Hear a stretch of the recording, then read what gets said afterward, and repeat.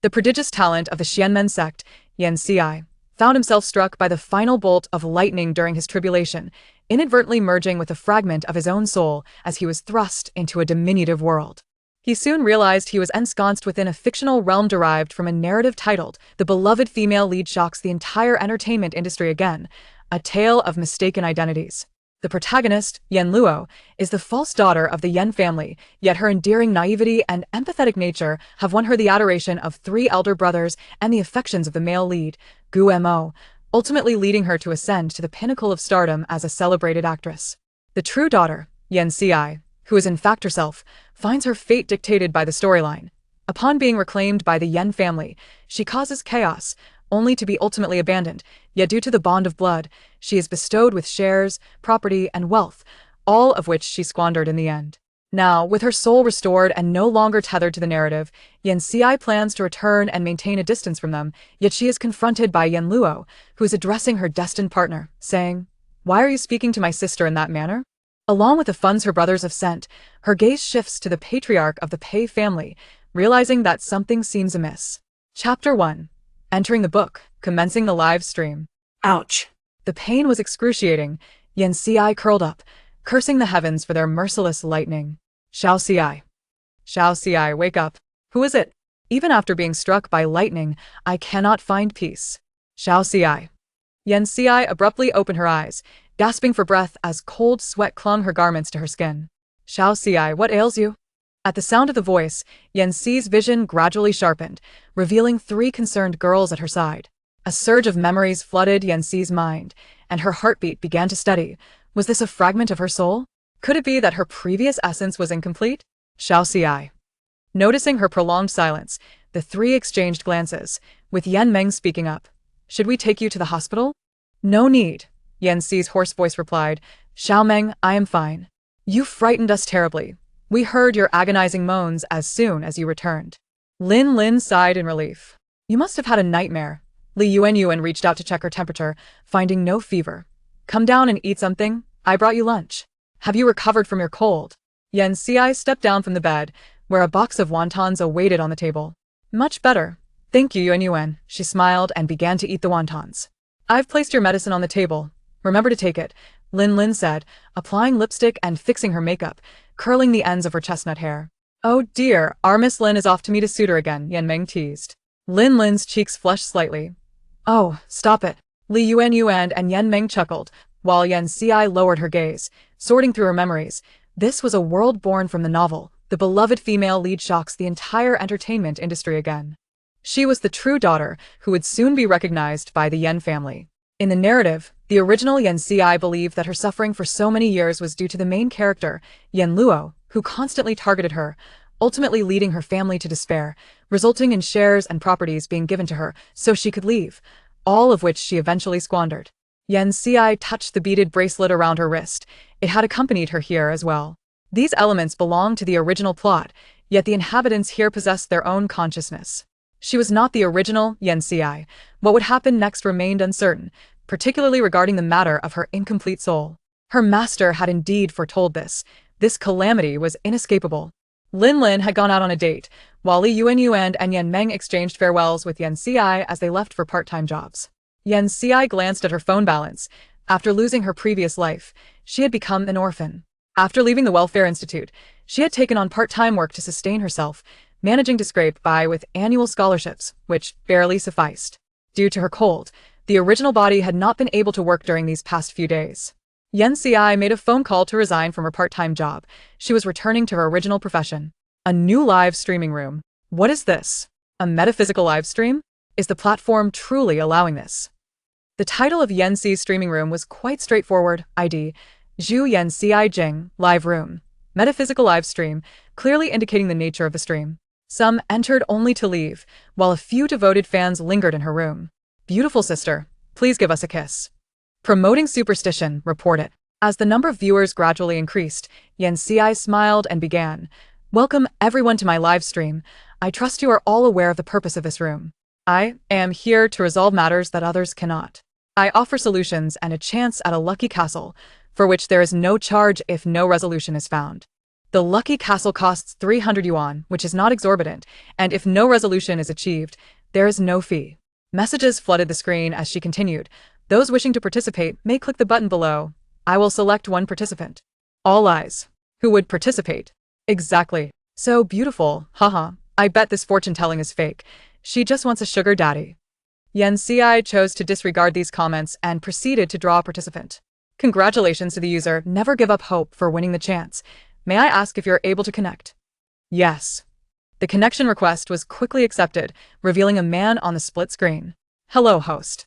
Greetings. What would you like assistance with? Yan Ci scrutinized his appearance, noting the prominent dark circles under his eyes and the bloodshot whites. I wish to ascertain the whereabouts of my daughter. She went missing a week ago. It is all my fault. I should not have taken her to the market. The man was engulfed in profound guilt, having resorted to placing his hopes in this newly opened metaphysical live stream out of sheer desperation. Yet another wretched human trafficker. There have been numerous reports of child abductions lately. Sir, are you in S-City? There have been many missing children there recently. Yes, I work in S-City. The man turned to NCI. Host, can you tell me where she is? Please do not panic. Let me first review your situation. As Yan Ci calculated, she began to speak. You are the only child in your family hailing from a coastal city. Although you have experienced minor illnesses throughout your life, you have generally enjoyed good fortune. 3 years ago, while working in S-City, you met your wife, who is also employed there, and you quickly fell in love. A year ago, you welcomed your daughter into the world. The man's eyes widened. He had initially approached this as a desperate gamble, not expecting to encounter someone truly capable. Is this for real? Surely, you are not performing a scripted act. No. It is genuine. I am Wang Chong, and I have been searching for my daughter for a week. Oh, I believe I have seen his missing persons notice on television. Is this true? Indeed, it is Link. Your daughter was taken a week ago when you brought her to the market, and during your bargaining with someone, she was abducted. Yan Ci concluded her calculations. Your daughter is still in S-City. They plan to abduct several others together. I advise you to contact the police and accompany them. The address is 223 Mingxia Road. All right. Wang Chong immediately took out his phone to call a taxi to the police station. I understand that many of you are skeptical, so I will end the stream here. See you next time. Yan Ci ended the broadcast, confident that this incident would ensure a steady stream of participants in the future. Sir, I know you are anxious, but do not trust the frauds online. No, it is not a scam. It is real. 223 Mingxia Road. I beg you, I implore you. Wang Chong was about to kneel, and the police officer quickly supported him, thinking it was merely a location to check. Mingxia Road was lined with old residential buildings and bungalows. Upon arriving near number 223, the police discovered one of the human traffickers they had been pursuing and promptly reported back to the station. Before long, 223 was surrounded by plainclothes officers. Bang! Do not move. Crouch down and cover your head. That evening, Yan Ci's name trended on social media.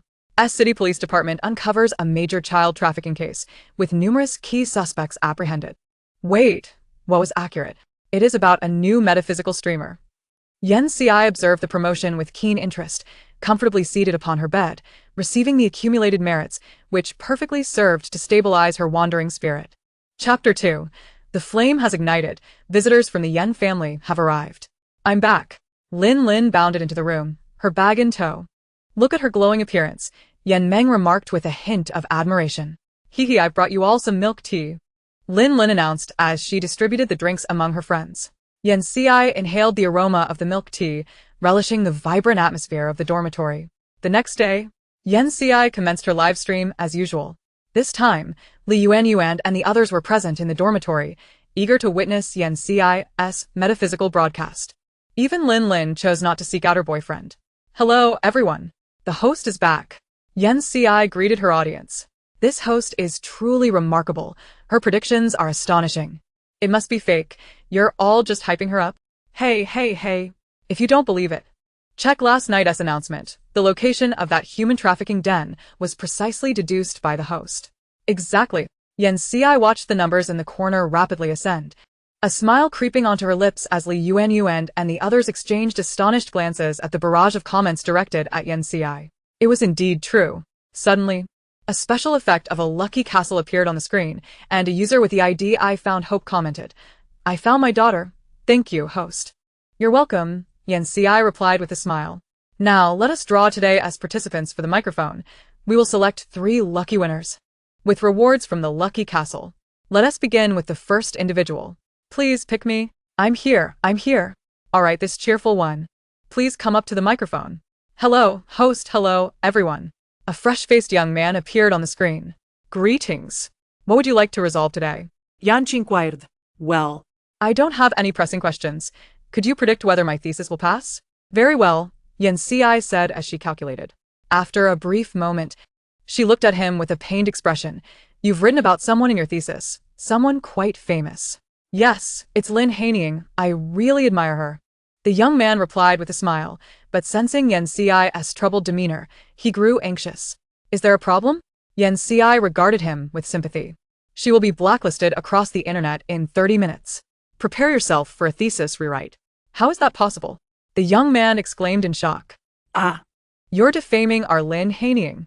People will say anything for clout. Pfft. Only a lowly person like you would be blacklisted. The comment section was flooded with Lynn Haining's fans, overwhelming and distasteful. The live stream viewership surged past 100,000 and still climbing. Li Yuan and the others exchanged worried glances with Yanci, who reassured them with a look that conveyed calmness. Let us just wait and see. The barrage of insults continued unabated, and the young man exited the microphone while waiting in front of the screen. 30 minutes later, a trending topic soared to the top. Lynn Haining's tax evasion amounts to 300 million yuan. The comments section fell silent. Though delayed, karma has arrived, haha. 666. Lighting a candle for that thesis guy. Let us have a moment of silence for him. Count me in. A cheerful user sent a lucky castle. Don't say that, my thesis has been rejected, boo-hoo. Haha, where are those fans now? Why aren't they speaking up? Thank you, I've unfollowed. I'm now a fan of the host. Count me in. All right. Let us draw the next participant. The subsequent 2 individuals inquired about their romantic fortunes, and it was swiftly concluded. Yanci waved her hand. We'll meet again next time. The schedule will be determined later.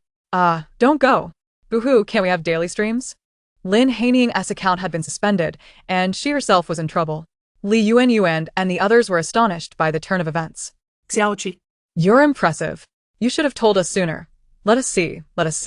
You're all doing well. There's no need for predictions. Just remember not to seek out divinations during your free time, Yanci advised them. All right. As time passed, Yanci thought it was nearly time for visitors from the Yan family to arrive. After class, Yanci, along with Li Yuan, Yan Meng, and Lin Lin, headed to the cafeteria. Yanci, your advisor is looking for you, the class monitor informed her. Okay, I understand, Yanchi replied, urging the others to go ahead while she made her way to the advisor's office. Knock, knock, knock. Come in. Advisor, you called for me? Yanci entered and noticed a man seated opposite her advisor, possessing similar almond-shaped eyes and impeccably tailored attire. This is Yanci, and this gentleman is Yanju, the president of the Yan group. Hello. Hello, I am Yanju, and I am also your elder brother, Yanju said somewhat nervously, as he gazed at his long-lost sister. As they walked through the campus, Yanju hesitated before speaking. Our parents have been eager to see you. They feared you might find it overwhelming, so they sent me to inquire if you would be willing to return home. I'm open to it, Yanci replied. How about today? Yanci glanced at him in surprise, sensing his eagerness. If it's inconvenient. It's fine, she assured him. Any time works for me. Yanju's eyes brightened. Then I'll come to pick you up tonight. All right. Upon returning to the dormitory, Yanci was immediately surrounded by Li Yuan and the others. What is going on? What is happening? Yanju. He is the newly appointed president of the Yan family, the dreamboat of many girls. How does he know you? He is my elder brother, Yanci replied, exasperated. No way. Sister, have you just struck it rich? Yan Meng exclaimed in disbelief. Li Yuan immediately clung to Yanci's leg. If you become wealthy, don't forget about us. Lin Lin and Yan Meng each grabbed one of her arms. All right. I'll be visiting the Yan family tonight, and we'll bring back some treats for you. Yay. In the evening, Yanju parked his black Maybach at the school entrance, waiting for Yanci to get in and depart. This scene was captured and posted on the BBS. Shocking. The impoverished campus beauty is being kept. Is this a sign of moral decay or a distortion of humanity? Who posted this? Are they insane? Exactly. That is her brother. I truly don't understand their reasoning. The post was quickly reported and removed by the administrators. Yen Si closed her phone, thinking that if they were plotting against her, they might as well wait a few hundred years. As she sat in the car, watching the fleeting scenery, the vehicle entered a residential area. Yen Si lifted her gaze to see a family waiting at the entrance. Her mother, Luan, her father, Yen Goen. Ah, indeed, the name of the elder, Yen, carries an air of stability. Her second brother, Yen Tan, and her third brother, Yen Yi, were also present. Glancing slightly behind, Yen Si noticed her sister, Yen Luo, whose fate palace radiated clarity, and her wealth palace was robust and prosperous, signifying a harmonious family and successful career. The atmosphere of this family seemed pleasant, Yen Si mused. As the car came to a halt, Yen Si stepped out, greeted by a mixture of curious, anxious, and concerned gazes. "Hello, my name is Yen Si," she stated calmly. The stilted introduction rendered the air silent. Tears welled in her mother's eyes. This was the daughter she had struggled to bring into the world, one who should have been showered with love, yet had endured such hardship. With a quivering voice, her mother spoke. "What a lovely name. Who chose it for you?" "I did," Yen Si replied coolly. "May we go inside now?" Yes. Come in. Come in. Mr. Yen beckoned for the guests to enter, and with a shared glance, the three brothers followed suit. Yen Luo, anxiously wringing her hands, trailed behind them. Once settled on the sofa, Mr. Yen introduced the guests. "This is your eldest brother, Yen Ju. Today, I entrust him with the task of meeting you. He oversees the company, so should you find yourself in need of funds, do not hesitate to approach him." Yen Si exchanged a brief glance with him, both nodding in silent acknowledgement. "This is your second brother, Yen Tan, who dabbles in the entertainment industry. He may not be of much use, but he can certainly provide a pleasant diversion." "Father, is that truly how you see it?" Yen Tan protested, eager to maintain a favorable image before his sister. "Mr. Yen ignored his complaint and continued, "And this is your third brother, Yen Yi, who is still pursuing further studies." Yen Yi, with silver-rimmed glasses perched on his nose, smiled warmly at her, and Yen Si returned the smile. "As for this young lady," Mr. Yen's voice faltered, a flicker of guilt crossing his eyes. Yen Luo, standing on her own, performed a slight bow. "Hello, I am Yen Luo." Yes, she stammered. Yen Si raised her hand, signaling her to sit. "Please, take a seat." "I understand." Yen Luo, relieved to see no anger directed at her, slowly lowered herself onto the sofa. "Xiao Si, I am so sorry for the hardships you have endured," Yen Mu said, her eyes glistening with unshed tears, yet at a loss for words. Yen Si glanced at Yen Tan. "I do not hold any of you responsible."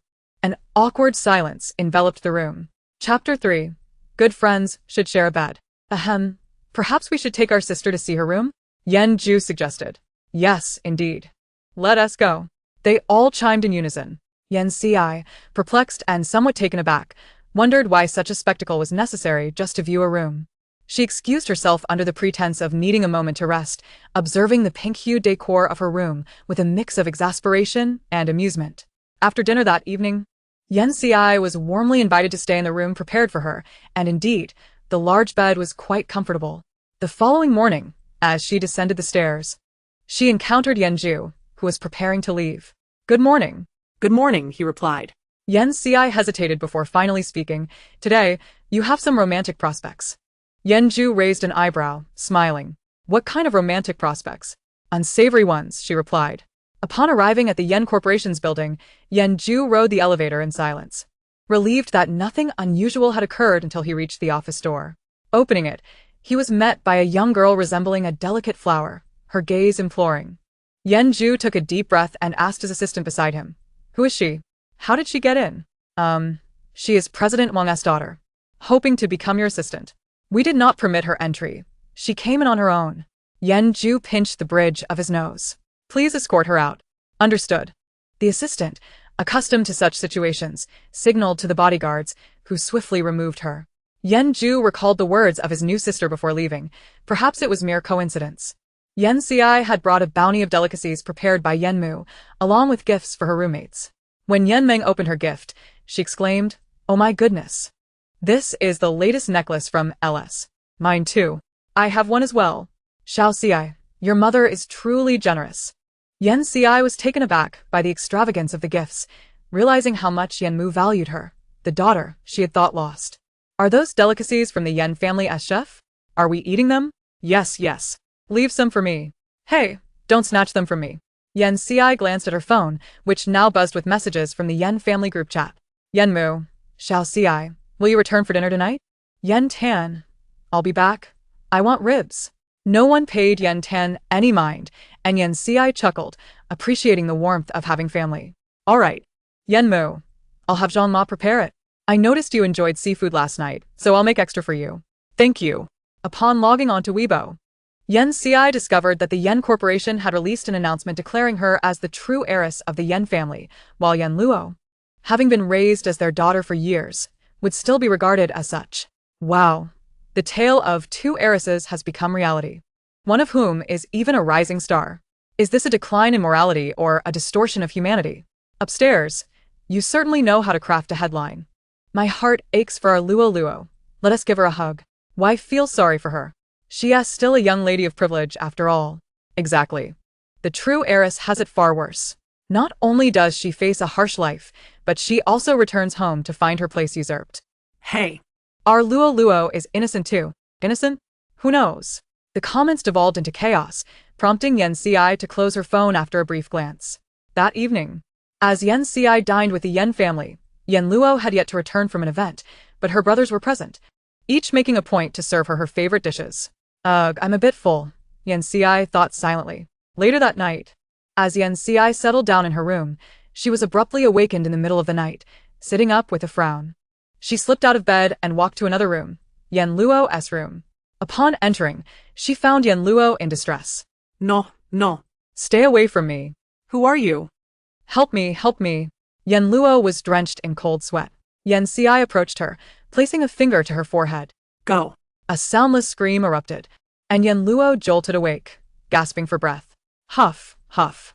Once she regained her composure and saw Yen Ci, she exclaimed, Sister, you've been haunted by a malevolent spirit. Yan stated bluntly. Yen Luo's complexion paled. Is there really a spirit? Having heard tales from her manager about the sordid affairs in the industry, which warned her to be cautious, she never imagined that spirits were real. What should I do now? She whispered. I've sent it away. You should reflect on who might wish to harm you. After saying this, Yen Ci left, heading downstairs for a drink before returning to sleep. Knock, knock, knock. Yen Ci remained still. Creak. The door opened and shut again. Sister? Yen Luo stood by the bed, clutching her pillow. My room is freezing. That's just the lingering chill of the spirit. Let it bask in the sun tomorrow morning. Yan Chi replied nonchalantly. Oh. Yen Luo fidgeted with her pillow. Sister? I am scared.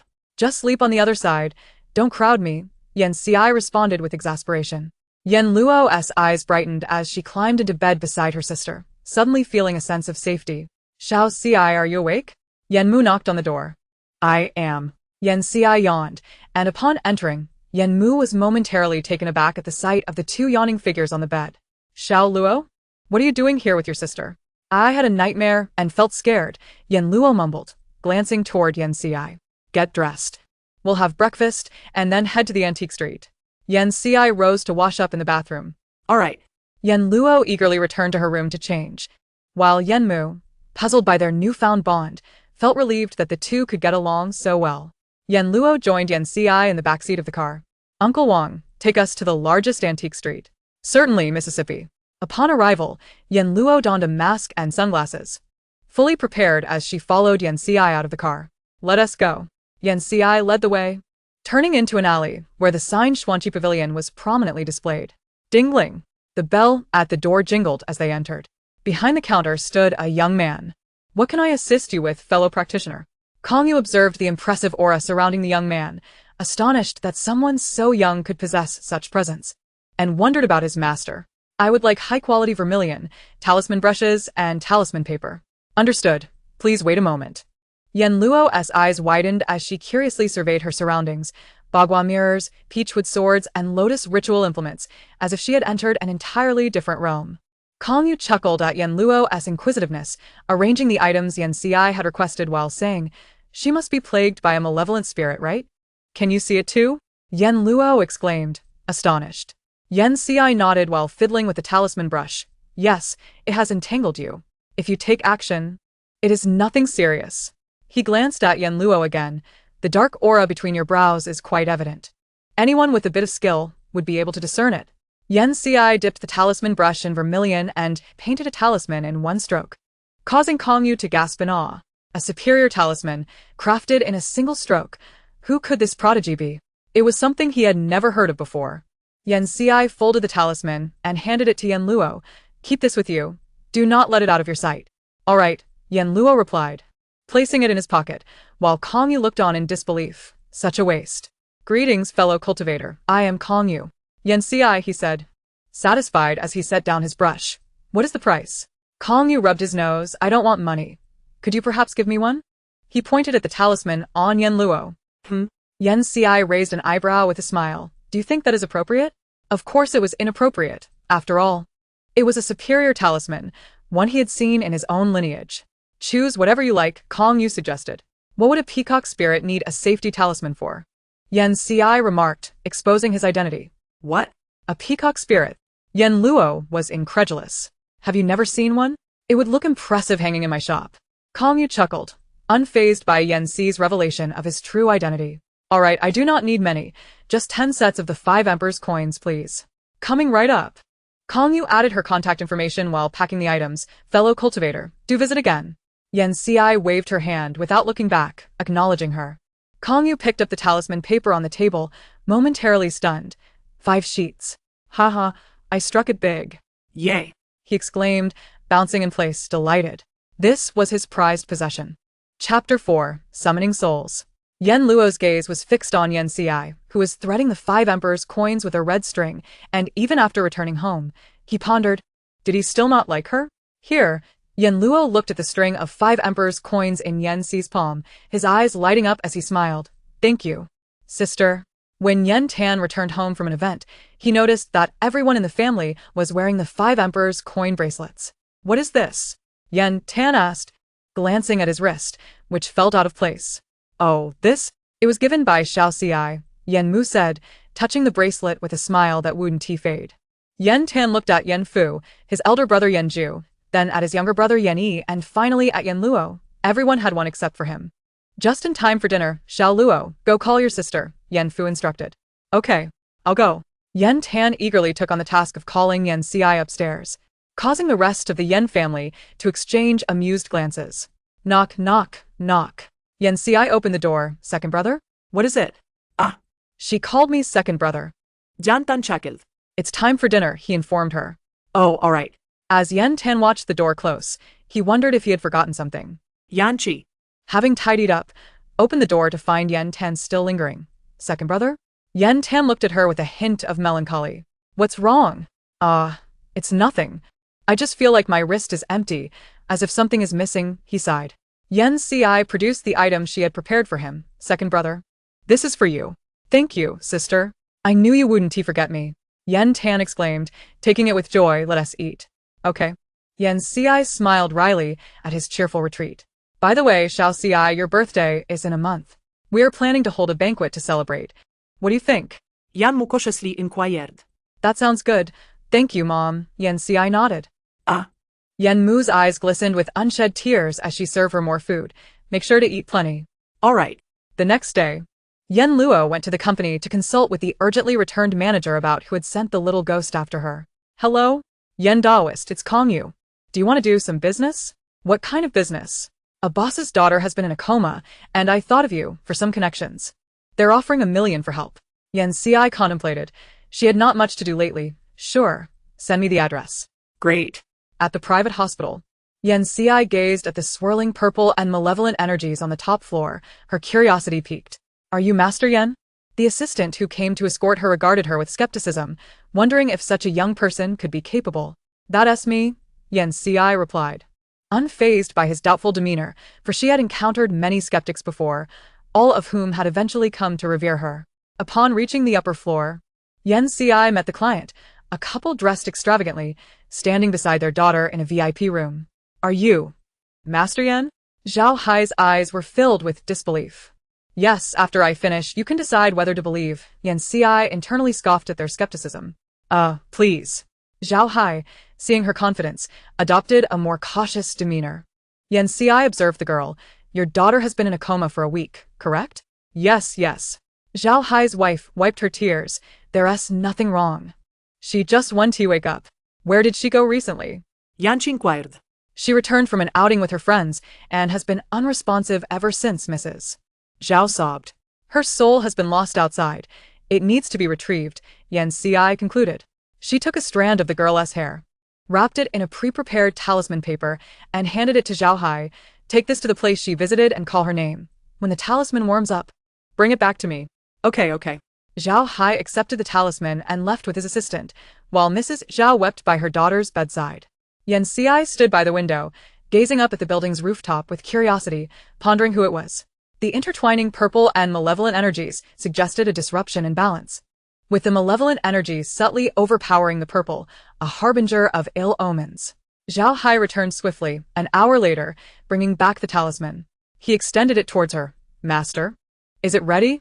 Yan Ci accepted the talisman and placed it on the girl's forehead, chanting an incantation. Moments later, the girl's eyelashes fluttered, and she slowly opened her eyes. Who are you? You little brat. You finally woke up. You scared me to death. Mrs. Zhao's long-held tears streamed down her face. Mom. I'm sorry. Zhao Nuan's eyes glistened with unshed tears as well. Though Zhao Hai felt the urge to cry, he held it back. Thank you, master. This card contains 1 million. The password is on the back. No need for thanks. It is merely a matter of exchanging money for services rendered. Yan Ci replied. Taking the card, she has just returned. Her soul is still unstable, so avoid startling her and let her bask in the sun. Anzai, Zhao Hai hestita. I wonder if you have any more of those talismans? Yan Ci was not surprised. I do. The calming talisman is 10,000 each. Would you like some? Yes. Of course. I'll take 10. A master with such abilities is a rare find, and the authenticity of her talismans is beyond question. Why seek elsewhere? Zhao Hai transferred another 100,000 to Yan Ci, who kept the talismans and sold one to an assistant on her way out. My wife is pregnant and has been sleeping uneasily. Thank you, master. You're welcome. No need to escort me. I'll make my way down myself. Yan Ci declined the assistant's offer to accompany her. Very well. Master, take care. Yan Ci waited for the elevator. Ding. The elevator doors opened, and she immediately spotted a figure, the one she had just seen, surrounded by intertwining purple and malevolent energies. The person had striking phoenix-like eyes, dark and unfathomable, a prominent nose, and lips tinted a gentle crimson. Another assistant beside him looked displeased by her unabashed scrutiny of his boss, but before he could speak, Yan Ci shifted her gaze to the nearby Taoist, stepping into the elevator and pressing the closed door button. The Taoist Qingfeng gazed at the formidable aura surrounding Yan Ci, unable to discern her true strength. This situation could either indicate that she was employing some artifact to obscure her power, or that she surpassed him in capability, rendering him unable to pry into her abilities. Though he was reluctant to believe it, reality dictated that this young lady was indeed more formidable than himself. Ding. The elevator came to a halt on the first floor, and as Yan Ci stepped out of the hospital, she was promptly called out to. Taoist friend, please hold.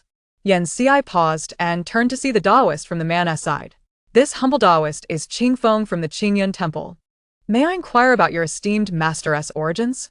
Qingfeng Taoist performed a respectful bow.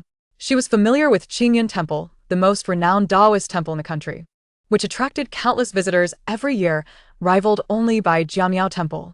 Apologies, but I cannot disclose that, Yan Ci replied, lowering her gaze. My master ascended long ago. Haha. That is of no consequence. Taoist friend, may I have your contact information? Very well. Have you joined the Xianmen Forum? The Xianmen Forum? Yan Ci expressed her surprise, not expecting such a platform to exist. Seeing her confusion, Qingfeng enthusiastically elaborated. This is a forum where practitioners of our sect congregate, sharing various matters. You can choose to take on tasks posted there. Come, allow me to add you. The warmth of the Xianmen practitioners was indeed quite welcoming. Chapter 5, Second Master Pei. Second Master, this is the young lady recently recognized by the Yan family, Zhou Lin stated. Pei Yanzhou glanced at the amiable Qingfeng Taoist before approaching him. Qingfeng Taoist felt a headache coming on at the sight of Pei Yanzhou, for he truly could not resolve the matter at hand, yet offending him was not an option. Quickly, Qingfeng Taoist pushed forward a shield he had found. This is Pei Yanzhou, the head of the Pei family. This is Daoist friend Yan Ci. Her abilities surpass mine, so you might consider seeking her assistance. Pei family? Second master Pei? Yan Ci thought to herself, realizing he was the primary antagonist of the narrative. Even the male lead by the conclusion had not fared well against him. Though the story could not unfold as per the original, the intertwining of purple and malevolent energies signaled a formidable challenge. She had sensed trouble brewing. Yan Ci cast a frosty glance towards Qingfeng Daoist, whose thick skin could not withstand her piercing gaze. Cough, cough. Qingfeng Daoist cleared his throat and whispered in Yan Ci's ear, Daoist friend, I beseech you for assistance. I am truly at my wit's end. After all, a dead comrade is better than a dead Daoist. The malevolent and purple energies within him are already imbalanced. Without identifying the cause, I cannot assist, Yan Ci asserted. Such a fate is typically reserved for founding emperors in ancient times. This revelation sparked a glimmer of insight in Zhou Lin. Only this young lady from the Yan family could discern the issues plaguing Second Master Pei at a mere glance. Miss Yan, a pleasure to meet you. Pei Yanzhou regarded her, his obsidian eyes seemingly capable of drawing one in. Mr. Pei, the pleasure is mine. Yan Ci had heard of Pei Yanzhou's reputation. The affluent second master of the Pei family. I wonder if Miss Yan has any solutions. Should your methods prove effective, the Pei family shall gladly accommodate your desires.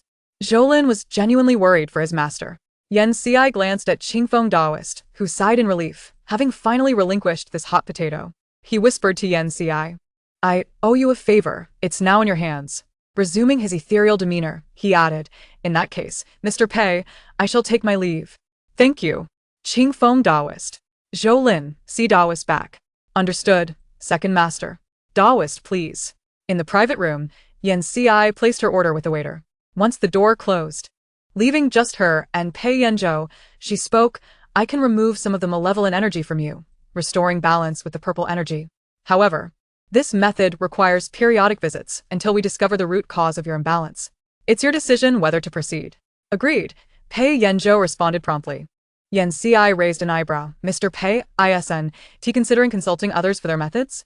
Pei Yanzhou lowered his gaze, sipping his tea, thus far. You are the only one to propose a solution, albeit not a complete one. Yan Ci suspected he was mocking her and unceremoniously rolled her eyes at him. Pei Yanzhou suppressed a fleeting smile as he looked down. This restaurant, expensive as it was, truly offered delectable fare. Yan Ci's eyes sparkled with satisfaction as she drained her glass of juice. Thank you for the treat, Mr. Pei. Miss Yan is too kind. Yan Ci placed a string of 5 emperor coins on the table, pushing them toward him. Take these for now. I will need some materials to craft an artifact for you. Pei Yanzhou regarded the coins on the table, securing them to his right wrist. You are the most exquisite cloud in my heart. Allow me to cherish you. Please hold. Yan Ci answered her phone. Hello? Sister. I think I figured out who sent the little ghost to scare me. Yan Luo's excited voice crackled through the receiver. Oh. Who? Yan Ci leaned back in her chair, feigning nonchalance. There's an actress in our company named Mu Feifei. She was a nobody until she suddenly shot to fame after taking a year off. They say she has a little ghost by her side. I didn't believe it at first, but just a few days ago, the company offered me a resource she didn't get, and the way she looked at me was chilling. Do you think it could be her? Perhaps. I'm supposed to join her on a film set in a few days. The little ghost, I injured 1T be bothering you for now. You can proceed to the set normally. She 1T harm you. I'll visit you on set. Thanks, sis. Pei Yanzhou waited for Yan Ci to hang up before speaking. Miss Yan seems to be getting along quite well with her. Well enough. Yan Ci replied, as Pei Yanzhou followed her outside. I'm off to purchase some artifacts. Would you care to join, Mr. Pei? Pei Yanzhou observed her silhouette against the sunlight, a faint smile gracing his lips, his fingers curling slightly. All right. At the antique street, in the Xuanqi Pavilion. Dingling. Welcome back. Daoist friend Yan. Kong Yu greeted warmly, his eyes widening in surprise at the sight of her companion. I'm here to purchase some artifacts. Yan Ci continued to gather various items, but this time Pei Yanzhou was the one paying. Kong Yu refrained from mentioning Yan Ci as talismans, recognizing that the second master of the Pei family was personally overseeing matters. The sensation of having second master Pei driving felt no different. Upon arriving at the Pei family's villa, a European-style mansion twice the size of the Yan family's, with over 100 servants, Yan Ci felt a pang of jealousy she hadn't experienced in a long time. Second master, this is Butler Zhou. I didn't expect you to bring back a young lady. Is she of age? Zhou, the butler, regarded Pei Yanzhou with a hint of skepticism. Having watched him grow up, and thus lacking the fear others held, Pei Yanzhou replied with a hint of exasperation, "This is Master Yan." Yan Xi began arranging the artifacts in the living room. "I've adjusted these positions. Do not move them." "Understood." Pei Yanzhou nodded. Butler Zhou interjected, Something feels off. Second master, you've never been this compliant with other masters before.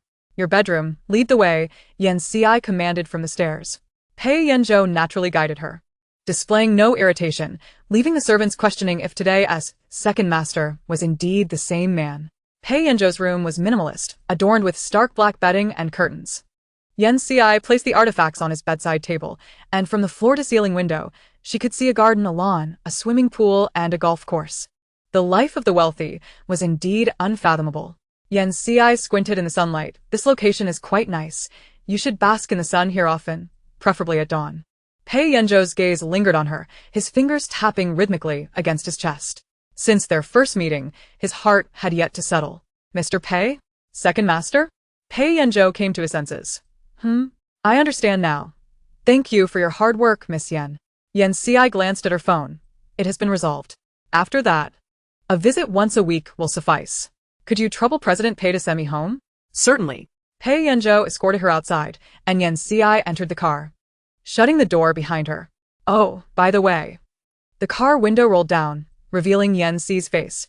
"Don't take off the bracelet." "Understood, Master Yan." The corners of Pei Yanzhou's lips curled slightly, causing Yan Xi to momentarily freeze. Could this be the legendary gentleman of unmatched grace? Regaining her composure, Yan Xi shook her head, silently reciting the heart-calming mantra twice. Pei Yanzhou watched as the car drove away, only averting his gaze once it disappeared from sight, his fingers gently brushing over the 5 emperor coins on his wrist. "Second master? Investigate the newly returned young lady from the Yan family. I want all the information from her childhood to the present." "Yes, second master." Chapter 6. The live stream begins to accumulate virtue. The host is back. "Clear the way, I want to draw." "Hello, everyone. It's great to see you again." Yanchi waved cheerfully. Whoa, the host is absolutely stunning. Has the host changed locations for the live stream? It looks so luxurious. Oh, she must have found a wealthy supporter. If you don't know how to speak, then just be quiet. Your eyes are so dirty. Everything you see seems tainted. It stinks worse than my second aunt's pickled vegetables after 10 years. In my home, everyone, please refrain from getting angry over unrelated matters. After all, such individuals are likely to suffer from verbal karmic retribution, and who knows, they might dream of having their tongues cut off tonight. Yanchi smiled sweetly. But her words sent chills down the spines of those behind her.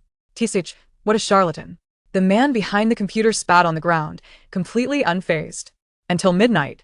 He awoke to realize he was dreaming, yet could not rouse himself, repeatedly experiencing the agony of tongue extraction in the hell of severed tongues, only to recall Yan Xi's words and desperately restart the dream with despair in his eyes. "All right, let us see who today's fortunate person is." Yan Xi clicked to draw, and a netizen named Strawberry Bobo came on screen, their window opening simultaneously. "Hello, host. I haven't been feeling quite right lately."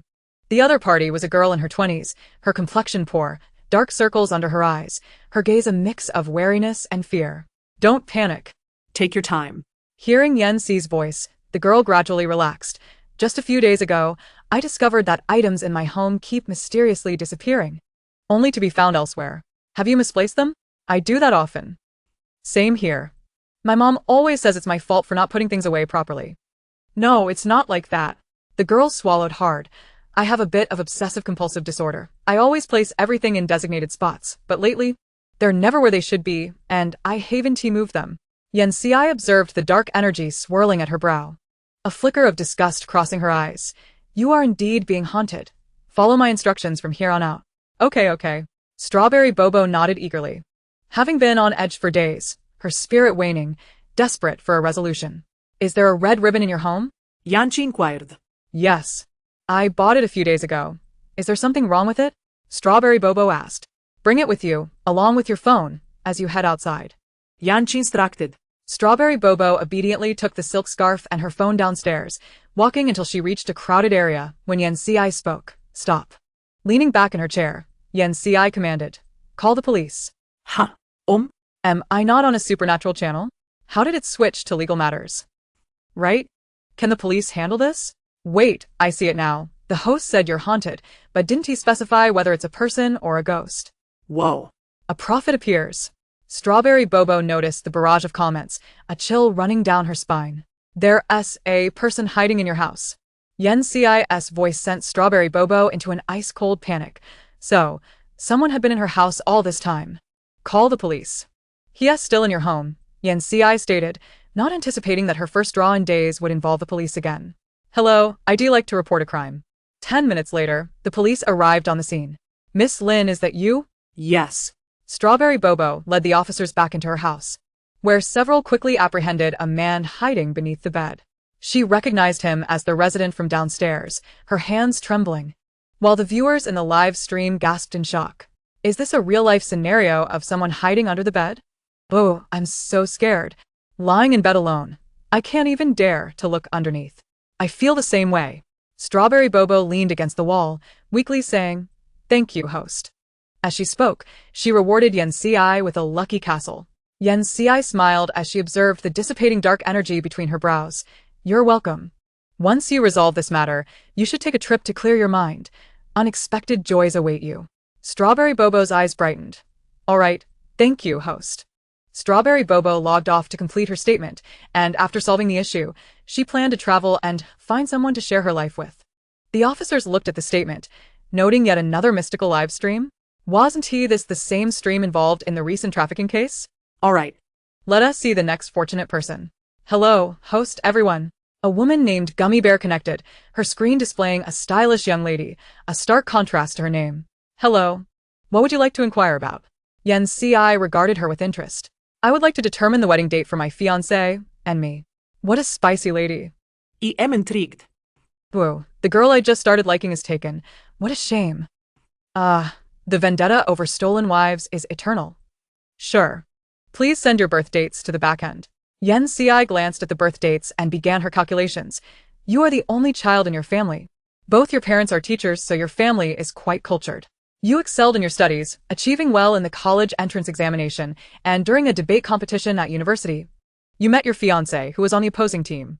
You won that debate, and afterward, he approached you for contact information. You developed mutual feelings. And after 5 years together, you met each other's parents 3 months ago, and now you wish to set a wedding date. Yes, everything you said is correct. Gummy Bear replied, her eyes nostalgic. He doesn't think I'm too assertive. He accommodates me, able to sense my little moods. It sounds so pure and loving. I'm totally shipping you too. Yen Ci's expression shifted slightly as she calculated the boy's birth date, hesitating to speak. Gummy Bear noticed the change in her demeanor, her heart sinking. Is there something wrong? I see that this boy is juggling 12 relationships, and you are one of them. Impossible. Gummy Bear's voice dwindled as she thought of how he always deflected her attempts to check his phone under the pretext of work files that were confidential. She had previously accepted that work was just like that, but now furthermore, those 12 individuals are all of different zodiac signs. Yen Ci sighed, astonished.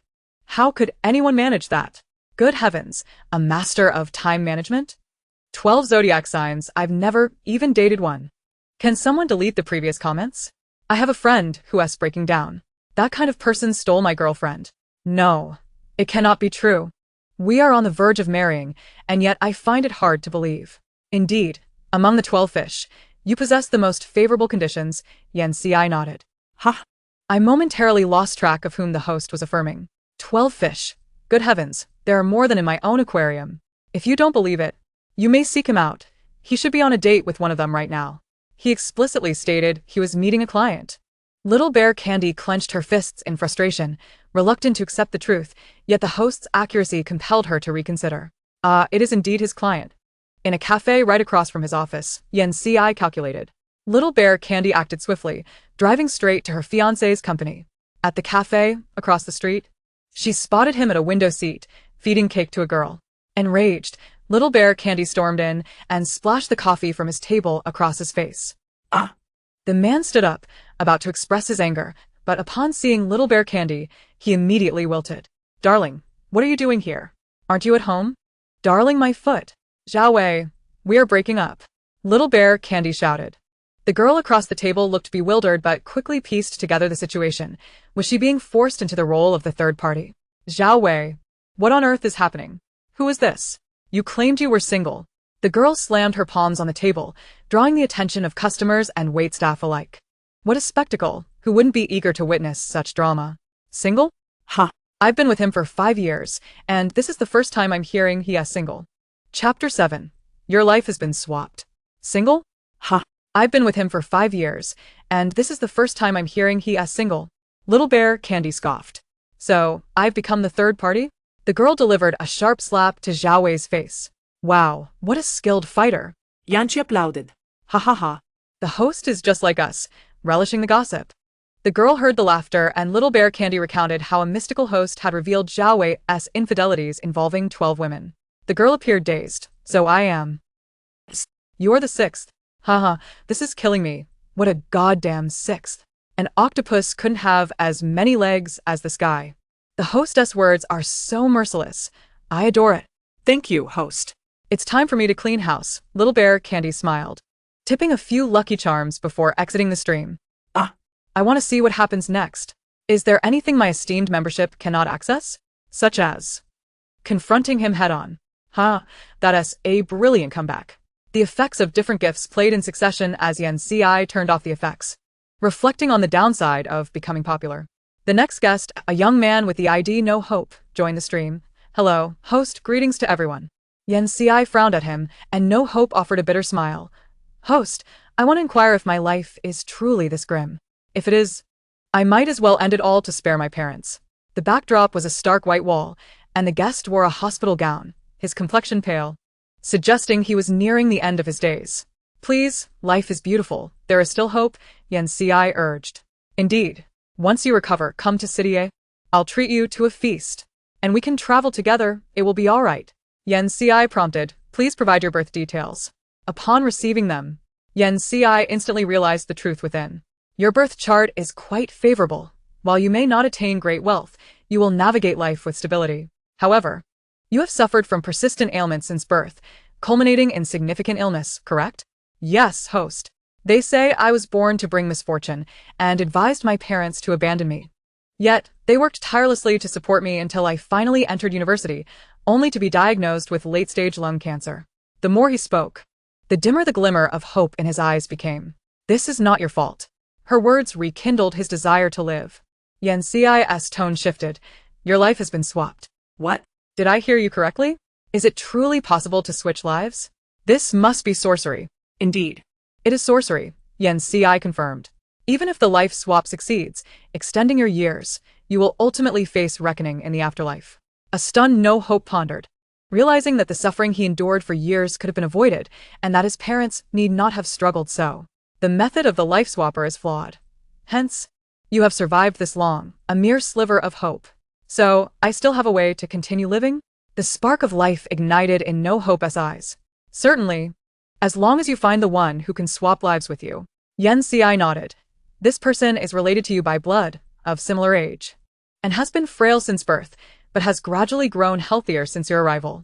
No Hope recalled his cousin from his aunt's side, feeling a chill run through him as he remembered his mother saying his aunt believed he was a little lucky star, improving his brother's health. Son, what's wrong? His parents entered, noticing his distracted demeanor, prompting concern. Mom, I just connected with a fortune-telling host. His parents exchanged incredulous glances, yet the sudden recovery of his cousin was undeniable. No, it cannot be. All these years it was my aunt helping us, lending money for my treatment. In an instant, the two middle-aged individuals were left in disbelief. Yan Ci interjected calmly. When you were born, didn't your aunt gift you a silver safety lock? No Hope turned to his mother, whose lips trembled. Yes, there was one. The curse is inscribed upon it. Destroying it will restore your son's health. How do we destroy it? His mother asked anxiously. Is the lock nearby? Yes, he usually carries it with him. His mother broke down in tears. Are you at the hospital in Kyoto? Yes, they had sought the best hospital to treat their son. All right, send me the address. I will come to you this afternoon. Remember to bring the lock. Okay. As the live stream ended, No Hope gazed at his silent father, while his mother avoided making eye contact, not wanting to speak further, given that it was her sister's son. Ah. The host is logging off again, boo-hoo. Until next time, Yen CI concluded the stream. The funds from the session already deposited into her account. Over 300,000, quite satisfactory, along with merit earned. Yen CI prepared to head to the hospital, donned her attire, and descended the stairs. Ah, it will be a long time again. Take care of yourself, her mother sighed before hanging up. Turning to see Yen CI coming down, she brightened. Xiao CI, are you heading out? Yes, Yen CI nodded. Be careful on the road. Is it cold? Do you need to wear more layers? Her mother fussed. It was a distinct kind of cold, one that emanated from a mother's concern for her child. Yen CI, still unaccustomed to this expression of care, scratched her head. I'm fine. I was just on the phone with third brother. They discovered an ancient tomb at their research institute and have begun excavation. He might not return home for over a month. Her mother smoothed her collar. All right, come back early. Yen CI nodded, finally stepping outside. Upon arriving at the hospital, she ascended to the third floor. Knock, knock, knock. You've arrived, master? No Hope's mother greeted her, eyes brimming with tears. Yes, let us begin. Yen CI entered and closed the door, leaving only herself and the hopeless family in the hospital room. Master, may I inquire what will happen once the exchange is made? The father, devoid of hope, asked in a hushed tone. Yen CI replied with a placid gaze. Naturally, order will be restored. The afflictions upon him will revert to those who rightfully bear them, and the one who cast the curse shall face retribution.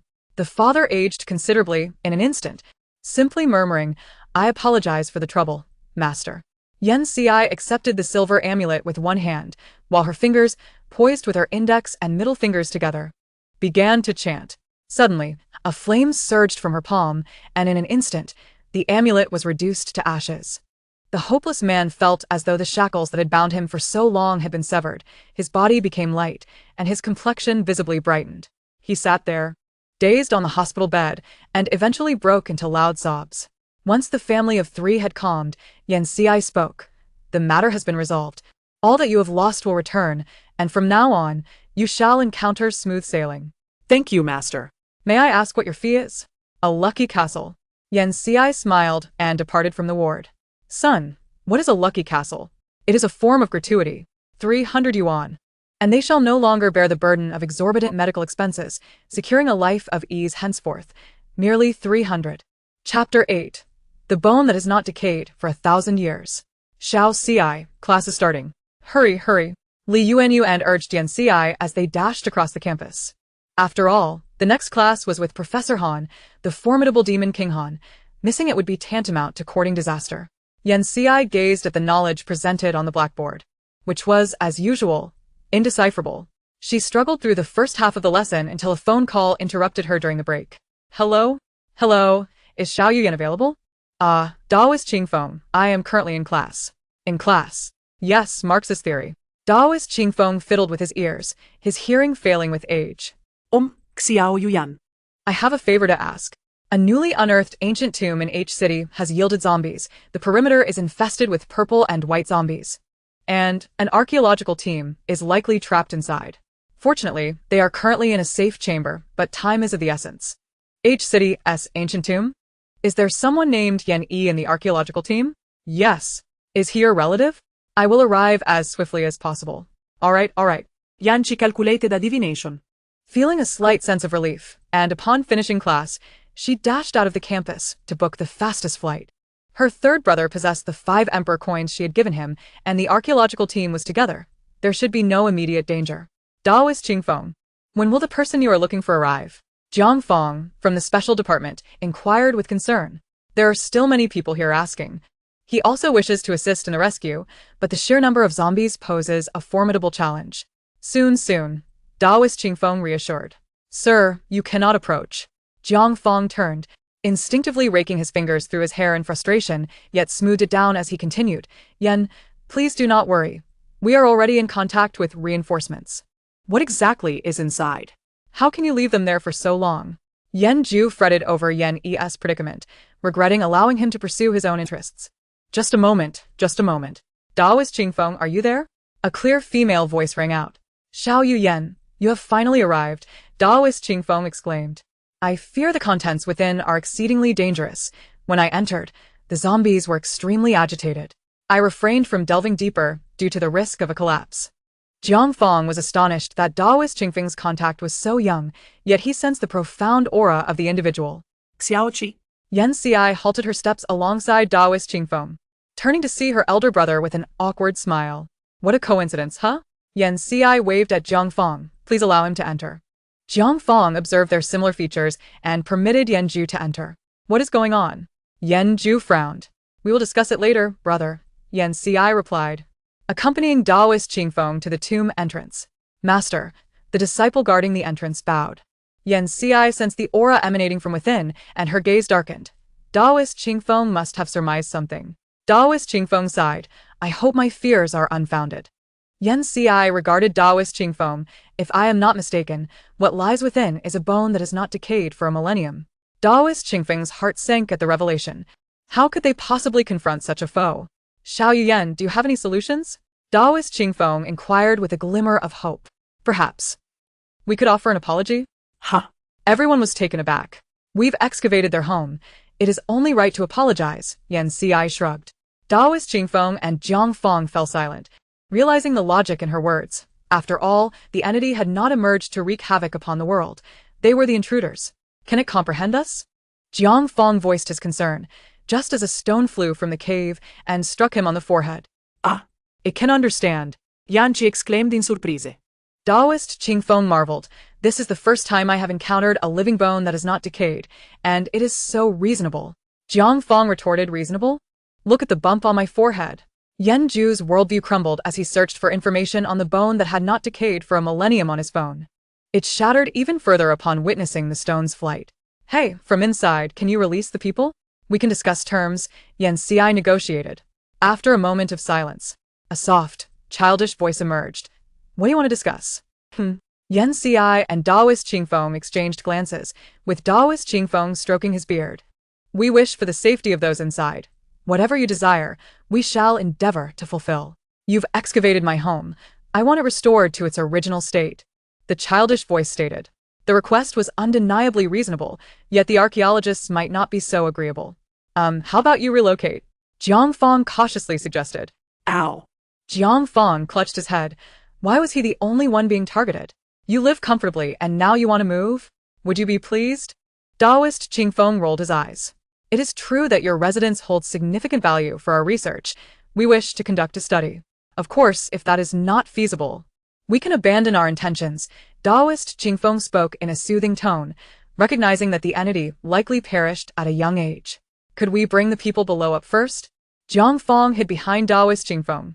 Very well, then, allow that girl to enter. Huh. Yan Xi, with a lollipop in her mouth, pointed to herself. Me? Yes. No way. Yan Zhu immediately protested. Very well, Yan Xi nodded. Xiao Xi, Yan Zhu worriedly looked at her, uncertain of the situation inside. Oh, it will be fine, don't worry. Yan Xi reassured, patting Yan Zhu's shoulder as she picked up the lamp prepared by Jiang Fong as subordinate and ventured inside. Yan Zhu, unfamiliar with such matters, had researched the dangers posed by the non-decaying bone and instinctively sought to stop Yan Xi, only to be restrained by Daoist Qingfeng. Rest assured, Yan Daoist will be unharmed. Her prowess surpasses that of anyone present. She is the best candidate. Yan Zhu was unaware of how Yan Xi had acquired such abilities and could only wait anxiously outside, slowly clenching his fists as he fixed his gaze upon the entrance of the tomb. The flashlight proved to be quite effective as Yan Xi gazed into the cavern, which appeared as bright as day. She stepped through the first tomb gate, where purple and white zombies, the most rudimentary types, flanked the sides of the corridor. Their numbers considerable. They recoiled in fear from the luminous beam held by Yan Xi, shrinking into the shadows. With the flashlight in hand, she directed the light towards the wall, revealing a tapestry of vibrant murals, the most striking of which was a vivid crimson. Under the illumination of the flashlight, the red pigments appeared extraordinarily bright and captivating, evoking an illusion that the mural was perhaps painted in blood. What are you looking at? Hurry up! A childish voice echoed from the corridor. I know, Yan Xi replied, continuing her advance. As she reached the entrance of the tomb chamber on her right, she noticed two lifelike serpent sculptures standing sentinel by the door. Beside them, to her astonishment, stood two rigid corpses, their bodies covered in fur, hairy zombies.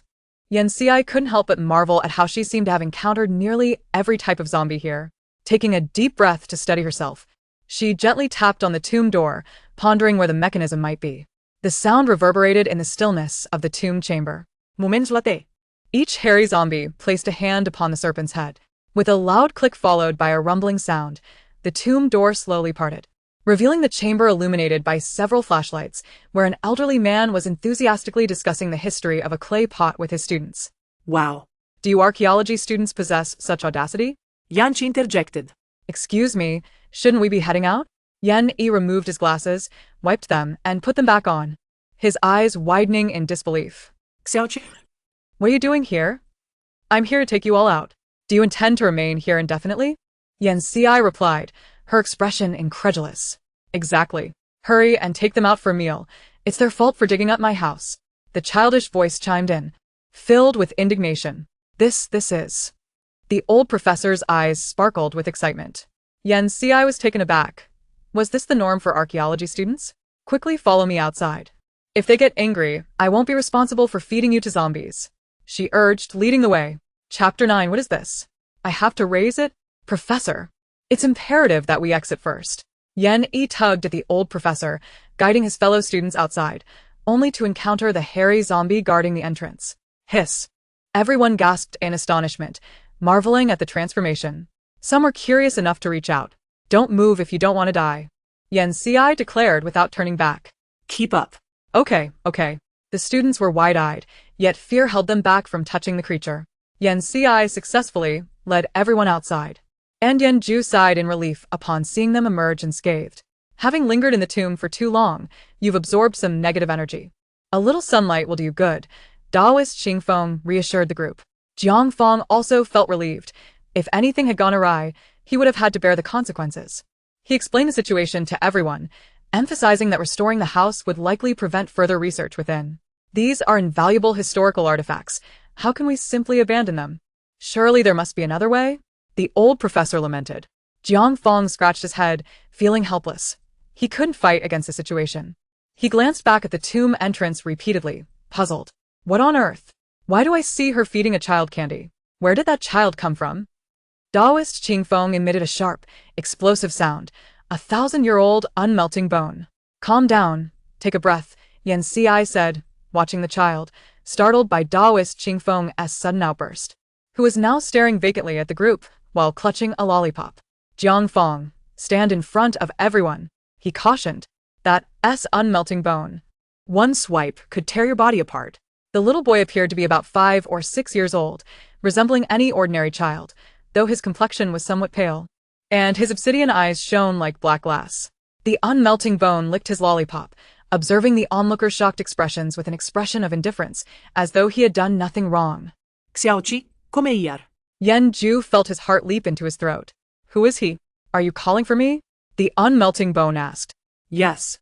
He is my elder brother, Yen-Ci replied calmly with a nod. He isn't afraid I might harm you, is he? I've never killed anyone.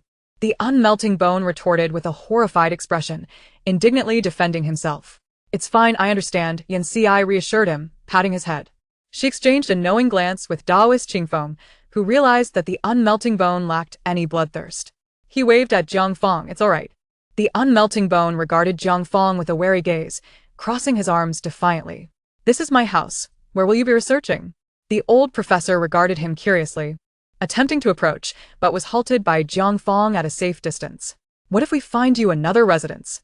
That one to do, no matter where I go. If he loses control, it could be problematic. Jiangfeng's concerns were valid. Just because things were manageable now did not guarantee safety in the future. What if we place him in the Taoist temple? One disciple suggested. After some consideration, Jiangfeng felt it was a viable option and looked to Taoist Qingfeng for approval. Taoist Qingfeng, stroking his beard and glaring, replied, no. The temple is already crowded. He feared he might not be able to control the little rascal. The group exchanged glances, their eyes landing on Yen-Ci, nodding in agreement. Yen-Ci shivered, sensing something amiss. Was someone plotting against her? To possess such abilities at such a young age is a great fortune for the realm of metaphysics. Indeed.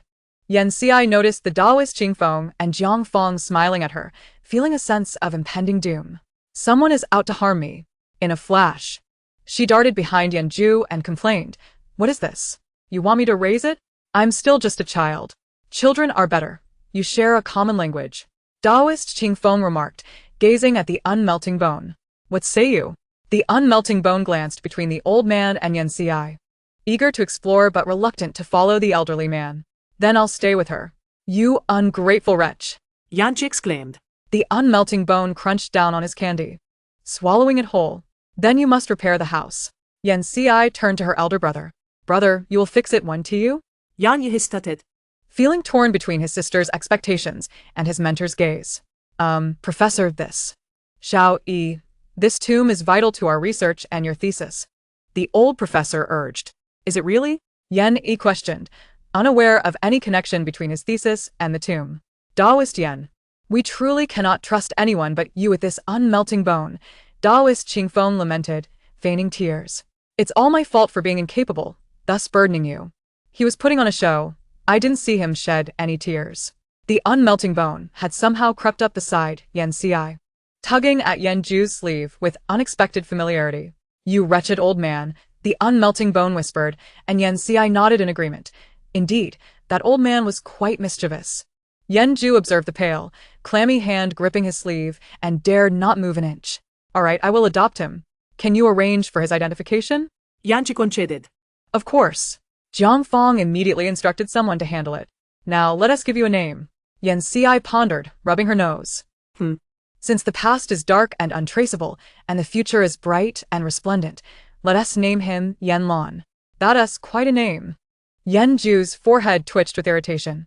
The unmelting bone looked utterly befuddled. Let us call him Yining, Yan Yi suggested. Given the hardship depicted in the murals, it would be fitting to wish him a life of peace. Both brothers silently supported Yan Ci's decision to adopt the unmelting bone. Yan Ci silently raised her hand and said, Well, I initially planned to raise him outside. Since we've already taken him in, the Yan family certainly has the means to care for a child. Master Qingfeng has assured us that you can manage him, so we shall place our trust in you. Yan Ju replied with indifference. Yan Ci paused for a moment, then smiled and said, All right, from today onwards, your name shall be Yan Yining, and I shall be your mother. Really? You look like you're only 20. Yan Yining exclaimed. 19. I haven't yet celebrated my 20th birthday. Yan Ci declared with righteous conviction. Yan Yining asked, Is that what he meant? Yan Ci replied, Being a mother without pain. How delightful. Yan Ju and Yan Yi both questioned, Is he now considered an uncle? Yan Yining departed, stating that there were still zombies to handle. Yan Yining. You should take care of that. Yan Ci quickly learned to delegate tasks to her adopted son. But he's so young, how can he handle it? Yan Ju disapproved. Yan Ci asserted, Master Qingfeng, Jiang Fong. Jiang Fong coughed a couple of times and said, Yan Daoyu, although Yan Yining can manage these zombies, it might lead to a release of corpse poison. Let us burn them with a samadhi true fire. Yan Ci, oblivious to the shock of her suggestion, ordered Jiang Fong to lead the others away. Yan Yining commanded the zombies to line up, recited incantations, and flames erupted. Both Jiang Fong and Master Qingfeng fell silent. Jiang Fong asked, Master Qingfeng, when did the samadhi true fire become so easily wielded? Isn't it typically summoned in the Taoist temple? Don't ask me, I have no idea. Master Qingfeng gazed at Yan Ci, whose silhouette gradually aligned with a portrait within the temple amidst the flickering flames. Chapter 10. This is my son. Having resolved the matter, Yan Ci and Yan Ju prepared to return to Jing City. Yan Yining held a freshly issued household registration, with Yan Ci as the head of the household and the next entry being Yan Yining, who gazed at it with curiosity. Now he could explore freely. However, it was the golden silk Nama coffin that Yan Yining intended to take with him. Jiang Fong addressed the group of archaeologists, and the elderly professor watched with dismay as Yan Yining placed the coffin before Yan Ci, lamenting, I have nowhere to store this, Mom. Yanchi responded, Right. You're accepting this rather quickly? As a prominent figure from her previous life, Yan Ci possessed a personal storage space and placed the coffin within it, much to the indifference of those around her. Let us depart. Yan Ci urged Yan Yining, and after bidding farewell to Yan Yi and Master Qingfeng, she spent the night at a hotel with Yan Ju, returning to Jing City the next morning. I'm back, Yan Ci announced as she followed Yan Ju inside. How did you both return together? Yan Mu expressed her surprise. Xiao Ci, why did you suddenly go to H City yesterday? Yan Fu was in the living room watching television with Yan Mu, just as they returned. Whose child is this? Yenmu asked, noticing Yan Xi holding a small boy with big blinking eyes and a cherubic face. Truly an adorable child. Cough, cough, let me introduce. This is Yan Yining. My son, Yan Xi stated calmly, eliciting a glance from Yan Ju. What? Both Yenmu and Yan Fu were taken aback. They certainly did not believe he was Yan Xi's biological child, yet the notion of him not being biological was equally startling. Here, Yan Yining, this is your grandmother. And that is your grandfather. Yan Xi instructed Yan Yining to greet them. Hello, Grandma. Hello, Grandpa. Yan Yining kretet. Yenmu and Yan Fu responded in a daze. On the sofa, Yenmu observed Yan Yining sitting quietly, munching on an apple. She tugged at Yan Ju, asking, "What is going on?" Yan Ju glanced at Yenmu, noting her surprisingly composed demeanor, and disclosed Yan Yining's identity, reasoning that they could not hide it forever. Especially if they were to live together, lest they inadvertently offend Yan Yining. Yan Fu and Yenmu's worldview, like Yan Ju's, was being fundamentally reconstructed. Well, I plan to buy a house and move out with Yan Yining. Yan Xi scratched her head. move out? Can you really care for such a small child? Yanmu exclaimed. Ning Ning, what would you like to eat for lunch? Grandma will have the chef prepare it for you. Before Yan Yining could respond, Yenmu continued, Xiao Xi, will the bracelet you gifted hurt Ning Ning? By the way, is Ning Ning a zombie? Should we buy some blood for him? It won't hurt. I'm different from ordinary zombies. I simply prefer it, but I can forego it. Yan Yining shook his head. Prefer it, you say? Then for lunch, shall we have spicy blood stew? Ning Ning will surely enjoy it, Yan Fu added with a smile. Thank you, Grandpa and Grandma. Yan Yining beamed, genuinely happy. For he had never experienced such care, whether in life or death. Yan Xi pondered, is this what it means to have affection across generations? Yan Xi first took Yan Yining back to her room and cast a restriction to prevent his abilities from going awry or him being lured into harming others. A vermilion formed on his forehead, resembling a naturally occurring beauty mark. All right, from now on you'll live here. By the way, would you like to attend kindergarten? It's a place for learning, Yan Xi inquired, stroking her chin. Yan Yining was unfamiliar with kindergarten, but he had heard of a learning hall and quietly asked, Can I go? Of course. Rest assured, with me around, you won't harm anyone, Yan Xi reassured, patting his head. Yan Yining seemed to ponder. I want to think about it some more. Then take your time to consider. If you decide against going, a tutor can come to our home. There's no need to worry. Come, it's time to eat. For lunch, the chef prepared spicy blood stew at Yenmu's request. And she watched Yan Yining eat with delight, continuously serving him food. Look at you, you've gotten so thin. Ning Ning, would you like another bowl of rice? Okay. Thank you, Grandpa. Yan Ju and Yan Xi exchanged glances, quickly picking up their chopsticks to eat, lest the food disappear. In the afternoon, Yan Xi had a class and hadn't he managed to remind Yan Yining of a few things before Yenmu said, Ning Ning, your grandfather has taken you fishing. You can go to class without worrying about him. After class, Yan Xi returned to her dormitory and collapsed onto her bed. Xiao Xi, where were you yesterday? You seemed so flustered, Li Yuanyu and inquired. I accepted a commission. By the way, I'll be moving back to the Yan family soon and changing dorms tomorrow. Here are peace talismans for each of you. Yan Xi handed each of them 3 talismans. What? Lin Lin hugged Yan Xi's arm reluctantly. Yan Xi chuckled and patted her hand. We can still meet and have fun together. The 3 girls understood that Yan Xi being recognized and moving dorms was inevitable. Besides, it was difficult to continue her work in the dormitory. Yan Meng waved her hand dramatically. In that case, let us have a gathering tonight to celebrate Yan Xi's return home. Great. The 4 of them went out for barbecue, sharing stories of their past misadventures. Bursting into laughter, and Yan Xi found herself laughing along, an experience she had never had before. Hey, you over there, little girl, come toast with your big brother. A rotund man at the next table called out, beer in hand, squinting with a lewd smile at the 4 of them. Yan Meng's smile vanished. Sorry, we don't drink. Just 1 drink. Exactly. Who believes you're out having fun without drinking? The man's friends egged him on. Are you disrespecting me? The man slammed his palm on the table, splattering saliva onto the barbecue. Yan Xi regarded him with a cold smile. Respect? If you had any, you wouldn't be here, harassing young girls. How dare you, you little brat? The man shouted, infuriated. Yan Xi seized his finger and twisted it, causing him to wince. Hey, why are you frozen? Show her who's boss. The man cursed vehemently. Let go of Wang Ge. I detest being pointed at, and I certainly loathe being yelled at.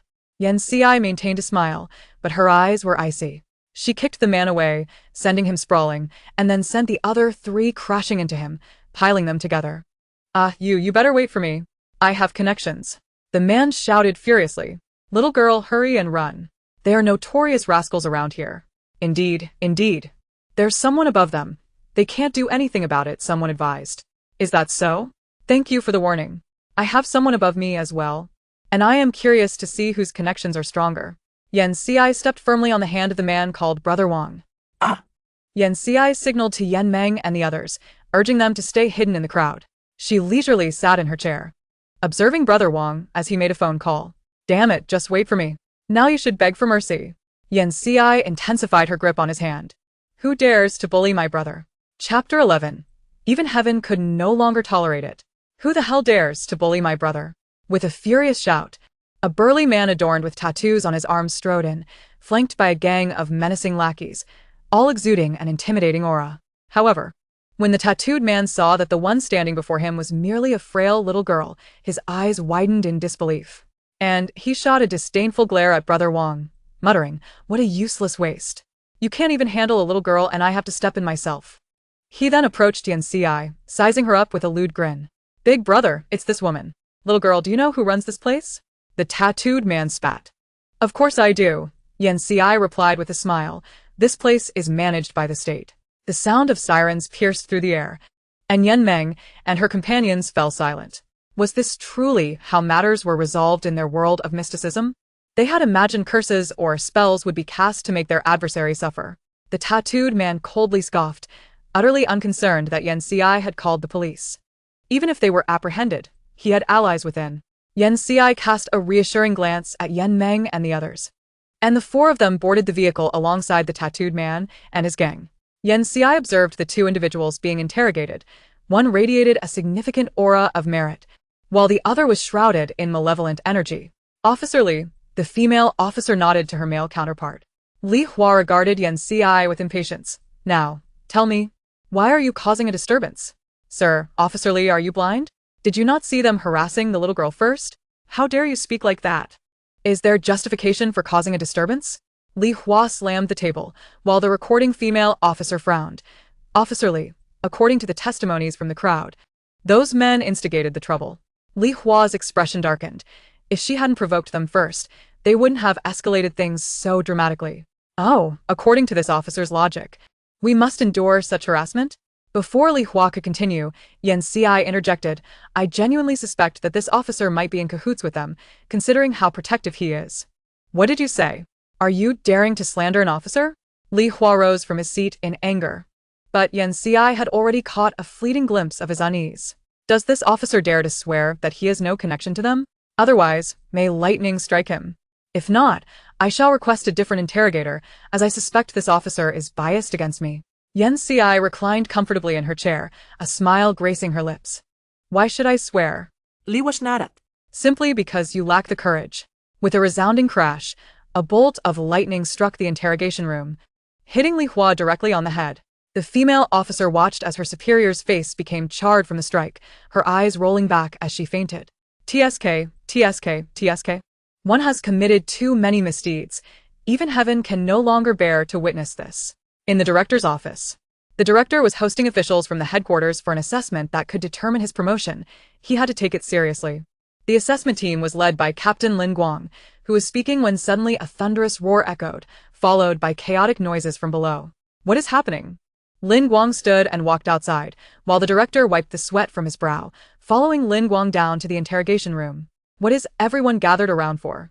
The director's face turned cold.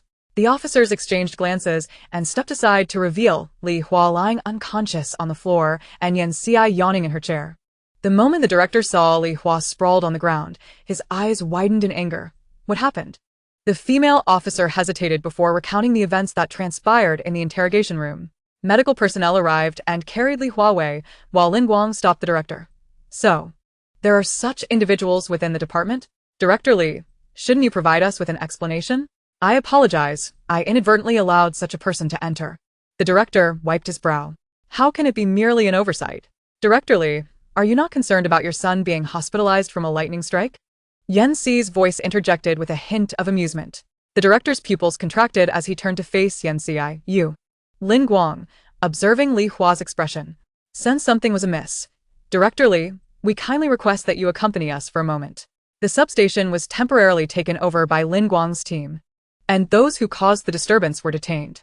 Yan Meng and her friends, being victims, were escorted back to school by Lin Guang, while Yan Si had to remain for a while longer due to these events. Don't worry, I'm fine. I'll message you when I'm done. Alright, remember to do so. The three girls knew they couldn't be of much help, but they figured that the lightning must have been summoned by Yan Si, so they weren't overly worried. Yan Si watched them as they were driven away. At the headquarters, Yan Si was now in a reception room, enjoying refreshments of a much higher quality. With Li Hua temporarily detained, her information was presented to the director. Recent trafficking and stalking cases had been significantly advanced by her insights. The director sighed, acknowledging that such a person was a talent but also quite dangerous. Director, personnel from the special department have arrived, Lin Guang reported. A young man entered and presented his credentials. Hello, I am Zheng Mingyu from the headquarters of the special department in the capital. The door swung open, and Yan Si turned to the newcomer. Fellow Daoist Zheng, it's a pleasure. I'm Zheng Mingyu from the headquarters of the special department. Zheng Mingyu's demeanor was cordial, and Yan Si replied warmly. Fellow Daoist Zheng, I wonder when I might be able to return? If I'm delayed further, my mother will surely call me. Zheng Mingyu was momentarily stunned. You, a prominent figure in mysticism, fear a call from your mother? It felt as if a filter had shattered. Quickly regaining composure, he remembered that she was a key focus of the headquarters. Not only was her strength considerable, but her family also had a 1,000-year-old unmelting bone. Zheng Mingyu promptly arranged for her release. Thank you. As Yan Si reached the door, she added, but do take a good look at Director Li. He possesses some unexpected items, especially in the hidden room of his home. With that, she waved goodbye and left. Lin Guang initially stood in shock but soon realized the implication of her words, promptly reporting to the director, intending to raid the premises that very night. Just as Yan Si had not walked far, a black Rolls-Royce pulled up beside her. The rear window descended, revealing a pair of enchanting eyes that twinkled with a gentle smile. Master Yan, would you like me to give you a ride? Mr. Pei, what a coincidence. Thank you for the offer. Yan Si was not one to decline, stepping into the vehicle. Pei Yanzhou closed the laptop in front of him. Master Yan, what brings you out of the police station at such a late hour? I was out dining and got into a bit of trouble, Yan Si said, leaning back against the seat, watching the streetlights pass by. Indeed, one gets what one pays for. It felt delightful. Dining? Do you need my assistance? Pei Yanzhou inquired, his fingers lightly tapping on the armrest. No need to trouble yourself, second master, Yan Si replied, her voice laced with fatigue. Pei Yanzhou observed her under the light. Her lashes fluttered, and her eyes glistened with sleepiness. I received an invitation from the Yan family for your 20th birthday banquet. Yan Si recalled the upcoming celebration hosted by her family. Oh, right, what about it? Are you planning to give me a gift? Pei Yanzhou chuckled softly. Perhaps I shall present it to you when the time comes. Chapter 12. The Black and White Impermanence. Yan Si leaned back against the chair and closed her eyes for a brief moment. Pei Yanzhou gestured for the driver to turn off the air conditioning. Beneath the neon lights, Yan Si's face appeared flawless, with strands of hair at the tip of her nose trembling with her breath. Pei Yanzhou averted his gaze, his left hand stroking the 5 Emperor coin bracelet on his right wrist, feeling remarkably nonchalant. The car came to a stop in front of the Yan family's villa. Just as Pei Yanzhou raised his hand to touch Yan Si's shoulder, her eyes fluttered open. Pei Yanzhou withdrew his hand. Miss Yan, we've arrived. Yan Si yawned, thank you, Mr. Pei. She opened the car door, and a projectile rushed towards her. Yan Si raised her hand to block the intruder's forehead. Yan Yining, what are you doing? Yan Yining snorted. Who told you to come back so late? She glanced at Pei Yanzhou inside the car. Who is this? You're not trying to introduce me to a stepfather, are you? I don't think I need a perfect family, Yan Si. Yan Yining, call me mom, do you understand? A stepfather? Dream on, I'm enough for you. Yan Si grasped Yan Yining's hand. Mr. Pei, please take me home. Goodbye. Goodbye. Pei Yanzhou's lips curled slightly. But once the car door closed and they drove away from the Yan residence, his expression returned to its usual state. The driver, keeping his gaze forward, dared not speak. What had happened to the boss? Just a moment ago, everything was fine, and now the atmosphere felt as frigid as winter. Pei Yanzhou's mind was filled with thoughts of Yan Yining. That child, around 5 or 6 years old, could not possibly be Yan Si's offspring. So, whose was she? Pei Yanzhou opened his phone and sent a message. Yan's mother had prepared a room for Yan Yining, filled with numerous toys. Clad in a dinosaur onesie, Yan Yining drank the milk that Yan's mother had prepared and lay down in his coffin to sleep. Exhausted, Yan Si fell into a deep slumber. As the clock ticked towards midnight, the moonlight was obscured by clouds, casting the room into darkness. Yan Si sensed something hanging above her head. Upon opening her eyes, she was met with a pair of all-white eyes, along with a long, protruding tongue. Yan Si felt a vain throb on her forehead, gritting her teeth. Xia. Bye. And Oh dear, Lao Yan, I was just joking. The white impermanence, Xia Bian, reverted to his usual form, his official hat inscribed with the words wealth from first sight. Beside him was the rotund and dark-faced black impermanence, Fan Wujiao, whose hat bore the inscription peace under heaven. What brings you here? Yan Si sat up and turned on the light. By the way, do you know how I got here? Xia Bian chuckled. The underworld has been quite busy lately. Lao Yan lent a hand. Your presence here is also due to this matter. Yan Si raised an eyebrow. What matter could possibly trouble both of you? Fan Wujiao spoke in a flat tone. The gods and spirits are losing their influence, and there are too many evildoers. Disrespecting the divine has nearly filled the underworld to capacity. Xia Bian continued, Lao Yan, you need to garner faith and promote matters concerning the underworld to maintain the connection between the human realm and the underworld. This is something we cannot accomplish. Only you, living among mortals, can do it.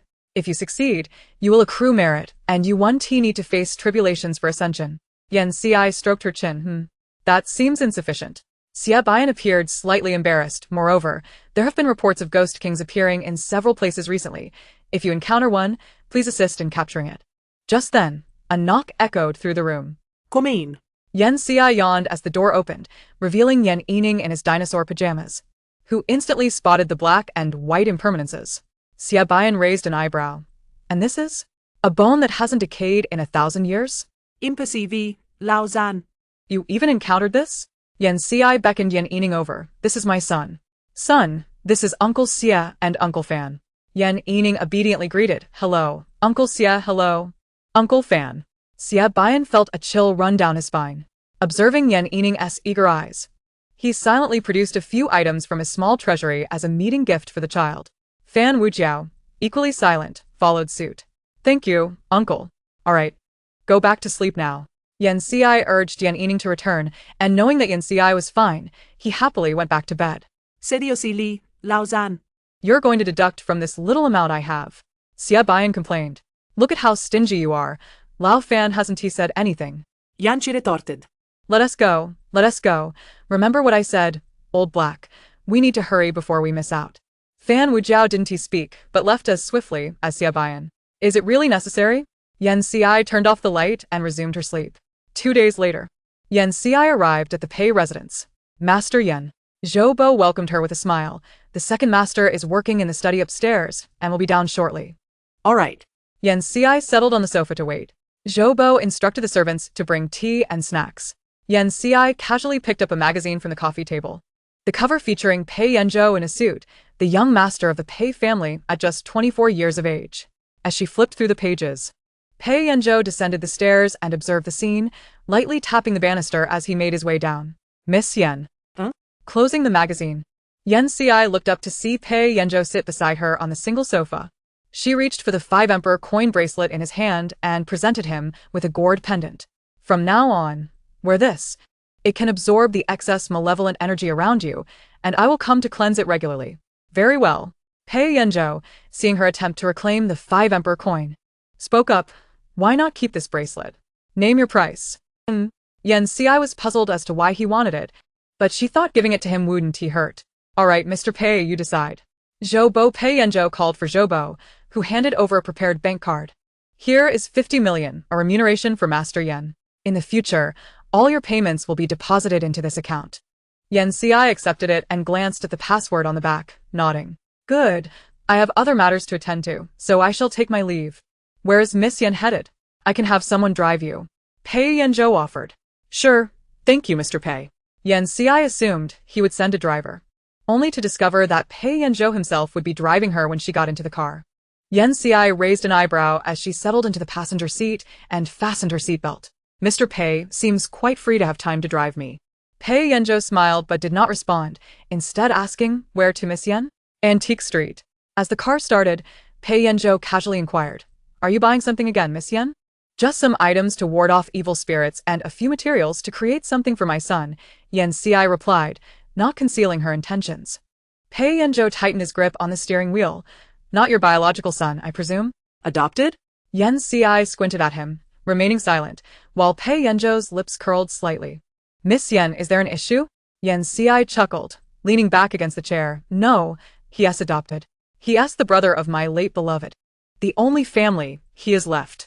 After his passing, I couldn't forget him, so I adopted his brother to keep his memory alive." Pei Yanzhou paused, his smile momentarily frozen. Just then, the traffic light turned red, and the car came to a halt. Yen Ci tilted her head to observe Pei Yanzhou. "Why has Mr. Pei fallen silent? Pei Yanzhou's fingers lightly tapped the steering wheel as he gazed forward, his tone subtly icy. "Miss Yen, you truly are a person of deep sentiment." "Thank you for the compliment. I think so too." After saying that, Yen Ci fell silent, gazing at the scenery outside. Zhou had failed to uncover Yen Yining's identity. With Yen Ci's capabilities, it would be effortless for her to conceal anyone's information. Thus, was it truly to protect her late beloved's brother? The vehicle came to a stop in the parking lot of Antique Street. Pei Yanzhou opened the door for her, one hand supporting her, while the other shielded her head from hitting anything. "Mr. Pei is indeed considerate, but why have you not asked anything throughout this journey?" Yen Ci grasped his hand as she exited the car, her eyes sparkling with mirth. "There's nothing worth asking." Pei Yanzhou lowered his gaze, feeling the warmth of her hand in his fingers trembling slightly. I thought Mr. Pei would be curious about my beloved." Yen Ci's enchanting eyes suddenly bore into his, causing Pei Yanzhou's breath to momentarily falter before returning to normal. One hand instinctively supporting her waist to prevent her from falling should she lean in too close. Curiosity aside, I believe that the deceased cannot compete with the living. Pei Yanzhou discerned her intentionality, yet he found himself at a loss. Each breath the young girl took stirred his heartstrings. Pei's assertion was misguided. Yen Ci stepped forward a couple of paces, with Pei Yanzhou trailing behind her. "Is that so? I have heard, quite the contrary, that the living cannot rival the dead. Moreover, has Pei forgotten what I am capable of? Encountering the spirit of the departed is as effortless for me as a mere trifle." Yen Ci toyed with the beads adorning her wrist as she spoke. Chapter 13. The 4 Symbols for House Protection. Upon concluding her statement, Yen Ci strode purposefully towards the mystic artifact pavilion, while Pei Yanzhou observed her retreating figure, his gaze deepening, yet he chose to follow. Kongyu was engrossed in a television drama, the sound blaring, and as Yen Ci entered, she caught the phrase, "Why are you dressed in Pinra's attire?" "Yen Daoyu," Kongyu exclaimed, hastily silencing her computer. "You've arrived. Feel free to choose whatever you desire." Kongyu's eyes flickered towards Pei Yanzhou, who had followed Yen Ci in. Puzzled, was the matter still unresolved? Was it truly that complicated? Even Yen Daoyu required such an extended duration? Observing the protective talismans Yen Ci had selected, Kongyu scrutinized some materials and soon realized, "Are these intended for your household's little zombie?" Kongyu possessed connections within the metaphysical community, and Yen Ci's family harbored a millennium-old unmelting bone, which was no secret among their circle. "Well, in a few days, I'll see if he needs to attend school. Taking him out regularly is essential." "School? Kindergarten? Is that permissible?" Kongyu posed a trifecta of inquiries. "Shall I leave him with you for your instruction?" Yan chuckled lightly. "Forget it, I can't handle that." Kongyu waved her hands dismissively. Upon hearing this, Pei Yanzhou approached the counter. "A zombie?" Kongyu regarded Pei Yanzhou with caution. "Sir, it would be prudent for you to refrain from inquiring about such matters. They are not beneficial to you." Meanwhile, Yen Ci let out a soft laugh, prompting both Kongyu and Pei Yanzhou to turn their attention towards her as she placed her items on the counter. "Time to settle the bill." "Very well. The total is 7 million, Kongyu calculated, then inquired, "Will you be paying by card?" "Yes," Pei Yanzhou replied, promptly settling the payment, while Yen Ci raised an eyebrow, a smile playing on her lips, yet she said nothing. After placing the items in the back seat, as Yen Ci opened the car door, a bony finger reached over to rest against the door, causing it to close once more. Yen Ci leaned against the vehicle, a teasing smile on her face as she regarded Pei Yanzhou. "What is it, Mr. Pei?" Pei Yanzhou lowered his gaze, his warm breath brushing against her face. So, that child is indeed a zombie? Yan Xi tilted her head and smiled. And what of it? Pei Yanzhou frowned. Is it not dangerous to keep him at home? Seeing that his first question pertained to safety, Yan Xi's smile deepened, and she leaned in slightly. Rest assured, Mr. Pei, there is no danger. So may we enter the vehicle now?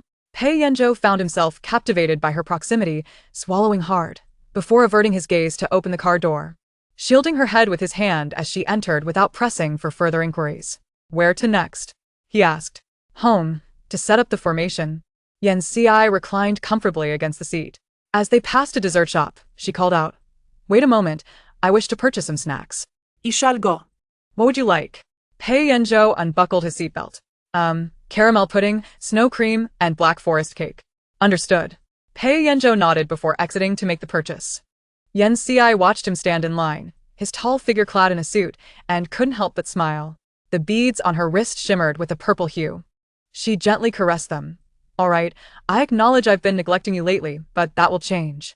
The girls in line noticed Pei Yanzhou conversing with a friend, their faces flushing as one friend playfully nudged the other, encouraging her to ask for his contact details. Pei Yanzhou returned with the desserts and set them before Yan Xi. Here, would you like anything else? Yan Xi stared at the array of treats he had bought. Half amused, this is excessive. If we take them home, they will disappear in no time. Pei Yanzhou remarked before turning to find the two girls behind him suddenly averted their gaze. Do you have business with us? The girls, having caught sight of Yan Xi, froze, realizing the pair before them were indeed a match made in heaven. And no, nothing. You two seem well matched. One girl stammered before hastily retreating, flustered. Yan Xi raised an eyebrow, watching them scamper away, unable to contain her laughter. Pei Yanzhou gently pushed her back into the vehicle, closing the door before starting the engine towards the Yan residence. Yan Yining spotted the approaching car and tugged at her mother, who was watering the plants. Grandma. Mom is back. Yan's mother and father turned to look outside. HM? Yan's mother noticed the expensive vehicle come to a halt, pulling Yan Yining toward the entrance. Her eyes widening in surprise as she saw Pei Yanzhou. Mr. Pei? Ms. Yan, Mr. Yan. Pei Yanzhou nodded politely, opening the car door for Yan Xi. Dad? Mom? Yan Xi stepped out, mildly surprised. She handed the desserts to Yan Yining. These are from Uncle Pei. Yan Yining glanced at Pei Yanzhou with a smirk. He's not even older than me. Hey. Yan Yining covered her head, while Yan Xi playfully shook her fist. What happened to your manners? Thank you, Uncle Pei, Yan Yining replied flatly, devoid of inflection. Yan's mother took her hand, and Yan's father suggested, Mr. Pei, would you care to join us? No, I have merely escorted Miss Yan.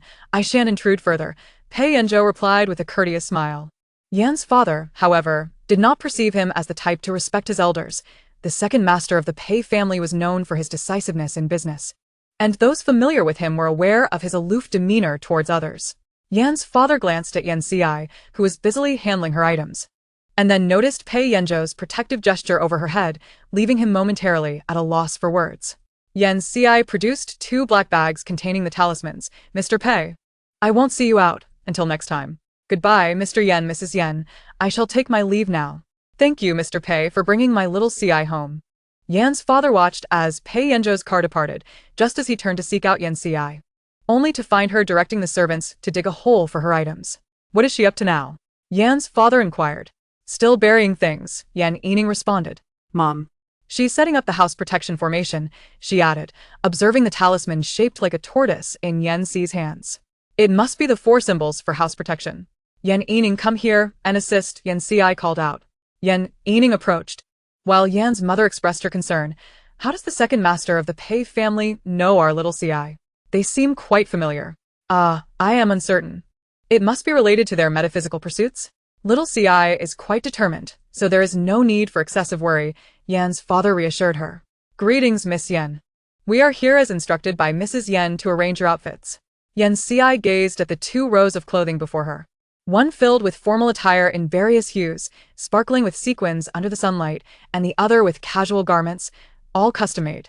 She ran her fingers over the fabric, which felt exquisite and well-tailored, yet she questioned, is all of this truly for me? Indeed, Madame has also ordered some for the young master, expected to arrive tomorrow. Zhang Ma informed her. Then let us place them in the dressing room for now, Yan Ci instructed Zhang Ma, indicating she would try them on later. Certainly, Mississippi. By the way, Zhang Ma, where is Luo Luo's film crew located? Yan Ci recalled she needed to visit her set to address a minor issue with a ghost. She had been preoccupied and had forgotten to call.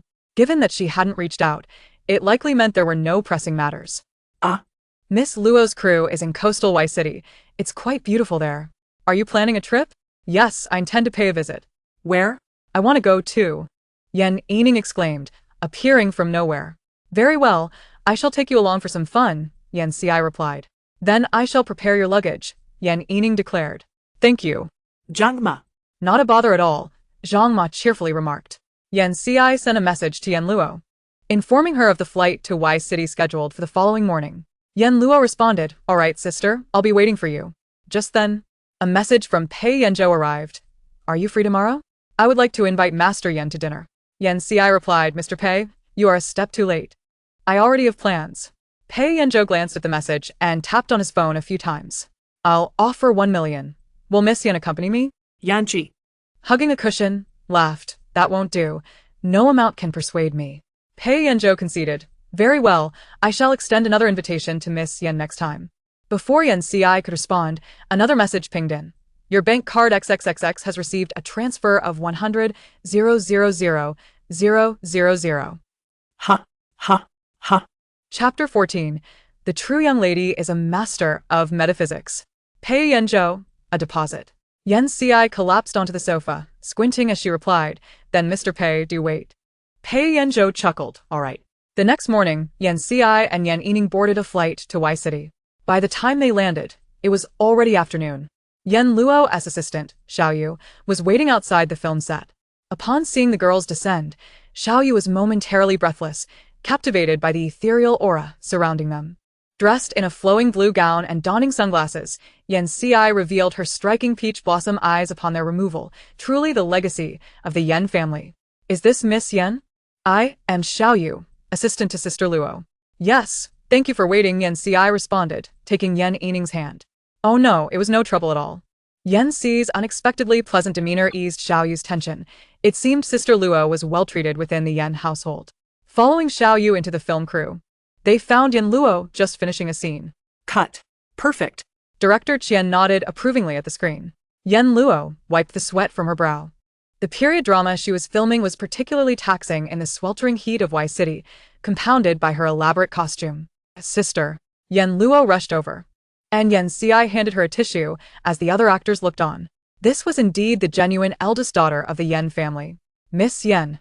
Director Qian approached to greet her. The Yan family was also an investor in this production, making Yan Ci a partial financier. Director Qian, it's an honor. I came to visit my sister and brought some afternoon tea for everyone. I hope it's convenient for you to let them in? Yanchi smiled. Of course. Thank you, Miss Yan, Director Qian replied hastily. Yan Ci made a call to allow entry. These are treats from the WS family. Their delicacies are incredibly expensive and limited edition. Wow, is Miss Yan so generous? They must have a great relationship. Would she splurge otherwise? The staff distributing the delicacies shared them among the actors. Fei, look at their expressions. They act as if they've never had anything fine. Xiao Tao, assistant to Mu Fei, scoffed. They're merely leveraging the Yan family's connections, Mu Fei sneered, her teeth clenched in irritation. Are they truly that close? She pondered. It's all a facade. These wealthy families are rotten beneath the surface. With a huff, Mu Fei returned to her resting area. Yanchi observed Mu Fei, who was cloaked in a chilling aura, though no malevolent spirits were present, likely kept to her residence. Yan Ci followed Yan Luo into her dressing room, where Xiaoyu set down the afternoon tea before departing. So this is Ning Ning. Oh, how adorable. Yan Luo opened the treats. Ning Ning, have a bite. Auntie will take you out for seafood tonight. It's the best here. Thank you, Annie. Yan Yining smiled, nibbling on a small cake. Yan Ci chuckled at Yan Yining. The little one was growing increasingly accustomed to this lifestyle. By the way, sister, have you seen our second brother? Second brother? He is here too? The two exchanged bewildered glances. Second brother is filming a travel variety show here. Didn't Timo mention it? No. A sense of foreboding settled in. On the trending topics list, the news of Yan Ci visiting Yan Luo was rising. So the true and false daughters are getting along splendidly? It's just a group of conspiracy theorists. Their relationship is quite good, after all. She came to visit. It's merely a face-saving act. Wealthy families value reputation. By the way, does anyone find the true daughter of the Yen family familiar? I do, but that can't be right. Who is that child? So cute. Probably some relative. During a break in the travel show's filming, someone logged onto Weibo and saw the trending topics. Hey? Tango, your sister went to visit Yen Luo. Huh. Yen Ten opened his phone, glancing at the trending topics, and was shocked that she hadn't come to see him instead. What does this mean? I just want to know what this means. Why did she go see Luo, and not me? Zhu Yen Ci, mirror image of Yen Luo. Aha, looks like our Tango is feeling jealous. Your two sisters have abandoned you. Wait, this Zhu Yen Ci. What? What is this? My metaphysics blogger is the true daughter? Oh my heavens. Is this just a character being hyped? Hey, you should check who her fans are. Qingyan Temple S Daoist Qingfeng. Jiamiao Temple S Master Wuchan. Wuhua Mountain S Daoist Xinxin. Beijing Municipal Public Security Bureau. S City S Public Security Bureau. This sister is truly impressive. Ah. My treasure of a blogger, I never stood a chance at getting a spot. So don't follow her. Follow her. Who even remembers the Tango by Daming Lake? Huh? Who is that? Doge, you are the most beautiful cloud in my heart. Let me cherish you with all my might. Yen Ci sighed as she answered the call, seeing her brother's name. Hello, second brother. Xiaoqi. The weather in Y City is quite hot, yet my heart feels a chill. I also booked a place for you there. I'll send you the details shortly.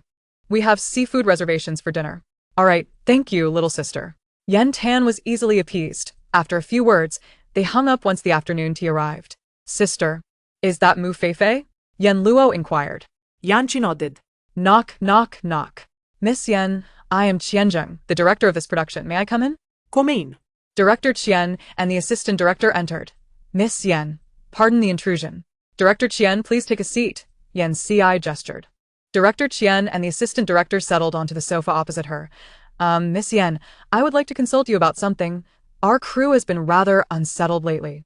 As he watched Yen Ci sip her tea with an otherworldly grace, he felt an inexplicable hesitation to continue.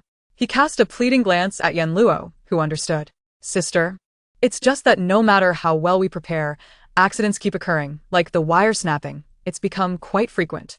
However, I haven't encountered any issues thanks to the 5 Emperors money you provided. Indeed, as long as we focus on filming her scenes, there haven't been any problems. But this cannot continue. Director Qian wiped the sweat from his forehead. Yen Ci looked at Yen Luo in surprise. Why didn't you tell me? Yen Luo scratched her head. I thought I'd wait a few days since you've been busy with Ning Ning's matters. Yen Ci nodded and turned to Director Qian. Someone in your crew is harboring malevolent spirits, which is why you're experiencing these frequent disturbances. What? Both Director Qian and the assistant director looked astonished and fearful. Does Miss Yen know who it is? Director Qian's voice trembled. Yes. It's your crew as second female lead, Mu Feifei. Yen Ci remarked. She previously dispatched a spirit to attack my sister at the Yen residence. But after I injured it, it fled. Director Qian sighed with relief upon hearing that Yen Ci had harmed the creature and hurriedly said, Miss Yen, could I trouble you to assist us with this? This production has consumed a great deal of my effort, and I am open to any conditions you may propose. Chapter 15. The Torment of Spirits. Yen Ci observed Director Qian's anxious demeanor and exhaled softly. There is no need for concern, Director Qian. I am here to resolve this matter. Mu Feifei covets my sister's leading role, which is why she resorted to such tactics. I will take action. You need not worry. Thank you, Miss Yen. I shall not intrude upon your sisterly reunion any longer. Director Qian ushered the assistant director out, who quietly queried, Director, is this feasible? Miss Yen. Director Qian, aware of the assistant director's doubts regarding Yen Ci's youth, patted his shoulder. Have you not seen the trending topics on your phone?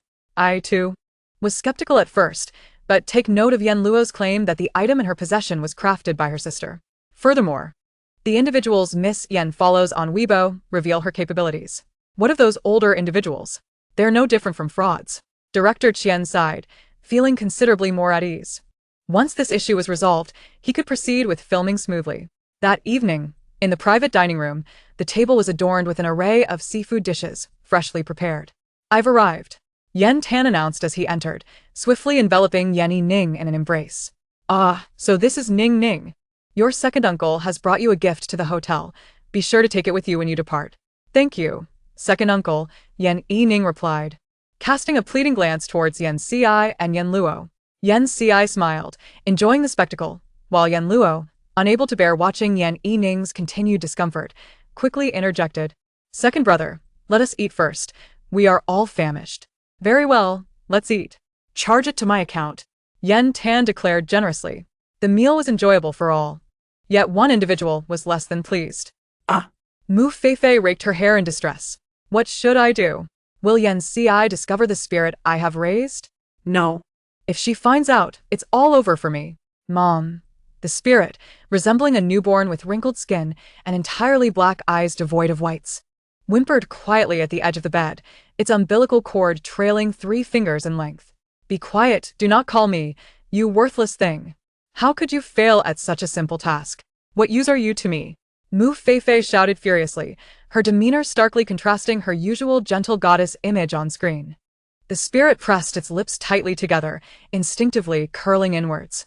After Mu Feifei's tirade subsided, a moment of silence ensued before her eyes suddenly brightened, as if an idea had struck her. She swiftly approached the spirit, embracing it tightly, her voice turning unnaturally soft. My darling, I apologize. I was just so overwhelmed with anger. I fear that woman may disrupt our lives. My dear, you are all I have to rely on now. You will help me through this, won't you? The spirit stared at Mu Feifei with its black eyes, remaining silent. She grasped its shoulders. Speak. You will aid your mother. One to you? He was already dead. Yet why did he still feel pain? Finally, he acquiesced and Mu Feifei, relieved, instructed, Tonight, you will go to Yan Si's room. Remember, under no circumstances must you reveal that you are my creation. Do you understand? I understand. Mu Feifei smiled, stroking its head. Good child. I knew you were the best. The spirit remained silent, pondering whether that woman was truly formidable. Did she not realize that coming into contact with her could lead to death? Perhaps she did. After all, she had reacted violently when he had been injured previously. Scolding and striking him, crying for a long time. He did not want to cause her more pain.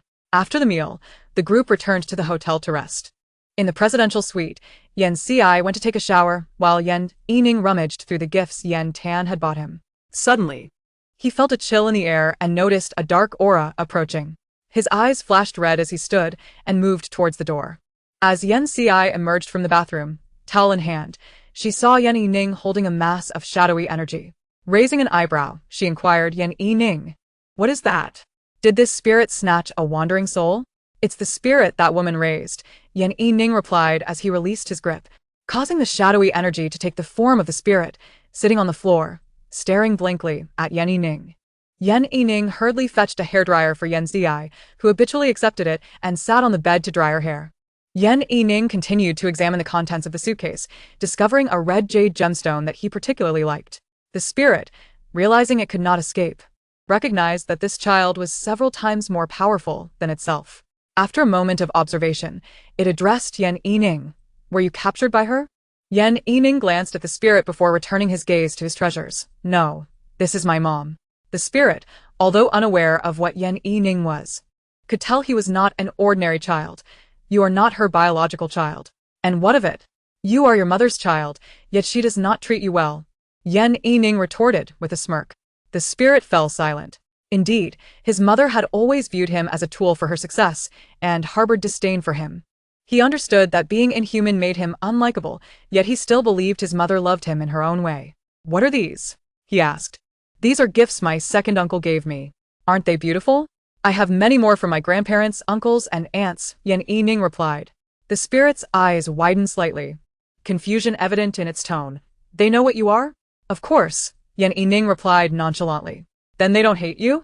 The spirit's voice grew urgent, an air of disbelief pervading. Yan Yining considered him for a moment before setting down the red gemstone. No, they treat me very well. Yan Yining. Your grandmother is calling on video, Yan Si said, still drying her hair, too preoccupied to attend to the conversation. Yan Yining stood up to take the call. Grandma. Grandpa. Ah, Ning Ning. Did you have fun today? Yes. Ning Ning, I caught a big fish today. I'll cook it for you when you return. Thank you, Grandpa. Yan Yining chatted casually, as though he were a true member of the family, a genuine child of those adults, despite not being human. The spirit watched this scene unfold, tears of blood slowly streaming down its cheeks, unable to contain its sorrow. Yen Si accepted the phone, Mom. I have a few matters to attend to. I must hang up. All right, go ahead and be careful. Yen Si's mother and father were aware of her endeavors, but felt powerless to intervene, merely urging her to take care. Understood, Yen Si replied as she ended the call. Glancing down at the spirit at her feet, she sighed. This is your mother's fault, not yours. The spirit looked up at Yen Si. Is that true? But if I had looked like a normal child, would she have? Would she have? Yen Si crouched down, reflecting on how most spirits, when subjected to manipulation, gradually lost their humanity, becoming bloodthirsty and murderous, often turning on their masters. Yet this spirit remarkably retained its innocence. If she truly loved you, she would have given birth to you and raised you, rather than extracting you before your time and turning you into a spirit. The process must have been agonizing for you. Did she care? Yan ci spoke bluntly. The spirit's dark aura surged, and after a long pause, it said, I wish to leave. Please help me. Yen Si nodded. I will assist you. Now, Yen Yining, take him back to your room. Okay. Yen Yining dragged the spirit away, while Yen Si gazed at the umbilical cord trailing on the ground, feeling somewhat speechless. Thankfully, she had already encountered far more horrifying sights and had grown immune. Otherwise, this scene would have been rather frightening. Chapter 16. Severing the bond of mother and child. The following morning, sunlight streamed through the window and bathed the room in warmth. Yen Si stretched languidly before rising to freshen up. Once she was ready, she ordered a sumptuous hotel breakfast to share with Yen Yining. After their meal, they made their way to the film set together. Upon entering, Director Qian immediately spotted her, a relieved smile spreading across his face. Miss Yen, you have finally arrived. Meanwhile, Mu Feifei sat alone in the lounge, her expression fraught with anxiety, her hands tightly clasped at her sides. Before her lay a script, yet not a single word could capture her attention at that moment. Striving to maintain an air of composure, she had purposely sent a spirit to trouble Yen Si, knowing full well that she stood no chance against her. However, should Yen Si eliminate the spirit, there would be no evidence left to substantiate her actions. Director Qian, someone will be here shortly to seek your assistance. Ah? Very well, he replied. It wasn't too long before a group arrived, the leader presenting their identification. I am from the Special Department of Y City. Ms. Mu Feifei, you are suspected of harboring a spirit that endangers public safety. Please accompany us. What? Mu Feifei exclaimed, rising in panic, while Xiao Tao looked on in disbelief, astonished that his sister Feifei could be involved with such dark forces. I was never informed of such a department. You must be frauds, she retorted, crossing her arms defiantly. Though it must be said that she did possess a modicum of acting talent. Our special department specifically handles such cases. Moreover, your spirit has already been delivered to us by Daoist Yen. Resistance is futile, the officer replied coldly. Individuals capable of turning against their own children are hardly deserving of further discourse. Although she had manipulated the spirit to execute her bidding, the consequences inevitably fell upon her as well. In death, she would face the reckoning of the underworld. Their purpose, aside from guiding the innocent, was to prevent such individuals from continuing to wield metaphysical means to harm others. Without granting Mu Feifei a chance to respond, they escorted her away. Yen Si exchanged a brief farewell with Yen Luo before following suit. Before departing, she addressed Director Qian. Director, I trust you will look after my sister. You are too kind. But is this truly how it will be resolved? He questioned, finding it somewhat unrealistic. Rest assured, we will handle Mu Feifei's situation. There is no need for concern. Very well. Thank you, Miss Yen, Director Qian replied graciously. After a polite exchange, Yen Si left with the personnel from the special department. In the interrogation room, Mu Feifei glared at the spirit before her, hands clenched. I know nothing of this spirit. I demand to see my lawyer. Ms. Mu, we can all see the bond between you and your child, the interrogator stated calmly. We do not require your acknowledgement. We merely seek to sever the ties between you for the sake of sending him away, as he is innocent. Innocent? She scoffed. All of this is his doing. If he could only stand up for himself, how could his father have so callously abandoned us? Years ago, the doctor had warned that the child might be born with certain defects, and that man had unhesitatingly chosen to leave. Mu Feifei's agitation intensified, her voice, once loud and defiant, dwindled to a mere whisper, as if all strength had drained from her. Yen Si clutched the materials provided by the special department, her gaze fixed upon the words before her. It turned out that the spirit's father was none other than the notorious second son of the Minghai group, a well-known wastrel. For the spirit, this was undoubtedly an unjust calamity. The so-called father had initially approached the situation with a frivolous mindset, fabricating excuses to extricate himself from responsibility. Poor Mu Feifei had believed him, ultimately orchestrating an irreversible tragedy that led to the demise of her own child. Inside, upon learning the truth, Mu Feifei stood frozen, as if struck by lightning. Her eyes widened in disbelief as she muttered, "No, it cannot be. How is this possible? There must be some mistake." Yet reality struck mercilessly, shattering her final glimmers of hope. Suddenly, she erupted into a piercing scream. "It's impossible." Her voice echoed throughout the room, a desperate outcry to release the anguish and despair that consumed her. Subsequently, Mu Feifei collapsed to the ground, her hands pressed tightly against her face as tears streamed down like a torrential flood. Her body trembled uncontrollably, her sobs escalating into a hysterical wail. "Whoa, whoa, whoa." Yan Yining led the spirit outside, where Yan Xi placed her finger upon its head, a flash of golden light illuminating the air, causing the spirit to feel an unexpected lightness. "I shall take you to Wuhua Mountain, where I have already made arrangements with Taoist Xuanqing. There, you will gradually cleanse yourself of the resentment you carry before reincarnating."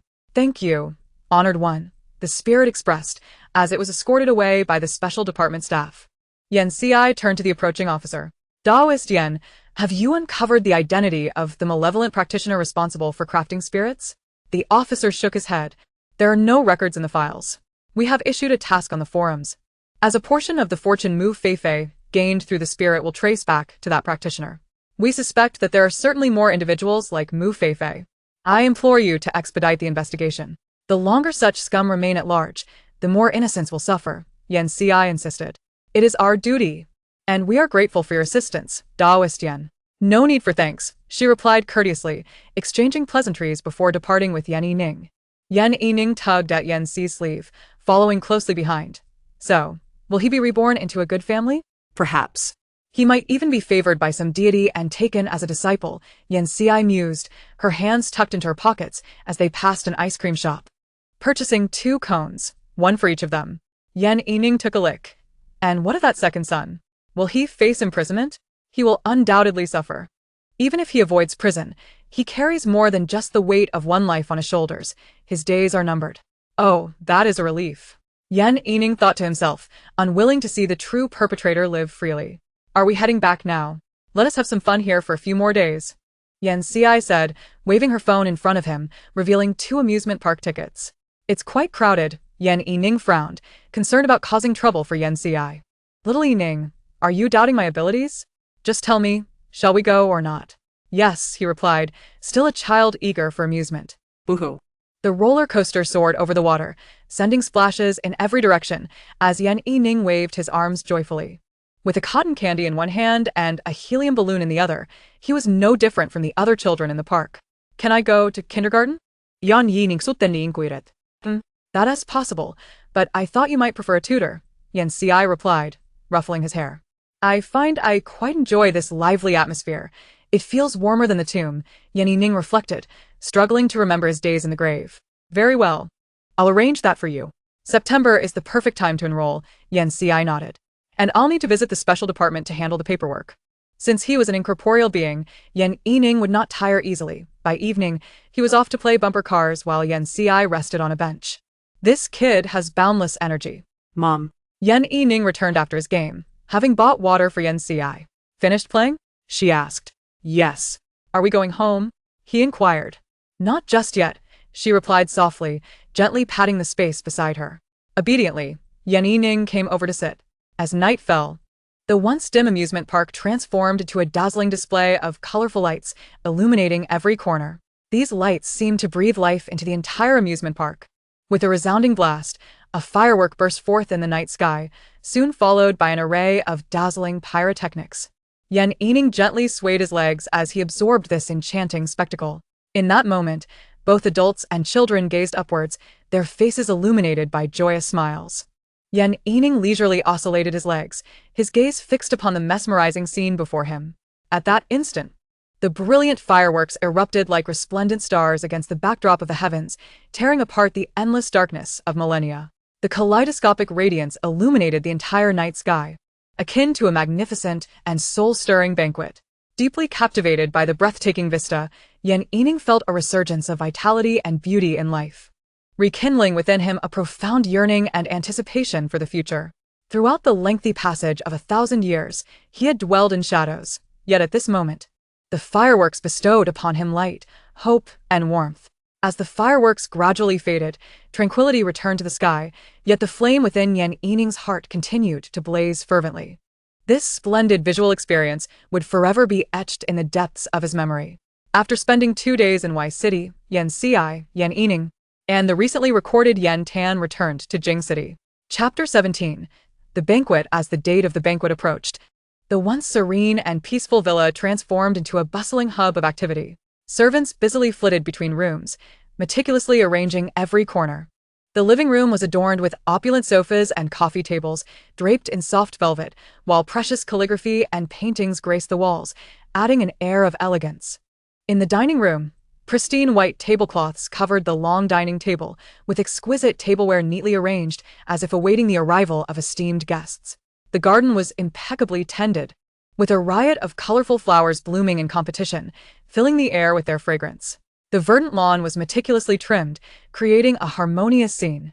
An atmosphere of joyous solemnity enveloped the entire villa, with everything prepared for the occasion. Yan's mother provided Yen with several dresses, allowing her to choose whichever she preferred, complete with matching jewelry. Upon entering the walk-in closet, Yen was momentarily dazzled by the sight. The glass cabinets held bags and watches arranged in perfect order. Though she had never lacked for money in her past life, she had never placed much emphasis on such luxuries. The feeling of having everything prepared for her in this life was indeed delightful. Yen Yi and Yen Luo had also taken leave in advance to celebrate Yen Ci's birthday, signaling to the upper echelons that Yen Ci held a significant position within the Yen family. As the clock struck 6, guests began to arrive in succession, luxury cars lining the villa's exterior. Executives entered with their wives and children, the long table laden with snacks and champagne, laughter and chatter filling the air, instantly creating a lively atmosphere. Dressed in a champagne-colored gown, Yen Ci exuded an ethereal grace, resembling a celestial being descended upon the mortal realm.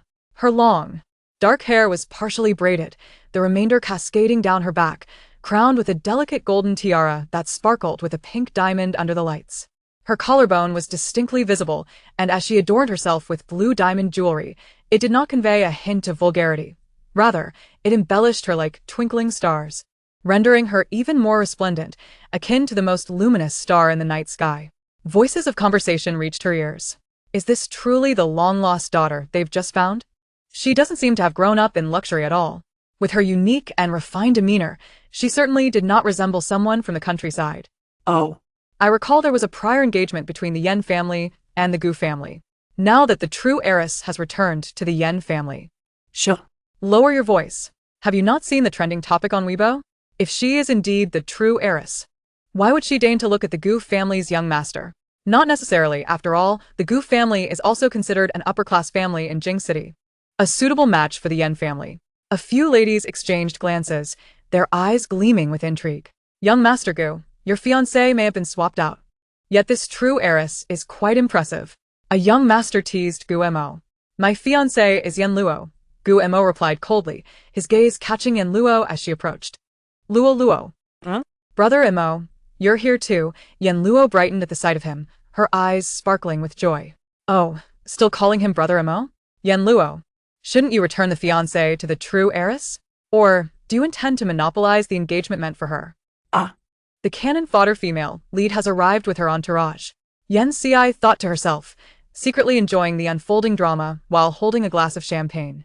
Yen Luo's complexion paled slightly, her lips quivering as she attempted to explain but found herself at a loss for words. I wasn't. Her voice dwindled to a whisper, as if afraid of being overheard, while her fingers clutched tightly at her skirt, seeking a semblance of security. Beside her, Gu Mo's expression darkened. He firmly wrapped an arm around Yen Luo's shoulder, his gaze fierce and commanding as he addressed the accuser. Meng Xiao, do not overstep. I acknowledge only Luo as my fiancé. His tone was imbued with an undeniable authority that drew the attention of those around him. In that moment, a wave of nostalgia washed over Yen Ci, who mused, "Ah, this is the essence of it all." The classic scenario and dialogue, the palpable tension between the couple, along with their dramatic exchanges, evoked a sense of antiquity. Am I mistaken? She is merely an impostor. Meng Xiao gritted her teeth, consumed by envy. Why does Gu Mo favor this wretched girl so much? Numerous young masters and ladies turned their attention to the unfolding scene, the chatter gradually subsiding as they observed. Yen Luo bit her lip and turned to see Yen Ci in the shadows, her eyes lighting up. Despite being partially obscured, Yen Ci remained the most radiant figure, both in appearance and demeanor. Yen Luo suddenly approached. "What? Are you trying to tell Miss Yen that you two are true lovers?" One of Meng Zhao's lackeys mocked. Yen Ci raised an eyebrow, recalling the original plot where she faced humiliation at the banquet, with Gu Mo fiercely defending her. This time, she refrained from intervening, granting Meng Xiao an opportunity, yet the current narrative had veered far from its original course. "Sister," Yen Luo exclaimed, wrapping her arms around Yen Ci's. "You look so beautiful." Ma'am? "What is going on?" The crowd was taken aback.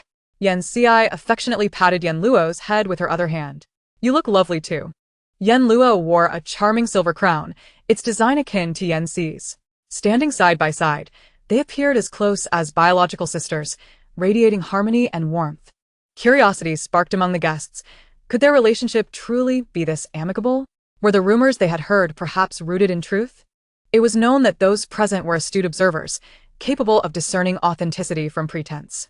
At that moment, Yen Luo pointed at Meng Xiao. "Sister, she just bullied me." Her demeanor was one of righteous indignation. Meng Xiao clenched her teeth in frustration, feeling utterly helpless.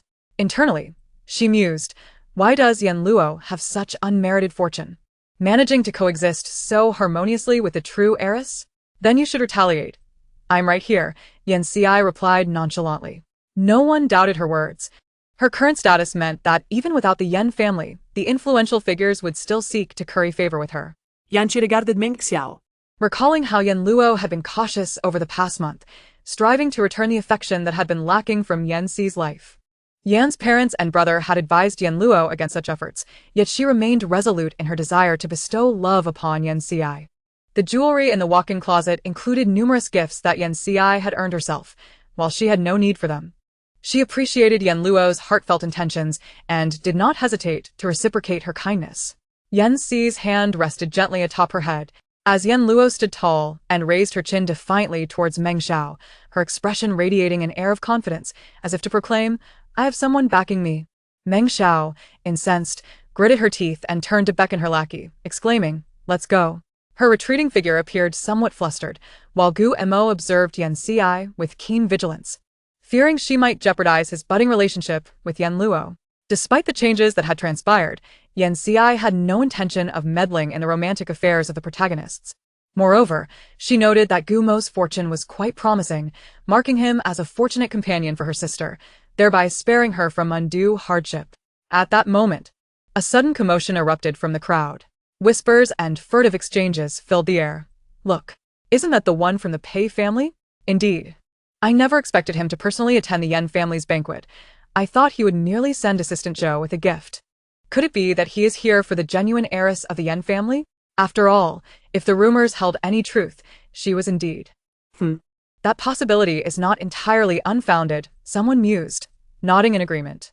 The assembly's chatter crescendoed, all eyes converging upon the young man who had just entered the banquet hall. He stood tall, exuding an innate noble aura with every movement. In an instant, the atmosphere transformed into a lively buzz. It is worth noting that a powerful master is always revered by merchants, such as the Taoist priest from Qingyan Temple or the abbot from Jiamiao Temple. Although they may regard Yen Ci as less formidable at present, she is undeniably seen as a promising protege by these masters. And this gathering was not merely for frivolous socializing, but for forging meaningful connections with Yen Ci. "Go amuse yourself for a while." Yen Ci gently patted Yen Luo's hand, prompting her to comply and release her grasp. Luo, rest assured, I will not be with your sister." Gu Mo seized the opportunity to lean closer to Yen Luo, professing his affections. Upon hearing his words, Yen Luo's face revealed a hint of bemusement. She glanced at Gu Mo, then replied nonchalantly. My sister probably wouldn't even consider you. Ah? Guillermo was evidently taken aback by such a response, momentarily rendered speechless, unsure of how to react. Chapter 18. Then you must perform well, Master Pei. Pei Yanzhou's lips curled upward as he observed the young lady approaching him. Her subtly upturned smile bore an elusive charm. What a grand entrance, Master Pei, Yan Ci remarked lightly, her tone laced with playful teasing. Her voice, though soft, carried just enough volume to reach the ears of the three present, including herself, Pei Yanzhou and Zhou Lin. Are you upset that I stole your thunder, Ci? If so, I sincerely apologize. Pei Yanzhou leaned slightly closer, his lips brushing against Yan Ci's ear as he spoke in a hushed tone. His voice was as gentle as flowing water, seemingly capable of melting hearts, yet tinged with an unmistakable hint of delight.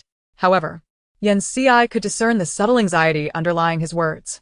She understood that his inquiry stemmed from the affectionate term he had just used, Ci, a name that still felt somewhat foreign and uncertain between them. Yan Ci turned her gaze, locking eyes with Pei Yanzhou, her own eyes shimmering like the brightest stars in the night sky. In that moment, time seemed to stand still, and the world around them faded into insignificance. Asi? Yan Ci raised an eyebrow. Pei Yanzhou shifted his focus, redirecting the conversation. Zhou Lin, please present the gift to Miss Yan. Yanchi's wild. Choosing not to dwell on the previous topic as she regarded the elongated gift box.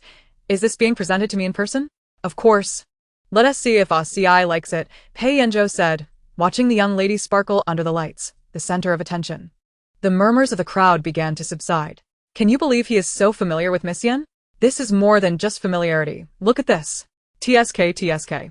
With Miss Yan having someone like him, how could she possibly be interested in Guillermo? A lady scoffed, gripping her glass tightly, her eyes glinting with cold disdain. Why does she get to be so fortunate, marrying such a fine husband and having an equally impressive daughter? How unfair life is. Yan Luo, conflicted, gazed in that direction and remarked, while I don't think President Pei is worthy of my sister, it's quite evident that you pale in comparison to him. So my sister wouldn't he give you a second thought? Guillermo replied, so your dilemma lies in whether President Pei is suitable for your sister? He felt a tinge of sadness, acknowledging that he indeed could not measure up to Pei Yanzhou, the pinnacle of their generation. Yan Ci accepted the gift, immediately sensing its weight. As she hefted it, Zhou Lin's eyelids twitched. No one knew its heft better than him. And seeing Miss Yan handle it effortlessly made him wonder if President Pei truly feared being overshadowed in their relationship. Yan Ci opened the box, already attuned to the antique aura emanating from within, yet her eyes widened in awe upon revealing its contents.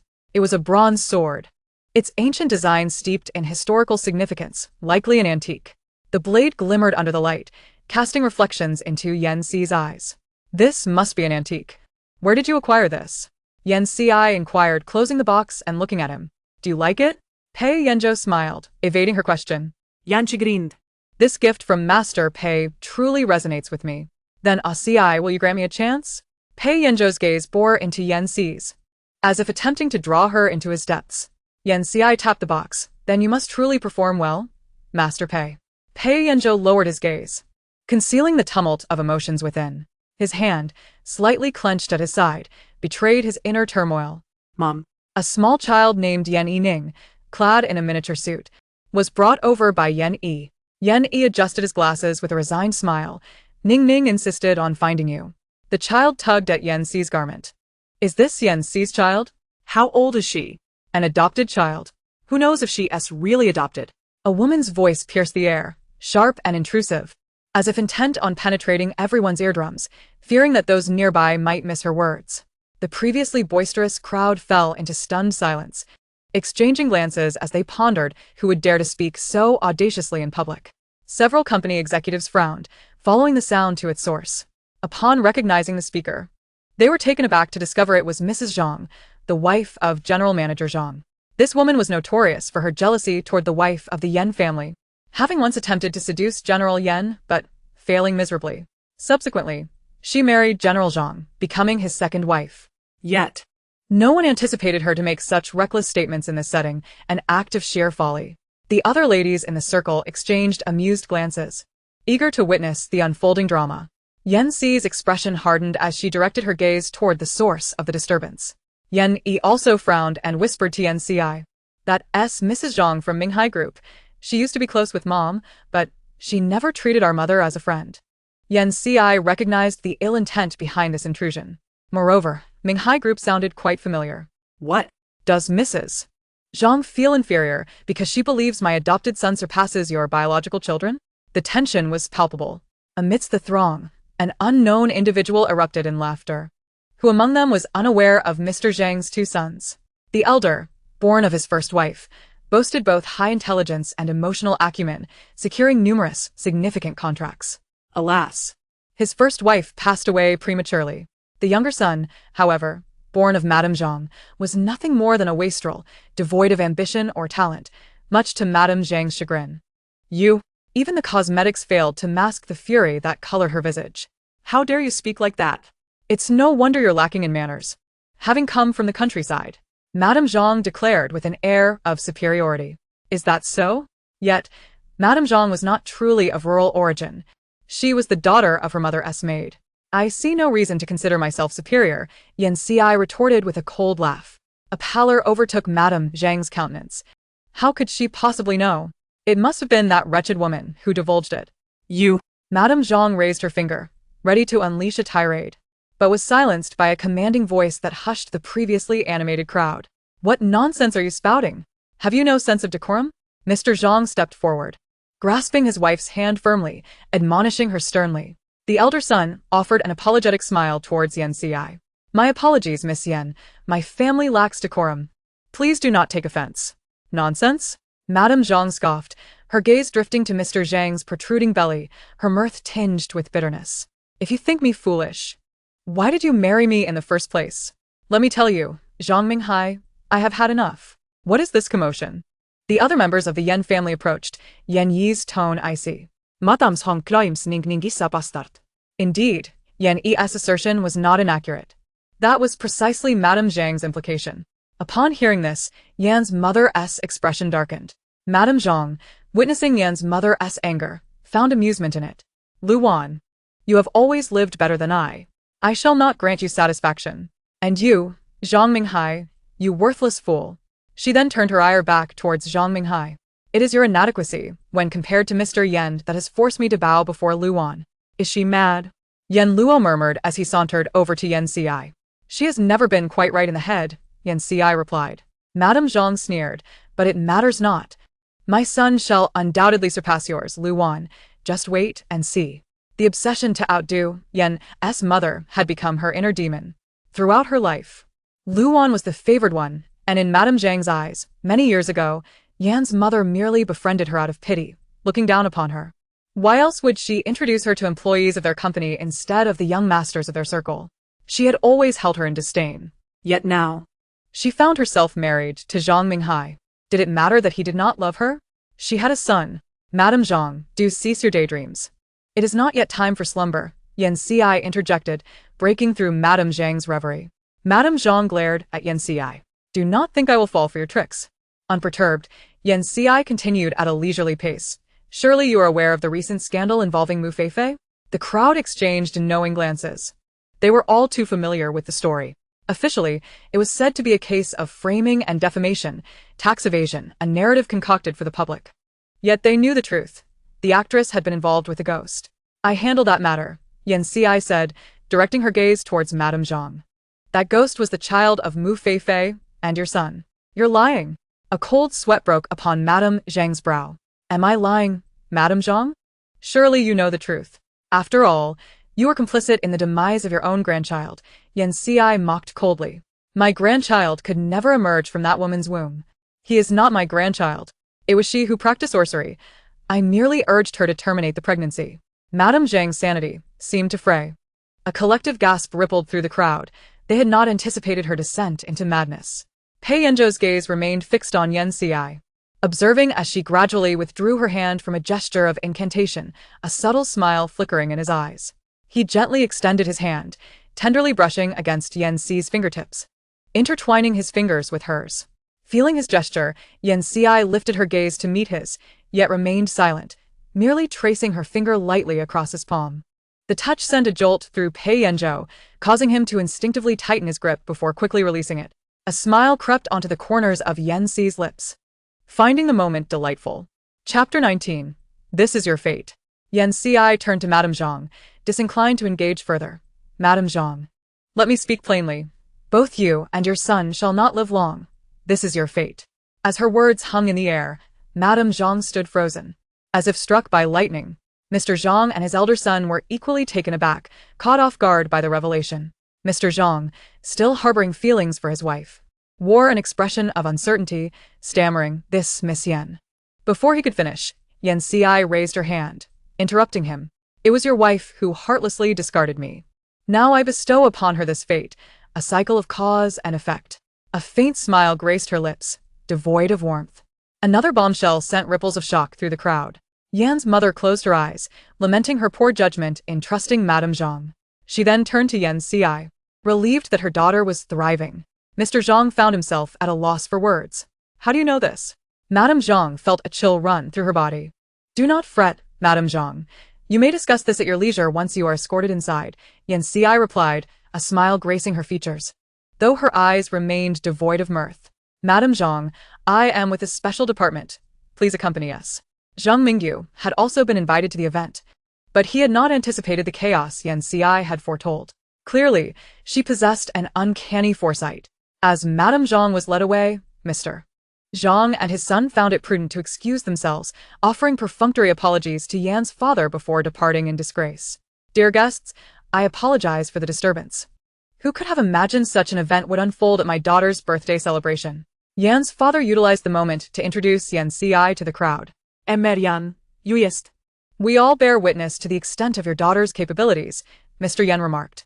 Indeed. Mr. Yan is fortunate," the crowd echoed in agreement. "Sister, you are truly impressive." Li Yuan and her friends gathered around Yan Si, who had invited them and provided them with dresses and stylists for the occasion. It was their first experience of such grandeur, and they were thoroughly exhilarated. "Is this your son? How adorable. The joys of motherhood without pain. How fortunate you are," Lin remarked, gently ruffling Yan Yining's hair. "Auntie." Yan Yining's obedient demeanor charmed the trio. Yan Meng pinched her cheek, promising, "Annie will bring you gifts next time." The trio wanted to converse further with Yan Si, but noticed Pei Yanzhou standing nearby, hesitating to speak. Yan Si handed the gift box to Pei Yanzhou. "Please, Mr. Pei, could you take this to Zhang Ma and ask her to store it for me?" "Of course." Pei Yanzhou reluctantly released his grip on her hand, clutching the gift box as he departed. "Wow, sister, you really know how to handle things. Is something wonderful about to happen?" Yan Meng's curiosity was piqued. "It may take some time. If everything comes too easily, one may not cherish it," Yan Si responded, feigning profundity. "Indeed," Lin concurred wholeheartedly. Yan Si led the three of them to indulge in some pastries. "I've asked Zhang Ma to prepare extra. We can take some home when we leave," she mentioned, appreciative of their friendship. By the time the festivities concluded, it was well past 10 in the evening. The guests began to bid their farewells, and vehicles departed in a steady stream. Yan Si examined the business card in her hand. "Wang Yi." Yan Si turned to the other party, as Wang Yi rubbed his hands together. Master Yan, I've recently developed a piece of land where some peculiar occurrences keep happening. I would like to invite you to take a look. Here is my business card. I hope you'll consider it." "Very well." Yan Si observed the faint golden aura of virtue surrounding Wang Yi, suggesting he had performed some good deeds, and thus she agreed. Upon seeing Yan Si's acceptance, Wang Yi let out a sigh of relief, expressed his gratitude, and departed. Pei Yanzhou was the last to leave, while Yan Mu led Yan Yining back to the villa. The lively scene had vanished, leaving only the sound of the wind rustling through the leaves under the night sky.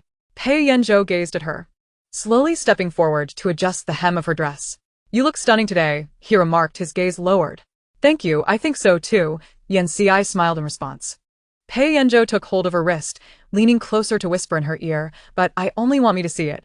Yan Si raised an eyebrow. "What should we do then? Should second young master Pei find a substitute?" Pei Yanzhou's eyes darkened slightly. He removed his coat and gently draped it over Yan Si's shoulders. "It's late, Si. You should rest soon." His deep voice resonated with an irresistible tenderness and concern. Yan Si paused, feeling the warmth from the coat. A sweet smile graced her lips as she replied, "All right. Thank you, second young master Pei. I will return this coat to you next time." Pei Yanzhou held her hand and placed a kiss on her fingertips. "It is my honor." His gaze was focused and affectionate, quietly reflecting Yan Xi's captivating beauty. At that moment, she resembled a blooming flower, exuding an enchanting fragrance. Time seemed to stand still, leaving only the two of them in the world. Yan Yining, observing this scene from upstairs, pouted in disapproval. I can't bear to watch, she muttered, while Yan Luo peeked alongside her. I still think President Pei is unworthy of my sister, Yan Luo grumbled. Yan Yining nodded in agreement. Yan Luo, Yan Yining, a deep voice echoed as they turned around. Big brother. Uncle, they greeted. Go back to sleep, he instructed. Okay. Yan Ci opened a gift box containing an ancient bronze sword in the cloakroom. The sword gleamed coldly under the light, and it was indeed a sharpened bronze sword. Wow, what a magical artifact. Quite impressive, a sinister voice remarked. Yan Ci took a deep breath. Xia Bayan, could you not announce your presence first? Ghosts can be quite terrifying. Hee. Xia Bayan produced a gift. Happy birthday. This is a present from me and Lao Fan. Thank you. Yan Ci accepted it, remembering that in her previous life, few had given her gifts on her birthday, with Xia Bayan and Fan Wujiao being notable exceptions. Where's Lao Fan? Yanchi inquired. He's been busy lately, working. I happened to pass by to deliver this personally. I won't linger. I must get back to work. Xia Bayan waved his hand. If you have time, you should visit City A in Province S soon. Things aren't quite peaceful there. Understood. Yan Ci nodded, sensing she would soon make that trip.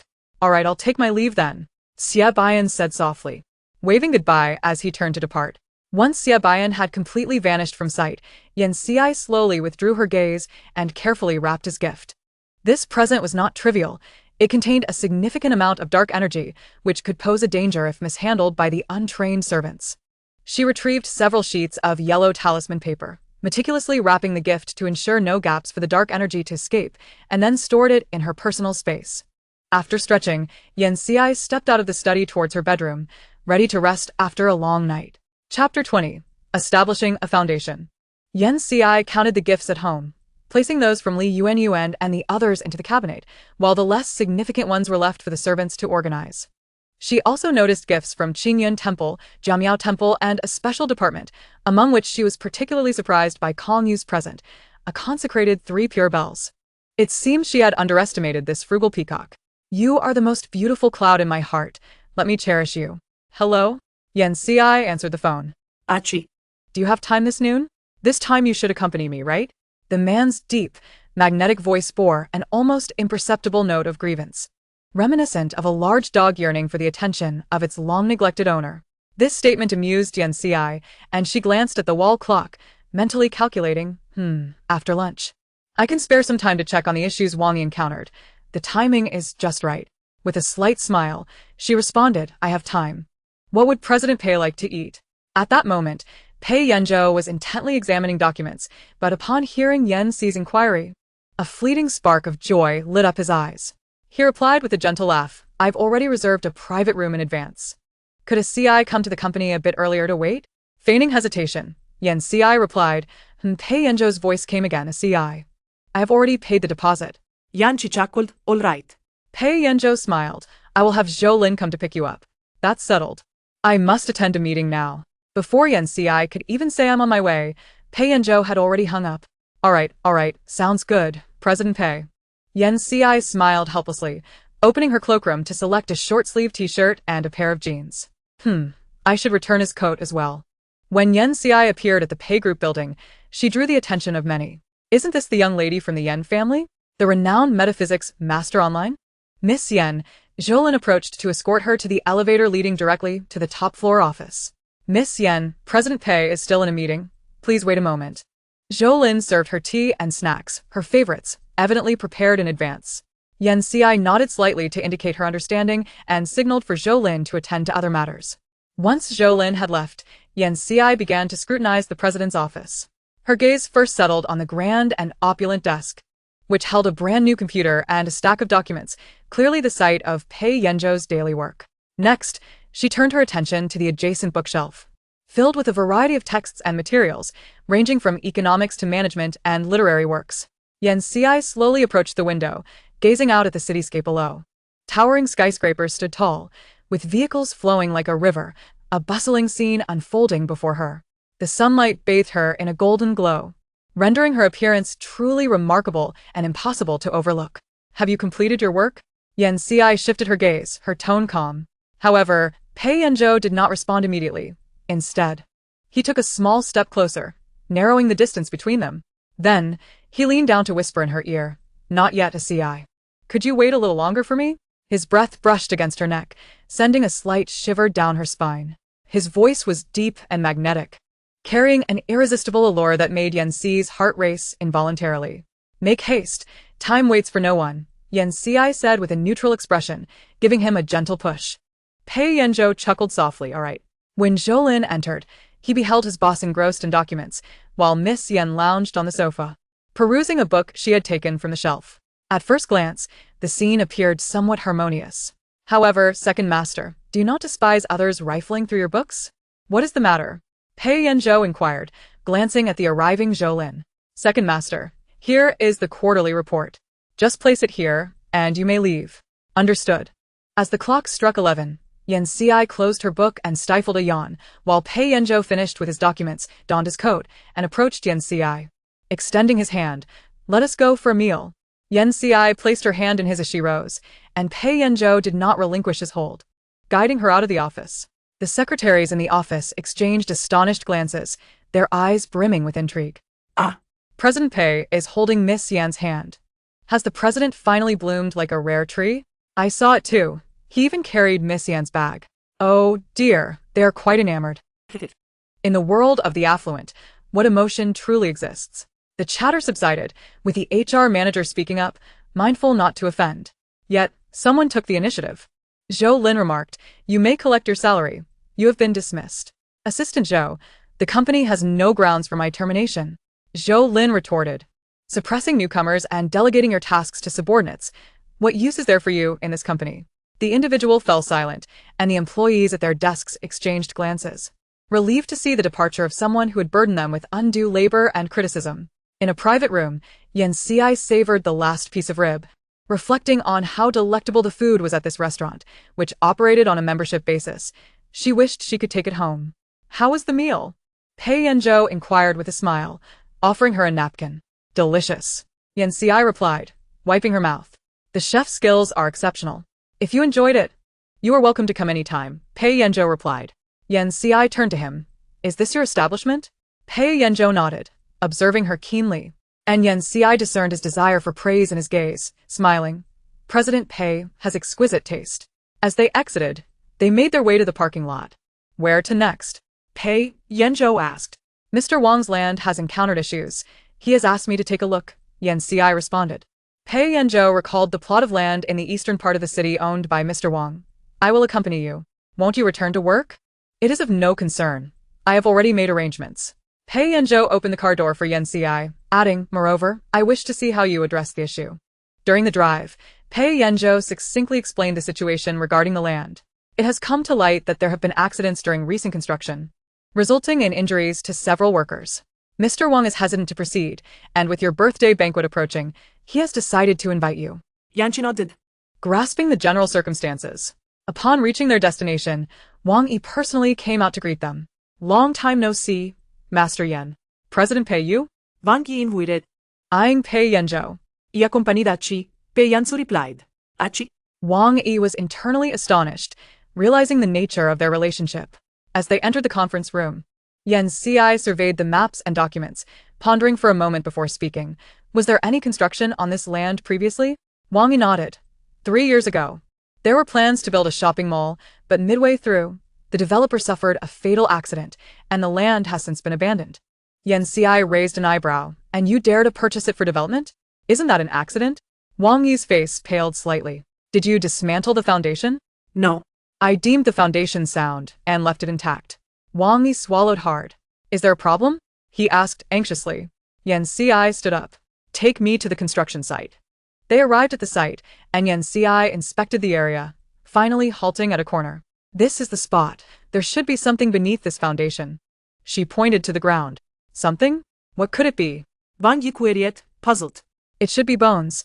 Make sure to dig deeply," Yan Xi said coldly. "Ah? Bones?" Wang Yi hurriedly called for workers to excavate, cautiously asking Yan Xi as they dug, "Master Yan, What exactly is beneath here? Underneath this foundation are driven piles. And they were forced into the ground. Yan Xi's eyes glimmered with coldness. Wang Yi felt his knees weaken. Forced piles? How dreadful. After a thorough excavation, the workers indeed uncovered a skeleton beneath the foundation.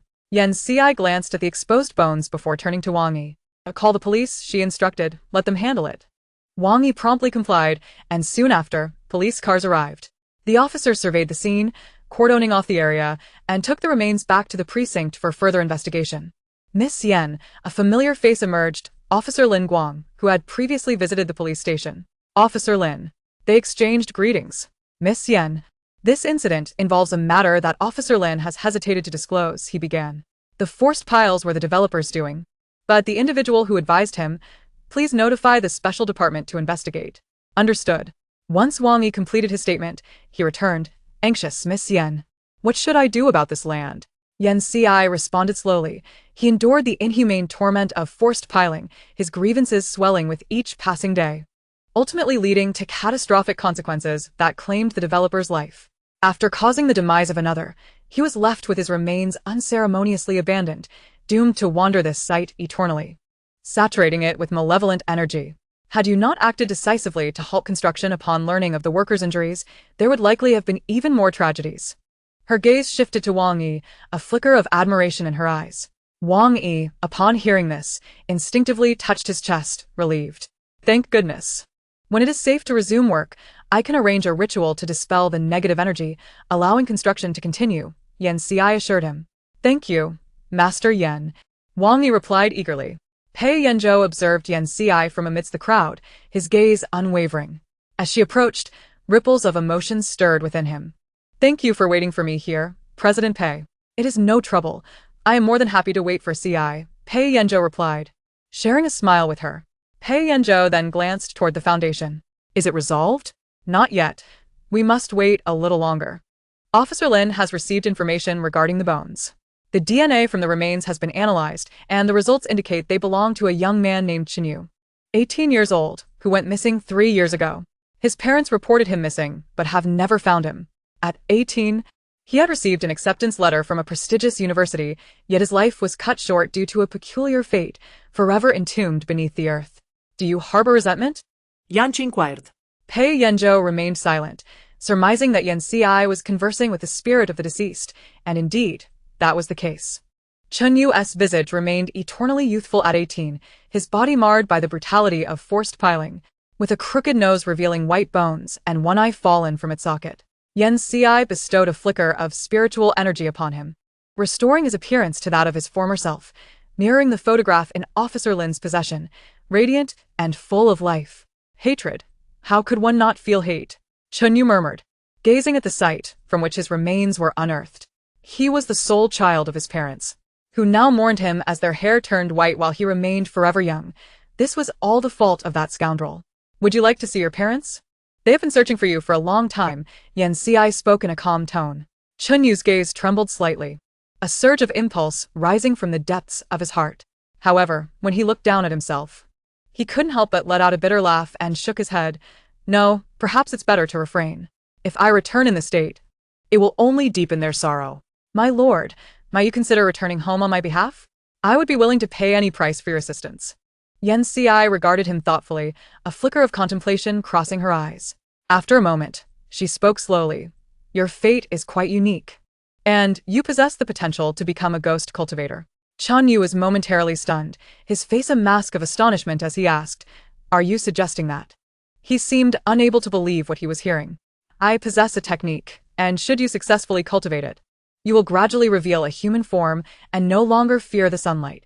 However, in exchange, you shall henceforth be my ghostly aide, responsible for teaching my son to read and write. Upon hearing this, Chen Yu's eyes sparkled with renewed hope. He had nearly succumbed to despair, resigned to the belief that he would only reincarnate in the underworld. Yet now, hope dawned upon him like the breaking of day, filling him with both surprise and joy. Chen Yu was acutely aware that as a spirit, he might frighten others if he were to interact with them. Thus, he cautiously inquired, My lord, I fear my appearance may terrify your son. No, he is not a typical child, Yan Xi waved her hand dismissively. Chen Yu responded, While that may be true, my lord, does that not imply your son is not quite right? Let us formalize our agreement. Yen Si extended her hand. Chinyu took her hand in his. Thank you, my lord. A warmth enveloped Chinyu's brow as the contract was sealed. Once the matter was settled, Yen Si led Chinyu away from a construction site. She handed him a talisman. This talisman will allow you to briefly reveal your true form before your parents. You can have them set up a memorial tablet for you, which will bring them some comfort and aid your cultivation. After you resolve your matters, come to find me at the Yen residence. Understood. After Chinyu departed, Yen Si and Pei Yanzhou entered the car, preparing to head home. Pei Yanzhou glanced at the road ahead and remarked, Is that the boy from the construction site? You have taken him as your ghostly aide? Yen Si did not shy away from discussing the matter with Pei Yanzhou, and upon his inquiry, she nodded. Indeed. While he may be considered talented, the Yen family is not lacking in resources to hire tutors for Yen Yining, Pei Yanzhou asserted confidently. The car halted at a red light, and Pei Yanzhou turned his head. So, you intentionally assigned him a task to accept. Yen Si tilted her head, regarding him. You are correct, and so? Pei Yanzhou smiled. It's nothing. I merely think that Si is truly beautiful and kind-hearted. Yen Si turned her head away, a faint blush gracing her ears. Flattery will get you nowhere. Focus on driving. Very well, Master Yen, Pei Yanzhou chuckled as he started the car towards the Yen residence. Upon arriving, Pei Yanzhou opened the door for her. Well then, Si, farewell. Pei Yanzhou looked at her, his expression earnest. Farewell, Yen Si replied with a smile, suddenly leaning closer to whisper in his ear. Zhou Zhou. Pei Yanzhou froze, his ears quickly turning crimson as he watched Yen Si's cheerful silhouette depart, chuckling helplessly as he rubbed his ears and drove away. Chen Yu arrived at his home, where he could hear the sounds of weeping emanating from within, likely due to the news of his demise. Chen Yu pressed the talisman to himself and found himself standing on the ground. His heart raced with excitement as he raised his hand and knocked on the door. Knock, knock, knock. Who is it? A horse. Choked voice responded as his mother opened the door, staring in disbelief. Son, my son. Has she lost her mind? Chen Yu's voice quivered. Mother, I've been unfilial.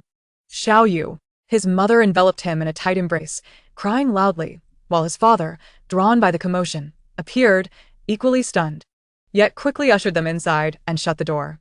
What is happening? After his mother calmed down, she asked, bewildered, given that his remains had been found. Mother, this is my soul, Chen Yu explained. His mother nodded vigorously. Good, good, then you must diligently follow your master in cultivation. Do not worry about us. Your father and I have our pensions. His mother chattered on, while his father prepared his favorite meal. After dinner, the family settled down to watch television together. But as Chen Yu's spectral form began to fade, he spoke up. Mother, I must go now. Very well, his mother replied, her eyes glistening with unshed tears as she wiped them away. You can return often. That is enough. Son, be sure to follow your master closely. His father added with a smile. Yes. Chen Yu's form slowly dissipated, but this time, his parents did not grieve excessively, for they understood they would meet again. Chen Yu became Yen Si's ghostly aide, allowing him to bypass the four symbols protective formation to enter the Yen residence. Yen Si sat on the carpeted floor of the living room, drawing talismans on the coffee table. You have returned. Yen Si waved her hand at Yen Yining. This is the teacher I found for you. He will first teach you some characters, so be sure to study diligently, understood? Oh, Yen Yining obediently replied. Chen Yu observed the child, sensing an aura that sent chills down his spine. He was indeed no ordinary child. Chapter 22. Arranging a Kindergarten. This is my son. You need not fear him. He is very obedient, Yen Si reassured, noticing Chen Yu's trepidation. Yes, I will teach him well, Chen Yu replied hastily. Yen Si had essentially granted him a second chance at life. He could only repay her kindness by giving his utmost effort. I have arranged a room for you in a villa under my name, stocked with books. If anything is missing, feel free to mention it. Once you achieve success in your cultivation, I can assign you tasks that come with compensation, which you can use to send to your parents. Yen Si's calm words resonated with Chen Yu like celestial music, and he nodded earnestly. Yen Si handed him the prepared manual, providing the address before sending him off to cultivate. She carefully arranged the drawn talismans, while Yen Yining watched as Chen Yu floated away. Turning to Yen Si. Am I to learn from him? Start with some simple characters. Tomorrow, I will need to visit a special department to help prepare a personal file for you, so you can smoothly enroll in kindergarten, Yen Si instructed Yen Yining. Okay. Yan Yining nodded obediently, indicating his understanding. The following morning, as the sun began to rise, Yan Ci rose early, taking Yan Yining to the special department. Upon their arrival, Zhang Mingyu had already been waiting in the lobby for some time. "Good morning, Daoist Yan," Zhang Mingyu exclaimed upon seeing Yan Ci with a child, a hint of surprise in his voice. "Good morning, Daoist Zheng," Yan Ci responded with a smile. "Have you gathered any leads on that matter? Have you found the malevolent cultivator behind it?" Currently, there is no concrete evidence pointing to a specific suspect. However, based on the ongoing investigation, we suspect that this incident may be linked to the previous minor ghost incident, possibly orchestrated by the same individual, Zhang Mingyu analyzed, frowning. That possibility cannot be dismissed.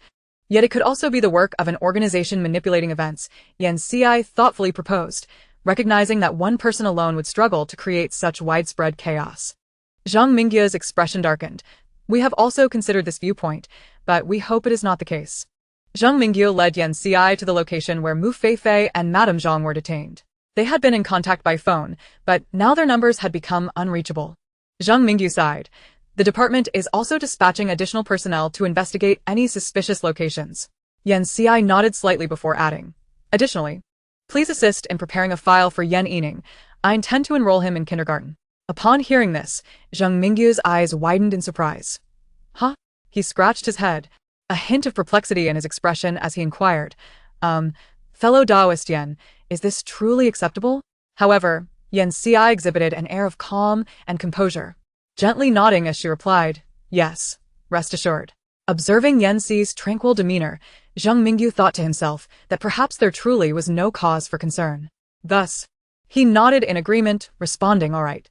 Subsequently, Zhang Mingyu arranged for personnel to accompany Yan Yining to handle the necessary documentation. After completing these tasks, he hesitated momentarily before continuing to Yan Ci, "Fellow Daoist Yan, our minister wishes to meet with you. I wonder." Yan Ci lifted her gaze to Zhang Mingyu and asked now. Zhang Mingyu nodded in affirmation, replying, "Yes." "Very well, let us proceed," Yan Ci stated. Zhang Mingyu breathed a sigh of relief, genuinely fearful that she might decline, as capable individuals often possess their own eccentricities. Top. Enter. Minister. Fellow Daoist, Yan has arrived. Upon entering the room, Yan Ci could not help but feel a sense of surprise. Seated in the spacious and brightly lit office was a middle-aged man. He sat upright behind his desk, exuding an aura of sharpness and authority. From his resolute countenance and straight posture, it was evident that he was a soldier who had weathered many storms and experienced the vicissitudes of life. Yet, what astonished Yan Ci further was that, despite this man's formidable presence, he was merely an ordinary person. She did not sense the aura typically emanating from practitioners of metaphysics. "Miss Yan, I have long admired your reputation. I am Minister Chu Zheng." The man stood and extended his hand. Yan Ci grasped his hand, replying, "Hello, Minister Chu. I appreciate your gratitude regarding this matter." Minister Chu invited Yan Ci to take a seat, inquiring about her perspective on the situation. "At present, we can only await the results of your investigation," Yan Ci remarked, lightly tapping her fingers on the table. "However, I feel there is still much to uncover on the other side." Alas, Chu Zheng sighed, such incidents have been occurring frequently in recent years, and pressure from above has been mounting. If we fail to find a resolution soon, it may lead to... Chu Zheng trailed off, yet the implication was clear. The more actions taken, the easier it would be to grasp hold of incriminating evidence. Noticing Yan Ci's amiable demeanor, Minister Chu felt a sense of relief. Talent was scarce, and individuals like Yan Ci adhered to their own principles.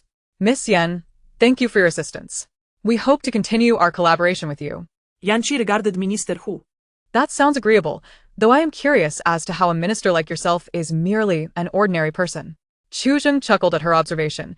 "You possess keen insight. Miss Yan, I am indeed an ordinary person. A few years ago, as incidents involving metaphysics escalated, the special department was established in response. Initially, there was a shortage of personnel, and I stepped in to lead. Your ability to develop the special department to its current stature is quite commendable," Yan Ci expressed sincerely. "Not at all. It is the collective effort of everyone involved." Chu Zheng waved his hand modestly. "By the way, Miss Yan, we have been somewhat apprehensive regarding your intention to send your child to kindergarten. After all, the other children there are ordinary humans, while Yan Ci understood Chu Zheng's concerns, smiling as she reassured him, Minister Chu, you need not worry. I will take full responsibility for him. Moreover, Yan Yining requires a normal social life. He cannot remain confined at home indefinitely. Chu Zheng nodded in agreement, acknowledging Yan Xi's perspective. Then I shall place my trust in you, Miss Yan. Your capabilities are evident to us all. Thank you, Minister Chu, Yan Ci replied. You are too kind, Miss Yan. Chu Zheng stood, stating, let us conclude our meeting for today. I will keep you informed of any developments. Yan Ci also rose, shaking his hand as they bid farewell. All right, you can enroll in September. Is this kindergarten suitable for you? It caters to children from affluent families, and the educational resources are excellent, Yan Ci inquired. Glancing at the introduction on her phone, Yan Yining nodded in agreement, affirming yes. Then it is settled, Yan Ci decided. Assigning Yan Ju to communicate with the principal while she immersed herself in her upcoming final examinations. Days after the exams, Yan Ci stretched, suddenly recalling that it had been quite a while since she had last engaged with her fans through a live stream. She contemplated opening a live session again when she found the time in a few days. Just then, Yan Luo rushed in excitedly. Sister, what is it? Yan Ci asked curiously. Yan Luo, beaming with enthusiasm, exclaimed, Sister, we have been invited to participate in a variety show together. As she spoke, she handed her phone to Yan Ci. Yan Ci took the phone, examining it closely. It was a travel-themed variety show that would be broadcast live, with a meticulously edited episode released a week after the live stream. I just received word from the production team that the filming location for the first episode is a renowned tourist village in City A of Province S. We can sign a contract for one episode as a trial. What do you think, sister? Yan Luo's eyes sparkled with anticipation, eagerly awaiting her sister's response. City A of Province S, Yan Ci mused silently, recalling that it was the same place Xie Bian had mentioned before. She nodded. All right, I agree. When do we start? Yay. 10 days from now. I will inform the director right away, Yan Luo replied excitedly. Yan Yining, sitting beside Yan Ci, inquired, what about me? You will stay at home with Grandpa and Grandma. I will arrange for Chinyu to give you lessons each day, Yan Ci patted his head. Do not worry. It won't be long, and I will return soon. Oh, Yan Yining nodded. Don't miss your mother too much, Yan Ci teased. I won't, Yan Yining replied defiantly. Ha ha ha. Yan Ci chuckled, pinching his cheek. Study well, and I will take you to school when the time comes. Understood. Chapter 23. Zhou Zhou. In the Pei family's villa, Yan Ci absorbed the malevolent energy from Pei Yanzhou's gourd, transforming it into her own power. Pei Yanzhou observed Yan Ci with closed eyes, unable to focus on the documents in his hands. Yan Ci opened her eyes and returned the gourd pendant to him, saying, it's done. Pei Yanzhou took the pendant, putting it on casually as he asked, are you going to participate in the program? Yes, Yan Ci replied, unfazed, as she was aware that this program was organized by a subsidiary under Pei Yanzhou's name. Will you be gone for long? Pei Yanzhou probed. I will return after filming one episode. There is no need for you to worry, President Pei, Yan Ci replied with a teasing smile. Pei Yanzhou, hearing her words, smiled back. Why not call me Zhou Zhou anymore? Yan Ci paused, glancing at Pei Yanzhou with a meaningful look. I didn't realize President Pei had a fondness for that title. Cough, cough. Pei Yanzhou coughed lightly, his fist against his lips. Why don't you stay for lunch before you leave? Then I shall graciously accept your invitation, Yan Ci smiled. What do you wish to eat? Yanchi. Surprised to see him stand up, asked, are you going to cook? Amichim. Pei Yanzhou, noticing her incredulous expression, smirked, rest assured. It is completely safe and non-toxic. Then I would like braised pork ribs and seafood, Yan Ci pondered before stating. Pei Yanzhou donned an apron and headed to the kitchen while Yan Ci followed, leaning against the doorframe, watching him skillfully prepare the ingredients and ignite the stove. Zhou Zhou is indeed capable in both the dining room and the kitchen. Yanchi remarked languidly. Pei Yanzhou's movements faltered momentarily before he resumed without missing a beat. Yan Ci chuckled at the sight of his flushed ears. Zhou Bo, passing by, overheard and couldn't help but laugh, noting how the second master seemed shy. As Yan Ci turned around, she spotted Zhou Bo standing there, who greeted her with a smile. Miss Yan, please feel free to command me if you require any assistance. No need, Zhou Bo. I'm merely here to observe, Yan Ci replied, leaning against the door and gazing at Pei Yanzhou. Before long, the delightful aroma of the dishes filled the kitchen. Soon, a feast of 3 exquisite dishes and a soup was presented on the table. Do taste and let me know how it is, Pei Yanzhou said, his eyes brimming with anticipation as he looked at Yen Si. She took a small portion from each dish, savoring the flavors before nodding in approval. It's quite delicious. Pei Yanzhou's eyes sparkled with satisfaction upon receiving her praise. Once they finished their meal, Yen Si prepared to depart. Pei Yanzhou accompanied her to the car. How do you feel I performed today? You did well, keep it up, Yen Si responded with a smile. Pei Yanzhou watched her car disappear down the road. It has been ages since I last saw the second master smile, Zhou Bo remarked. Zhou Bo? You should refrain from indulging in such distractions, Pei Yanzhou replied, dismissing Zhou Bo's teasing gaze as he headed to his study for a meeting. The program team for Travel with Family announced, welcome to this episode featuring Mu Xia, Mu Yu, Zhu Yen Si, Jing Yan, Luo Xiao, Bei Yan, and Xiao Ru Yan. Oh my, am I seeing this correctly? My metaphysical blogger is finally live again? Even if it's a variety show. It was Luo who invited her sister. Right? Upstairs, still together with the Xiao siblings and the Mu siblings, this episode promises to be exciting. I've already prepared my little stool. Count me in. The show garnered immense attention even before airing, surpassing the viewership of the previous 2 seasons. Yen Si and Yen Luo boarded a flight to City A. Upon arriving, they checked into the pre-arranged hotel. The following morning, they departed in groups with the staff towards the village. The live broadcast has commenced. Let me see. Where Master Yen? Wow. This episode features 2 handsome gentlemen. Mu Yu is so handsome. The upstairs fan, clearly. Bei Yan is even more charming. Laughs. The comments flooded in as the recording officially began. Dear guests, our travel destination this time is a quaint village beneath City A. While it may not be affluent, the natural beauty is breathtaking. You can fully immerse yourselves in the scenery, the director announced, holding a microphone. The vehicle navigated through the roads, finally halting before an old courtyard. This will be your residence for the next few days. Please select your rooms, the director concluded, prompting the guests to spring into action. Allow me to introduce myself. I am Mu Xia, a singer, and this is my brother, Mu Yu. I am Xiao Bei Yan, an actor, and this is my sister, Xiao Ru Yan.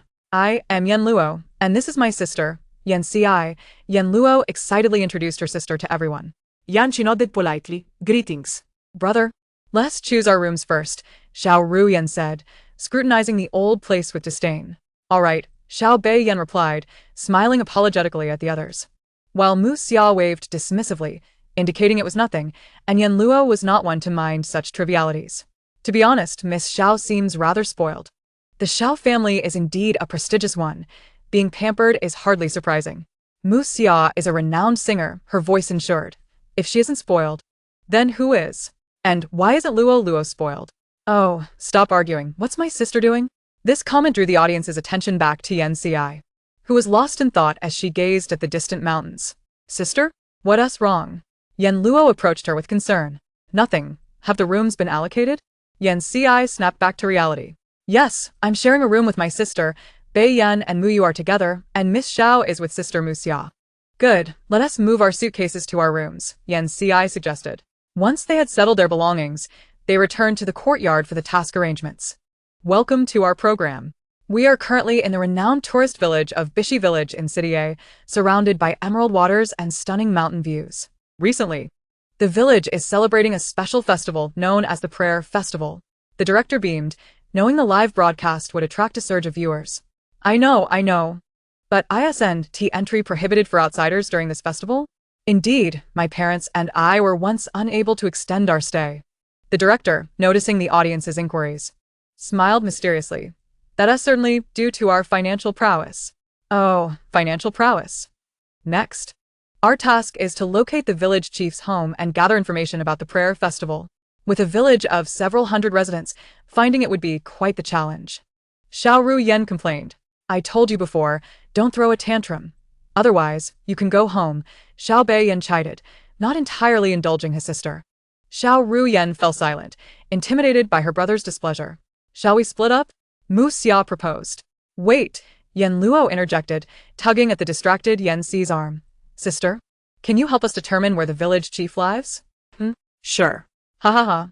The director never anticipated that this episode would feature a contestant with extraordinary abilities. Ha. The guests they invited must air this regardless of the circumstances. After a moment of contemplation, Yen Si stated, Northwest, 300 meters. Will that work? Mu Xia inquired, Though she had seen Yan Xi's prowess online, it felt different witnessing it firsthand, leading her to harbor doubts. Teach, what a charlatan, Mu scoffed derisively. Mu Xia playfully tapped his head. How can you speak like that? Mu Yu, with his head held high, was a typical high school boy, his swagger attracting many fans of Yan. However, this attitude irked Yan Luo, who snapped back. Believe it or not, the sweet persona had transformed into a fierce demeanor. Oh no, Luo's character is crumbling. Yan Luo, disparaging my sister? Draw your sword. Let's go check it out. We have no leads anyway. Xiao Bai Yan suggested diplomatically. Yan Xi pulled Yan Luo's arm, shaking her head. Sister? Yan Luo was still slightly miffed, but chose not to press further as they headed toward the location Yan Xi indicated. From now on, do not stray from my sight. Yan Xi whispered, covering the microphones of the two and speaking softly into Yan Luo's ear. All right. Although she was unsure why, Yan Luo nodded obediently. What are you sisters discussing? I want to hear too. If you don't let me listen, I'll make a scene. Crawling in a dark and twisted manner. Chapter 24. The Prayer Festival. The group followed Yan Xi's directions to a two-story small building, where the door stood ajar and a woman was feeding chickens. Good day, ma'am. Is this the village chief's residence? The woman looked up at them, her eyes lighting up with enthusiasm upon seeing the four girls. Yes, you must be here to record for the show. Welcome, welcome. See? My sister, Yen, has never been wrong in her calculations. Sister Yen, my eternal idol. You're looking for the old man, right? Just a moment. The woman said, heading inside to fetch the village chief. The group exchanged glances, ultimately turning to Yan Xi, who was assessing the house.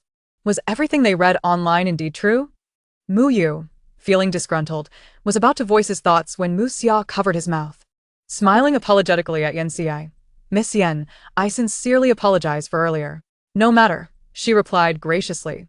Yan Xi shook her head, dismissing her concerns. Moments latte. An elderly gentleman in his 60s emerged, greeting them with a warm smile. Hello, I am the village chief of Bishi Village. Greetings, chief, Mu Xia interjected.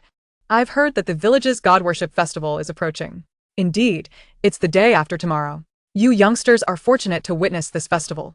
Usually, we do not allow outsiders into our village, the chief replied, his demeanor reminiscent of a kindly neighbor.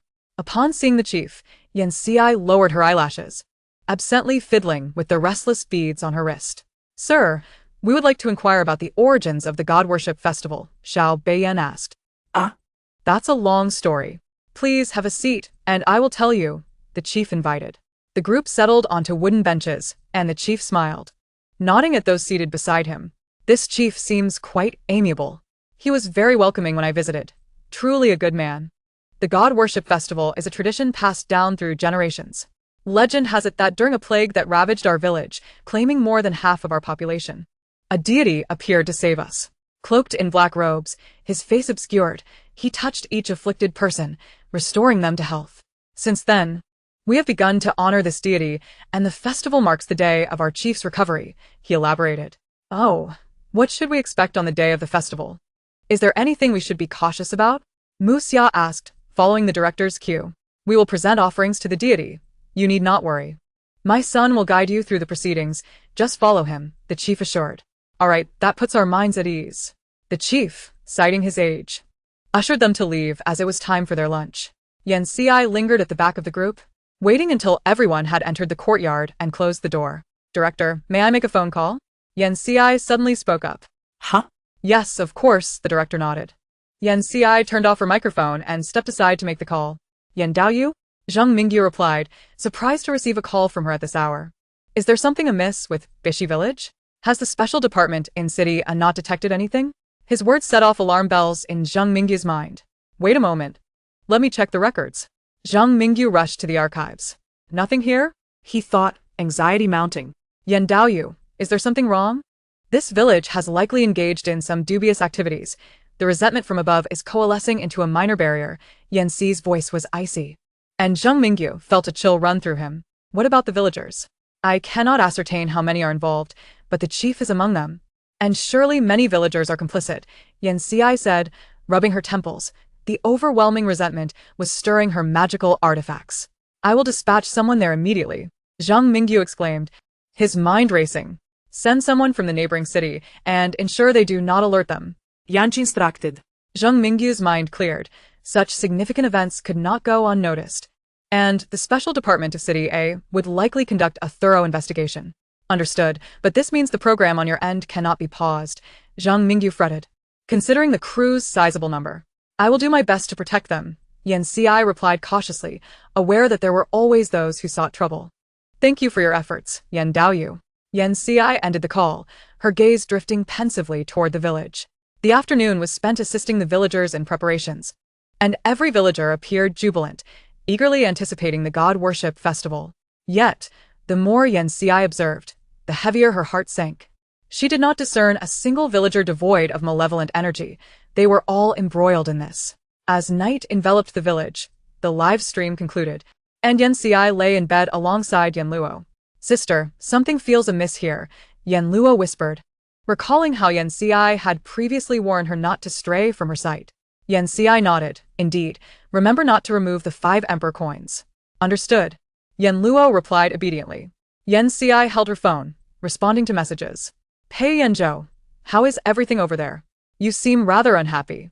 Yanchi, You've been keeping an eye on me. It's inappropriate to slack off at work, President Pei. Pei Yanzhou, but I want to see you with CI. Yanchi Chakwald. Replying. ISNT this program organized by your branch? It seems this episode might not air after all. Pei Yanzhou, what is going on? Yan Ci, there are issues with this village. Upon reading her message, Pei Yanzhou sat up straight, his expression turning serious. He quickly typed back. Do you need my assistance? Yan Ci pondered for a moment before replying. Not at the moment. I will assess the situation first. If necessary, I will reach out to you. Pei Yanzhou, all right. Please be careful.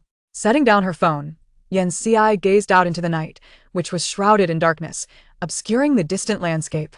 Pei Yanzhou touched the 5 emperor coins on his other wrist, feeling a slight calm wash over him. There was little he could do to assist her. His eyes flickered as he called Zhou Lin. Notify the director team of Miss Yan's location. Fulfill any requests they may have. Zhou Lin, just settling into sleep, replied. Understood. The following day, the crew resumed filming. Good morning, esteemed guests. Today's filming task involves understanding the rituals of the God Worship Festival, the director announced. Afterward, the chief's son, Xiao Wang, approached to lead them. Hello, everyone. I will take you to the ancestral hall to view the deity's statue. We are about to see the mysterious ancestral hall. Really? That's wonderful. Mu Xia exclaimed, and the others echoed her enthusiasm as they followed Xiao Wang. The camera trailed behind them as they entered the village's ancestral hall, a musty scent enveloping them. Their attention was drawn to the statue prominently displayed at the center. Carved from stone, the statue depicted a seated figure draped in a long robe, exuding an air of solemnity and reverence. However, the most unsettling aspect was the obscured face, shrouded in a mist that rendered its true visage unrecognizable. Strangely, one hand of the statue was outstretched toward the crowd, as if demanding something from them. The hand appeared oddly exaggerated, with elongated, curled fingers that sent chills down their spines. The atmosphere was thick with unease, each breath growing heavier. They began to speculate about the statue's significance. What did it represent? Why did it present itself in such a bizarre manner? Was it truly seeking something of great importance? Just as silence fell over the group, a sudden chill swept through, rustling the leaves in a haunting whisper. This breeze seemed to shatter the stillness, and a wave of anxiety surged within the guests. This statue looks so imposing, Xiao Beiyan remarked with a forced smile. Everyone in our village feels the same way. Xiao Wang excitedly shared, oblivious to the tension among the group. I can't shake the feeling that something is off about this statue. I agree. It sends shivers down my spine. You're all just scaring yourselves. There are so many of us. What is there to fear? Chapter 25. Worshipping the Evil Deity. Arranging a Yin marriage. Xiao Wang continued detailing the statue, while Yan Ci focused intently on the outstretched hand, confirming her suspicions. This village was indeed venerating an evil deity. As for the offerings for the worship, a vision of the sanguine aura seen upon the idol flashed through Yan Ci's mind. Such a phenomenon could not arise from mere livestock. Thus, Yan Ci gazed at the young Wang before her, who remained blissfully unaware that his attention lingered too long upon the 4 young women. Young Wang proceeded to enlighten everyone about the particulars of the sacrificial rites, ultimately stating, I must present a stick of incense to the deity. Please bear with me for a moment. Very well, they replied. Yen Xi observed in silence as Young Wang lit the incense and placed it into the burner, a wisp of smoke ascending gracefully. A glimmer of excitement sparked in his eyes, and his lips could not suppress a smile. The deity welcomes your arrival. Perhaps you shall receive their blessings during tomorrow's festivities. Mu Yu and Xiao Ru Yan expressed skepticism, while Xiao Bei Yan and Mu Xia chuckled, saying, that would indeed be splendid. Yen Luo rubbed her arms, feeling an unsettling chill creep up her spine. Young Wang guided them in preparing for the upcoming festival, and with every passing moment, Yen Xi felt an increasing sense of alarm. Their audacity was astonishing. As evening fell, the live stream was abruptly terminated. Why are we ending so early today? Mu Xia questioned. Perplexed, the director and the guests congregated within the courtyard. The director turned his gaze toward Yen Xi, who glanced at the sun, now descending. Before addressing the group, I shall speak but once. This village venerates a malevolent deity. Tomorrow's festival, or rather the sacrificial rites, will commence tonight, with our 4 female guests serving as offerings for a ghastly union, while the male guests shall present flesh and blood to this sinister entity. An oppressive silence enveloped the surroundings. No, it cannot be. This is a live stream. Do they truly possess such audacity? A staff member exclaimed in horror. They need only fulfill the demands of the malevolent deity, Yen Xi replied coolly. At that moment, laughter echoed, drawing everyone's attention to Mu Yu, who appeared unfazed. Yen Xi dismissed his demeanor, stating, tonight, I shall affix protective talismans upon the door. Regardless of who calls you outside, do not venture out, not even in dreams. Should your soul be lured away, I cannot assure your safe return. Her voice was cold as she waved her hand, sending several talismans fluttering toward the entrance, where they adhered firmly to the wall. Those who had previously doubted were now trembling. Very well, everyone, remain vigilant tonight. Keep an eye on one another and do not exit, the director decreed. Yen Xi was somewhat astonished by the director's compliance, but soon realized it must be due to Pei Yanzhou's influence. She distributed peace talismans to each person before retreating to her room for rest. That night, some chose to forego sleep, determined to endure until dawn.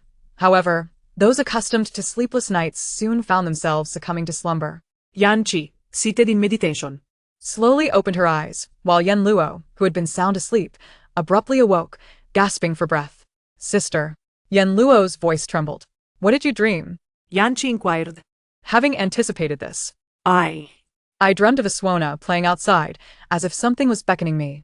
I glanced out the window and saw a wedding procession. But they were not carrying a bridal palanquin. It was a coffin. Then, the elderly woman leading the procession turned and locked eyes with me. And I awoke with a burning sensation on my wrist, Yen Luo recounted, shaken. That entity has begun to ensnare its chosen offerings, Yen Xi mused, caressing the trembling beads on her wrist. Yen Xi gently patted Yen Luo's shoulder, reassuring her, do not fear, for I shall protect you. Are you still attempting to sleep? Yen Luo grasped Yen Xi's hand, exclaiming, sister, I cannot sleep. I fear that if I do, that entity will take me away. Very well, Yen Xi nodded in agreement. Shortly thereafter, a knock echoed at the door. She turned to look. Is Miss Yen in? It was Mu Xia and Xiao Bei Yan. Come in, Yan Qi replied. Miss Yen, please save my brother. Mu Xia rushed into the room, tears brimming in her eyes. Her voice choked with desperation. No matter how much I call, he refuses to awaken. I truly do not know what to do. I beg you, Miss Yen. Beside her, Xiao Bei Yan wore a face of shame, softly pleading, my sister is in the same predicament. I implore you to lend your assistance. Yan Qi contemplated silently. She had anticipated these two would disregard her warnings and neglect to carry the peace talismans. At that moment, her expression darkened. Who could blame them? They had been forewarned, yet chose recklessness. She had hoped for the timely arrival of reinforcements dispatched by Zheng Mingyu, but now it seemed it would be too late. Sister. Yen Luo clung tightly to Yen Xi's arm, tears glistening in her eyes, refusing to let go. It is too dangerous there. Why must you risk yourself for those who refuse to listen? Yen Luo understood that only Yen Xi could save them, but her worry was palpable. Fear not, Luo Luo. Yen Xi gently stroked her sister's hair, comforting her. Rest assured, all will be well. By dawn, the special department shall arrive. Until then, you must not step outside. Do you understand? And you too, inform the production team that even if villagers come calling, do not open the door. Understood. No sooner had she spoken than Yen Xi turned and departed, striding resolutely toward the ancestral hall. Meanwhile, The spirits of Xiao Ruyan and Mu Yu drifted aimlessly toward the hall, a bell-'s chime jolting them back to consciousness. What? What is happening? Xiao Ruyan cried in terror. Yan Xi, wielding the Sanqing bell, raised her hand to guide the spirits of Xiao Ruyan and Mu Yu back to their abode. Run to your residence. Do not look back. Her voice was cold and commanding, prompting them to hastily retreat. You possess remarkable audacity. The sinister voice that echoed was reminiscent of the depths of hell, sending chills down their spines.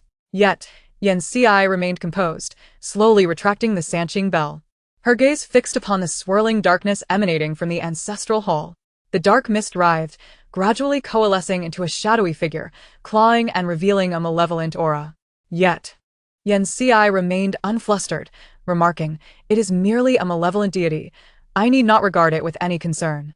She gently raised her hand, and the beads upon her wrist suddenly scattered, each wooden bead soaring like spirited sprites. Simultaneously, arcs of violet lightning flickered around each bead, crackling ominously, as if brimming with boundless power. Then, with a swift motion of her arm, the beads shot forth like arrows toward the shadowy figure. In an instant, brilliant bolts of lightning erupted from the beads, striking fiercely at the shadow. Ah! The shadow emitted a wretched scream as the surrounding darkness began to dissipate under the onslaught of the thunder. It was a soul exuding an aura of malevolence. Resembling a skeletal husk, its skin tightly clinging to its bones, instilling a sense of dread. Yan Xi could distinctly perceive the nauseating stench wafting from the soul.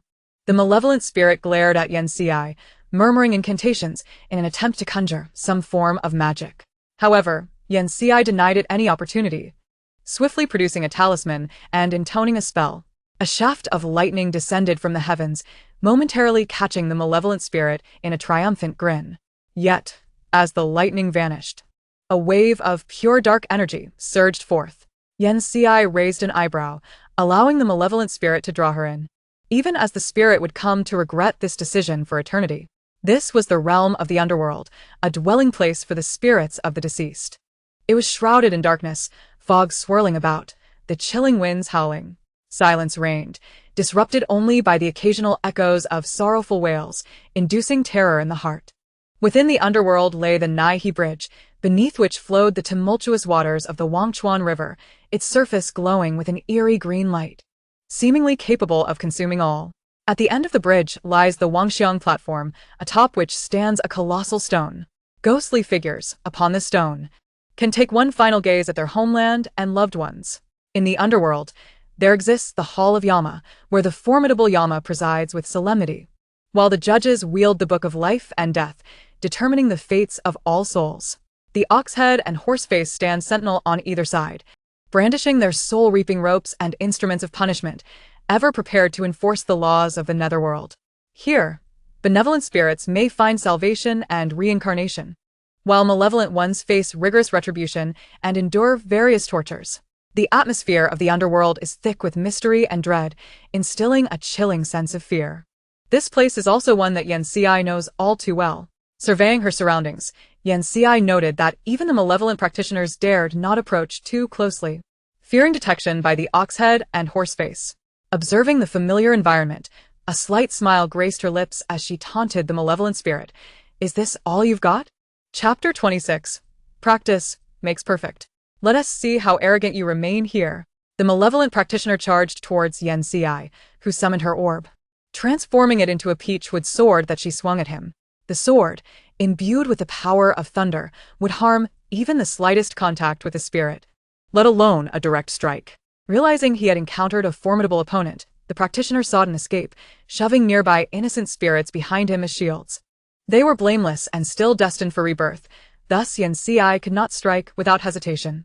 The practitioner, sensing his opponent's rising frustration, glanced back only to find Yan Xi leisurely pursuing him, exuding an air of calmness. His heart raced with an ominous premonition as a chain swung towards him. Meanwhile, Xiao Ruyan and Mu Yushu, having awakened, appeared pale as they huddled with Yan Luo. Frustrated, Yan Luo glared at them, blaming them for his sister's departure. Understanding their culpability, Xiao Ruyan and Mu Yushu remained silent. As dawn broke, Zheng Mingyu arrived with his team, accompanied by police officers. The village had seen its share of disappearances each year, Coupled with the presence of malevolent deities, it was not difficult to surmise their fates. In a village of several hundred, they first needed to secure the residents. Zhang Mingyu led his team to the shrine, the source of the heaviest malevolent energy, only to find it shattered, devoid of both the malevolent deity and Yan's companion. Zhang Mingyu inquired of the production team, "Do you know where Yan's companion is?" Xiao Ruyan and Mu Yushu trembled, unable to respond. Yan Luo's expression darkened. "My sister left to save these two fools, and has yet to return." Zhang Mingyu and his team wore grim expressions as they too were exasperated with reckless individuals, though they could not blame them for their disbelief in the supernatural at this time. "Where is my sister? Haven't you found her?" Yan Luo pleaded anxiously. "Miss Yan, please remain calm. Your companion is quite powerful. She will be fine," Zhang Mingyu reassured her. "I've dispatched a team to search. Perhaps the battle has taken them far from here." Yan Luo could not be at ease. She called her brother, uncertain of when he might arrive. "Why hasn't he today's live stream started? Is something wrong? I'm in a town near Bishui village, and I've seen many police cars heading that way." Could it be? Speaking of which, I saw a bolt of lightning strike there yesterday. Me too. Could it be that Master Yan has ascended? It could also be a battle. The production team's official account was flooded with comments, prompting the director to issue a statement. "Due to special circumstances, please understand and await the official notice from a city's public security bureau." Official? What official? So they really went that way. Yan Luo awaited the arrival of Yan Zhu and Yan Yining, surprised to see Pei Yanzhou as well. "Haven't you found anyone?" Yan Zhu's voice turned cold as evening fell. Zhang Mingyu appeared equally troubled. After a day of searching, there was no sign of the battle. Pei Yanzhou's gaze flickered as he brushed his fingers over the 5 emperor coins. Suddenly, the malevolent energy intensified. Reports came in that personnel from a special department were heading that way, prompting Yan Zhu and his companions to follow. With a swift motion, the malevolent practitioner was struck by a soul-locking chain, collapsing to the ground, his spirit dimming significantly. "Old Xie, you're a bit late," Yan Xie remarked in a calm tone. Xie Baiyan swung the iron chain in his hand toward the malevolent practitioner, replying casually, "Hey, old Yan, I've been quite swift." A sharp metallic clang resonated as the chain fell to the ground. Yan Xie observed the fallen chain intently before turning her gaze to Xie Baiyan, who grimaced in frustration. Muttering, "This thing belongs to a rat. It has too many escape methods." The practitioner had returned to the human realm, and Yan Xie and Xie Baiyan pursued him through the ghostly path. "Damn it, I've hit a wall," the practitioner cursed inwardly. Facing the special department personnel upon his return, he thought, "If I can't deal with that woman, how can I not handle you?" The special department members quickly formed a formation, chanting incantations, but the malevolent practitioner resisted stubbornly, relentlessly battering against the array. Just as the formation appeared on the verge of collapse, Yan Xie emerged, wielding her peachwood sword, stepping into a 7-star stance, chanting incantations as she thrust the sword toward the core of the dark energy. The sword's tip glimmered with purple lightning, colliding fiercely with the inky blackness. In an instant, a crisp sound akin to shattering porcelain echoed through the air. Realizing escape was impossible, the malevolent practitioner contemplated. "Since I am doomed, I might as well take someone down with me." Gritting his teeth, he summoned the last remnants of his strength, transforming into a shadow and lunging toward the only child in the crowd. "Mink mink." Yan Luo cried out in alarm, but before her words finished, a scene unfolded that left her speechless. Yan Yining, unfazed, seized the malevolent practitioner and delivered a powerful punch, sending the practitioner's head spinning. Time seemed to freeze in that moment, the atmosphere enveloped in an eerie silence. "Here, Mom," Yan Yining said, frowning slightly as he held up the seemingly lifeless and languid malevolent practitioner. The practitioner internally lamented his misfortune, having encountered a bone that would not decay for a millennium. Xie Baiyan approached, witnessing the scene, a satisfied smile spreading across his face. He gently patted Yan Yining's head, praising, "Well done. Next time, Uncle will bring you a delicious cake specially made in the underworld." Upon hearing this, Yan Yining paused for a moment.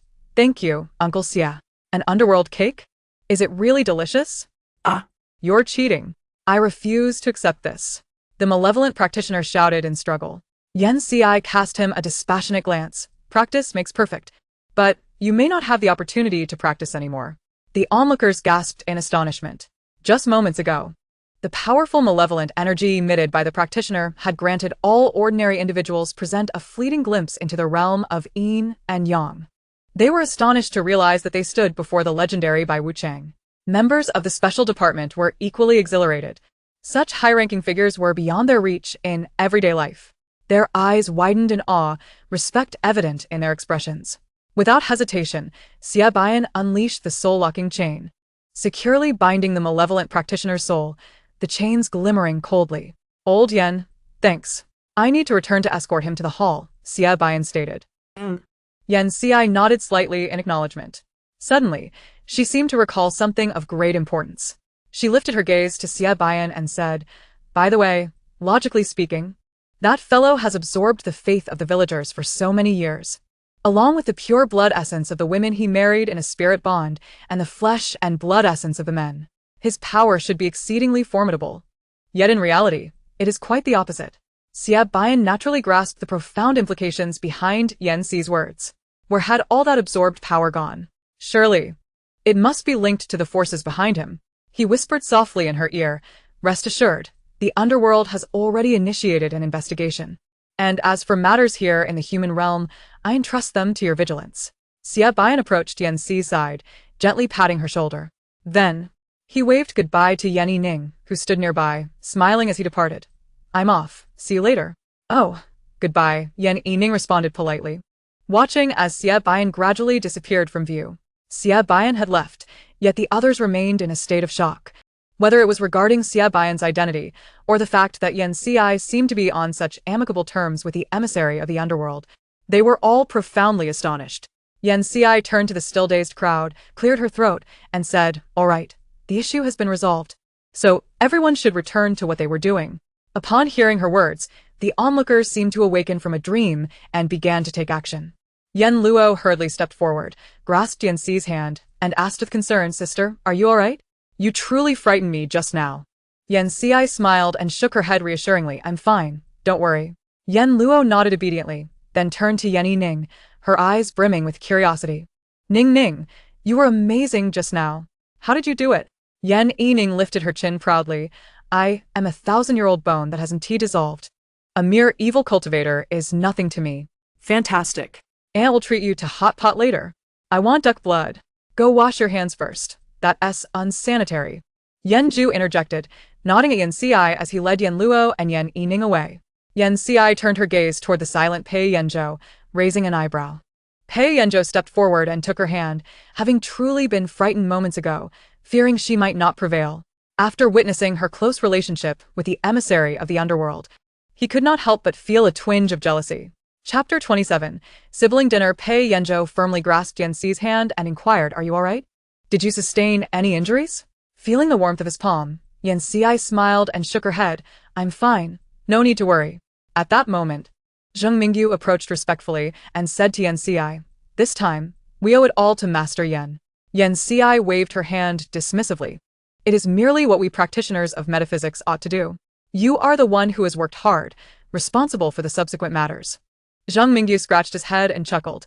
That's nothing. You've already resolved the biggest issue. We can handle the follow-up, but... He hesitated, glancing at Yen Xi. Yen Xi raised an eyebrow. Captain Zheng, feel free to speak your mind. Zheng Mingyu took a deep breath. Are you very familiar with Lord Wucheng? The other members of the special department turned their eager gazes toward her. Yen Xi, taken aback by their enthusiasm, did not keep them in suspense. Yes, quite familiar. Hearing this, their excitement intensified, with each person casting fervent looks at Yen Xi, marveling at her status as a prominent figure who could be so close to Wucheng. Yen Xi cleared her throat. You need not be so agitated. We simply have known each other for a long time. No, our excitement is warranted. Such a relationship cannot merely be attributed to time. Some here have collaborated with the ghostly messengers below, yet none have reached this level of familiarity. Yan Chichakol del Plisli. If there is nothing else, I shall take my leave. Upon hearing this, everyone nodded in agreement. Farewell, Daoist Yen, Zheng Mingyu said, taking a deep breath to bid her goodbye. Farewell. Pei Yanzhou and Yen Xi walked towards the village entrance, with Pei Yanzhou still holding her hand. Mr. Pei, aren't you going to let go? Yan Chitized. Pei Yanzhou gazed at her. I don't wish to release it. May I hold your hand a little longer? A Ci? Yen Xi smiled. All right, if Zhou wishes to hold on, then let him. Pei Yanzhou's ears turned slightly red as he tightened his grip on her hand. At the village entrance, Yen Luo and the others were waiting for her. Yen Ju looked at their clasped hands and approached with a smirk. Mr. Pei, it's admirable that you managed to juggle such a busy schedule, yet still find time to come here to handle this mess. Pei Yanzhou was well aware of Yen Ju's teasing. If it were anyone else, he could employ various tactics, but this was Yen Ci's elder brother. Mr. Yen, you just... I worry about someone I care for, and no matter how busy I am, I can always make time, Pei Yanzhou replied nonchalantly. Yen Ju, who had witnessed Pei Yanzhou as cold and unfeeling demeanor in business, was taken aback by his current attitude, yet he still found it hard to look past it. All right, it's getting late. We should be on our way, Yen Ci said, slightly amused as she reminded them. The moon had already risen in the sky. Yen Ci playfully tugged at Pei Yanzhou's palm before letting go and walking ahead. Let us go, brother. I haven't eaten yet. Okay. Yen Ju nodded and said to Pei Yanzhou, I'll take my sister home now, Mr. Pei. Pei Yanzhou rubbed his fingertips together. Mr. Yen, take care. Yen Ju led the others to the car and departed. Second Master Zhou Lin cautiously spoke up. Second Master wanted to take out his frustration on me for not having a wife to accompany him. Will he? Pei Yanzhou was in a good mood and chose not to dwell on his erratic attitude. Let us go. All right. As night fell, when they arrived in City A, it was already 9:30 in the evening, but for this city, the nightlife was just beginning. The four settled around a table, ready to indulge in a steaming hot pot feast. Shortly after placing their orders, the waiter brought various ingredients to the table. Yen Ci eagerly scooped a spoonful of fried rice into her mouth. Noticing this, Yen Luo couldn't help but feel concerned and asked, Sister, you've been fighting that person all day and haven't eaten at all. Yen Ci shook her head, explaining, it's not like that. I went to the underworld with him. The time there is different from that in our human realm. We only spent a moment there. Yet so much time has passed here. Her tone was lighthearted. Yen Ju paused, his hand holding the chopsticks freezing for a moment before he finally spoke. You mean to say you went to the underworld? Yes. What's the matter? Yanchi inquired. Yen Ju smiled with a hint of sarcasm. As long as you returned alive, that's all that matters. Oh, it's nothing to be surprised about. I used to go there quite often, Yen Ci replied nonchalantly. Yen Luo looked at her with admiration. My sister is so amazing. Yen Ju recognized that he was unfamiliar with their affairs and chose not to say much more, merely advising her to be cautious in the future. MKM, Yanchi nodded. Yen Ju sighed and began fishing for duck blood to mix with the rice. Thank you, uncle. Yen Yining said sweetly, her demeanor hardly suggesting that just moments ago she had turned the head of an evil cultivator inside out. Yen Ci looked at Yen Yining, nodding in satisfaction. It seems you have learned quite well from Chinyu. I can recognize many characters now, Yen Yining replied, her tail wagging like a small puppy. Wait, when did you start learning? Who is this Chinyu? Yen Ju was increasingly perplexed. Oh. He asked the talented student who died in the recent incident involving the birth of a spirit. He has great potential. So I took him on as a ghostly messenger to teach Yen Yining, Yen Ci said casually. A ghostly messenger? Where do you have him?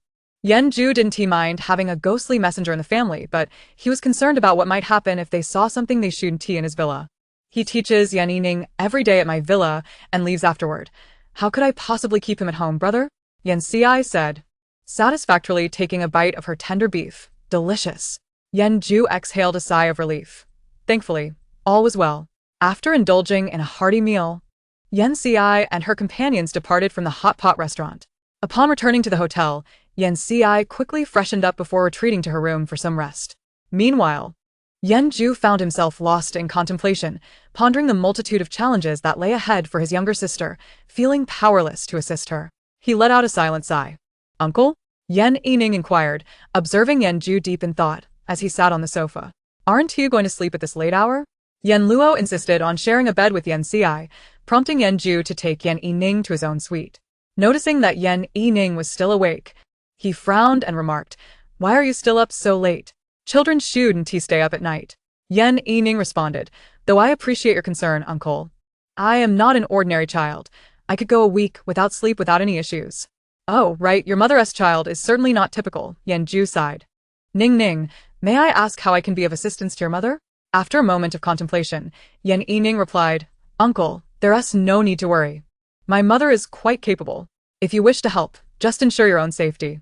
Such words were truly heart-wrenching. Yen Ju approached and gently patted Yen Yining's head. Once we return, Make sure to study diligently with your teacher.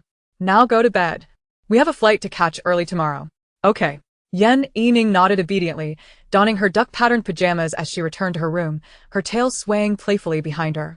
Gazing at the 5 emperor coins on his wrist, Yen Ju reflected on Yen Yining's words. Indeed, as an older brother, he should earn more for his sister. Although she lacked for nothing, who would ever turn down an abundance of wealth? Meanwhile, Yen Luo snuggled up next to her sister. By the way, sis, do you have any charms that can make others overlook me? Every time I want to go out, I need to cover my face, but when I'm with you, that doesn't happen. That's because my aura obscures their perception. I'll draw one for you when we get back, so you won't have to hide anymore. Great. Thanks, sis. Alright, let us get some sleep.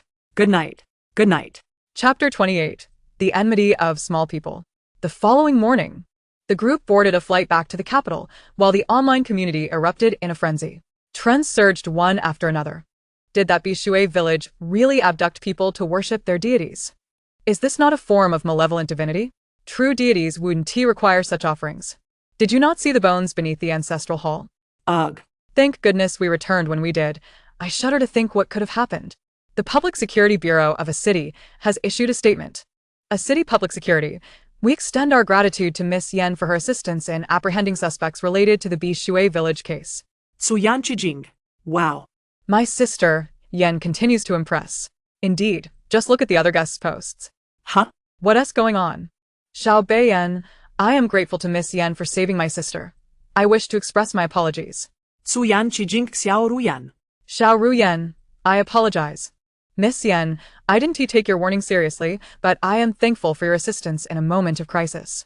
I will definitely thank you in person next time we meet. Suyan Chijing. Others, including Mu Xia and Mu Yu, shared similar sentiments. Let me guess.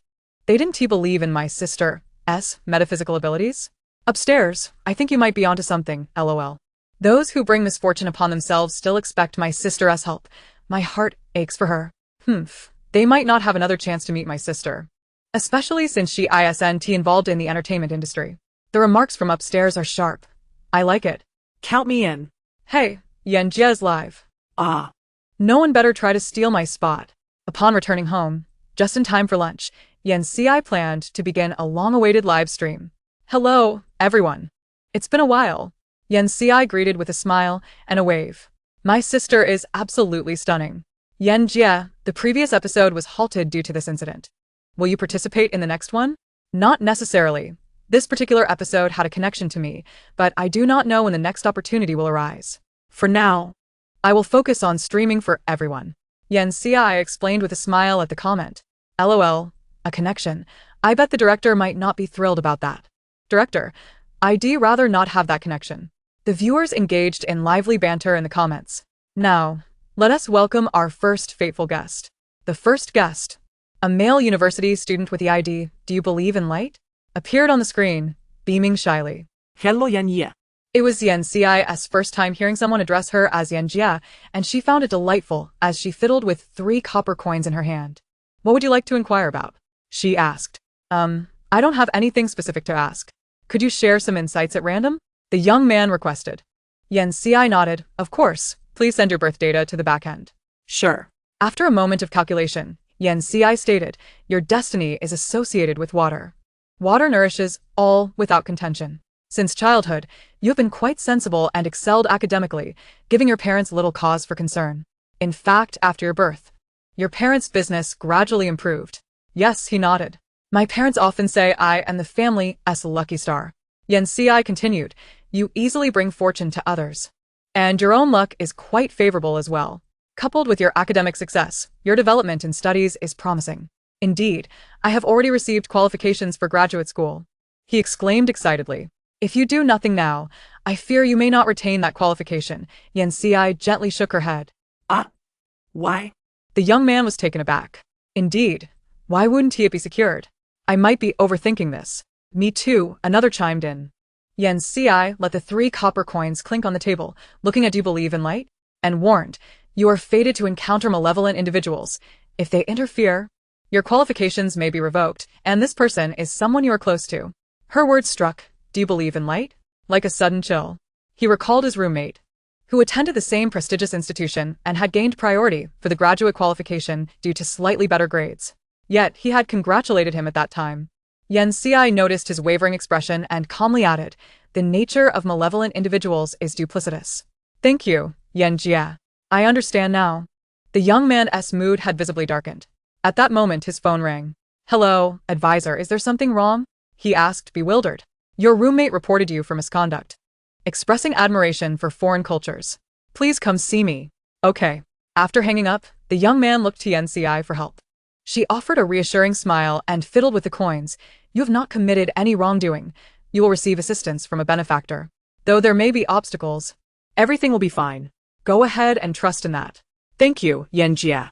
After finishing his gift, the young man exited the stream. Truly, one can know a person's face, but not their heart. Envy begets malice. Everyone should remain vigilant against the small-minded individuals around them. Yan Ye. How can one discern if someone is malevolent? A fan inquired. Yan Xi took the opportunity to educate them. In physiognomy, for instance, those with a hooked nose often exhibit traits of being heartless and self-centered, placing immense value on their own interests while disregarding the processes of events and focusing solely on results. They tend to love themselves more than others, often displaying selfishness. Moreover, individuals with sparse or disheveled eyebrows are often characterized by a profound selfishness. Those with discontinuous eyebrows tend to lack an understanding of social nuances, rendering them susceptible to isolation by their peers, and ultimately, when troubles arise, they find themselves without assistance, resulting in poor interpersonal relationships. Conversely, individuals with untidy eyebrows are preoccupied solely with their own interests, disregarding the feelings of others, exhibiting a certain emotional callousness. In physiognomy, such individuals are regarded as petty and are best avoided, lest one attract misfortune. Nonetheless, it is essential to adopt a comprehensive perspective when addressing issues, harbor no ill intentions, yet remain vigilant against potential threats. Now, let us welcome the next fortunate individual.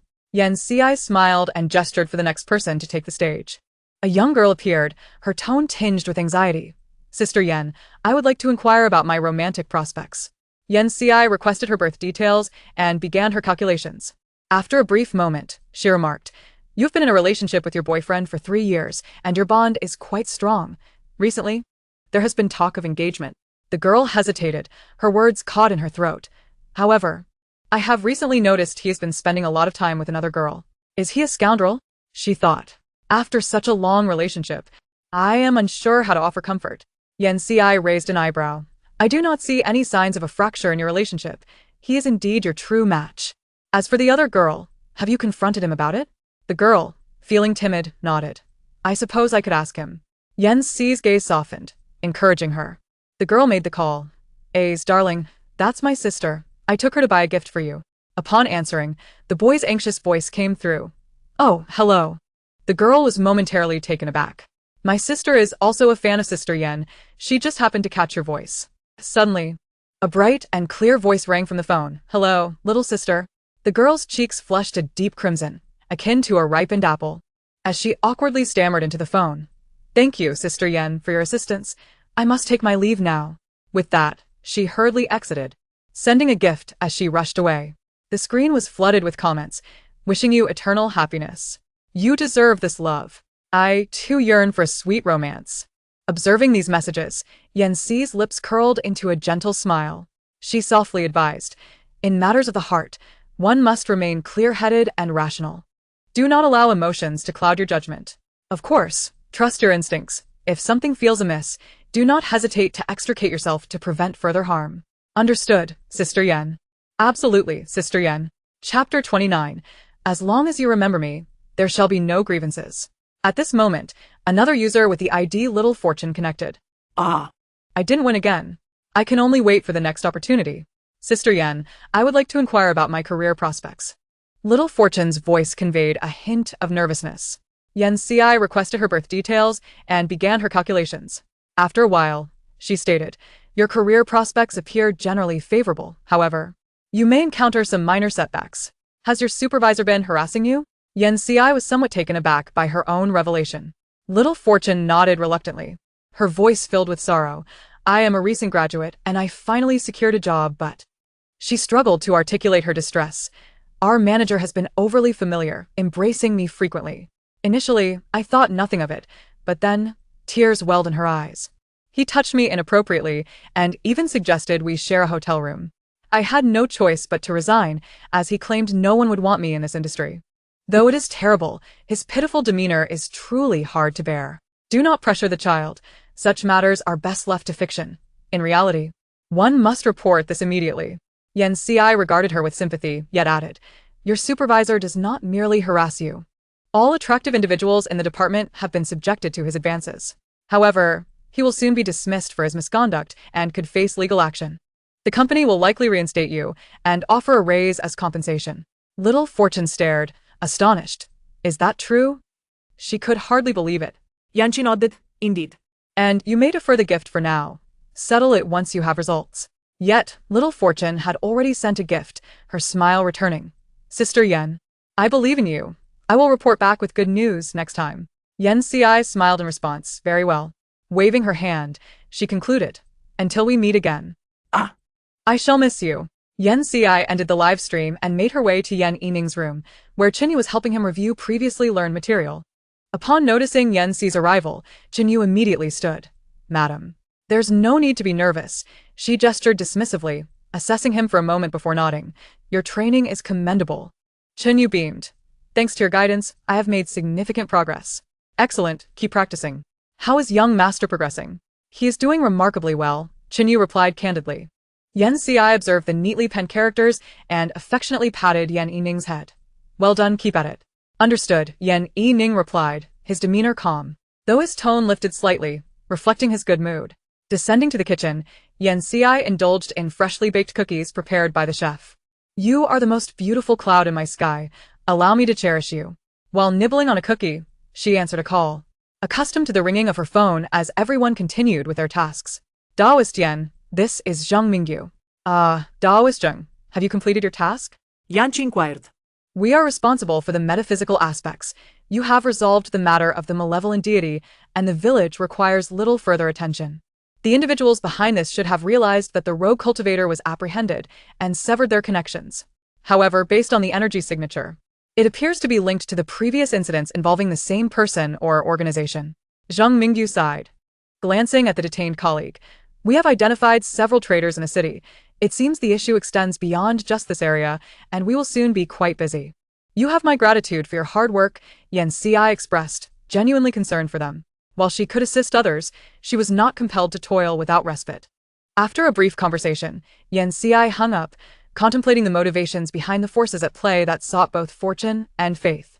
In the conference room, the ringing of a phone interrupted the proceedings, causing an immediate hush among the attendees, who cautiously glanced at the imposing presence of Pei Yanzhou. Who dares to leave their phone unmuted during Chairman Pei's meeting? Do they wish to jeopardize their position? As these thoughts crossed their minds, Pei Yanzhou reached for his phone, and upon seeing the caller's name, his previously stern demeanor softened. He gestured for the presenter to continue, instructing Zhou Ling to record the remainder of the meeting for him. Recognizing the caller was likely Miss Yen, Zhou Ling silently rolled his eyes. Pei Yanzhou stepped out of the conference room to answer, a CI. Chairman, are you free tonight? I would like to treat you to dinner. Yen Ci's light laughter resonated through the line. Pei Yanzhou felt a jolt of surprise, his heart racing involuntarily. I am free, a CI. You are welcome to come over any time. His voice was husky, whispering softly, like a feather brushing, against the ear. When do you finish work? Yanchi inquired. Pei Yanzhou contemplated saying he was available immediately, yet wondered if that might seem too eager. Nevertheless, he yearned to see Yen Ci. Is it alright if I come over now? His tone held a hint of pleading, prompting a soft chuckle from Yen Ci. Will I be interrupting Chairman Pei's work? Absolutely not. Pei Yanzhou replied promptly. Yen Ci set down her calculating fingers, but I foresee that Zhou has just begun a meeting. Pei Yanzhou, upon hearing her teasing voice, felt ripples of emotion stir within him, a CI. When Yen Ci caught the low, husky timbre of his voice, she decided against further teasing. President Pei, please continue with your work. I shall see you shortly. Pei Yanzhou gazed at the disconnected call, a twinge of disappointment shadowing his heart. However, the thought of their forthcoming dinner brought a flicker of joy to his eyes. Second Master, here are the meeting notes. Zhou Lin presented the documents. Leave it there. And step out, Pei Yanzhou replied with indifference. After Zhou Lin departed, he received a call from Yen Ci. Assistant Zhou, this is Yen Ci. Would you kindly come downstairs to fetch me? Please do not inform your boss. She chuckled lightly. Certainly, Miss Yen, Zhou Lin responded promptly. He went downstairs to collect Yen Ci and escorted her to the office door, accepting the few talismans she handed him, which he intended to deliver home. He had witnessed her capabilities firsthand. These charms were perfect for his family. Knock, knock, knock. Come in. Pei Yanzhou, upon hearing the entrance, looked up in astonishment. Achi? What brings you here? Didn't he President Pei say to come now? If not, I can always return later. Yan Ci raised an eyebrow playfully. No. Pei Yanzhou quickly rose and shut the door, fearful she might leave. In that very moment, he pressed one hand against the door, enveloping Yan Ci in his embrace. Thud, thud, thud. Pei Yanzhou could hear the rhythm of his own heartbeat. Why did a Ci suddenly invite me to dinner? He inquired, attempting to shift the topic. Naturally, I thought it a pity for President Pei to traverse such a distance only to return alone, Yan Ci replied with a smile. I do not feel it a pity, Pei Yanzhou stated earnestly. As long as you remember me, it is not a pity. Yan Ci paused, then chuckled. Why are you so wonderful, Zhou Zhou? Pei Yanzhou's ears flushed slightly, yet he still drew her closer. A Ci. Please do not tease me. I'm not. She raised her hand to wrap around his neck, her fingers lightly brushing his ear. So, would such an admirable Zhou consider being my boyfriend? Pei Yanzhou tightened his embrace, worried she might struggle to breathe, yet he quickly relaxed, his phoenix-like eyes fixed intently on Yan Ci's face, ensuring she was not jesting. A Ci, are you serious? He asked, his voice thick with emotion. Of course, she replied, her eyes sparkling. At that moment, his intense concern, perhaps unbeknownst to him, unconsciously transmitted the aura of his anxiety to her. Fortunately, she had promptly pushed it back, or the repercussions of his turbulent energy could have been dire. Yet, whether he was aware or not, allowing such a wonderful person to slip away would undoubtedly be her misstep. If President Pei is unwilling, I am willing, Pei Yanzhou interjected hastily, then added softly. I am indeed willing, a Ci. I have pondered this for quite some time. He rested his head against her shoulder, his nose grazing her neck. President Pei. It's time to get back to work, Yan Ci gently reminded, noticing his body stiffen, warmth radiating from his ear to engulf him entirely. His eyes darkened with desire as he leaned in to lightly nibble her earlobe, his voice husky. A Ci, let go. Yan Ci quickly withdrew her hand and covered her ears, wary of the playful escalation. Chapter 30. I have liked you for what seems like an eternity. Pei Yanzhou released a breath he realized he was holding, suppressing his urges as he gradually let Yan Ci go. Achi. Please wait a moment while I finish approving these documents, he said, unable to meet her gaze as he observed her reddened ears. Understood, she replied, her attention drifting as she settled onto the sofa, distractedly scrolling through her phone. Pei Yanzhou sat behind his desk, stealing glances at Yan Ci until he reluctantly refocused. At 5:30, he closed the file, pinching the bridge of his nose. Are you done? Yan Ci inquired as she approached him. He affirmed, wrapping his arms around her waist. Yan Ci raised an eyebrow and gracefully settled into his lap, her fingers resting against his chest. President Pei, it's time for dinner.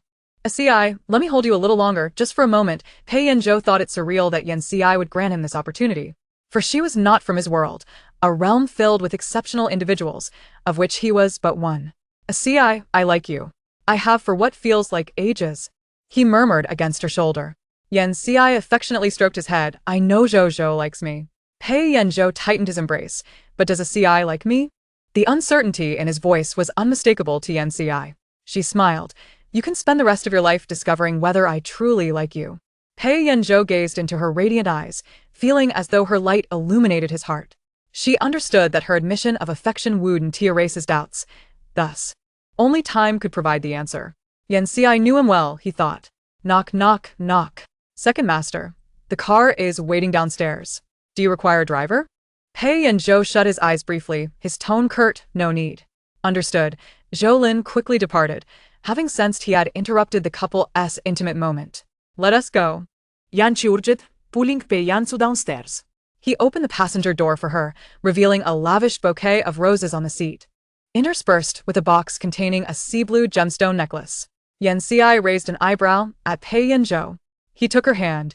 I had a feeling that your previous statement was somewhat lacking, so, Miss Yan, would you do me the honor of being my girlfriend? Pei Yanzhou looked at her, his sincerity palpable, undeterred by the second confession. Of course, Zhou. You truly moved me, Yan Xi beamed. At that moment, Pei Yanzhou felt entirely at ease, a smile unconsciously gracing his lips. Yan Xi placed the flowers in the back seat and set the navigation for their destination. I shall treat you to this restaurant. Pei Yanzhou glanced at the establishment, a private dining venue often favored by executives for business meetings, and nodded. All right, I appreciate the treat, Ci. He started the car and merged onto the road. After finishing their meal in the private room, night had fallen. Pei Yanzhou carried Yan Xi's bag as they descended the stairs. Shall I escort you home? He asked, glancing at her. Yan Xi shook her finger playfully. I purchased 2 movie tickets for my sister's newly released film. Would President Pei care to join me? Pei Yanzhou, captivated by her smile under the lights, chuckled softly. It would be my honor, Miss Yan.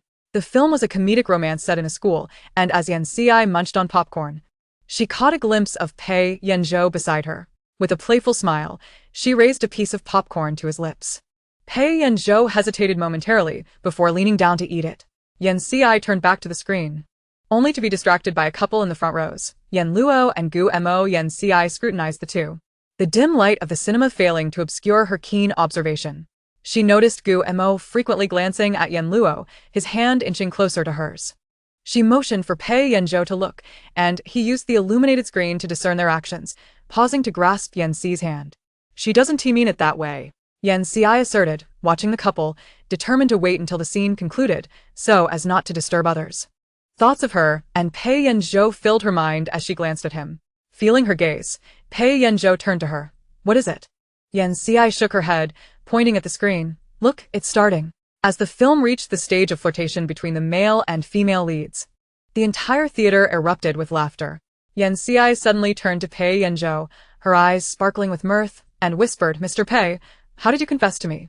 Pei Yanzhou paused in surprise, then smiled and softly replied, I asked, Miss Yan, would you be my girlfriend?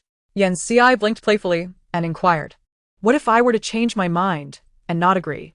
Then I would simply ask again, Pei Yanzhou answered with unwavering tenderness. Yan Xi's smile blossomed even brighter as she leaned closer to Pei Yanzhou, gently placing a kiss on the side of his face. I am quite satisfied with your answer, Mr. Pei.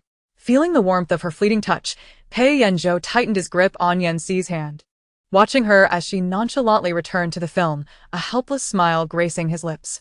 Upon the film's conclusion, Yan Xi and Pei Yanzhou exited the cinema. The summer night was pleasantly warm, and numerous young couples emerged from the theater.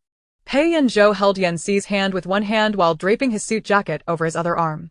Despite their conspicuous presence, they remained unnoticed by the crowd. Pei Yanzhou knew it was undoubtedly Yan Xi's doing. Moments ago, her sister had also been unguarded, likely having received something from her. Yan Xi observed Gu Mo, whose face was slightly flushed, holding hands with the equally blushing Yan Luo. How delightful it was to see such innocent affection, merely holding hands. However, Pei Yanzhou had also been like that in the past. Yan Xi couldn't help but glance at the tips of Pei Yanzhou's ears, prompting him to sigh. Achi. She refrained from teasing him further, her gaze shifting to the two approaching figures. When Yan Luo and Gu Mo spotted Yan Xi and Pei Yanzhou, they froze momentarily. Yan Luo quickly withdrew her hand and whispered, Sister. Gu Mo looked sorrowfully at Yan Luo, feeling abandoned. Yan Xi's tone held a deeper meaning as she remarked, Now I understand why you wanted that talisman. It was to cast your gaze upon the two of them. Gu Mo, seeing Yan Xi holding hands, couldn't help but retort, Aren't you the same? His voice trailed off as he realized who Yan Xi was with. This was a man whom even his father respected as Mr. Pei, while he himself had yet to inherit the family business and was merely referred to as second young master. Second young master? Gu Mo dared not voice his grievances, tears welling in his heart. Sister, are you also here to watch? Yan Luo asked with a charming smile. Indeed. What a coincidence. Do you have any plans afterward? Yan Xi inquired with a smile. None at all, Yan Luo replied. Yan Xi hesitated, sensing the two were genuinely afraid of being teased. You could always go together. No, we plan to head home, Yan Luo quickly interjected. Sister, shall we go back together? Yan Xi glanced at the indignant Gu Mo and chuckled, Let Gu Mo take you home. Gu Mo's eyes sparkled with excitement as he looked at Yan Luo, his expression that of a forlorn puppy. Yan Luo's heart softened, then, Sister, shall we head back now? Yes, Yan Xi nodded, prompting Yan Luo and Gu Mo to leave, albeit with hurried steps. Shall I drive you home? Pei Yanzhou asked, looking at her. Sure. Thank you, Zhou. Yan Xi replied with a smile. Gu Emo escorted Yan Luo to the Yan family residence, while Pei Yanzhou drove Yan Xi home. As Pei Yanzhou gazed at the Yan family's villa, his long fingers lightly tapped the steering wheel, knowing that he would soon have to part ways. "Ci, good night," Pei Yanzhou said, leaning in to place a kiss on her cheek and another on her earlobe. Yan Xi instinctively rubbed her ear, a smile dancing in her eyes. "Good night, Zhou." Clutching the bouquet of roses, she watched Pei Yanzhou depart, only to encounter Gu Emo, who was escorting Yan Luo. Noticing that Yan Luo lacked the gift he had given her, Gu Emo felt an unusual sense of embarrassment, pondering how Yan Xi would perceive him. Wow. How beautiful! Yan Luo exclaimed. "Sister, did Mr. Pei give those to you?" "Indeed, they were his confession gift," Yan Xi replied with a smile. Chapter 31. A man who does not confess is not worth having. "So, Luo, a man who does not confess to you is not worth having," she remarked, casting a meaningful glance at Gu Emo. He shivered at her words, realizing that, due to their childhood engagement, he had never properly confessed to Yan Luo. After a moment's contemplation, Yan Luo nodded earnestly. "All right, sister, I understand." Luo. Gu Emo anxiously grasped her hand. "I will give you a grand confession ceremony. How about scattering rose petals throughout the city?" Yan Luo. She hadn't realized before that he might be a bit eccentric. Yan Xi patted Yan Luo's shoulder before returning home. "Brother Emo, I have to go to the set tomorrow, so I'm heading back now. Good night." "Good night." Gu Emo also wished her well, but by the time he regained his senses, she had already entered the house. It was just a confession ceremony, after all. He was determined to make it even better than Pei Yanzhou's. Gu Emo silently resolved as he drove away. "Oh, what beautiful roses!" Yan Mu exclaimed cheerfully upon seeing Yan Xi enter. Yan Fu, feeling as though he had been outwitted, asked with displeasure, "Who gave you those?" "Pei Yanzhou." Yan Xi replied, putting away her necklace and handing the roses to Wang Ma, selecting a few vibrant stems to place in a vase. Yan Fu could tell the necklace in Yan Xi's hand was quite valuable, and upon noticing Yan Luo's arrival without any gifts, he coldly remarked, Luo, you must keep your eyes peeled. A stingy man is not worth your time." "Oh," Yan Luo replied. The next morning, Yan Yining awoke to find a cake at the head of her bed, featuring a vividly crafted white skull, one eyeball dangling outside, and a blood-red tongue, exuding a strong aura of the macabre. "Mom." Yan Yining called out as she opened the door. "What is it?" Yanchi inquired. Approaching as Yan Yining slightly opened the door to reveal the cake. What kind of cake did Xia buy? Couldn't he have chosen something better? Yanchi exclaimed. "This is quite beneficial for your cultivation. Just eat it. It's merely condensed yin energy, not real," she replied after a moment of silence. Recognizing it was the thought that counted, Yan Yining remained silent for a while, took a bite and exclaimed, "Hey, it's sweet and quite tasty." After resolving his dilemma, Yan Xi went downstairs for breakfast, where she found her favorite shrimp dumplings. Seeing her sister's delight, Yan Ju offered her a share as well. "There's a banquet tomorrow night," Yan Ju mentioned. "Lin Feiyu from the Lin family has returned from studying abroad, and they're hosting a banquet to welcome him, which also signals the Lin family's desire for a marriage alliance. Do I need to go?" Yan Xi asked, somewhat surprised. "The invitation from the Lin family has already arrived. I must attend as well. The others are all working outside, leaving just the two of us siblings. Luo has been invited by Gu Emo to be his companion. So don't worry, we are not the main focus." At the mention of Yan Luo being invited by Gu Emo, Yan Ju couldn't help but snort in disdain. "Oh." Yan Xi nodded, but recalling the original storyline, she wondered if Lin Feiyu, the deeply affectionate second male lead, might create some chaotic scenes. She was eager to see Gu Mo's flustered expression. Yan Xi gazed at the pile of dresses her brother had sent over, feeling a sense of silence. "I still have many that I haven't worn," she remarked. "Mr. Yan said these are for you to choose from this time," the attendant replied. "All right." Yan Xi thought that perhaps another section of the wardrobe would soon need to be opened up. "I see." She answered the phone to hear her newly appointed boyfriend's voice from yesterday. She responded while examining the new collection of dresses. "I see." "Tomorrow is the Lin family's banquet. Would you accompany me?" Pei Yanzhou's voice rang out with an inviting tone. Yan Xi raised an eyebrow and chuckled softly. "You want me to accompany you?" "Yes, Xi. Please say yes." Pei Yanzhou's melodious voice resonated in her ears, igniting a fluttering sensation within her. "However, I plan to go with my elder brother tomorrow, Yan Si deliberately stated. Is that so? Pei Yanzhou's tone betrayed a hint of disappointment. Yet he could not bring himself to suggest that Yan Si accompany him. After all, the other party was her elder brother. Just kidding. My brother merely informed me that he would be going directly to the Lin residence tomorrow, so could you perhaps pick me up, President Pei? Yan Si inquired with a smile. Of course, thank you, Si, for the opportunity. Pei Yanzhou quickly acquiesced, as if afraid she would change her mind. He then added, I have prepared a gown for you. Would it be all right if Assistant Zhou delivered it to you? Yan Si, this time genuinely exasperated, replied. My brother has already sent me a batch. May I wear yours next time, Zhou? All right. Though Pei Yanzhou felt a twinge of disappointment. The fact that a Si mentioned wearing his gift next time brought a smile to his lips. Yan Si couldn't help but chuckle at how easily he could be appeased. Then, see you tomorrow. See you tomorrow, a Si. Yan Zhu had quite a bit of work, so he planned to go directly to the Lin residence from the office. But he arranged for a driver to take Yan Si to the door and accompany him inside. To his surprise, he overheard that his sister had been whisked away by Pei Yanzhou. Yan Zhu snorted.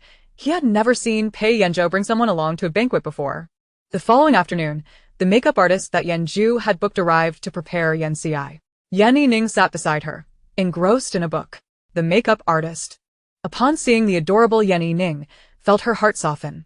Is this your child, Miss Yan? Truly delightful. Thank you for the compliment. Yan Chi smiled. Well aware that those accustomed to serving the elite would know that Yan Yining was her adopted child. Yet, the makeup artist made no mention of it, simply referring to Yan Yining as Yan Si's child, which lifted Yan Si's spirits. After exchanging a few pleasantries, the makeup artist said, You will soon receive good news. Something you have long anticipated. Really? Thank you for your kind wishes. The makeup artist believed Yan Si's words, as her past predictions had caused quite a stir among the elite when she had accurately foretold matters for Madame Zhang. As evening approached, Yan Si observed Yan Yining and Xinyu watching television in the room and reminded them not to frighten the servants before she departed. Standing before the sleek black Maybach was Pei Yanzhou, tall and poised, dressed in a meticulously tailored, fluidly designed bespoke suit, as though he had stepped off the cover of a fashion magazine. At that moment, Yan Si approached with grace. Clad in a stunning blue mermaid gown that swayed like a siren of the sea, the hem gently billowing with her every step, creating a dreamlike beauty. Her skin was as white as snow, smooth as silk, exuding an alluring sheen, her slender waist accentuated, perfectly outlining her exquisite figure. "Asiai, you look magnificent tonight." Pei Yanzhou pinned a sapphire brooch onto her gown, adding a touch of brilliance to her ensemble. "You look very dashing tonight as well, Zhou. You have my heart fluttering," Yan Si teased. Pei Yanzhou, with a hint of resignation, opened the car door for her, ensuring she was safely inside. The Lin family's banquet was hosted at their lavish estate, reflecting the family's esteem for this occasion. Yan Si placed her hand on Pei Yanzhou's arm as they entered. The long table on the lawn adorned with desserts, and waiters offered champagne. Upon seeing the two enter, guests were momentarily taken aback, seemingly surprised at the pairing. An executive chatting with Yan Zhu remarked enviously, "I wish I had a sister as remarkable as President Yan. It seems President Pei and your sister are quite suited for one another, haha." Yan Zhu smiled but did not deny it. His sister was indeed impressive, though he mused that President Pei was perhaps a bit unworthy of her. "Would you like something to eat?" Pei Yanzhou quietly asked Yan Si. She shook her head. "No, I'm not hungry." "Good evening, President Pei, Miss Yan." Mr. Lin approached, extending his hand for a handshake. "Mr. Lin." Pei Yanzhou shook Mr. Lin's hand and turned his gaze to the young man beside him. "This is my son, Fei Yu." Mr. Lin, perceptive, refrained from insisting on shaking Yan Si's hand, though he lamented the missed opportunity to speak with the illustrious Yan Master. "Fei Yu, these are President Pei and Miss Yan," Mr. Lin introduced. "President Pei, Miss Yan." Lin Fei Yu greeted, a smile gracing his lips. He was tall and elegant, exuding an extraordinary charm, resembling a refined gentleman. His features were striking, with sharp brows and bright eyes, a straight nose, and a slight smile that conveyed an irresistible warmth. Lin Fei Yu embodied the quintessential second male lead in a corporate romance, polished and graceful. Yan Si assessed his appearance, deeming him worthy of pursuing her sister. Noticing her gaze, Lin Fei Yu smiled and asked, "Miss Yan, is something the matter?" "Not at all. Just admiring your fine features," Yan Si replied with a gentle smile. "Thank you for your affirmation, Miss Yan. After greeting the Lin family, Yen Xi gracefully made her way to a more secluded corner, settling onto a sofa. Pei Yanzhou followed closely, taking a seat beside her. He slightly turned his head, his gaze resting on Yen Xi's fair face, and casually remarked, "What do you think of that young master from the Lin family?" At his words, Yen Xi paused momentarily before quickly regaining her composure. She met Pei Yanzhou's gaze, nodding with a smile as she softly replied, "I think he is quite good," her tone revealing a semblance of approval for the Lin family's young master. Upon hearing her words, Pei Yanzhou's gaze fell, revealing a fleeting glimmer in his eyes. After a moment of silence, he continued, "In fact, the Lin family patriarch has long hoped this banquet would serve as an opportunity for you both to become acquainted." His tone remained as calm as ever, as if discussing the most mundane of matters. Yen Xi squinted slightly, studying Pei Yanzhou's composed demeanor, hoping to glean more information beneath his tranquil exterior. However, Pei Yanzhou kept his eyes lowered, revealing no emotion. A slight smile graced Yen Xi's lips as she remarked, "Oh, I see, well, it wouldn't hurt to get to know him." Pei Yanzhou's dark eyes studied her smiling face, and as she leaned closer, she whispered, "Zhou, I seem to detect a hint of jealousy." Pei Yanzhou, fully aware of her playful jab, felt a pang of sourness in his heart. "Rest assured, he is no match for Zhou," Yen Xi said, taking his hand, her fingertips teasingly tracing his palm. "Are you still feeling jealous?" Pei Yanzhou grasped her mischievous hand, placing her favorite strawberries before her. "A Ci only seeks to provoke me." Yen Xi couldn't help but laugh. "Then please don't be upset, all right?" Pei Yanzhou gazed at her helplessly, his eyes filled with tenderness. "I could never be angry with a Ci." The sweet atmosphere enveloping the pair in the corner drew the attention of many, with Yen Luo genuinely feeling happy for his sister, while Gu Mo rolled his eyes at the sight, feeling overshadowed not only by Pei Yanzhou but also by Lin Feiyu. "Miss Yen." Yen Xi turned to see a girl beside her, possessing a cool, ethereal beauty, markedly different from Yen Xi's vivacious charm. The girl appeared indifferent, as if detached from her own existence. "Hello, may I ask who you are?" Yanqi inquired. "I am Jiang and the eldest daughter of the Jiang family. The legitimate offspring," she replied. Pei Yanzhou quietly informed Yen Xi of Jiang Ni's background. Jiang and was slightly taken aback by their closeness, but quickly reverted to her indifferent demeanor. The remaining revelations were discerned by Yen Xi from Jiang Ni's countenance.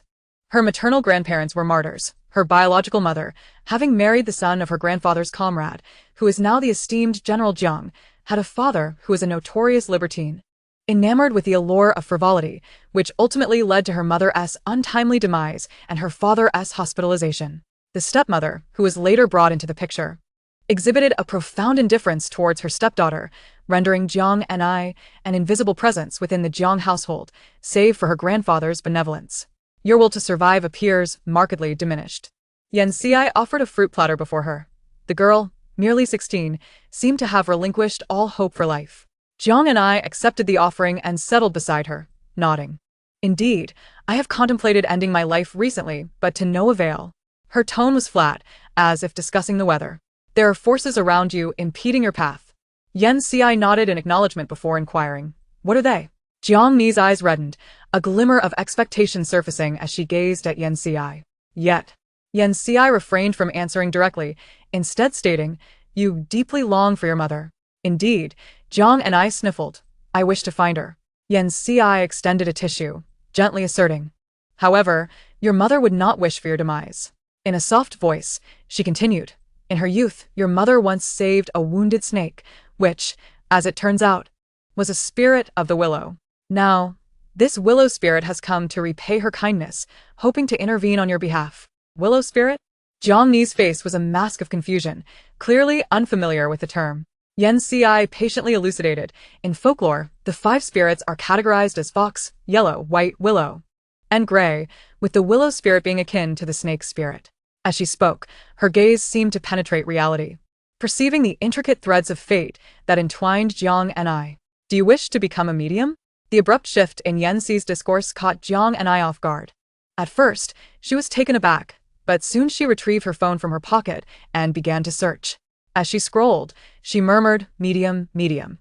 After a brief moment, she lifted her gaze, uncertainty flickering in her eyes as she asked, "Do you mean to become one capable of exorcising evil and healing ailments?" Yen Xi nodded slightly, her gaze steady upon Jiang and "Yes, that is precisely what I mean." You initially had no intention of being here today. Yet there seemed to be an inner voice urging you to come, clearly instructing you to seek me out, am I correct? Although Yen Ci phrased it as a question, her tone was resolute, as if she already understood the reasons behind Jiang Ni's visit. And indeed, she was correct. Yes, precisely, Jiang and I murmured, her gaze becoming somewhat vacant. That is the willow spirit conveying messages to you, guiding you to me. Yen Ci gently swirled the champagne in her glass, the liquid rippling with her movements. And her eyes glinted with a barely perceptible light as they fell upon Jiang and I. You are remarkably suited for our vocation. Should you choose to become a disciple of this art, there may yet be an opportunity to reunite with your mother when the gates of the underworld open on the Ghost Festival. At this juncture, Yen Ci deliberately paused. Observing Jiang Ni's reaction, the latter's eyes brightened momentarily, only to dim again. She recognized that this was Yen Ci offering her a glimmer of hope for survival, but Jiang and I fell into contemplation. Yen Ci, taking a strawberry with her fork, brought it to her lips, while Pei Yanzhou conveniently placed a tissue within her reach. Jiang and I watched their interaction, hesitating to voice her thoughts. What troubles you? Yanchi inquired. Can one marry while practicing this line of work? She asked, casting a glance at Pei Yanzhou before returning her gaze to Yen Ci, her tone imbued with curiosity, a stark contrast to her previous despondency. Yen Ci raised an eyebrow. Smiling, of course, I am not part of the faction that eschews marriage. Oh. Jiang Ni's eyes gradually sparkled with renewed hope. I wish to become one. But will the snake spirit find me unworthy? Jiang Ni's voice trailed off, reflecting her feelings of being an unwanted presence, save for her grandfather's affection. It is quite pleased with you, otherwise, it would not have guided you to me, Yen Ci reassured her. I lack a mentor. And I am not particularly knowledgeable about this, Jiang and I confessed, feeling somewhat embarrassed for burdening Miss Yen. Fear not, someone will be more than willing to assist you, Yen Ci remarked with a knowing smile. Meanwhile, in a special department, Zhang Mingyu, who was sorting through documents, suddenly sneezed, rubbing his nose and muttering. Who is speaking of me? As he perused the talent recruitment files that had been issued, he sighed, pondering the difficulty of finding suitable candidates. However, soon thereafter, Yen Ci would indeed present him with a promising prospect. He would merely have to cultivate her potential. Chapter 33. The Willow Spirit. Why did you not converse with Miss Yen for a longer while? Old Master Lin reproached his grandson, genuinely concerned for his welfare.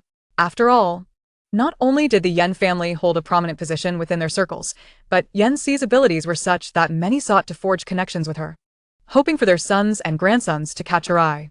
Lin Feiyu's mind drifted to the image of Yen Ci, her striking eyes leaving a lasting impression, and he sighed. Grandfather, Miss Yen arrived with President Pei. Old Master Lin was momentarily taken aback, contemplating. Are they quite close? Very intimate, Lin Feiyu replied, recalling how he had felt the piercing gaze of Pei Yanzhou upon him after only a brief encounter with Yen Ci. It was evident that it belonged to the second Master Pei. Could it be that they are truly together? Old Master Lin sighed, reflecting on the subtle yet undeniable shift in their relationship hinted at during Yen Ci's recent birthday banquet. He had not anticipated being a step behind. Very well. He sighed again, waving his hand to dismiss Lin Feiyu. This gathering was intended for the younger generation, where the young ladies and gentlemen could engage in light-hearted banter. Yen Ci observed Lin Feiyu as he approached Yan Luo and Gu Mo, her eyes lighting up.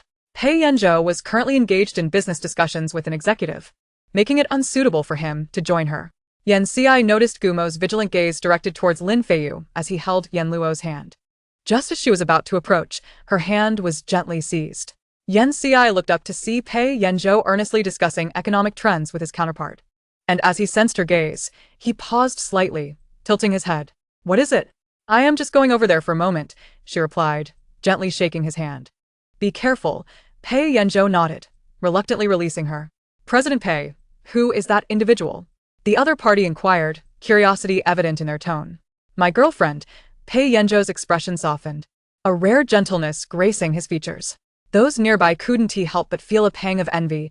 Not only was he exceptionally capable at such a young age, but he was also stealing their business and vying for their coveted daughter-in-law. Is that so? How unexpected. I assumed someone like Miss Yen would seek a partner in the same profession. A voice chimed in, laced with a hint of sarcasm. The group turned to Li Xiao, well aware that he and Pei Yanzhou were rivals in the business arena, yet he seldom attended such gatherings. Today, however, he had made an appearance. Pei Yanzhou lightly tapped his wrist adorned with a 5 emperors coin bracelet, responding coolly, I too am rather surprised that you, President Li, would grace us with your presence. I have heard whispers of some issues at your firm. I hope you managed to resolve them promptly. The others followed his gaze, recognizing the bracelet that had been flaunted at the Yen family's previous gathering, now that they were aware of the relationship. It was less shocking to see it on Pei Yanzhou's wrist. Li Xiu's grip on his champagne glass tightened, a cold scoff escaping him. No need for President Pei to concern himself. He had indeed been considering seeking Yan Xi's assistance, but knowing their connection did not deter him. As Yan Xi approached, she overheard Lin Feiyu greeting Yan Luo, Luo, it has been a while. His voice, warm and melodious, endeared him to all who heard it. Brother Lin, it's been such a long time. Yan Luo expressed her genuine delight at his return. After all, they had practically grown up together. Humph. What's so great about seeing you? God Montag, Mom Oret. Tomorrow evening, we're planning to host a small welcome banquet for young Master Lin. Just a few of us from our circle. You must come, after all, it's for you, she insisted. Guillemot forced a smile that didn't quite reach his eyes. All right, Lin Feiyu replied with enthusiasm. Sister. Yan Luo caught sight of Yan Xi approaching and happily wrapped her arms around her. Sister, we're throwing a welcome banquet for Brother Lin tomorrow. Will you join us? Yan Xi smiled softly. If I have no other engagements tomorrow, I will accompany Luo. Fine, Yan Luo pouted. After the banquet concluded, Yan Xi bid farewell to Yan Luo, instructing her to return home first while she attended to Jiang and I. Pei Yanzhou naturally took hold of Yan Xi's hand. Let us go.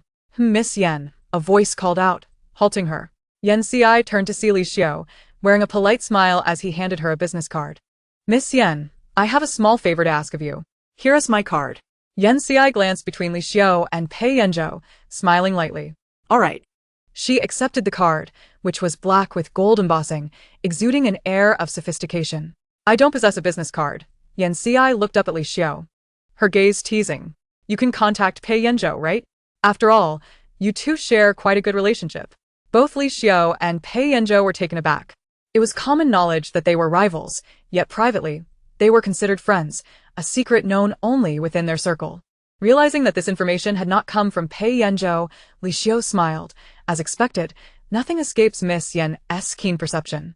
May I then skip the queue? Courtesy of my connection with Pei Yanzhou?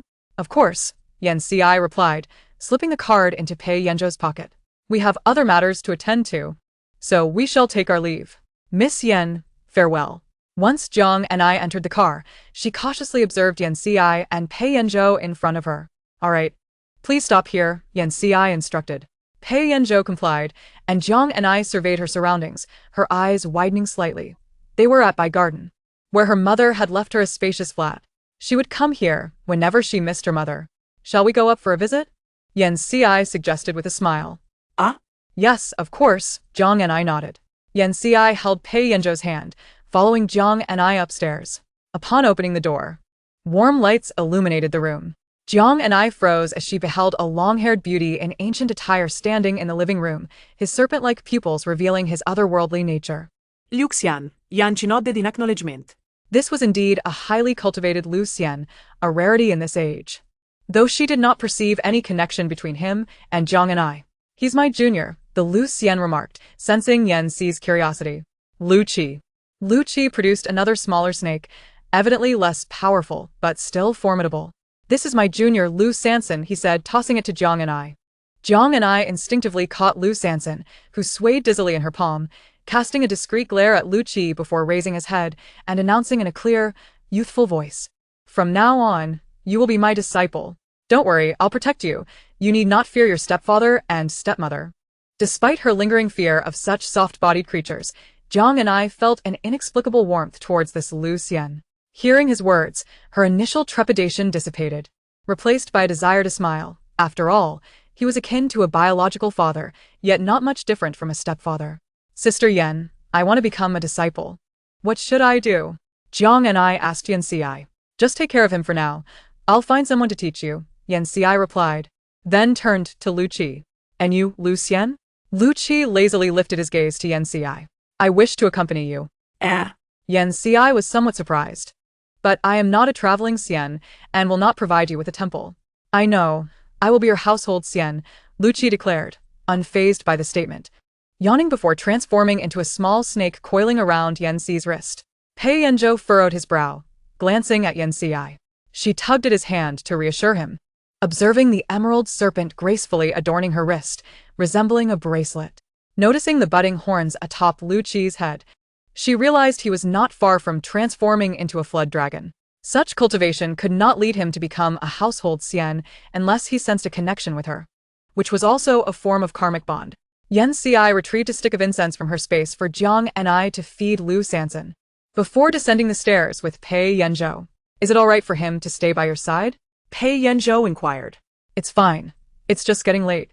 And I wish to rest," Yanxi replied, shaking her head and yawning. It was already 11, and returning home would mean arriving in the early hours. Pei Yanzhou hesitated before speaking. "Well, I have a house here as well. Why don't we rest here tonight?" That sounds good." Yanxi raised an eyebrow, linking her arm with his. "Then let us go." Though Pei Yanzhou rarely visited, the place was kept tidy by an aunt who came to clean regularly. Lu Qi found the sofa, comfortably coiling up on it. Once in the bedroom, Yanxi took a shower and changed into Pei Yanzhou's clean pajamas, which were a bit oversized. She dried her hair when Pei Yanzhou's voice came from outside. "Can I come in?" "Come in," Yanqi replied. Pei Yanzhou entered to find water droplets from her hair cascading down her fair neck and disappearing beneath her collar. His throat tightened slightly as he approached the bedside, placing the milk he had poured for her on the nightstand before taking out a hairdryer to help dry her hair. Yanxi closed her eyes in contentment, sipping the warm milk while allowing Pei Yanzhou to tend to her hair. "Mr. Pei, you have quite the skill," she remarked with a smile.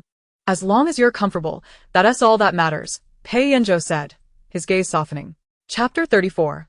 The Master Enters the Dream, Desiring a Taoist Temple. Pei Yanzhou set the hairdryer aside and sat beside Yanxi, gently running his fingers through her hair. Yanxi relaxed against him. "That Li Xiao is your friend, right?" "Yes." Pei Yanzhou embraced her, feeling a sense of fulfillment within. "I have 2 other friends. I'll introduce you to them sometime." "All right," Yanqi yawned, gradually succumbing to sleep as Pei Yanzhou continued to stroke her hair. Pei Yanzhou gazed at the person in his arms, unable to suppress a smile. He gently pressed a kiss to Yanxi's forehead before carefully placing her on the bed and covering her with a blanket. "Good night, Ci." He turned off the lights and returned to the adjacent room to sleep. "Master?" Yanxi's eyes widened in disbelief as she beheld the ethereal elder before her. Since her arrival in this world, it was her first encounter with her master in a dream. Yes, her master nodded slightly, exuding an air of transcendence. "You have gradually adapted to your life here, and it is now time for you to undertake a more significant responsibility." At his words, Yanxi's lips twitched, and she involuntarily rolled her eyes, pondering what important matters there could possibly be. After a moment of silence, her master continued. "We must reconstruct the Sanqing Temple to restore its former glory and address the current decline of the ghost and deity forces." "Huh." Yanxi was taken aback, incredulous. Building a temple required land, government approval, and finding people to assist. Wasn't that an insurmountable task? "I must be dreaming. This must be a dream," Yanxi murmured, closing her eyes and preparing to drift off. "Not so fast. Wake up." The elder shook Yanxi to rouse her. "Master, if this is too much for you, perhaps you should return to sleep. Dreams are not meant to be navigated in such a manner." Yanxi remarked with a hint of exasperation. "Ahem. Please allow me to explain," the old man replied, aware that he was placing a burden upon her. "There exists a mountain in the capital that conceals our Taoist temple with a formation. You merely need to address its existing issues." Such words seemed deceptively simple, and Yanxi fixed her gaze upon the elder. It is precisely this matter. I have faith in you." With that, he departed from the dream. As the scene before her gradually faded into darkness, Yanxi sighed, relieved that she could finally rest. The following morning, the tantalizing aroma of food roused Yanxi from her slumber. As she opened her eyes, she felt reluctant to rise. Glancing at her phone, she noted that it was already noon. Last night, she had informed her family that she would not be returning. Her mother had cautioned her to be careful, likely presuming she was once again engaged in some peculiar endeavor. Yet, she was not mistaken, for she intended to bring home another snake. After lingering in bed for a while, Yanxi finally sat up leisurely. Beside her bed lay the clothes that Pei Yanzhou had delivered. Once she dressed, she made her way out just in time for the meal. Pei Yanzhou placed the dishes on the table. "Ci, come and eat." Yanqi approached, embraced Pei Yanzhou. and planted a kiss on his cheek.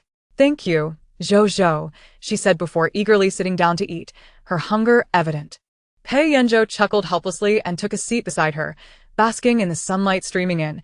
He wished time could stand still in this moment, for it felt just right. Time, however, would not halt its relentless march. Yan Xi encouraged Pei Yanzhou to head to work while she took Jiang and I to the special department, intending to resolve the old man's temple issue along the way. A fine prospect. Undoubtedly a fine prospect. Rest assured, I will assign someone to mentor her, Zheng Mingyu exclaimed, thrilled at the prospect of acquiring talent, though he acknowledged that some training would be necessary. After all, having someone was better than nothing. Yet, Zheng Mingyu's envious gaze lingered on the ethereal Lu Qi adorning Yan Xi's wrist. He longed for such a powerful spirit to call his own. Lu Qi felt a tingling sensation and, noticing Zheng Mingyu's fervent gaze, gradually nestled into Yan Xi's back. Is he being rejected? My heart aches. Oh dear. Zheng Mingyu lamented. Yan Xi cleared her throat and broached the subject of the temple on the mountain outskirts. You mean there is a Taoist temple on that mountain? Zheng Mingyu inquired, astonished. I only discovered it yesterday, Yan Xi replied apologetically. No wonder Zheng Mingyu thought so highly of her. It was clear why their team had been unable to uncover anything on that mountain. Rest assured, I shall see to this matter, Zheng Mingyu declared, motivated by the prospect of Yan Xi introducing him to promising talent. I am grateful, Yan Xi responded, having placed Jiang and I in the special department for her studies. Ensuring she had state protection, her father and that stepmother would not dare to cause her any trouble now. By the way, Yan Daoyu, take a look at this matter, Zheng Mingyu said, handing her a file. Upon inspection, Yan Xi noted it contained details of a widespread missing persons case, with all the victims being women born during the Yin hours of the Yin month on the Yin calendar. Pure Yin fate, Yan Xi calculated with her fingers, frowning as she realized these individuals had perished. Zheng Mingyu sighed. Just a few days ago, 2 girls with identical fates disappeared from the Nightfall Club. They're still alive. And we plan to investigate. We would like to enlist your assistance if you don't mind. He then handed her another document, which Yan Xi opened to find information about the Nightfall Club, a property of the Li family, operating on a membership basis. Only the affluent could gain entry. The missing individuals were a pair of twin sisters who vanished last night, and the police had found no leads. Upon discovering their birth dates were connected to their own circumstances, they forwarded the case to Yan Xi. Would you accompany us? If so, when? Yan inquired eagerly. Tonight. We might even summon a few spirits to see if they can provide any insights, Zheng Mingyu replied, sighing, hoping for useful clues. Including the twins. There were 9 women born during the Yin hours. Yan Xi checked her calendar. 2 nights hence would be the first day of the 7th month in the lunar calendar. A Yin day. She bid Zheng Mingyu farewell for a moment to return home. Upon sensing her presence, Yan Yining and Qinyu descended the stairs. Yan Xi greeted her mother and the others before leading them upstairs to converse. Qinyu, having recently honed his skills, could briefly manifest before others. Yet he opted to remain as a spirit in the Yan household to avoid alarming anyone. Perfect timing, I'll take you with me tonight for some practical experience, Yan Xi said to him. Very well, my lord. Qinyu replied eagerly, having longed to repay his master's kindness, though it seemed she seldom required his assistance. I wish to join as well. Yan Yining chimed in, eager to venture out after a long absence.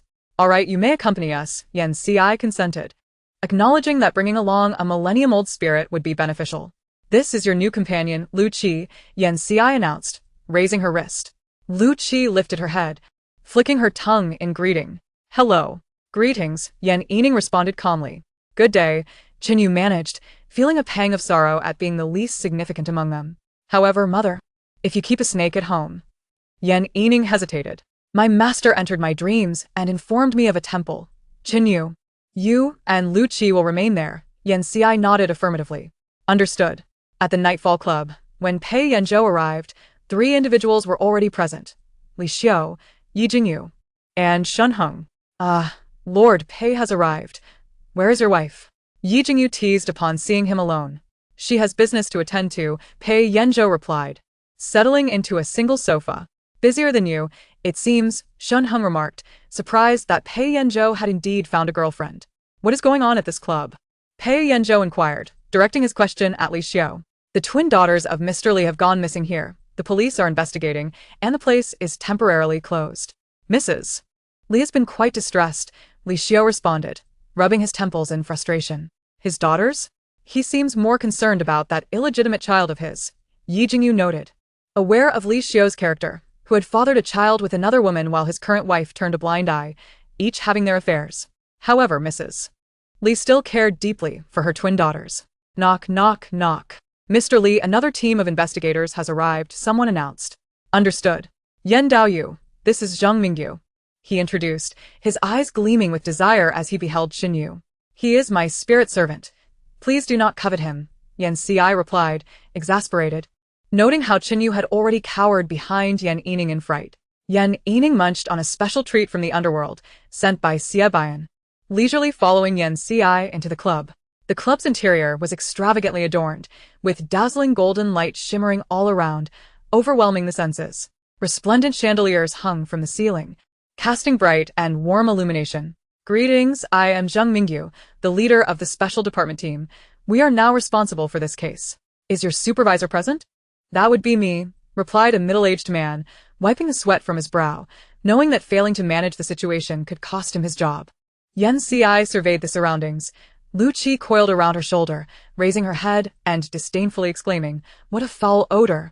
Yan Ci nodded, recognizing the scent of decay. Yet there were no corpses in sight. She greeted Zhang Mingyu and proceeded toward the source of the stench, leaving Yan Yining and Xinyu to follow Zhang Mingyu. Meanwhile, Li Xiu and the others descended the stairs, with Pei Yanzhou pausing as he noticed the child in their group, while Yi Jingyu remarked curiously, "Are they now recruiting children for labor? Will it not affect the child's mental health?" Pei Yanzhou strode past the three individuals. Yan Yining? What are you doing here? Yan Yining gazed at the purple aura and ominous energy surrounding him, quickly recognizing him as her mother's boyfriend. But what should she call him? Dad, hello. Puffed. Cough, cough. The onlookers seemed as if struck by lightning, frozen in disbelief. What an outrageous declaration. I apologize, the child lacks understanding. Zhang Mingyu chuckled awkwardly. It's fine. Pei Yanzhou surprisingly exhibited a good-natured demeanor. Although the title she used was peculiar, the thought of his mother being ACI rendered that peculiarity insignificant. Where is your mother? Pei Yanzhou inquired just as a door crashed open, sending dust swirling.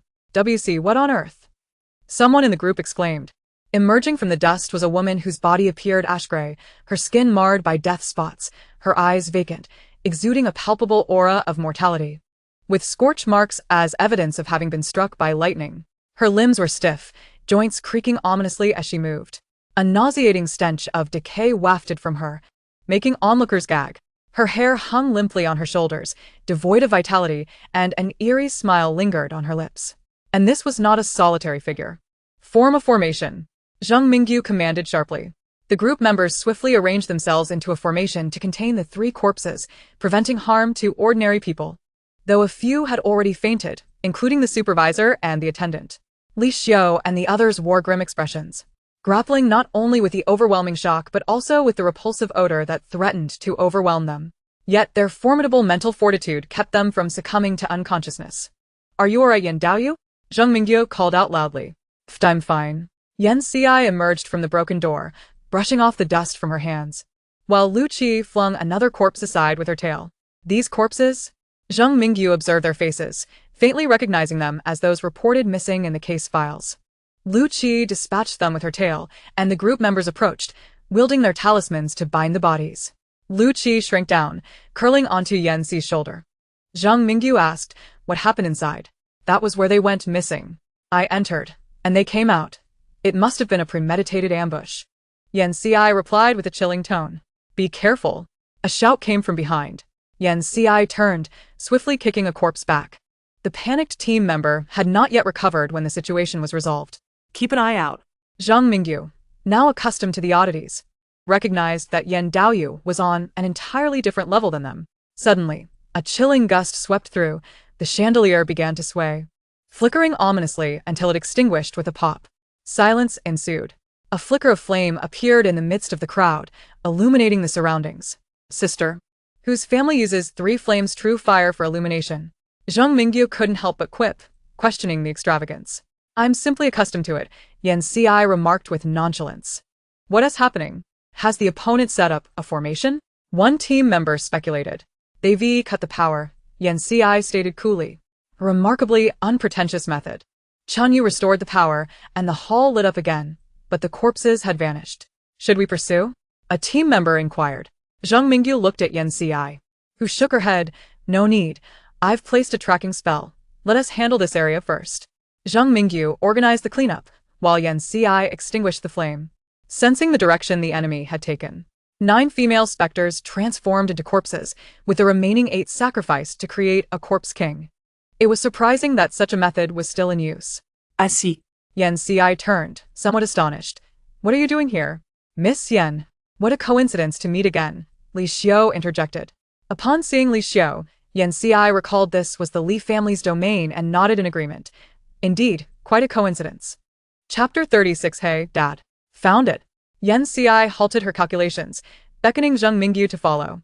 Zhou, please keep an eye on Yan Yining. All right.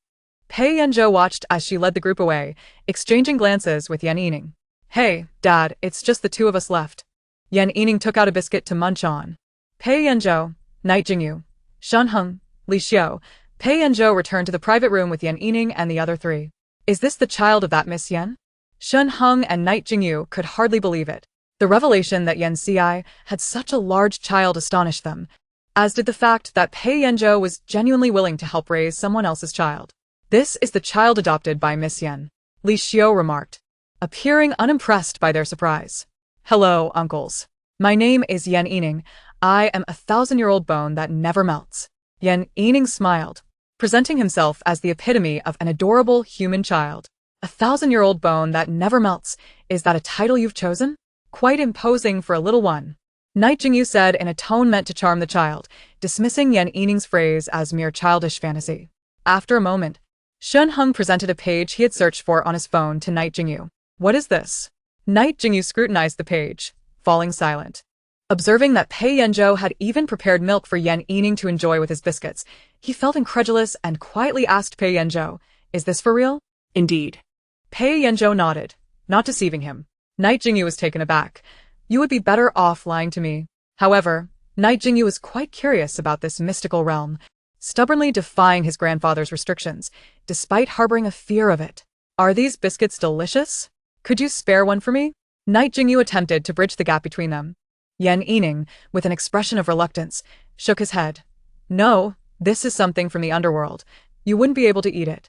Meanwhile, when Zhang Mingyu caught up with Yan Ci, he found her engaged in a fierce battle against the wicked cultivator and Lu Qi. Zhang Mingyu took considerable time to match the face on the wanted poster with the pig-headed figure before him. Yan Daoyu, I owe you my gratitude. Rest assured. I will expedite matters at the Taoist temple.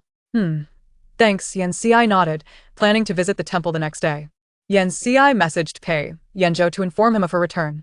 Pei Yanzhou descended the stairs with Yan Yining. Sister, hello. Night Jingyu greeted excitedly. Hello, sister. Shen Heng responded with more composure. Younger sister, Li Xiao shot Pei Yanzhou a smug glance, pleased to be a month older than him. Illo, Yanchi acknowledged. Glancing at Pei Yanzhou, who was with his other 2 friends, she handed each of them a talisman. I don't have much to offer, but feel free to reach out if you need anything in the future. Oh, sister, please don't say that. We should have prepared a proper gift for your visit. We'll make up for it next time. Night Jingyu quickly replied, with Shen Heng nodding in agreement. The damage to the club's premises will be handled by a specialized department. They will be operational again once repairs are completed, Yan Ci assured Li Xiao. Younger sister. You're being too polite. This minor damage is nothing. Li Xiao felt he had gained an advantage over Pei Yanzhou, his spirits lifted, especially given the triviality of the damage. All right, I'll escort you back, Pei Yanzhou said, visibly relieved that Yan Ci bore no injuries. Mei-chum, thank you. Pei Yanzhou escorted Yan Ci back to the Yan residence, watching as she returned home. Yan Ci suddenly turned back and planted a kiss on his cheek, murmuring, good night.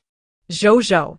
Pei Yanzhou watched as Yan Ci's joyful figure faded from view, a silent smile gracing his lips. Ci, good night. Upon returning with Yan Yining, Yan Ci found the members of the Yan family gathered together, an unusual occurrence. Little Ci and Ning Ning are back. Would you like a late-night snack? Yan's mother inquired. No need, Mom. Yan Ci gently pulled Yan Yining to sit beside Yan Luo. What's going on? Why is everyone here? Cough, cough. Yan Ten cleared his throat twice. I have a significant announcement to make. I plan to sign a variety show that will broadcast the daily lives of our family. Does anyone have any objections? I have no objections, as long as you don't enter my study, Yanju remarked, flipping a page of his book without lifting his gaze. The others echoed their agreement. I have no objections either, though my study might be a bit different. If you want to see it, that's fine. But I'm worried about the live stream being shut down, Yan Ci remarked, touching the tip of her nose. The others looked on. Yan Luo, noticing the bracelet on Yan Ci's wrist, exclaimed, Sister, where did you buy that bracelet? It's beautiful. She reached out to touch it. Hiss, a snake. Yan Ten gasped, while Yan Yi raised a book, as if to strike it.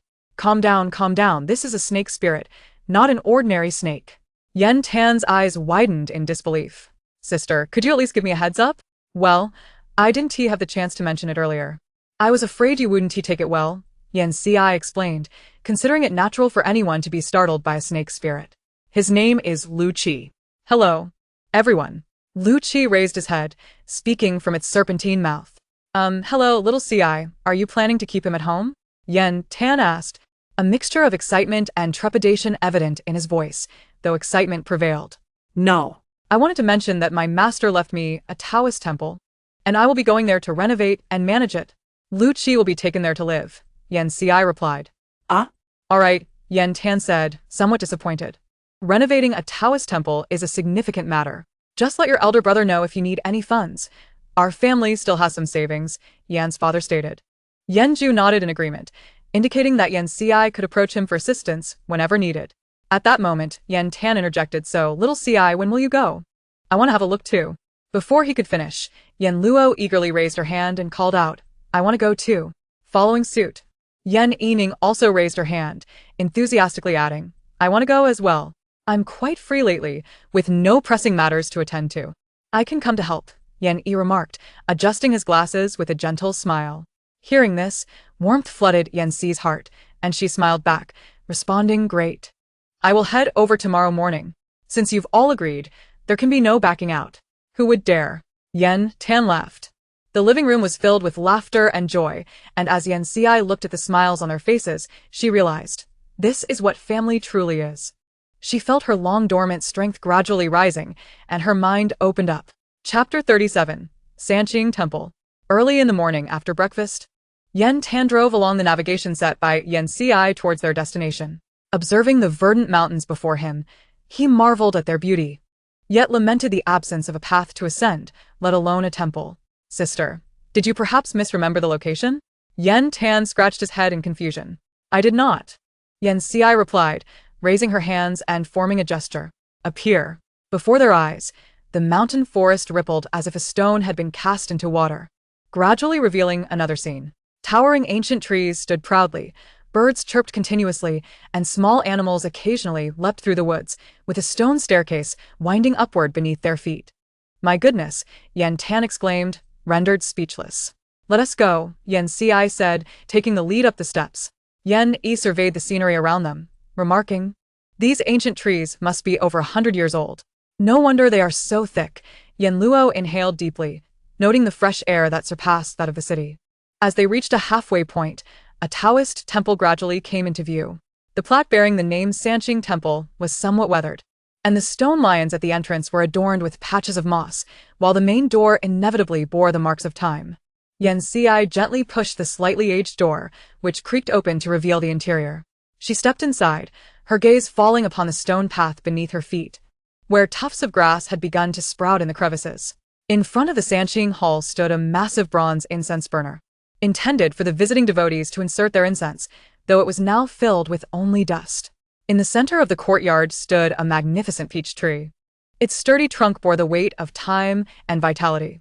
The roots, partially exposed, twisted and turned like great dragons, delving deep into the ground, showcasing the tree's ancient history and resilient spirit. As a gentle breeze rustled through, the leaves produced a melodious rustling sound, akin to a symphony orchestrated by nature. Yan Yi felt a sense of reverence, observing, this tree is far older than those outside. Indeed, it was once just a small peach tree, Yan Ci mused inwardly. Yan Ci circumvented the incense burner and walked directly toward the Sanqing Hall. She easily pushed open the hall's doors, and a wave of antiquity washed over her. Gazing inside, she beheld 3 deities sculpted from clay, their forms remarkably lifelike, as if they could spring to life at any moment. The incense table was covered in a thick layer of dust, a testament to the time it had remained sealed. Yan Xi performed a cleansing spell, banishing the dust from the temple. With this, we need not worry about cleaning. How splendid!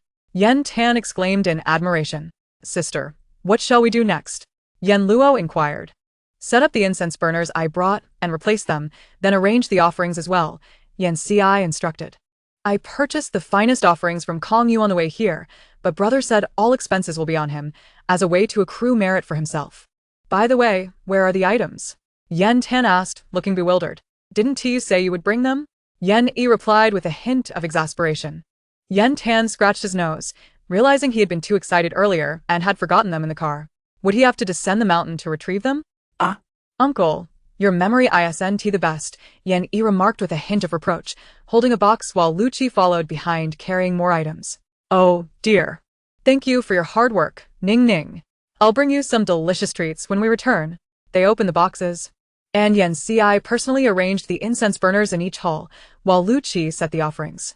The others busied themselves with cushions, weeding, and opening windows for ventilation, each absorbed in their tasks. Yan Xi first lit incense in the Sanqing Hall, watching the rising smoke. Only then did she approach her master's hall, the ancestral hall of their sect. Lighting the incense, she knelt on a cushion and closed her eyes, as the gentle breeze stirred her hair. Yan Tan and the others paused to look at Yan Xi. The incense smoke spiraled around her, creating an ethereal aura that surrounded her like a divine presence, as if she were destined to ascend. My heavens, could my sister be on the verge of ascension? Yan Tan whispered to Yan Yi. Yan Yi adjusted his glasses and shot him a glance. Perhaps it's to escape from your concerning intellect. Hey, how can you speak to me like that, second brother? Yan Tan quietly protested, careful not to disturb Yan Xi. Yan Xi could sense the changes surrounding her, silently declaring in her heart, Master, I have arrived. She slowly opened her eyes, and the swirling incense smoke dissipated, leaving the 3 sticks of incense still burning steadily. Sister, you missed it. The smoke was swirling around you just now, Yan Luo exclaimed in astonishment. Yes, I am aware. That was a sign from my master, Yan Xi replied, gazing at the statue. Yan Luo's eyes followed, and in a moment of reverie, she felt as though the statue had smiled at her and nodded slightly. Let us move on. There are many tasks to attend to, Yan Xi said with a smile. The temple had long been devoid of worshippers, and the divine presence within the statue needed to be summoned. After a busy morning, the group spread out a picnic blanket beneath a tree and opened the food they had brought from home for an impromptu feast. Yan Tan, having worked diligently all morning, was already hungry and began to eat. Xiao Xi, this place is so vast. Can you manage it all by yourself? He inquired while munching. Indeed. I will recruit some individuals to assist, Yan Xi replied, taking a bite of rib while contemplating the bamboo grove outside, perfect for crafting some benches for resting. It had been many years since she had last been here. As she chewed thoughtfully, memories flooded back of a time when this place thrived with life.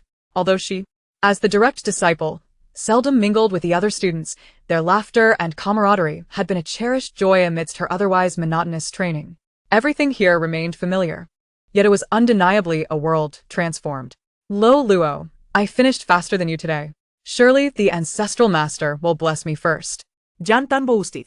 Nonsense. It was clearly me, Yan Luo retorted, indignant. Yan Yi sighed. That does not justify your sneaking bites of the offering fruit. But we haven't even set it up yet. Yan Tan protested. That's because Lu Qi discovered it, he added. Yan Tan. Yan Luo. Wrong. Yan Xi chuckled helplessly, the melancholic emotions they had stirred quickly dissipating amidst their playful banter. After a brief respite following their meal, Yan Xi summoned Xin Yu to familiarize him with the temple. However, she first needed to issue him and Yan Yining a permission certificate to ensure they would not be harmed by the energies of the deities. In the afternoon, Yan Xi guided everyone through the temple, introducing them to the deities enshrined in each hall. You are all welcome to visit any time, Yan Xi declared. That's splendid. With Xiao Xi around, our chances of having our wishes fulfilled will surely increase. Jantan laughed. I have no particular wishes. I just hope for peace and safety for our family, Yan Luo remarked. Behind the temple lay a bamboo grove, with a mountain spring cascading down the rocks. This place is wonderful, though it is rather distant from the city, Yan Yi noted, nodding in agreement. Indeed, do you think fewer people will come? Jantan pondered. Then confidently declared, don't worry. I'll promote it online for you. Sister, I can help promote it too. Yan Luo chimed in. Not now. I will let you know when I need assistance, Yan Ci replied with a smile. Lu Qi coiled comfortably around the branches of a peach tree, lazily flicking his tongue while his tail swayed gently. Everything felt so harmonious. Yan Yining, who told you to ask master questions? Yan Ci exclaimed upon seeing him sprawled over Master's desk with his homework, while Master patiently formed answers from the fallen ash, and, astonishingly, they were correct. It was evident that Master had calculated those answers. Don't bother Chinyu with this, and Master, if you know the answer, feel free to teach him. Yanchi laughed in exasperation. The answer composed of ash morphed into a playful ghost face before being wiped away. At your age, still so irreverent. Yanchi chided. Ning Ning, you may ask third uncle in the future. Do not disturb the elder anymore, Yan Yi interjected, coming to Yan Yining's defense. Oh, Yan Yining murmured, caught in the act of slacking off. Ha! Lu Qi let out a mocking chuckle, flipping over and squinting contentedly. As the sun began to set in the west, the group prepared to return. Lu Qi, will you come back with me, or stay here? Yanchi inquired. This place is rich in spiritual energy. I prefer to remain here, Lu Qi replied. Very well, do remember to keep an eye on the temple for Chinyu. Yan Ci instructed before heading back to the Yan residence with the others. She still needed to arrange for some daily necessities to be delivered, lest she find herself lacking when living there alone. In the remaining days, Yan Ci shuttled between the temple and her home, gathering the essentials. Zheng Mingyu worked swiftly to finalize the temple's permit for Yan Ci. Meanwhile, Yan Tan's family livestream was set to commence. On the program's vehicle, the broadcast began, and Yan Tan greeted his fans with a smile. Hello, everyone. Tanga, I love you. Family who understands. I've been waiting for so long. Finally, it's live. Who isn't? I started waiting after the guest announcement. I'll just say, I've been waiting too, but it's for Sister Yan, hee. Same here, hee. I'm here for Luo Luo. Exactly. Last time, we didn't get enough of those sisters. Alright. So, everyone is here to steal my sister, huh? Get out.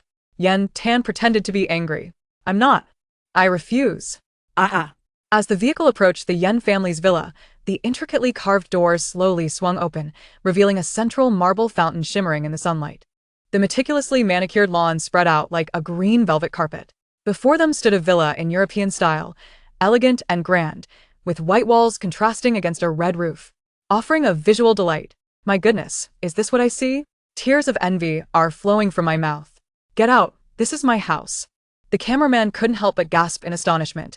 While he knew the Yan family was affluent, witnessing it firsthand was still a shock. Yan Tan led the production team through the entrance, warmly introducing them to the home's layout and decor. In the living room, luxurious sofas and exquisite carpets created a harmonious atmosphere, while massive floor-to-ceiling windows allowed sunlight to flood the space.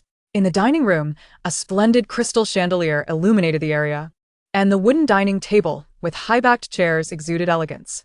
My mother has a gathering with her friends today, my father went fishing with his buddies, and my older brother is at work, so it's just us siblings at home, Yan Tan explained as he ushered everyone inside. Second uncle, Yan Yining called out, diverting his gaze from the television to greet. This is my nephew, Yan Yining, Shao Ci's son. Hello, uncles and aunts, Yan Yining greeted obediently. What? Yan Jia has a child. He's adopted, everyone in our circle knows. Wow. Look at the young lady. Ning Ning, where are the others? Yan Tan inquired. They're upstairs. Yan Yining replied. Alright, then uncle will head upstairs first. Okay. Upon hearing this, Yan Tan led the cameraman upstairs. So, they have an elevator in their home? What? Let us start our tour from upstairs. The first person Yan Tan encountered was Yan Luo, who was diligently practicing her dance in the dance studio. Second brother. Yan Luo greeted Yan Tan, pausing her actions to take the towel handed to her by a servant to wipe away her sweat. Don't stop. My goddess has such an amazing figure, haha.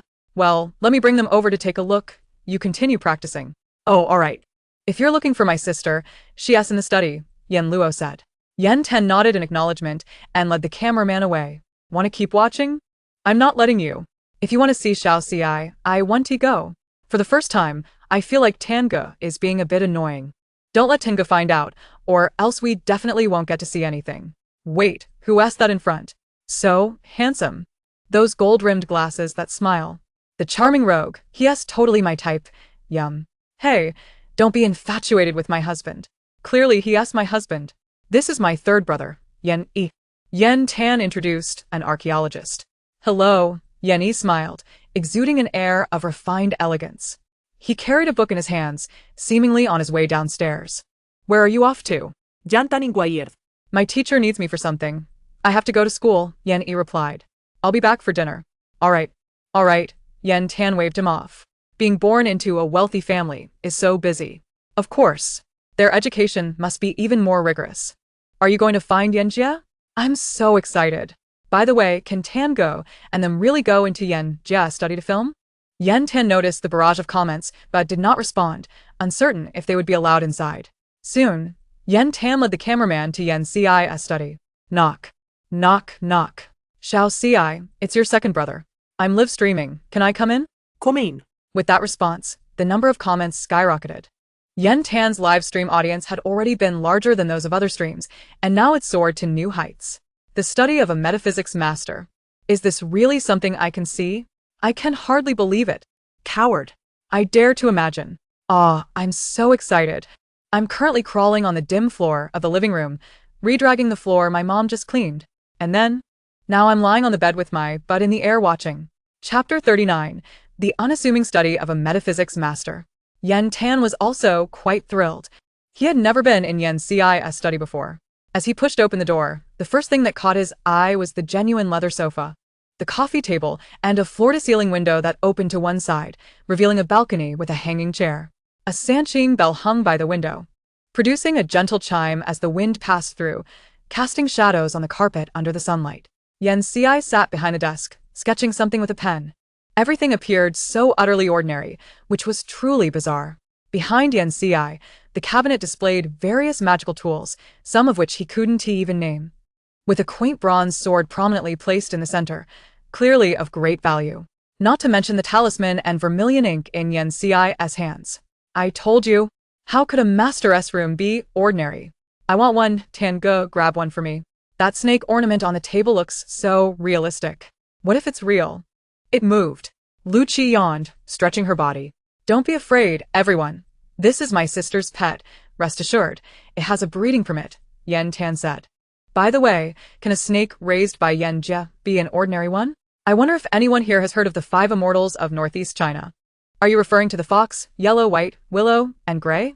In any case, it's definitely not ordinary, whose snake can go viral online. Lu Qi glanced at the newcomers before continuing to scroll through videos, still watching a low-budget, sweet romance web drama.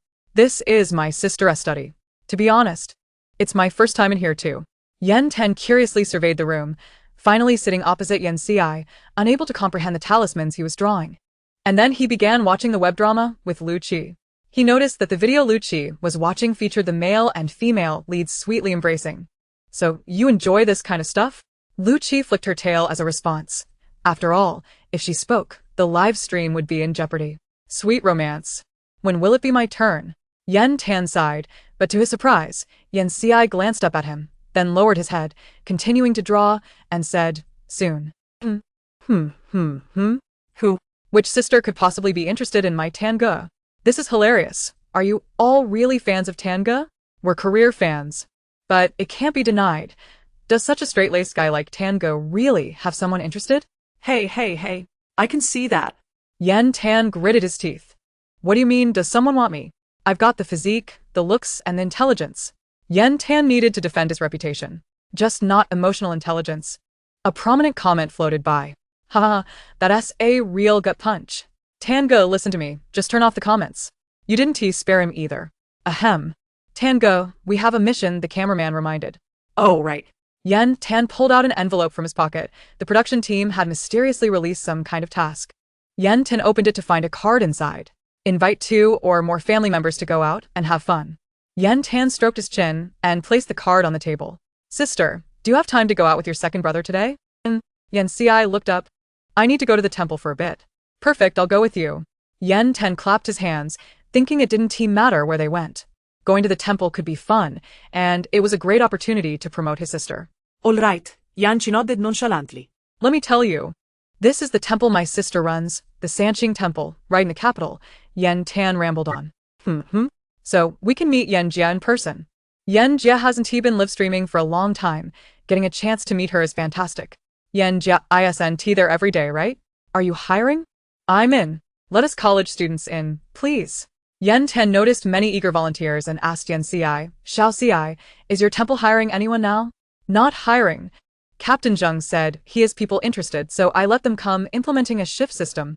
Yan Ci replied while folding the last talisman and packing the completed ones into a bag. That's good. Yan Tan nodded in relief. Then looked at the live stream audience. Did you hear that? It's full, give it up. But we can still go to pray. Yeah. Where's the address? I need to book a flight. The comments exploded with inquiries about the address.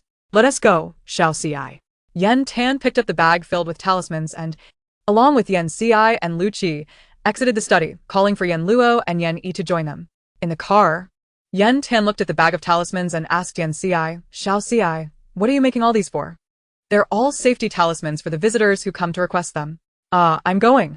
Don't compete with me. Laughing, I've already booked my ticket.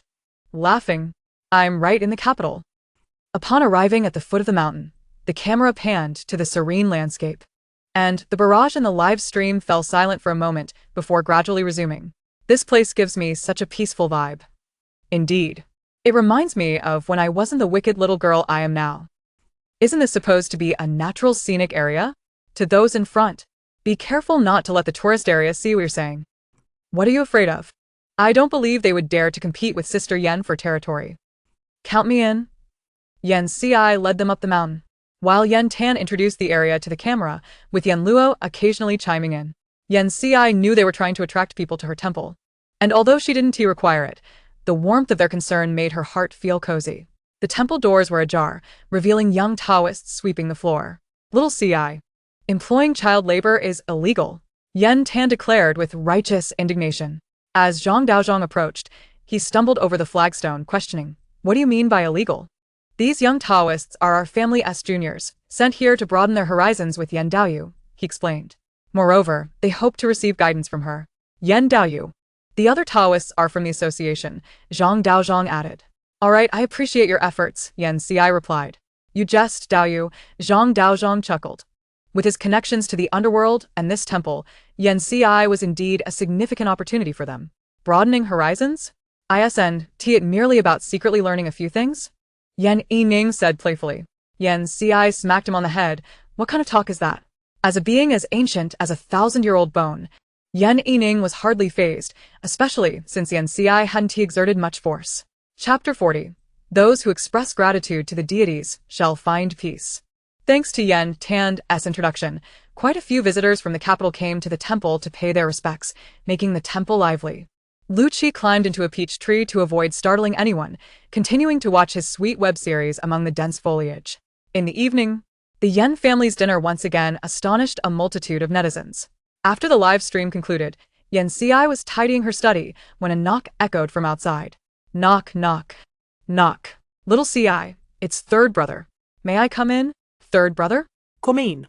Upon entering, Yan Yi found Yan Ci busy with something, most likely some kind of talisman, which he didn't fully understand. Third brother, is there something you need? Yan Qi inquired.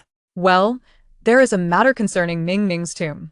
Yan Yi explained that while researching the location of Yan Yining's tomb, they discovered another tomb's site depicted in the murals. Yan Yining's tomb belonged to a historically brutal noble, where he was entombed alive, presumably to nurture a corpse king to guard the tomb. During their continued excavation, they uncovered another mausoleum, not far from which lay a tomb filled entirely with women, those whom the noble had gathered for his burial.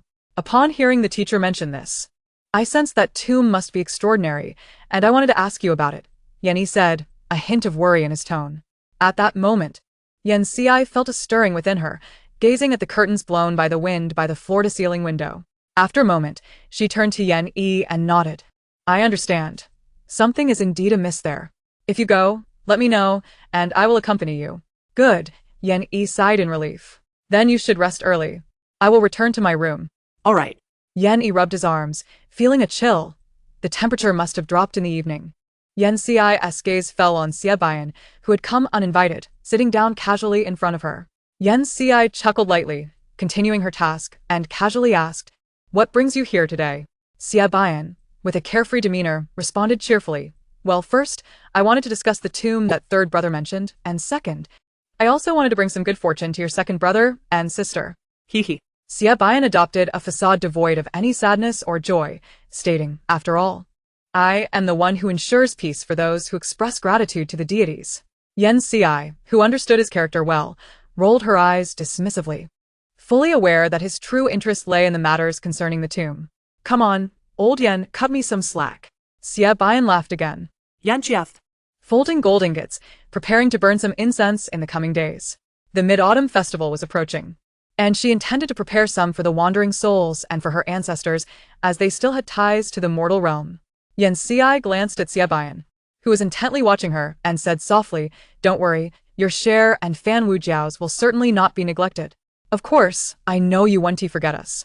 Xia Bayan replied, shaking his head lightly, fully aware that every year Yen Ci provided them with a substantial amount of gold ingots. With those shiny treasures, he would undoubtedly rush to Meng Po's place to purchase the finest and richest wine. Give me a little more. The prices at Meng Po's have gone up again recently. Xia Bayan lamented, unable to suppress a sigh, noting how the wine prices had skyrocketed, making it feel increasingly unaffordable. If you drank a little less, you would have long become a renowned wealthy figure in Fengdu City, Yen Ci teased, recalling how she had burned an abundance of high-quality gold ingots each year. That simply won't do. It's one of my few remaining little pleasures. Are you really going to take that away from me? You're being too harsh and cruel. Xia Bayan said, his face a mask of sorrow, and under the dim light, his somewhat eerie features made him appear even more unsettling. All right, enough with that. Given your pitiable state, I'll prepare a few more for you and Fan Wujiao. Now tell me, what is the situation regarding third brother's investigation of the tomb? About that tomb, you just heard it. That noble had over 100 women buried with him, and the resentment from those women culminated in one becoming the ghost king. Xia Bayan expressed disdain and complaint regarding the noble. Oh. Yen Ci expressed interest. Xia Bayan opened the death ledger he was holding, which was merely a copy. The woman's name was Cui Yen. She was forcibly taken by the noble due to her beauty, and her parents and brothers were beaten to death by guards while trying to protect her. After being buried alive, her resentment festered, and with the support of the other women's resentment, she became the ghost king. However, the noble had anticipated this and arranged for Taoists to set up formations to suppress her, which is why she remains trapped to this day. She must possess considerable talent. Yen Ci nodded, acknowledging, to be able to endure under such formations. That is true, Xia Bayan agreed, but then seemed puzzled. Wait, is that what I meant? Could it be that I was misunderstood? Where is that noble now? Yan Chi inquired. In the underworld, undergoing punishment, Xia Bayan replied, closing the book of life and death. Then if she seeks revenge, she should directly go to the underworld, and you could capture her after she has settled her grievances. Yen Ci suggested. If only it were that simple, Xia Bayan sighed. As far as I know, she has been trapped in the tomb for so many years.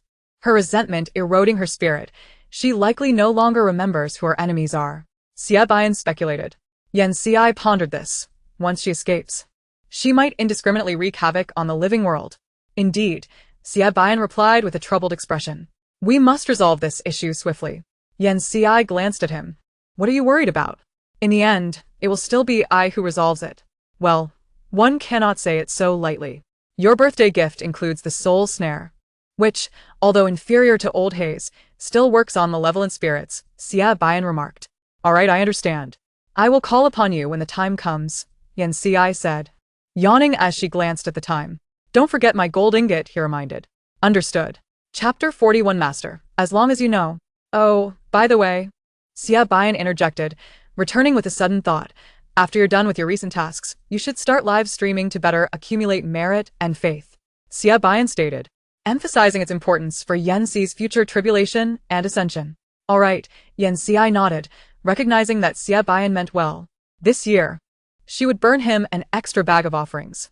Yen Tan's participation in the variety show featured live streams of his daily life with his family. The following day, he accepted a task from the production team and went fishing with Yen Fu. Naturally, the sight of numerous renowned figures fishing in a row astounded the entire family. But that was a tale for another time. 3 days later, Yen Yi and the others set off for the tomb. Today, she had some free time and decided to check on how her boyfriend was doing. You're actually at home? Yen Ci exclaimed upon entering the estate. She had intended to find him at his office, yet the car he dispatched had brought her to his villa instead. Yes, it's the weekend. And I also need to rest, Pei Yanzhou replied with a helpless smile. It's quite unusual, considering how busy you usually are, Yan Ci teased. Enough about me. I heard you recently opened a Taoist temple? Pei Yanzhou asked casually. Yan Ci raised an eyebrow, immediately recalling Yan Tan's live stream. Did you see Yan Tan's live stream? Yes, Pei Yanzhou replied, placing fruits and juice before her. If you need anything, feel free to let me know. Yan Ci nodded slightly. Oh, thank you. Pei Yanzhou paused momentarily before casually handing over a gourd talisman to Yan Ci for her to refine the malevolent energy within. Yan Ci accepted it, but did not begin refining it right away. Instead, she toyed with it in her hands. What's wrong? Pei Yanzhou inquired as he sat beside her. Yan Ci gazed at him, contemplating for a moment before bursting into laughter, then said, The temple was left to me by my master. I only recently discovered it. I didn't mean to keep it from you. Pei Yanzhou looked at her, wrapping his arms around her. I understand. I know you would never intentionally hide it from me. I just tend to overthink things. Pei Yanzhou lowered his lashes, tightening his embrace around her waist. From now on, you can tell me anything you wish to know. Yan Ci playfully pinched his cheek, laughing lightly. The dignified Pei Eryi, acting so indecisive. Ci, Pei Yanzhou called her name helplessly, yet he did not stop her antics. All right, I need to refine this now. After soothing Pei Yanzhou, Yan Ci began her task. Pei Yanzhou chose not to disturb her, glancing at the time before heading to prepare lunch. When Yan Ci opened her eyes, the aroma of the meal wafted towards her. After hanging the gourd talisman back around her neck, she and Pei Yanzhou began to enjoy their lunch. What are your plans next? Pei Yanzhou asked. Well, once the temple is running smoothly, I'll start live streaming again. Just like before, Yan Ci replied. I need faith and merit to undergo my tribulation and ascend. Pei Yanzhou's hand halted. Ascend? Is that for real? Of course. Yan Ci said, smiling at him. Pei Yanzhou gazed at her beaming face and suddenly felt inspired. Can I cultivate alongside you? Absolutely. It was a resolute affirmation. Pei Yanzhou's previously wavering heart found its footing. What must I do? Pei Yanzhou inquired. I will provide you with some relevant books to read. Start with those. And if you have any questions, just ask me, Yan Ci replied with a smile. Good. On this scorching summer day, sunlight streamed through the window, enveloping Yan Ci in a golden glow, an image that Pei Yanzhou would forever cherish. In the afternoon, Yan Ci took Pei Yanzhou to the temple, where he waited outside as she entered, placing incense into the burner. Master, the person standing outside is your disciple-in-law. I wonder what your impression of him is? The incense ashes fell like snowflakes, forming a distinct character on the incense table. Yan Ci gazed at the rapidly burning incense, already aware that her master's mood was likely quite foul at that moment. Yet, she merely smiled gently and said, I intend to teach him some cultivation methods. What are your thoughts, master? Another batch of ashes fell, changing the character. Cut. Master, Yan Ci said, her expression reflecting helplessness. After a moment of silence, the ashes shifted again. If you like him, then let it be. If not, you may seek a better match in the future. At last, it was no longer a one-character response from her master. However, Yan Ci replied, I understand you mean well, master. But there is no need to think of the future, just yet. Thank you, master. Yan Ci smiled. So, will you not accept him? Before her words had fully left her lips, 3 incense sticks snapped simultaneously. There's no need to refuse so quickly, Yan Ci remarked. All right, master. I know you don't want to accept him, she said helplessly. Just as long as you know. Yan Ci inserted new incense, watching it burn evenly before leaving the temple. It was the weekend, and many visitors were present at the temple. Yan. At the sound of her name, Yan Ci turned to see a group of young boys and girls waving at her. Hello, Yan Ci replied with a smile. The youths gasped in excitement. Yan Jie just greeted us. Yan Ci summoned a young acolyte and instructed him to give those youths an extra talisman for peace. Yes, Taoist. Before leaving the front courtyard, Yan Ci sought out Pei Yanzhou. I see. Pei Yanzhou stood in a pavilion, rising to walk towards her as she approached. Let us go. I will take you to the library. Sanqing Temple was, after all, a well-preserved temple from years past, housing knowledge far surpassing that of the contemporary sections. The library was a tower, and one could immediately feel the weight of history upon entering. Is there no one guarding this place? Pei Yanzhou asked.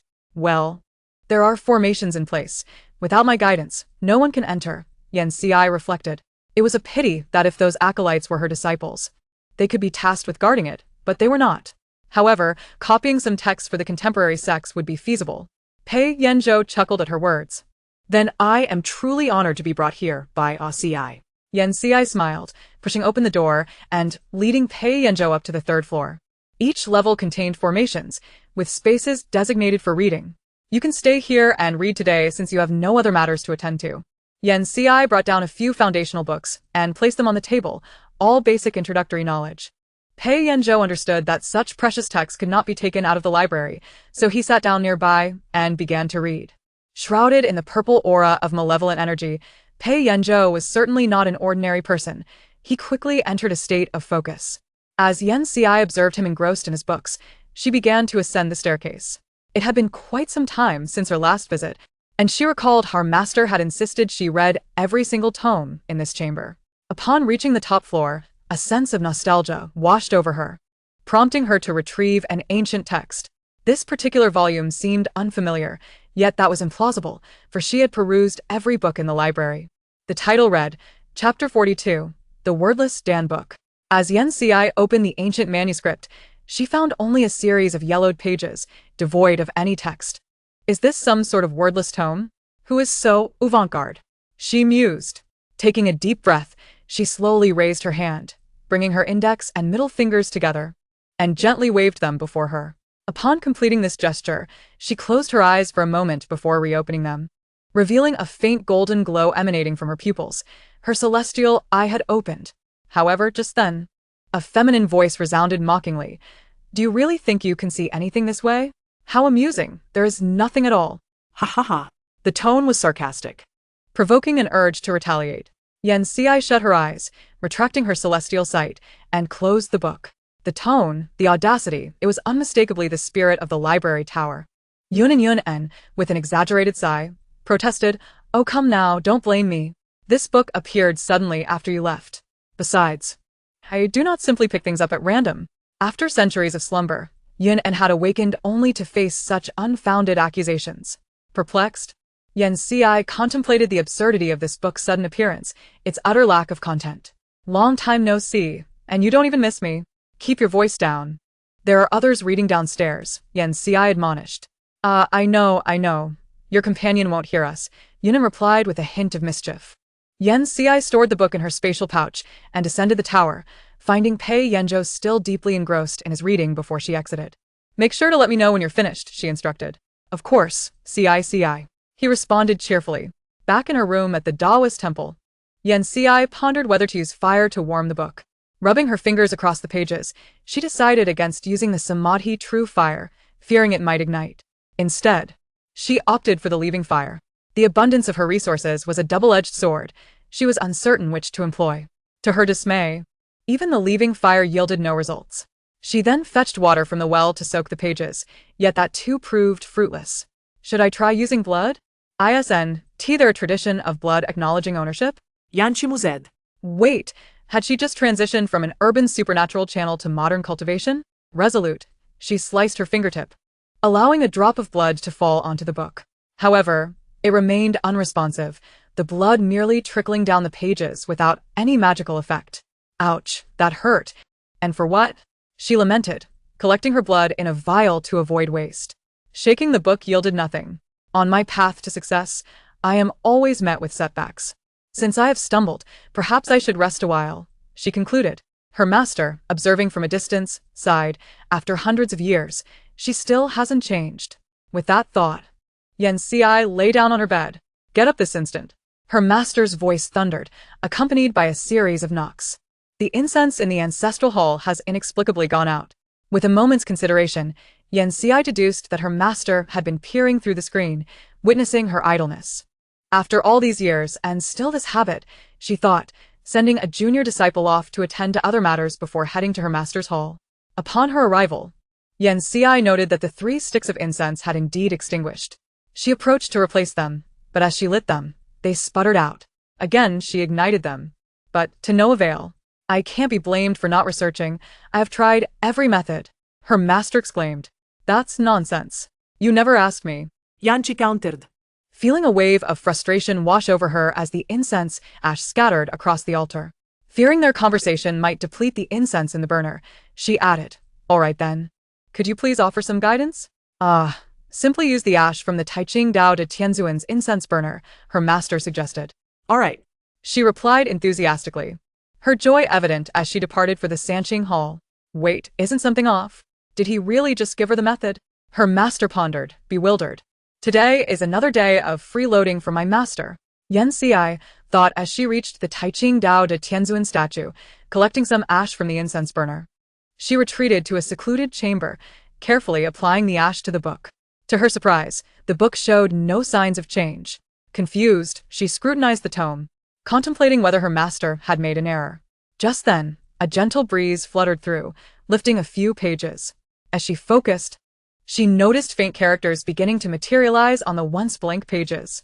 Intrigued, she waited until the letters fully appeared before snapping the Dan book shut. So, I truly am in an urban cultivation channel? Otherwise, how could there be alchemical techniques here? Or perhaps spiritual energy has revived. ugh. Don't change the script on me. Taking a deep breath, Yan Xi felt a buzzing in her head. After a moment of calming her tumultuous emotions, she picked up the book, now clearly labeled, The Wordless Dan Book. Upon seeing those 4 characters, comprehension dawned upon her. Although the ash from the Taiching Dao de Tianzuan had revealed the text, it would soon vanish, and she would need to use her celestial sight to read it again. See, I told you she would be upset. A young man in white robes, exuding an ethereal presence, sat upon a cloud. He resembled a celestial being, or rather, he was one. With a resigned shake of his head, he turned to the person beside him, spreading his hands as he spoke gently. Upon closer inspection, one would discern that this individual bore a striking resemblance to the statue of Yan Xi's master, albeit in his youth, while the other appeared more aged. It matters not. She cannot come before you at this moment, the figure reassured, seemingly accustomed to the situation. Between them lay a chessboard scattered with black and white pieces. The man opposite him clutched a black piece, hesitating as it hovered in the air, for it was his turn to play. Though she indeed cannot directly approach me, given her temperament, she would undoubtedly overturn the spirit tablet I am honored to receive. The master asserted confidently, his understanding of Yan Xi profound. Really? Is it that exaggerated? The individual across expressed surprise, uncertainty lacing his words. What do you think? The master retorted, his gaze unwavering. All right, I concede to both of you. How about I offer some compensation? The man across sighed, proposing a solution. That sounds reasonable. However, merely having compensation will not suffice. I must secure victory in this game. The master remained unyielding, his eyes shimmering with confidence. Hey, Do you have no shame? Who acts so shamelessly as you do? The person opposite him was rendered speechless, unable to suppress an outburst of incredulity. After enduring countless hardships, he was on the verge of clinching victory. If you had any sense of dignity left, you would never consider sending my well-behaved and adorable disciple over. His eyes widened in fury, seemingly capable of spewing flames. You are equally implicated in this matter, the other party said, diverting his gaze in guilt while attempting to argue. For a moment, both fell silent, the atmosphere thick with tension. After a brief pause, the master remarked, but the risks I bear are far greater than yours. All right, you win this round. Just say you want my wager directly. Why beat around the bush? The other person waved his hand in resignation. One must still follow the proper protocols, the master replied with a mischievous grin. Chapter 43. The wool comes from the master. Meanwhile, Yan Xi was blissfully unaware of her master's latest schemes at her expense, but even if she knew, there was nothing she could do. She had grown accustomed to it. Flipping through the alchemical tome, Yan Xi headed to her master's hall. After sending the cleaning acolyte away, she waved her hand, shutting all doors and windows within. Master, Yan Xi said, revealing a somewhat sinister smile. In the distant sky, white clouds floated, and 2 figures observing through a water mirror shivered at the sight. Your disciple won't come to confront me once she learns the truth, will she? One began to worry. Not at all. Firstly, she cannot defeat you, and secondly, she will only receive her compensation from you, the master asserted confidently. However, the extent of that compensation remains uncertain. Master, you have already entrusted the alchemical tome to me, so surely you must provide me with some materials necessary for alchemy. After all, There are hardly any spiritual herbs in my current location. Hey, have you forgotten? Just a couple of days ago, you won a space specifically for cultivation. As your master, how could I possibly deny you? His tone dripped with schadenfreude, lacking any pretense of modesty. Well, actually, I'm not particularly inclined to give. Nonetheless, despite his reluctance, the master ultimately complied and handed over the space. Yen Ci watched in awe as a spatial ring materialized atop the incense table, her face instantly lighting up with joy as she quickly stowed it away. Then, Master, enough with the master. He is not here. Now that we have the alchemical tome and spiritual herbs, we only need the furnace. You have provided everything else, so you wouldn't still be lacking a furnace, would you? Yen Ci's radiant smile conveyed a clear message. If you fail to comply, do not blame me for seizing your tablet. Ha ha ha. She was elated, for her wager included a long-coveted alchemical furnace, which her master had barely acquired before it was whisked away. Master truly has nothing left. How about we exchange it for a sheep? Yen Ci replied with a deathly smile. No, you definitely have something. He, ha ha ha. The master produced the newly acquired alchemical furnace, a compact piece adorned with intricate dark purple patterns. Yen Ci gazed at the furnace appearing on the incense table, accepting it with a satisfied grin. Replacing the quickly consumed incense with 3 new sticks, the freshly lit incense burned rapidly, yet Yen Ci was unconcerned. The fact that she was not angry was already commendable. Although she was unsure of her master's intentions, it was reasonable for her to request an advance on her wages. Ci, your companion is about to finish. I know. Well then, master, I shall take my leave. Yen Ci waved goodbye as she exited the grand hall. On the incense table, the ash formed the character, humph, which quickly dispersed. Yen Ci proceeded towards the library. Is he done? Almost there. Yunan replied. Yen Ci nodded at Pei Yanzhou, who was now surrounded by spiritual energy. Although he was slightly slower than she had been, he still exhibited remarkable talent, especially considering he was no longer at the prime age for cultivation. After all, she had not yet arrived when Pei Yanzhou was merely 2 or 3 years old. As Pei Yanzhou pulled himself from the book, his gaze immediately fell upon Yen Ci, who was reading opposite him, and he could not help but smile. Achi. How's the reading going? Yanchi inquired. Quite smoothly. Have you been waiting for long? Pei Yanzhou asked. Not at all. I was planning to read as well. Yen Ci's lips curled into a faint smile as her gaze drifted outside, admiring the picturesque sunset. She then turned her head back and suggested, shall we go downstairs to eat? Okay. Pei Yanzhou nodded obediently, slowly closing his book and preparing to follow Yen Ci. Noticing the book left on the table, Yen Ci reached out, took it, and handed it back to Pei Yanzhou with a smile. You should keep it and read it later. Pei Yanzhou felt a tightening in his chest. He understood that Yen Ci had brought him here out of trust. Yet precisely because of that, he could not easily take the book outside. After all, if anyone else discovered it, even with a minuscule chance, he could not bear such a thing happening. No, I can't take it out. Pei Yanzhou shook his head firmly, his tone resolute. Yen Ci chuckled lightly. You need not worry. Once we step outside, the contents of this book will be visible only to you and me. Pei Yanzhou paused for a moment, processing this revelation. Only he could see? Who do you look down upon? Yunan can handle this easily. You act as if you've never seen the world. Yunan complained to Yen Ci. Alright, I understand Yun and S prowess. That's more like it. Let us go. Yen Ci led Pei Yanzhou downstairs, exiting the tower as the doors closed automatically behind them. At this hour, the temple was preparing meals. How about we eat here? Yen Ci proposed. Sure. Pei Yanzhou nodded, wishing to explore the place a bit more. This temple had been left by Master ACI, and it must have been where Yen Ci spent her childhood. They arrived at the dining hall, already bustling with people queuing for food. Yen Ci guided Pei Yanzhou to the back of the line, greeting familiar Taoists along the way. After a short wait, it was finally their turn. Yen Ci received their meals, and she and Pei Yanzhou found a vacant spot to sit. Give it a try. See how it tastes. Yen Ci offered Pei Yanzhou a pair of chopsticks. Pei Yanzhou picked up some food, savoring it thoughtfully before nodding. Delicious. Yanchi's bite. Starting her meal as well. Throughout the meal, they exchanged a few words, basking in a warm and harmonious atmosphere. After finishing their meal, Yen Ci took Pei Yanzhou on a stroll around the temple, introducing him to various locations. Pei Yanzhou listened quietly by her side. As night fell, the stars above the temple shone brighter than those in the city center. The two sat on bamboo chairs in the courtyard, gazing up at the starry sky. Did you live here throughout your childhood? Pei Yanzhou turned to Yan Xi and asked. Most of the time, yes. Yan Xi reflected on her childhood, often causing mischief in front of the Sanqing Hall, only to be punished by her master with book memorization in the library. As she waits to grow a bit older, she yearns to embark on her own journey of cultivation.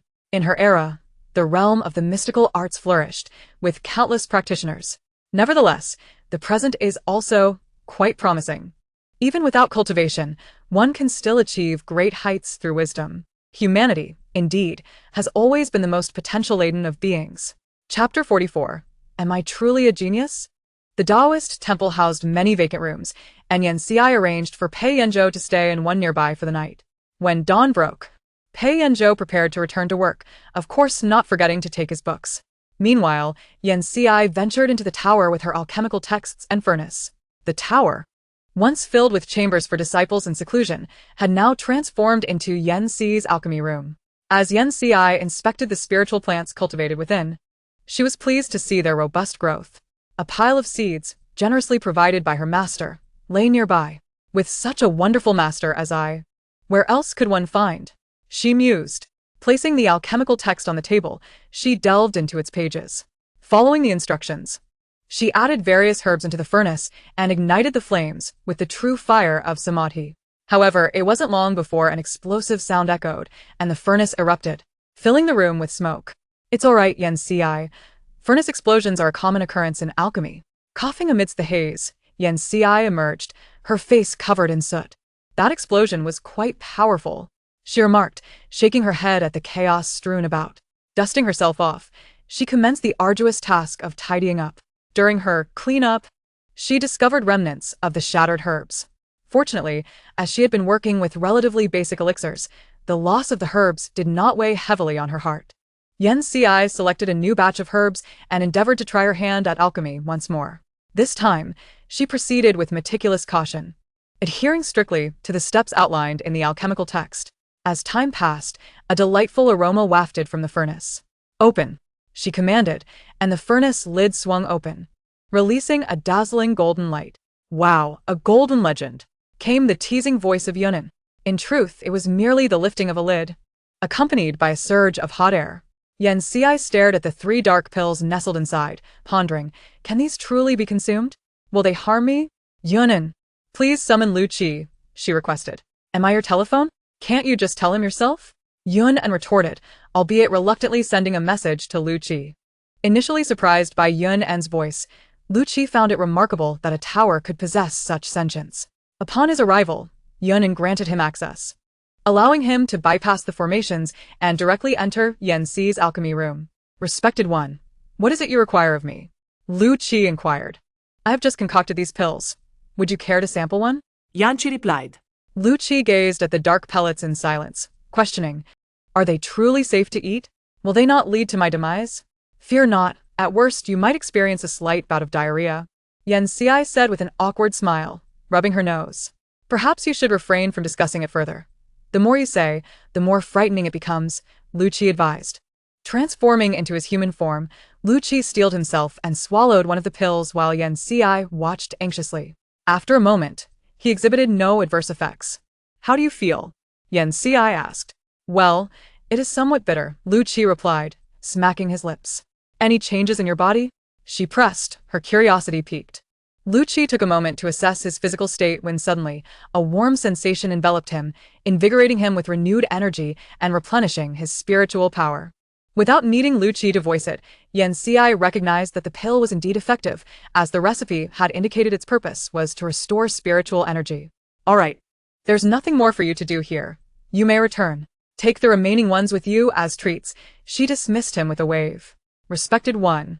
If you wish to avoid waste, you need not be so dismissive, Lu Qi replied, as he departed the tower with the pills in hand. See? I have successfully concocted elixirs. Could I truly be a genius? Yan Xi mused, stroking her chin in a moment of epiphany. Humph. Yunan rolled its eyes, even though Yan Xi was oblivious to its disdain. In the following days, Yan Xi oscillated between mishaps and successes in her alchemical endeavors.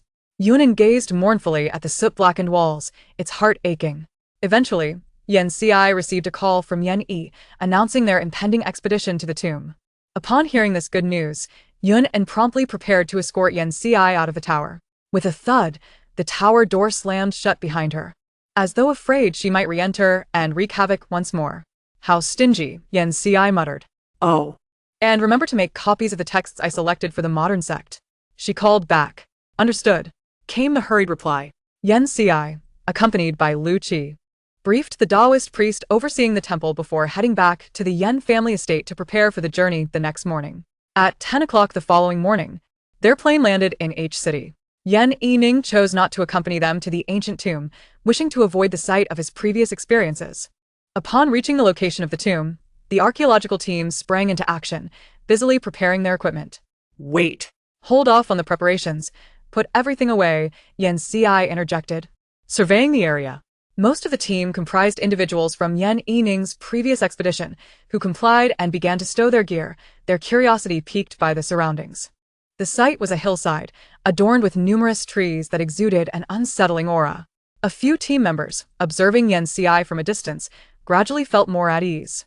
Prior to their arrival, Yan Ci had informed Zheng Mingyu about this place, which prompted local authorities to dispatch personnel to the scene shortly after their arrival.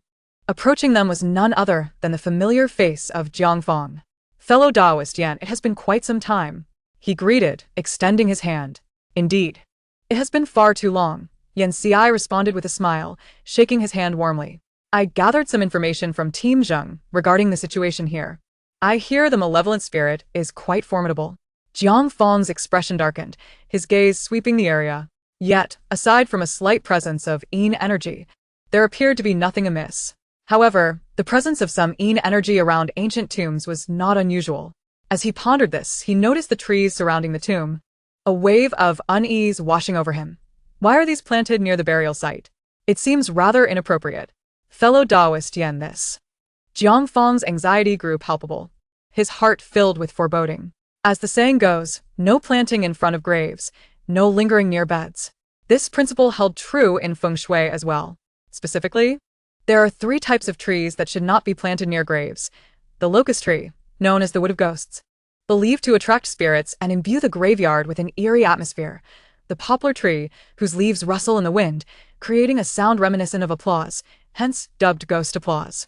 And finally, the peach tree, which, while often regarded in feng shui as a divine tree that wards off evil, can disturb the resting peace of the deceased if planted too close to their graves. Observing the pervasive Yin energy, it became clear that this was no ordinary occurrence. The atmosphere had taken on a distinctly eerie and oppressive quality. Chapter 45, The Female Ghost, Cui Yan. Jiang Fong couldn't help but shiver. This does not seem to be a suppressive formation.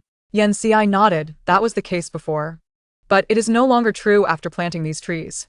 Jiang Fong also noticed that the trees were merely a century old, while according to the age of the ancient tomb, Yan Yining had been preserved for a millennium without decay.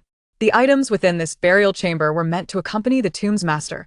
Had they been planted from the outset, they would undoubtedly have surpassed a millennium in age. So what has this formation transformed into now? Jiang Fong's concern was palpable. It has morphed into a Yin gathering formation, still intended to nourish the malevolent spirit beneath. Yan Ci's hand brushed against the tree trunk, her expression darkening.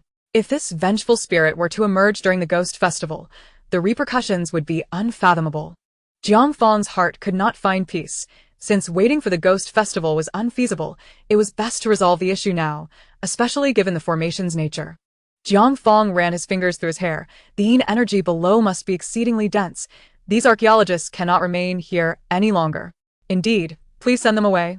Yan Ci replied with a nod.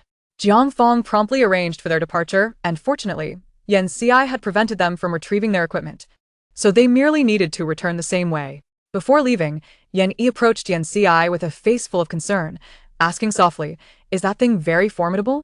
Yan Ci gazed into his troubled eyes, a subtle smile gracing her lips. "Do not fret, third brother. That entity cannot harm me." Yan Yi fell silent, and after a moment, he sighed heavily. "Well, in that case, you must exercise utmost caution." He understood his own powerlessness in this matter. The only thing he could do was to leave quickly to avoid adding to his sister's worries. A wave of guilt and frustration washed over Yan Yi. As an older brother, He should have been the one protecting his sister, yet he now found himself relying on her for protection. Hurry back, third brother. Yen Ci continued to smile reassuringly, and do not remove the 5 emperor coins bracelet. Yes, yes, I will remember. Yenny nodded in agreement before turning to follow the archaeological team down the mountain. Yen Ci instructed Jiang Feng's men to take the talismans she had arranged and position themselves accordingly. Jiang Feng approached Yen Ci, observing the formation of over a dozen individuals. Shall we apprehend it directly? Yen Ci shook her head. My approach is to first deliver, then subdue. If she seeks revenge, I can facilitate that. If she intends to harm, the underworld has ample space for her. Yen Ci's gaze turned icy in an instant, her wrist adorned with a string of beads transforming into a peach-wood sword in her hand. She delicately traced her fingers along the sword's body, executing a flourish before turning her attention to the enormous serpent coiled around a nearby tree. Luchi. Let us commence. Luchi nodded its head, and with a swift flick of its tail, uprooted the tree. This formation not only provided the vengeful spirit with energy, but also suppressed her, preventing her emergence before the ghost festival. Yen Ci directly commanded Luchi to destroy the formation's eye. In an instant, the energy surged, thickening the atmosphere. Meanwhile, the specialists from various departments activated their talismans, and a faint golden light emerged, forming a confinement array. This formation held no offensive capabilities, but it was remarkably resilient, boasting exceptional defensive properties. Yen Ci's eyes darkened. Will the lady not come out to meet me? The dense energy within the formation was palpable enough for an ordinary person to perceive. Silence reigned. No one. Oh no. No ghost responded. The energy swelled, suddenly surging towards Yen Ci, who remained unfazed as it approached, only to crash violently against the formation with a resounding thud. Hiss. Yanchi nodded sharply. Jiang Feng inquired, It seems that Daoist Yen is unscathed, correct? Jiang Feng whispered, Daoist Yen isn't the one injured the opposing spirit? Indeed, I saw her remain silent, so I took the liberty of expressing her sentiments. After all, I felt the impact myself. Jiang Feng remarked. Daoist Yen's thoughts remain as whimsical as ever. Yen Ci raised an eyebrow, a glimmer of mischief in her eyes. It appeared that this lady was a tough nut to crack, but that was of little concern. She had all the time in the world to play. With that, she brandished the peachwood sword, stepping into a stance as she chanted incantations. As her incantations echoed, the golden light within the formation grew increasingly radiant, as if battling against the encroaching energy. Suddenly, a chilling wind howled past, accompanied by a piercing wail, as a figure slowly materialized. It was a pale-faced woman clad in a striking red dress, possessing a captivating beauty that would stand out even in the entertainment industry. It was no wonder that the noble sought her as a burial companion. However, the look in this ghost's eyes was rife with resentment and unfulfilled desires. Yen Ci assessed her, noting, a red-clad ghost, quite ominous. Why do you disturb me? The woman's voice was piercing. What else? Shall I allow you to break free on the ghost festival and wreak havoc? Yen Ci's tone remained indifferent. Jiang Feng interjected. Did you not say you would first deliver her? Indeed, I have not made my move yet, Yen Ci replied. Jiang Feng considered this. That does seem somewhat logical. Do you intend to hinder me? The ghost's resentment surged. I tell you, I bear the hopes of my sisters. I will never yield. Yanchi retorted. What do you mean by yielding? You make it sound as though you are forcibly abducting innocent maidens. Yen Ci caressed the peachwood sword, arcs of lightning flickering along its length. I am not unreasonable. If you agree not to harm anyone, I can facilitate your meeting with your enemies and grant you the chance for revenge. Moreover, your sisters may also seek retribution, and I can assist them in reincarnation. What do you think? Will you consider it? Jiang Feng looked at Yen Ci in bewilderment. Sister Yen, what is with that tone reminiscent of coaxing a child? Do you think she will truly accept? Yen Ci raised an eyebrow, smiling to soothe Jiang Feng. Oh, she was merely 15 or 16 when she died. Isn't that still a child? Trust me. How can I be certain of your words? The ghost's energy gradually subsided, though she remained cautious. Yen Ci produced the soul hook and waved it. Look, I have connections in the underworld. I know your name is Cui Yen. You were forcefully taken by a noble due to your beauty, and your parents and brothers were killed while trying to protect you, ultimately leading to your live burial and the hatred that festered within you. Sustained by the resentment of other women, you became a ghost king. However, the noble anticipated this and arranged for Taoists to set up formations to suppress you, preventing your emergence and reincarnation. Yan Xi relayed the words of Xia Baiyan directly to her. Upon hearing the fate of her family, Cui Yan's memories flooded back, intensifying her anger. Yet she began to believe Yan Xi's words. Not only was her past unveiled, but the aura of the soul hook carried an undeniable truth. Rather than trust that malevolent Taoist, it was wiser to place her faith in Yan Xi, for at least the merit radiating from this Taoist was irrefutable. And the opportunity for her sisters to achieve reincarnation would be greater. Fine. I shall not harm anyone. But you must take me and my sisters to the underworld to seek revenge on that beast. Chapter 46. Underworld Connections. Fine. I shall not harm anyone. But you must take me and my sisters to the underworld to seek revenge on that beast. Cui Yan ground her teeth, envisioning the moment she would confront that beast. Her nails elongating as if they were ready to strike. Yan Xi observed her long nails, silently pondering how painful it would be if they were to be used against that beast. Agreed, however. I will have to bind you with a soul hook for your entry into the underworld to prevent you from suddenly attacking anyone. Cui Yan cast a wary glance at the soul hook. You must swear that you will lead us to avenge ourselves and grant my sisters reincarnation. Those such as them, being practitioners, could not make promises lightly. A vow must be kept. Very well, I swear. But do you not wish for reincarnation? Yan Xi inquired with curiosity. That is none of your concern, Cui Yan retorted with a cold snort. All right then. Yan Xi nodded slightly, her indifference towards the prospect of reincarnation evident. As long as she was not burdened with unnecessary tasks, she was content.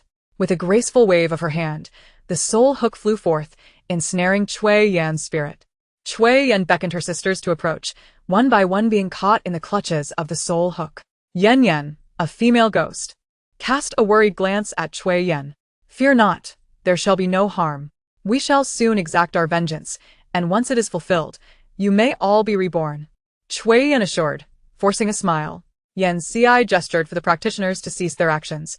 Captain Jiang, I will rely on you from here on. Oh, my friend Yan. You jest. Not only is this our duty, but you have also resolved the most perilous matters, so it is hardly a bother. Jiang Fong replied with a chuckle. I shall escort them to the underworld. As the flow of time differs between realms, please inform my third brother that I will return before the Ghost Festival. Yanchi stated. Very well. By the way, how do you intend to reach the underworld? Jiang Fong inquired. Are you departing as a wandering spirit? No. Wait, didn't Tizheng Mingyu mention that you could enter the underworld directly? Which entrance will you use? I shall enter from the city goddess side and proceed ahead. Yan Xi replied nonchalantly, unperturbed by the notion of entering the underworld directly from the city god. The onlookers murmured, is this the power of a master? Jiang Fong appeared somewhat dazed. Well, the sooner you go, the sooner you'll return. With that, Yan Xi vanished along with the group of female ghosts. Within the city god temple, many were offering incense. Yan Xi employed a spell to render herself invisible to others and then veered off from the temple towards the path leading to the underworld. This time, unlike her previous involuntary arrival, she soon stood before the grand entrance of the underworld, the Ghost Gate. The Ghost Gate loomed majestically in the dim depths of the netherworld. It served as the boundary between life and death, a passageway between the realms of yin and yang. This imposing portal was constructed of foreboding stones, adorned with twisted runes and grotesque faces. Flanking the entrance stood the bullhead and horse face, wielding pitchforks, guarding the gateway. The air surrounding the Ghost Gate was thick with the pungent scent of death, an eerie wind howling past, carrying with it a chill. Occasionally, ethereal blue flames danced in the air, while the messengers of the underworld guided souls to queue for entry. When a life reaches its end, their spirit is led here. Under the watchful eyes of the messengers, the souls must pass through the Ghost Gate to enter the netherworld and face the judgment of the afterlife. Cui Yan watched this spectacle. Despite no longer possessing a heart as a ghost, she felt her heart race in that moment. Their souls were suppressed, and without the messengers to guide them to the underworld, they could not reincarnate. Now, looking ahead at Yan Xi, Cui Yan exhaled deeply. If she could not achieve this, she would storm the Yama's throne to seek justice for them. Just as Cui Yan was lost in thought, Yan Xi's cheerful voice rang out. Brother Niu and Brother Ma, you two are on duty today. What a coincidence. Yan Xi waved her hand, beaming with joy. Shao Xi, it's been a while. The bullhead's rough voice boomed, revealing a close relationship between them. And who do we have behind you? The horse face inquired. Chui Yan clenched her fists. I brought them to understand the cause and effect, so they can be sent for reincarnation. Yan Si spoke calmly. The horse face nodded, casually responding, very well, enter. But He and Bai are not back yet. Please inform them, and then wait in Meng Po's shop. She has some delightful new drinks. Excellent. Yan Si's eyes sparkled as she nodded. Chui Yan was taken aback. Is this the rumored underworld with people? Yan Si led them through the ghost gate, revealing a bridge bustling with spirits, beneath which flowed the river of forgetfulness, its banks adorned with an endless sea of red spider lilies. Yan Si guided them across the bridge. As it was not yet time for reincarnation, she naturally did not allow them to drink Meng Po's soup. The underworld had begun to modernize, yet retained elements of ancient architecture, two contrasting styles coexisting as if standing at the juncture of two worlds. What are those? Chui Yan inquired, pointing at the modern constructions. Those are products of the modern era. You haven't seen them before, but you can explore them before reincarnation. Yanchi explained. The girls behind Chui Yan began to whisper amongst themselves. Look at those tall buildings. They seem capable of housing many people. Are those strange garments also modern? They must be. Look at the attire of the person who brought us here. Yan Si, donning a simple short-sleeve shirt and jeans, appeared quite novel to those from ancient times. Noticing Yan Si's silence, the girls grew bolder, pulling Chui Yan closer to share their thoughts. Yan. We will live in a place like this after reincarnation, right? I wonder if there are still those in power who disregard life. Of course not. The girls gasped, glancing at the elderly man beside them, who, upon seeing their clothing, recognized they were not of the modern era. Are you Chui Yan? He asked. I am. The old man introduced himself. He had been a historian in life, passing away just 2 years prior, peacefully, and was now awaiting reincarnation. The old man was eager to share tales from ancient times to the present, recounting the transition from feudal dynasties to foreign oppression, the rise of the red flag, the establishment of a great nation, and the current stable society where people are well-fed and clothed.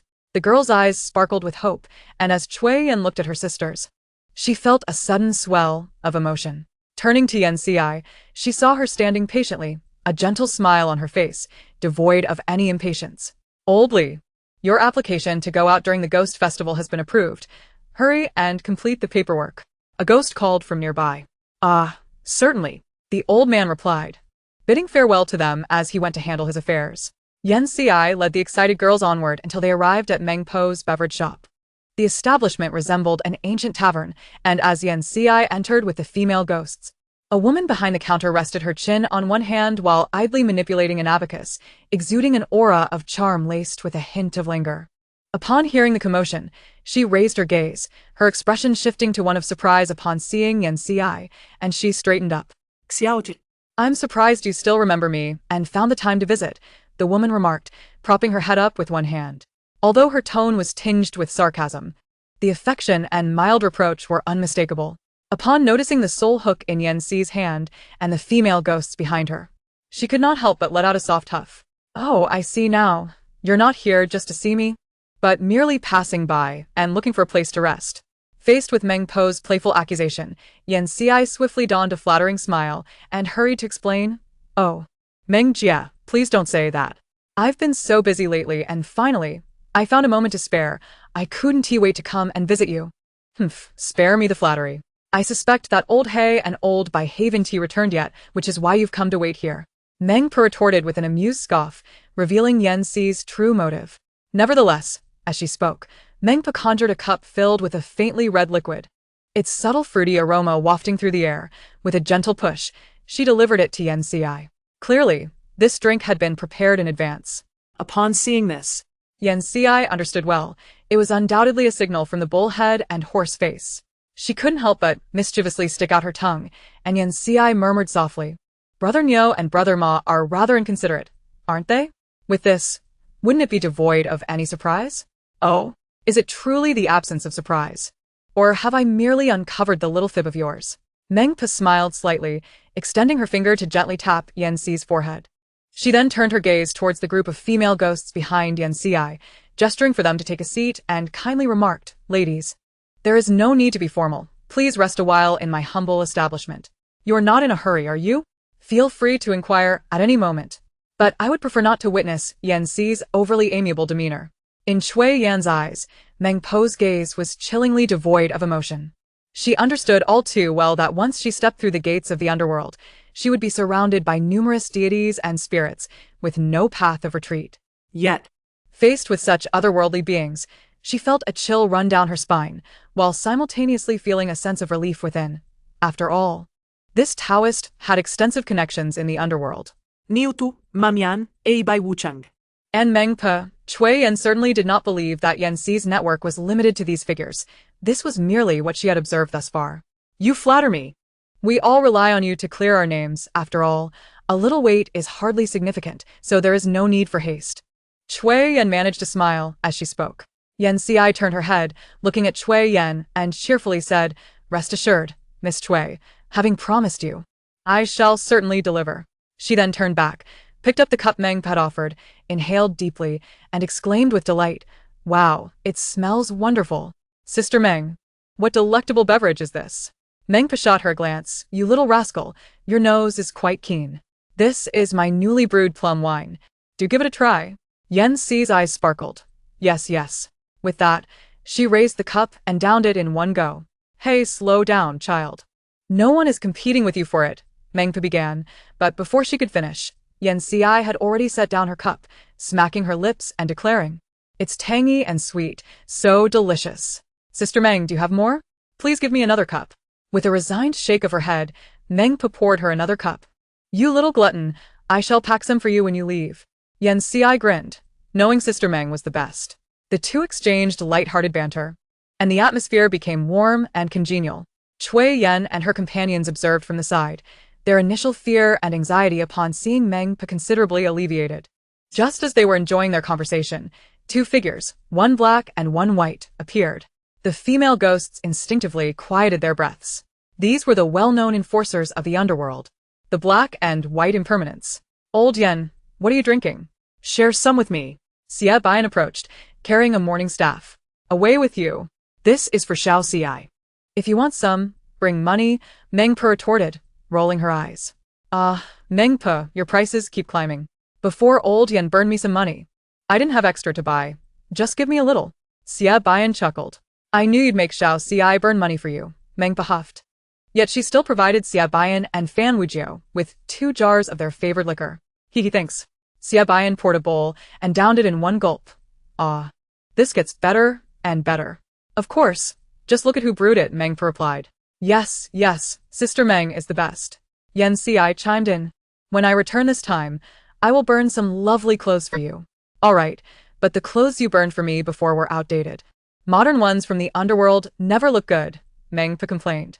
Trust my taste, Sister Meng. I will definitely pick out something beautiful, Yan Xi laughed. After their lively exchange, Fan Wujiao led the captured malevolent spirit back to the underworld to report the completion of their task, while Xie Bian accompanied Yan Xi as they proceeded slowly towards hell. The malevolent spirit was currently enduring punishment in the Mirror of Sin. Xie Bian spoke in a detached tone. Upon their arrival at the Mirror of Sin, they beheld countless souls suffering excruciating tortures, a scene chilling to the bone. Xie Bian promptly summoned the local authority and asked for the Lord to be brought before them. After enduring thousands of years, this Lord continued to suffer in the underworld, a testament to the depth of his sins. His visage, disfigured by various cruel punishments, was a sight too ghastly to behold. As he approached with a body weakened to the brink of collapse, upon seeing the eerie procession of female ghosts behind Yan Xi, his already pallid face turned even more ghostly, as if he had instantly lost all vitality. All right, you may commence your revenge now, but remember not to kill him. Doing so could affect your reincarnation, Yan Xi gently reminded before retracting the soul-reaping lock in her hand. Yet at that very moment the female ghosts, unable to contain their pent-up excitement, surged forward like hungry tigers. Instantly, a cacophony of blood-curdling screams echoed throughout the space, rising and falling endlessly. Xie Bian observed the scene with an air of indifference. Karma is cyclical. Retribution is inescapable, Yan Xi remarked in a calm voice. Moment late. The female ghosts came to a halt. At this point, the Lord lay crumpled on the ground like a broken puppet, gasping for breath, though as a spirit, he could not truly die. After some recovery, he would continue to face punishment. Enough, stop now, Yan Xi instructed. The female ghosts ceased their actions and stepped aside. Yen Ci surveyed the scene before her, her heart filled with myriad emotions. She turned to the female ghosts and declared, "Your grievances have been avenged. You may now rest easy and reincarnate." The female ghosts knelt in gratitude and, guided by the underworld officials, proceeded towards the path of reincarnation. Once the female ghosts departed, Yen Ci turned her gaze back to the Lord on the ground, shaking her head with a sigh. Karma is cyclical. Retribution is inescapable. Chapter 48. The one behind, and what of you? Why do you not seek reincarnation?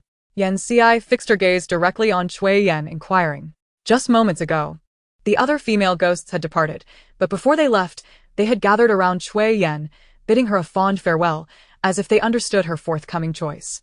In response to Yen Ci's question, Chui Yen slowly shook her head, her expression serene as she replied, "I do not wish to reincarnate. I have now cultivated myself into a powerful ghost king. Would it not be a pity to easily relinquish the strength bestowed upon me by my dear sisters?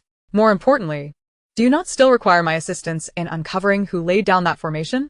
Hearing Chui Yen's words, Yen Ci raised an eyebrow, a subtle smile gracing her lips. She then turned to Xie Bayan beside her. "Old Xie, in that case, you may continue with your affairs. I will take this spirit back for now." All right. "Do take care not to let her escape," Xie Bayan, fully aware of Yen Ci's formidable strength, nonetheless offered a note of caution. After all, even if the spirit posed no threat to Yen Ci, allowing her to flee could complicate matters. At that moment, Chui Yen suddenly interjected, "My lady, why not use the soul reaping lock to secure me? This would ensure absolute safety." Yen Ci, taken aback by the suggestion, regarded Chui Yan's resolute gaze and ultimately decided to acquiesce to her request. Xie Bayan, witnessing this development, felt a wave of reassurance wash over him. After exchanging brief farewells with Yen Ci, he turned to depart. With the Mid-Autumn Festival approaching, the underworld was bustling with activity, and they had numerous pressing matters to attend to. "In that case, follow me back for now," Yen Ci said as she stepped out of the chilling gates of the underworld alongside Chui Yen, traversing the dim corridors of the Nether Realm, ultimately returning to the bustling and vibrant capital city. Upon exiting the city god temple, Yen Ci did not immediately immerse herself in the throngs of people. Instead, she sought a secluded spot before revealing her presence. The first thing she did was swiftly pull out her phone to check the time. As the screen illuminated, the date displayed indicated that 5 days had elapsed since their descent into the underworld. In 3 days, the Zhongyuan festival would arrive. Yanchi promptly dialed Yani, Ello. "Third brother, I'm back." Upon hearing her voice, Yen Yi felt the weight of worry lift from his heart. "That's good. Are you at the city god temple? I'll come to pick you up." "Oh, no need, third brother," Yen Ci quickly interjected. "I have already returned to the capital." Huh? Yen Yi was taken aback. "I headed straight back to the capital after leaving the underworld," Yen Ci confessed, feeling a twinge of guilt for leaving her brother behind, even though he was there for work and not obliged to accompany her back. Noticing Yen Yi's confusion, she swiftly shifted the topic. "Third brother, you're currently excavating that tomb, right? You must be quite busy." It's manageable," Yen Yi replied. "Now that you're back, make sure to rest well." "All right." Yen Ci responded cheerfully. "I'll hang up now. Bye, third brother." Without waiting for a response, she ended the call. Yen Yi gazed at the disconnected line and smiled helplessly. Yen Ci, accompanied by Chui Yen, took a taxi to the villa where Qinyu had been housed. As Chui Yen observed the reality that shattered her previous notions, the reflections of bustling passers-by danced in her eyes, lost in thought. Yen Ci pushed the door open. Qinyu, already informed of her arrival, awaited inside. Yen Ci changed into slippers and sank into the soft embrace of the couch, allowing herself to relax. "Lady." Qinyu offered her juice and freshly washed fruit, glancing at Chui Yen, who was ensnared by the soul-binding lock. "Does the lady finally deem herself too weak and desire a change of personnel?" Qinyu teased, a hint of fear evident in her tone. "How is Yen Yi's progress in his studies?" Yanchi inquired. "Rest assured, young master learns swiftly. Attending school poses no issue," Qinyu assured. Yen Ci nodded in satisfaction. "Good, I've transferred your salary to your phone. Once Yen Yi starts school and has some free time, take your parents out for a good outing." "Thank you, lady." Chen-Yu's lips curled into a smile. "Well then, you two converse. I shall go refine my skills," she announced. As Chen-Yu retreated upstairs to practice, Yen Ci sipped her juice and gestured to Chui Yen. "Have a seat." Chui Yen settled opposite her. Speak. Yanchi prompted casually. Having resolved to confide in Yan Ci, Cui Yan did not hold back, her mind drifting to the past as she began to recount. 50 years ago, a Taoist came here, claiming he could aid me in seeking vengeance. I agreed. And he planted these trees around the tomb to alter the formation. Recently, he returned, stating that on the day of the Zhongyuan festival, I would break the formation and gain the ultimate power to seek retribution in the underworld. Cui Yan looked at Yan Ci, and then just days ago you arrived. Is it fair to say I disrupted your opportunity to enhance your abilities? Yan Ci raised an eyebrow. No, Cui Yan shook her head. Even if you hadn't come, I would have acted. But regardless, that person would have found a way to release me to achieve his goals. Yan Ci lowered her gaze, her fingers tracing the rim of her cup. Do you know that person? Are you aware he intends to harm you? I do not know him, but the aura he exudes feels familiar. Cui Yan's grip tightened. The essence he carries is identical to that of the Taoist who once advised the prince on how to suppress us. Her words dripped with bitter resentment, the surrounding malevolent energy pulsating in rhythm with her emotions. Identical, Yan Ci murmured softly, her brow furrowing as she fell into contemplation. She pondered. If Yan Yi is the bone that does not decay for a millennium, then could this Taoist have also survived for over 1,000 years? This notion seemed far-fetched, yet not entirely implausible. Recalling the era when the mystical arts flourished, a myriad of wondrous techniques emerged. It was through such arts that the Taoist could attain immortality. In this light, it appeared she had inadvertently dismantled his meticulously crafted scheme.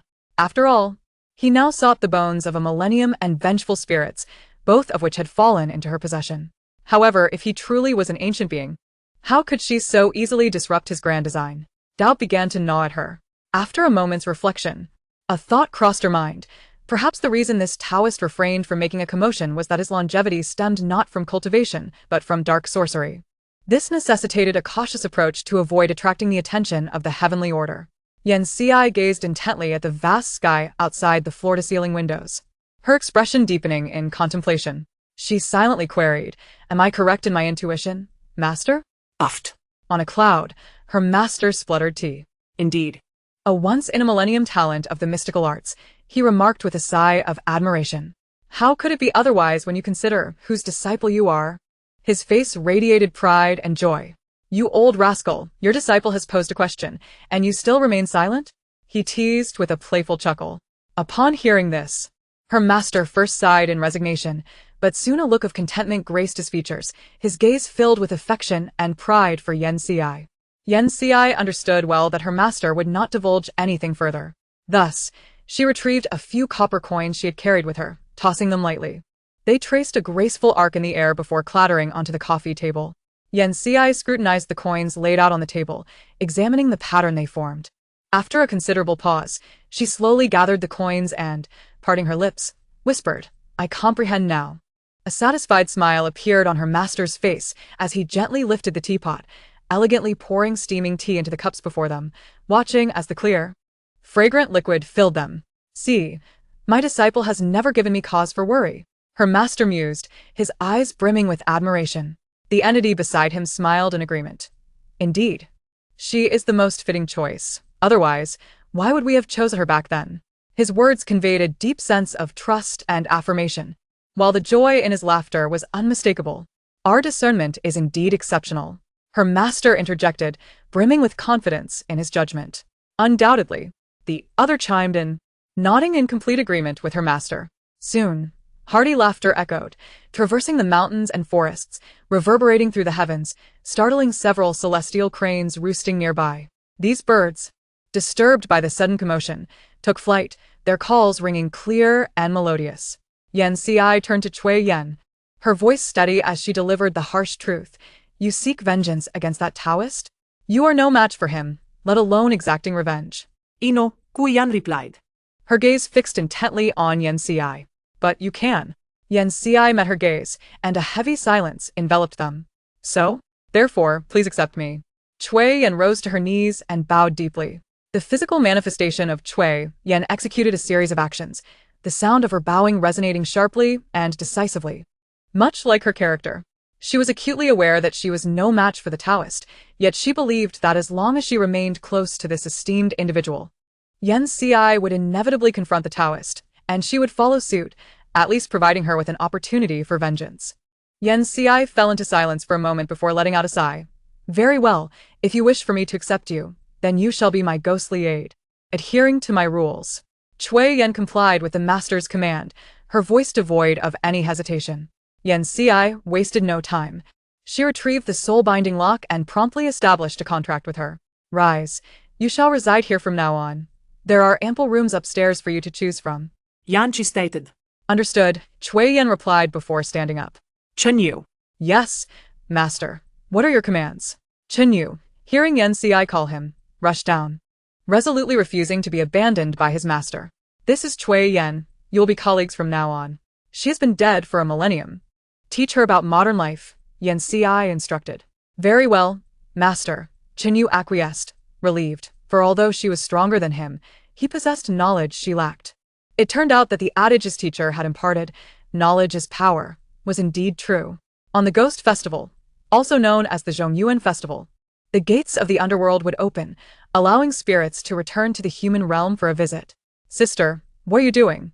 Yen Luo pushed open the door to Yen Xi's study, revealing a scatter of golden ingots on the floor. These are offerings to be burned for the Zhongyuan Festival, Yen Xi replied, folding another ingot as she spoke.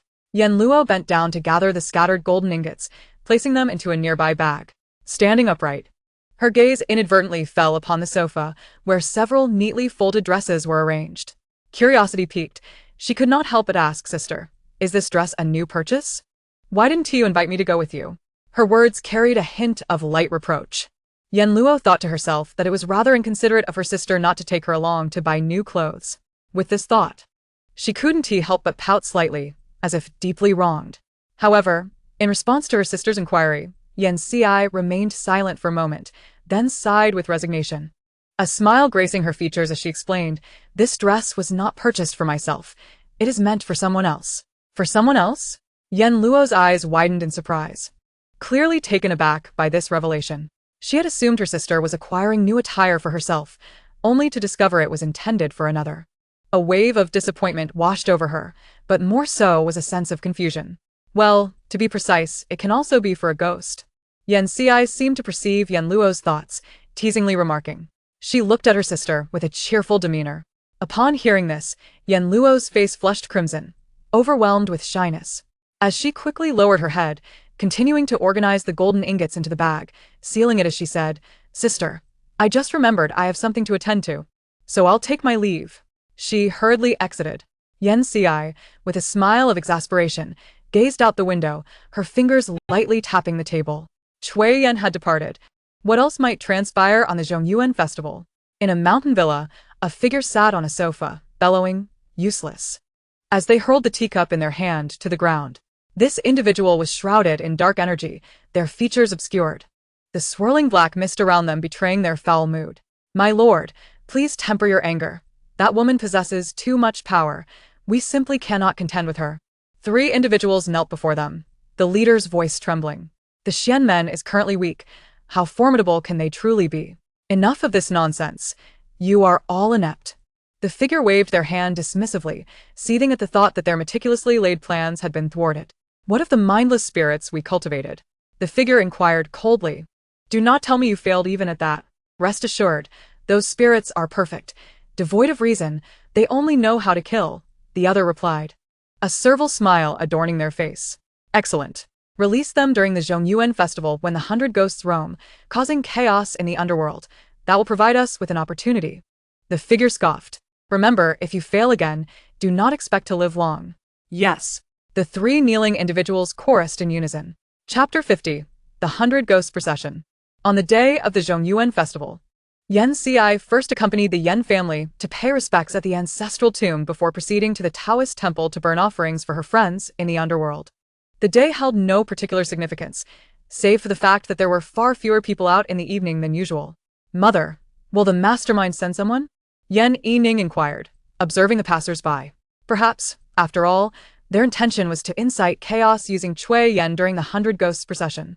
Although Cui Yen is no longer in play, they likely have alternative plans, though it remains uncertain whether they will be enacted, Yen Xi replied, her tone even. Fingers tapping rhythmically on the steering wheel. Seated in the driver's seat, Yan Xi parked the car by the roadside, where they were at the city's Chenhuang Temple, soon to traverse the ghostly path to the underworld. Chui Yan had been encouraged by them to seek vengeance in the underworld, so if they were to execute any plans, it would also occur there.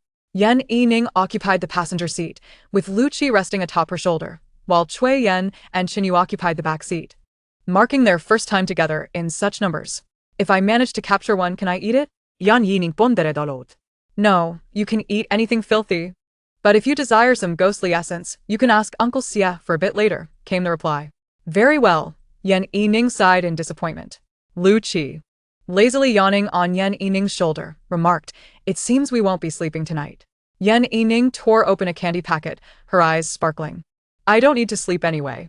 It feels so liberating not to be reminded by Grandma to sleep and to enjoy the nightlife. In the back seat, Chui Yan held a book with a striking red cover, boldly emblazoned with the words criminal law. Chen Yu, surprised to see her engrossed in reading, exclaimed, You're reading all of that? But what do you need it for? You're a ghost. You should be using the laws of the underworld. I'm just getting familiar.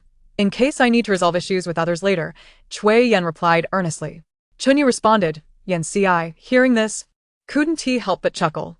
That sounds great. Perhaps you should also buy a copy of the Civil Code to peruse. Chui Yan pondered for a moment before nodding. You're right. The atmosphere inside the car was lively. Thus, as the sun gradually set and night enveloped the surroundings, the neon lights flickered to life. Yan Xi and the others exited the vehicle, entering the Chenhuang Temple and veering onto the ghostly path. The path was crowded with spirits, all making their way to the human realm. Yan Xi concealed her living aura, merging with the throng of ghosts as they approached the ghost gate.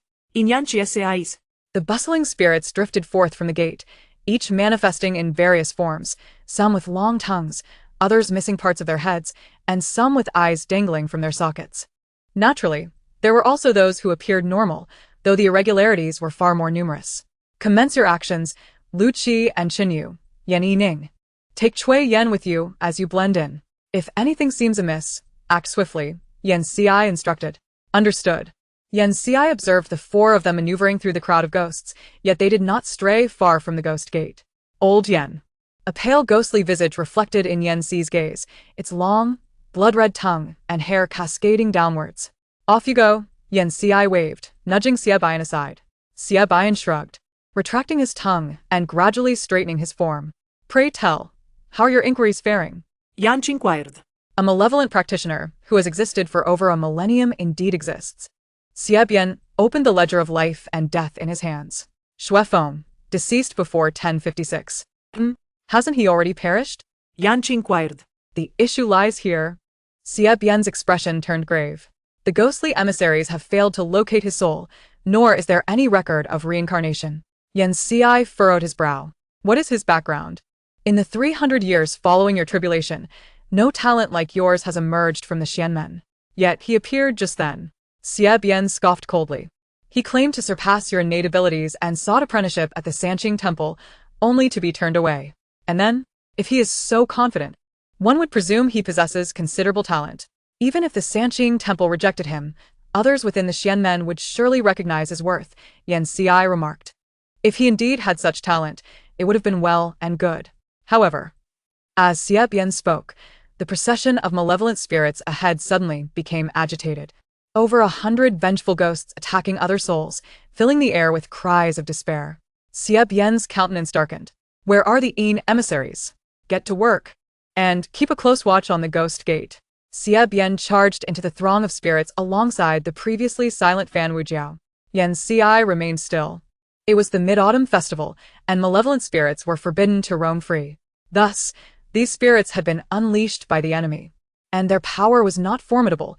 Didn't they see even Qinyu dispatching them with a single punch?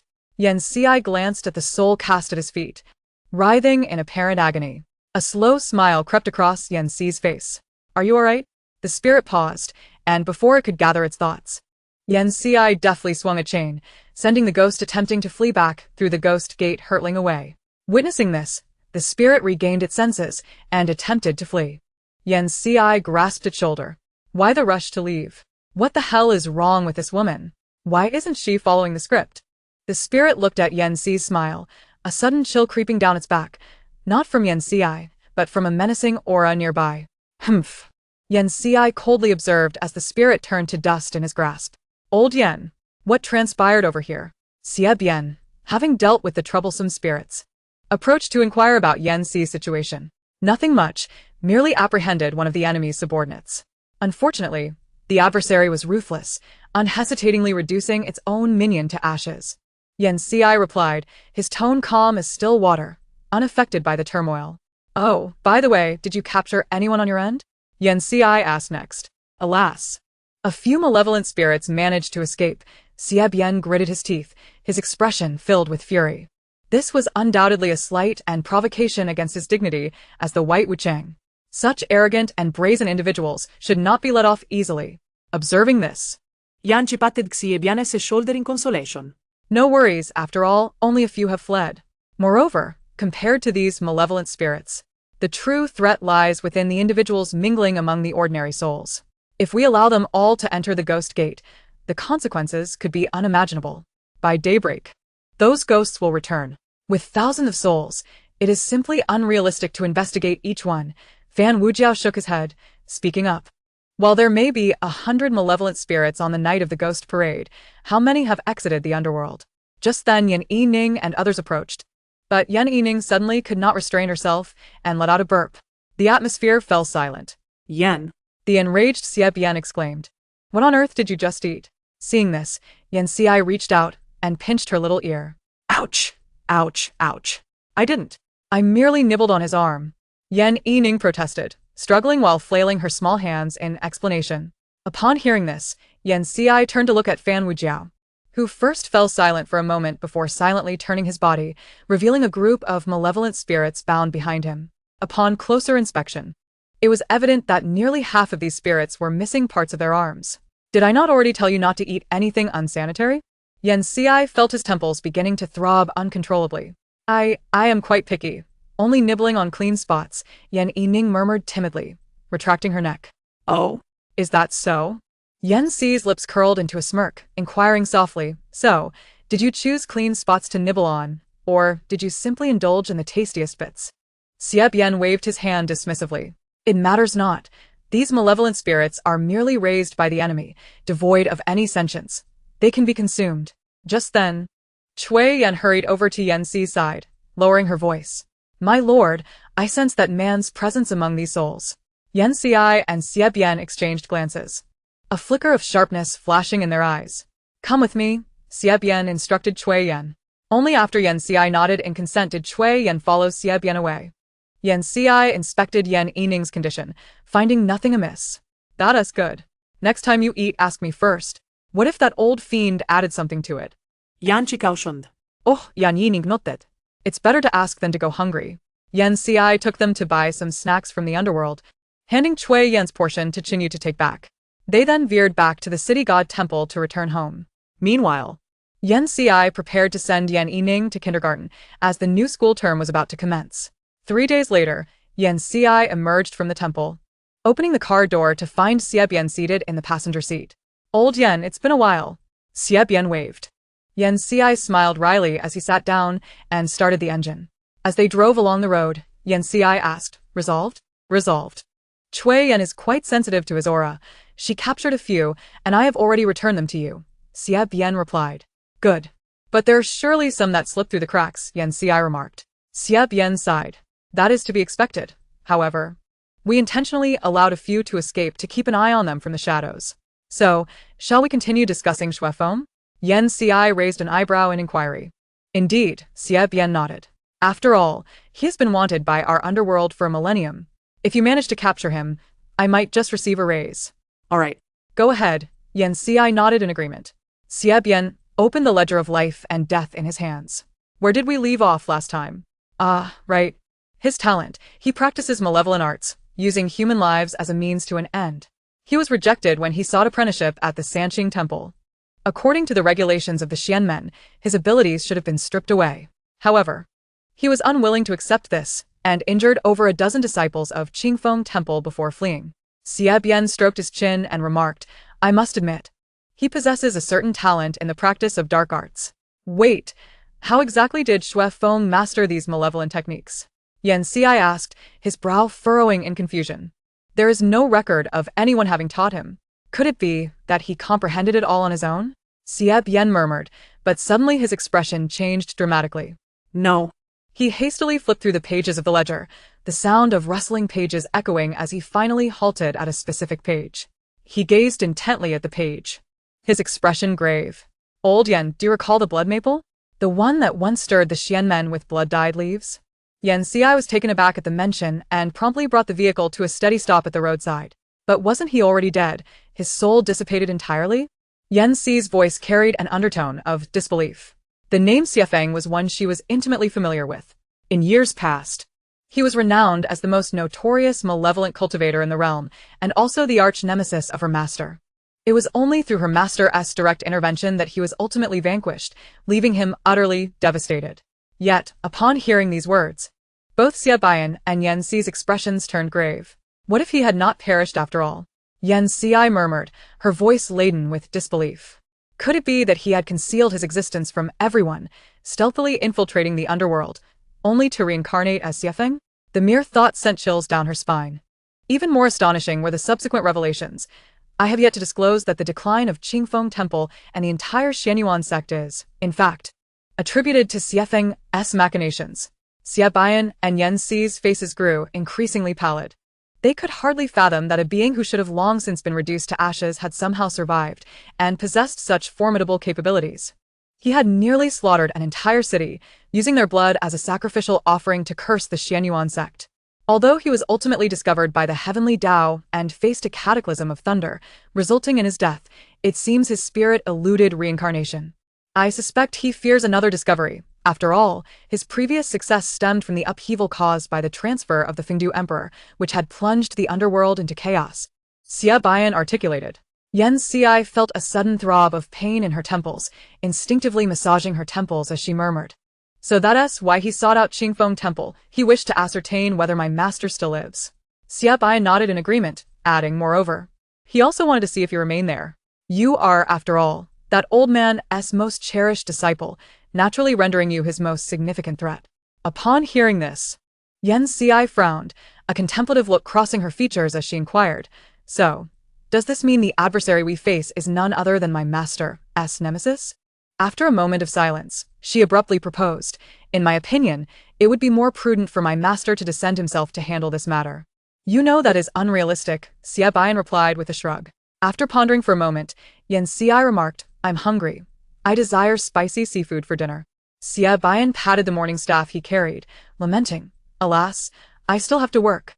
Yen Xi exchanged a glance with him. Until next time, then. Xie Bian waved and floated away from the vehicle. Very well, do inform me of any updates. Yanchi responded. Understood. Xie Bian's figure gradually faded from view at the roadside. Chapter 52. Taking Yan Yining to kindergarten. On a splendid sunny day, Yen Xi watched as little Yan Yining donned casual attire, complete with a baseball cap and a small backpack, looking every bit the adorable young lad. Our Ningning is simply delightful, Yen mother remarked, pinching Yan Yining's cheeks with reluctance. Ningning, remember to behave well at kindergarten, and if anyone bullies you, be sure to tell Grandma. Yen father adjusted Yan Yining's collar. Mom, who could possibly bully him? Yen Tan responded, somewhat exasperated. I worry nonetheless. Yen mother shot him a disapproving glance, and Yen father mirrored the sentiment. All right, Yen Tan raised his hands in surrender. He understood his lack of authority at home. Grandfather and grandmother, you may return. I'll be back in the afternoon. Yan Yining waved to his grandparents outside the car. Very well. Yen Tan drove Yen Xi and Yan Yining to the kindergarten. This institution was meticulously chosen by his elder brother.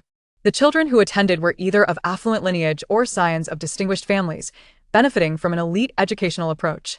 Yen Tan continued, upon completing the kindergarten curriculum, students may advance to the affiliated primary school after assessments.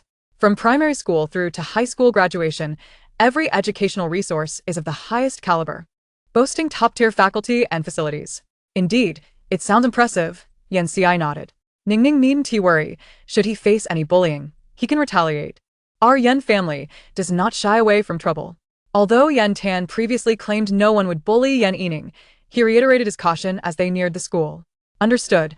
Second uncle. Soon, they arrived at the kindergarten entrance. Yan Yining, with his small backpack, followed Yan Si as they exited the car.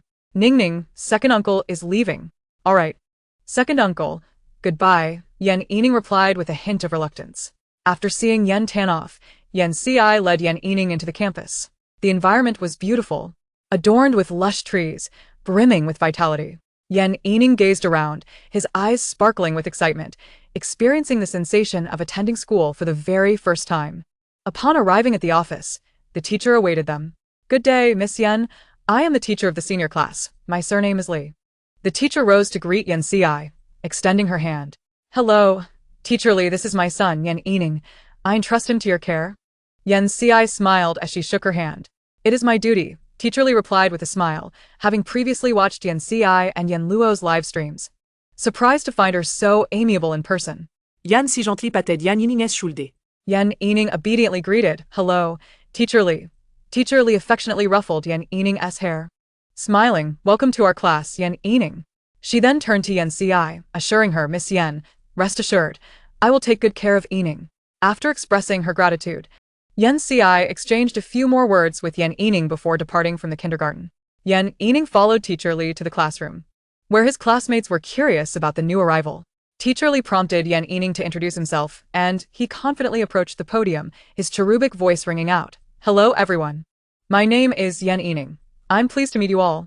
Applause erupted from the audience, and a few little girls whispered, he is so cute. Yan Yining simply smiled in response. In the afternoon, Yan Si drove to the school gate to wait for Yan Yining to finish. Shortly after her arrival, she spotted a charming little boy exiting the campus, trailed by a gaggle of chattering girls who surrounded him like stars around the moon, chattering incessantly. Amused, Yan Si observed the scene, noting how Yan Yining appeared somewhat overwhelmed, his flustered yet helpless expression eliciting laughter. She leaned against the car, relishing her son's predicament, a mischievous smile gracing her lips. Just then, Yan Yining finally noticed Yan Si's presence. Catching sight of her stifled laughter, he hurriedly approached, exclaiming, Mom. Upon reaching her, Yan Yining tightly grasped Yan Si's hand, urging her to leave. Let's go home. His tone conveyed a sense of urgency, as if he were fleeing. Yet, Yan Si, unfazed, inquired with a playful smile, what is the rush to get home? Seemingly quite pleased with the unfolding events. Sister, is this your little brother? A girl with twin ponytails and sparkling eyes asked shyly, a blush creeping onto her cheeks. No, he is my son, Yan Si replied, a gentle smile playing on her lips at the girl's question. At that moment, another girl in a floral dress chimed in, then you're really beautiful. And Yan Yining looks just as good as you. Thank you for the compliments, my dear little one. Yan Si gently ruffled the girl's hair and turned to the other children, saying, I appreciate the affection from all you beautiful girls. However, your escorts should be waiting for you now. If you wish to see Ning Ning again, feel free to come back and play with us tomorrow. Oh, all right then. Goodbye. Ning Ning. The little girl politely waved her hand. Goodbye, Ning Ning. Another voice echoed closely behind. Farewell, Yan Yining responded clearly, recalling his mother's teachings about the importance of politeness. Once the children had departed, Yan Yining sank into the back seat with a sigh of relief, exclaiming, finally, it's over. Ha ha ha, it seems Ning Ning is quite popular, Yan Si remarked, chuckling as he glanced at Yan Yining while starting the car to head home. Mom. You really are my biological mother, Yan Yining pouted. How do you find it here? Yan Yining pondered for a moment and replied, it's quite nice. Learning, playing, and dining together. It's something I've never experienced before. That's wonderful. I will be starting school in a couple of days as well. If you need anything and can't reach me by phone, you can call your uncle, Yan Si said. Yan Yining's eyes darted thoughtfully. Can I call my dad? Yan Si was momentarily taken aback before realizing she was referring to Pei Yanzhou, chuckling softly, sure, if you can get him to come. He's quite busy. Yan Yining scoffed inwardly, thinking not coming? I don't believe that. Thus, Yan Yining began his school life, while Yan Si returned to her own studies. Here, in addition to imparting knowledge, various activities were conducted, such as golfing. Yan Yining raised the golf club. This. Chunyu seems not to have taught this. Right? How do I use it? Humph, country bumpkin, don't know how to use it, do you? A mocking voice chimed in. Chapter 53. The Canned Hexagram, A Great Misfortune. Yan Yining turned to see a handsome classmate, Yiyu, who had garnered the admiration of girls even before his arrival. With Yan Yining's presence, he had diverted some of their attention, and now he often made sarcastic remarks towards him. However, Yan Yining remained unfazed. He felt he had lived 1,000 years and found it petty to squabble with a child. Observing the teacher's instructions, he soon found his rhythm, standing firmly at the tee, swinging the club, and sinking the ball into the hole. Wow. The surrounding children exclaimed in awe. Seeing this, Yi Yu snorted disdainfully and took his own shot, also scoring. When he turned to find Yan Yining not even glancing in his direction, he clenched his teeth in frustration. Young Master Yi, that Yan Yining is simply too much. He shows you such blatant disrespect. A chubby boy beside him exclaimed angrily. Yi slightly tilted his head, casting a glance at the boy before emitting a dismissive snort, remaining silent. This chubby boy, named Wang Hong, was the scion of the Wang family.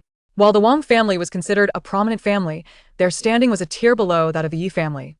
Yi was well aware of Wang Hong's attempts to ingratiate himself with him. Yet, what surprised him was Wang Hong's apparent lack of intelligence. Such blatant flattery seemed to him to be seamless, as if he genuinely believed that Yi Yu was an ignorant 3-year-old. Little did he know that Yi Yu was already 6 years old. Meanwhile, in the kindergarten, chaos ensued while in the university dormitory Yan Ci, Lin Lin, and Yan Meng gathered. We originally planned to have a nice get-together after returning to school, but Yuan hasn't come back, Lin Lin sighed. Why did she suddenly take leave? Yanchi inquired.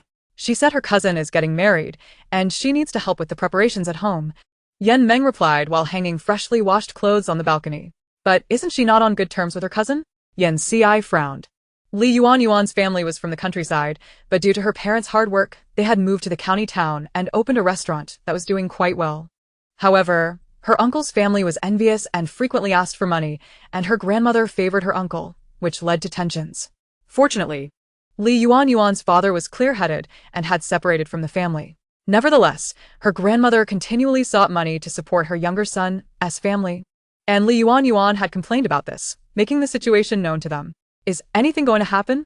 Lin Lin's brow furrowed in concern. Yan Ci pulled out some coins, saying, I'll consult the hexagram to find out. The coins clinked as they fell on the table, spinning a few times before settling. Yan Ci's expression darkened as he gazed at the hexagram on the table. Lin Lin and Yan Meng leaned in closer, asking, what does it say? Yan Ci's voice turned cold, can hexagram, with a lower een hexagram, seeing through mist, gazing at the moon in water, devoid of hope, it is a portent of great misfortune. An invisible weight seemed to envelop the room, rendering the atmosphere heavy and oppressive, making it difficult to breathe. Lin Lin and Yan Meng stood there, their expressions reflecting disbelief and shock as their eyes met. That can't be true. She just went to attend her cousin's wedding. Yan Meng's voice trembled as she struggled to convince herself, yet she was acutely aware of the harshness of reality. Lin Lin's face turned pale, filled with confusion and helplessness as she shook her head, trying to snap out of the shock before her. But Yuan hasn't contacted us for 2 days. I thought she was just too busy, Yan Meng murmured, as if suddenly recalling something. Before she could finish, an ominous premonition surged within both of them. Could something truly grave have occurred? Yan Ci fixated on the hexagram before him, his gaze unwavering. Xiaoqi. Lin Lin felt a wave of intense unease wash over her, softly calling Yan Ci's name. Yet he seemed completely lost in his thoughts, not responding. After a long moment, Yan Ci finally closed his eyes slowly, uttering a cold statement, far from home, an unhappy marriage. These 8 short words struck Lin Lin like a hammer, sending a shiver down her spine. She gazed at Yan Ci's expressionless face, increasingly convinced that the situation might be far more serious than they had imagined. I must hurry to inform the instructor. If I can't reach her by phone, I will go directly to find her, Yan Ci declared, rising abruptly with determination. Before he could finish, both Yan Meng and Lin Lin chimed in, expressing their desire to accompany him. I'll book a ticket right now, Yan Meng quickly grabbed her phone.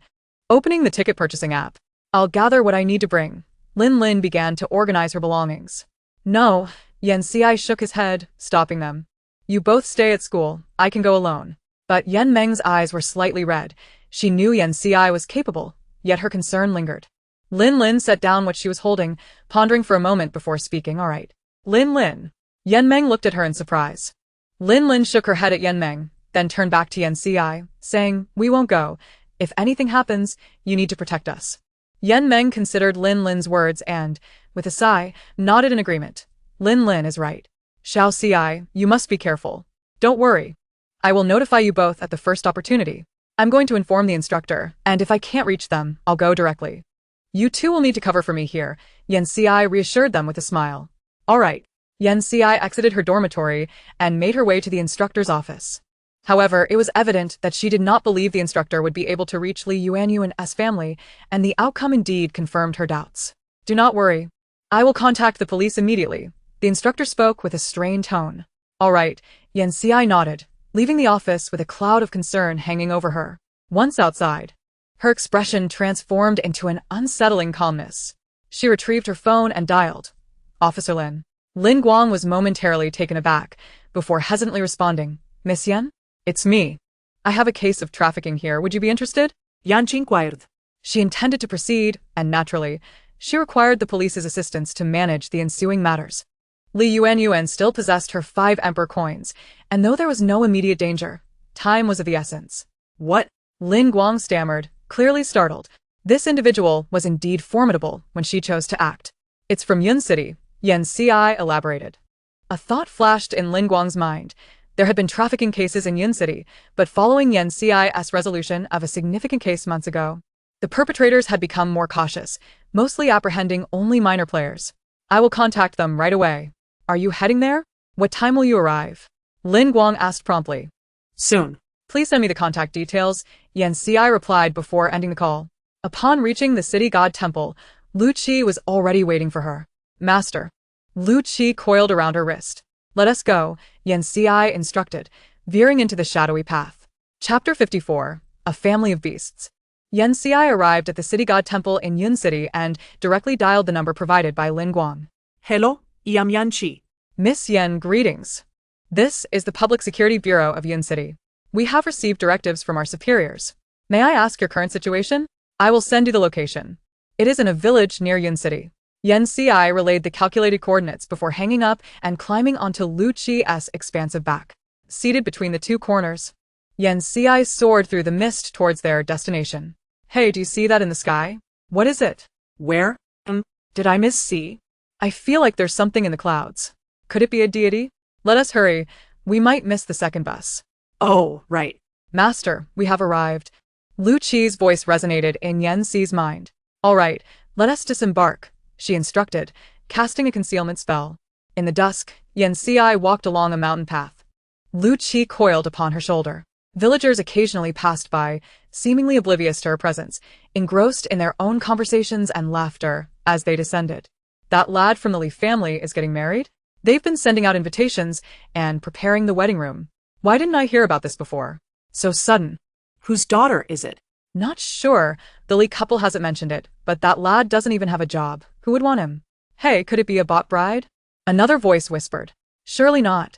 The village secretary educates us on the law every year. That lad shouldn't he be in trouble, came the retort. One never knows. That lad has been spoiled by that old lady and his parents. As their chatter faded, Yen Ci observed their retreating figures before turning to head in another direction. In the Li family's courtyard, Li Yuanyuan was busy pasting window decorations, muttering to herself, Can I do this myself? Why must it be me? So annoying. Suddenly, a knocking sound startled her. Peering out the window, she froze for a moment before her eyes brightened. Stepping outside to a corner of the house, Li Yuanyuan exclaimed, Xiaoqi? What brings you here? I couldn't reach you, so I thought I'd come and check, Yen Ci replied, sending a message to Lin Lin and Yen Meng to assure them of her safety. Seeing that Li Yuanyuan was unharmed, her racing heart finally calmed. Hey, what could happen to me? It's just that old lady insisting we don't chat with her, because we're on our phones. She took them away without a word. Li Yuanyuan complained, her tone laced with disdain and irritation towards the domineering matriarch. Clearly, she had no intention of referring to that tyrannical old woman as grandmother. Besides, can't you just consult the divination to know if I'm in danger? Li Yuanyuan continued, noticing the serious expression on Yen Ci's face, her voice dwindling. Is there something wrong with my divination? She asked quietly. Yes, a dreadful omen. The signs indicate you will be trafficked into the deep mountains, away from home, sold off to become someone's wife, Yen Ci revealed candidly. Li Yuanyuan's smile vanished entirely upon hearing Yen Ci's words. She understood Yen Ci's abilities. She had never been wrong before. By the way, have you seen your cousin's wife? Yanchi inquired. No, they say you can't meet a few days before the wedding. Li Yuanyuan replied, still processing the information. Is that so? Do you think someone like your cousin would care about that? Yan Ci said meaningfully. Li Yuanyuan took a deep breath. Xiao Ci, just tell me straight. What is going on? Master, I've found it. The voice of Lu Qi beckoned, and Li Yuanyuan turned to see a snake that could speak. Li Yuanyuan felt numb from the series of events. Let us go, Yan Ci urged, leading Li Yuanyuan behind the house. At the back, there stood a small wooden shed filled with firewood. This is their wood storage, Li Yuanyuan noted. As she glanced at the cellar entrance revealed beneath the firewood, footsteps approached from outside. Yan Ci cast a concealment spell over both of them. Then they saw Li Yuanyuan's aunt humming a tune as she entered with a small basin of unknown contents, descending into the cellar. Yan Ci signaled to Li Yuanyuan, shall we follow? Li Yuanyuan nudda. They stealthily trailed behind the aunt into the dim cellar, where a solitary bulb cast a faint yellow glow, the only source of light. At the back of the cellar, amidst straw, sat a ragged woman, huddled with her arms around her knees, her exposed skin only dusted with a bit of grime, seemingly unharmed. Dinner's ready, Li Yuanyuan's aunt proclaimed arrogantly, placing the basin in front of the woman with a rough motion, splattering some contents. Don't even think about escaping. Just marry my son obediently. There will be good days ahead. Once my husband sells that dead girl, it will be a windfall. Without that dead girl, the money from my brother's family will ultimately belong to my son, and you will live in comfort. Her voice brimmed with malicious glee. Yan Ci recorded the scene, deliberately excluding the image of the purchased woman from her lens. Li Yuanyuan felt a chill spread through her, as if she had fallen into an ice cellar. The label of dead girl that her uncle's family used for her made it painfully clear who the one to be sold was. In a couple of days, it's my son's wedding. Let me tell you, if it weren't for the need to avoid detection. Humph. Li Aunt's eyes gleamed with malice, as if she wished to strip the woman of her very flesh. It seems she's just like this, and yet we have to pay so much. Li Aunt grumbled as she departed. Li Yuanyuan, stunned into silence since earlier, gasped for air as soon as the aunt left. Yan Ci released the spell and stepped forward, slowly crouching down before the woman. She looked down at the haggard, pale-faced lady and softly asked, Are you all right? I am here to rescue you. The woman seemed to have heard Yan Ci's words, and a faint change in expression finally appeared on her previously expressionless face. Slowly lifting her head, her gaze appeared hollow and devoid of spirit, as if she had lost her soul. When her eyes fell upon the heavy iron chain tightly binding her ankle, a flicker of uncontainable disdain and anger flashed in her eyes. Do not fear, Yan Ci gently reassured her, extending his hand to touch the iron lock on the woman's ankle. Yet, at that moment, the woman's body suddenly trembled violently, as if seized by an overwhelming fright. Clearly, she had endured similar torment countless times, her body having developed an instinctive reaction of terror. With a sharp click, the chain unlocked. Chapter 55.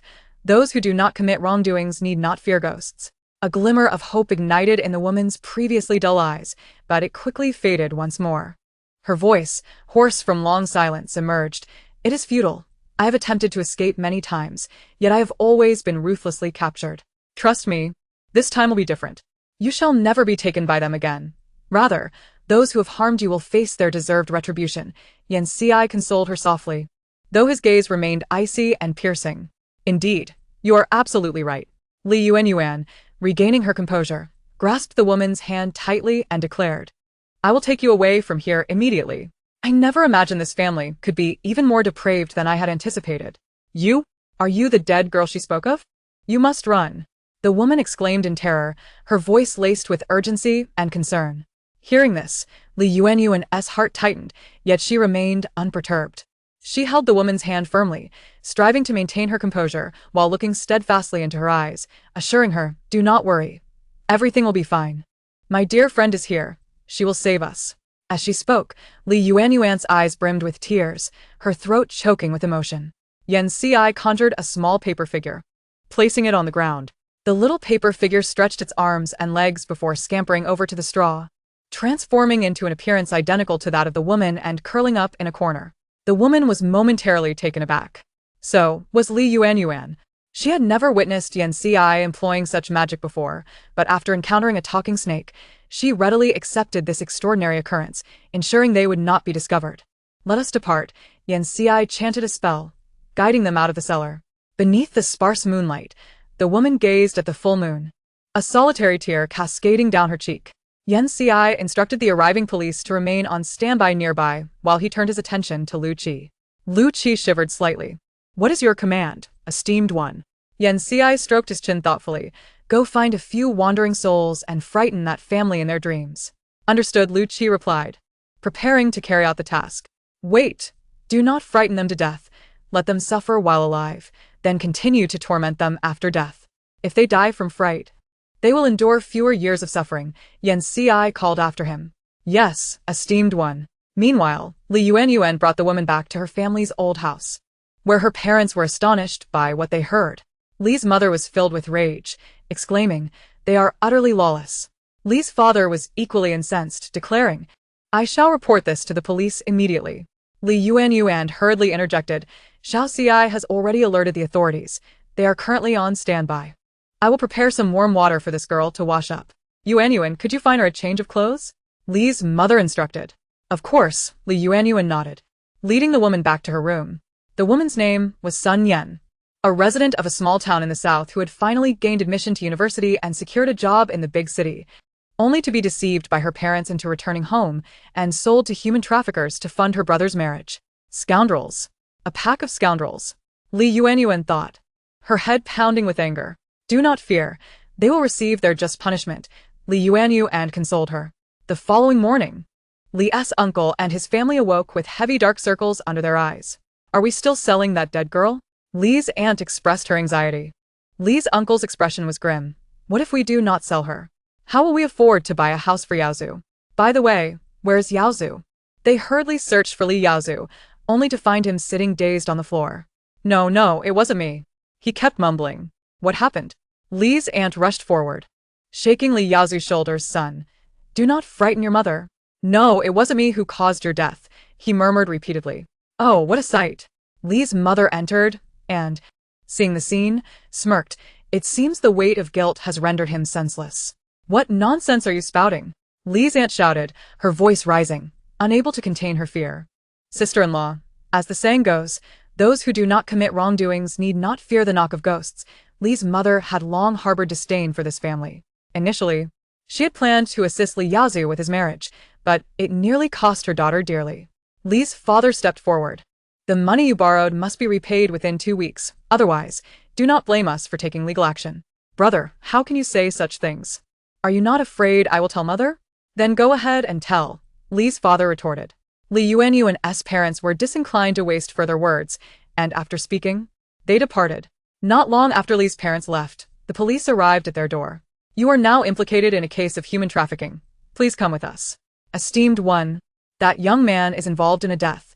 He got a girl pregnant and took her to a shady clinic for an abortion, resulting in a double tragedy," Lu Qi explained.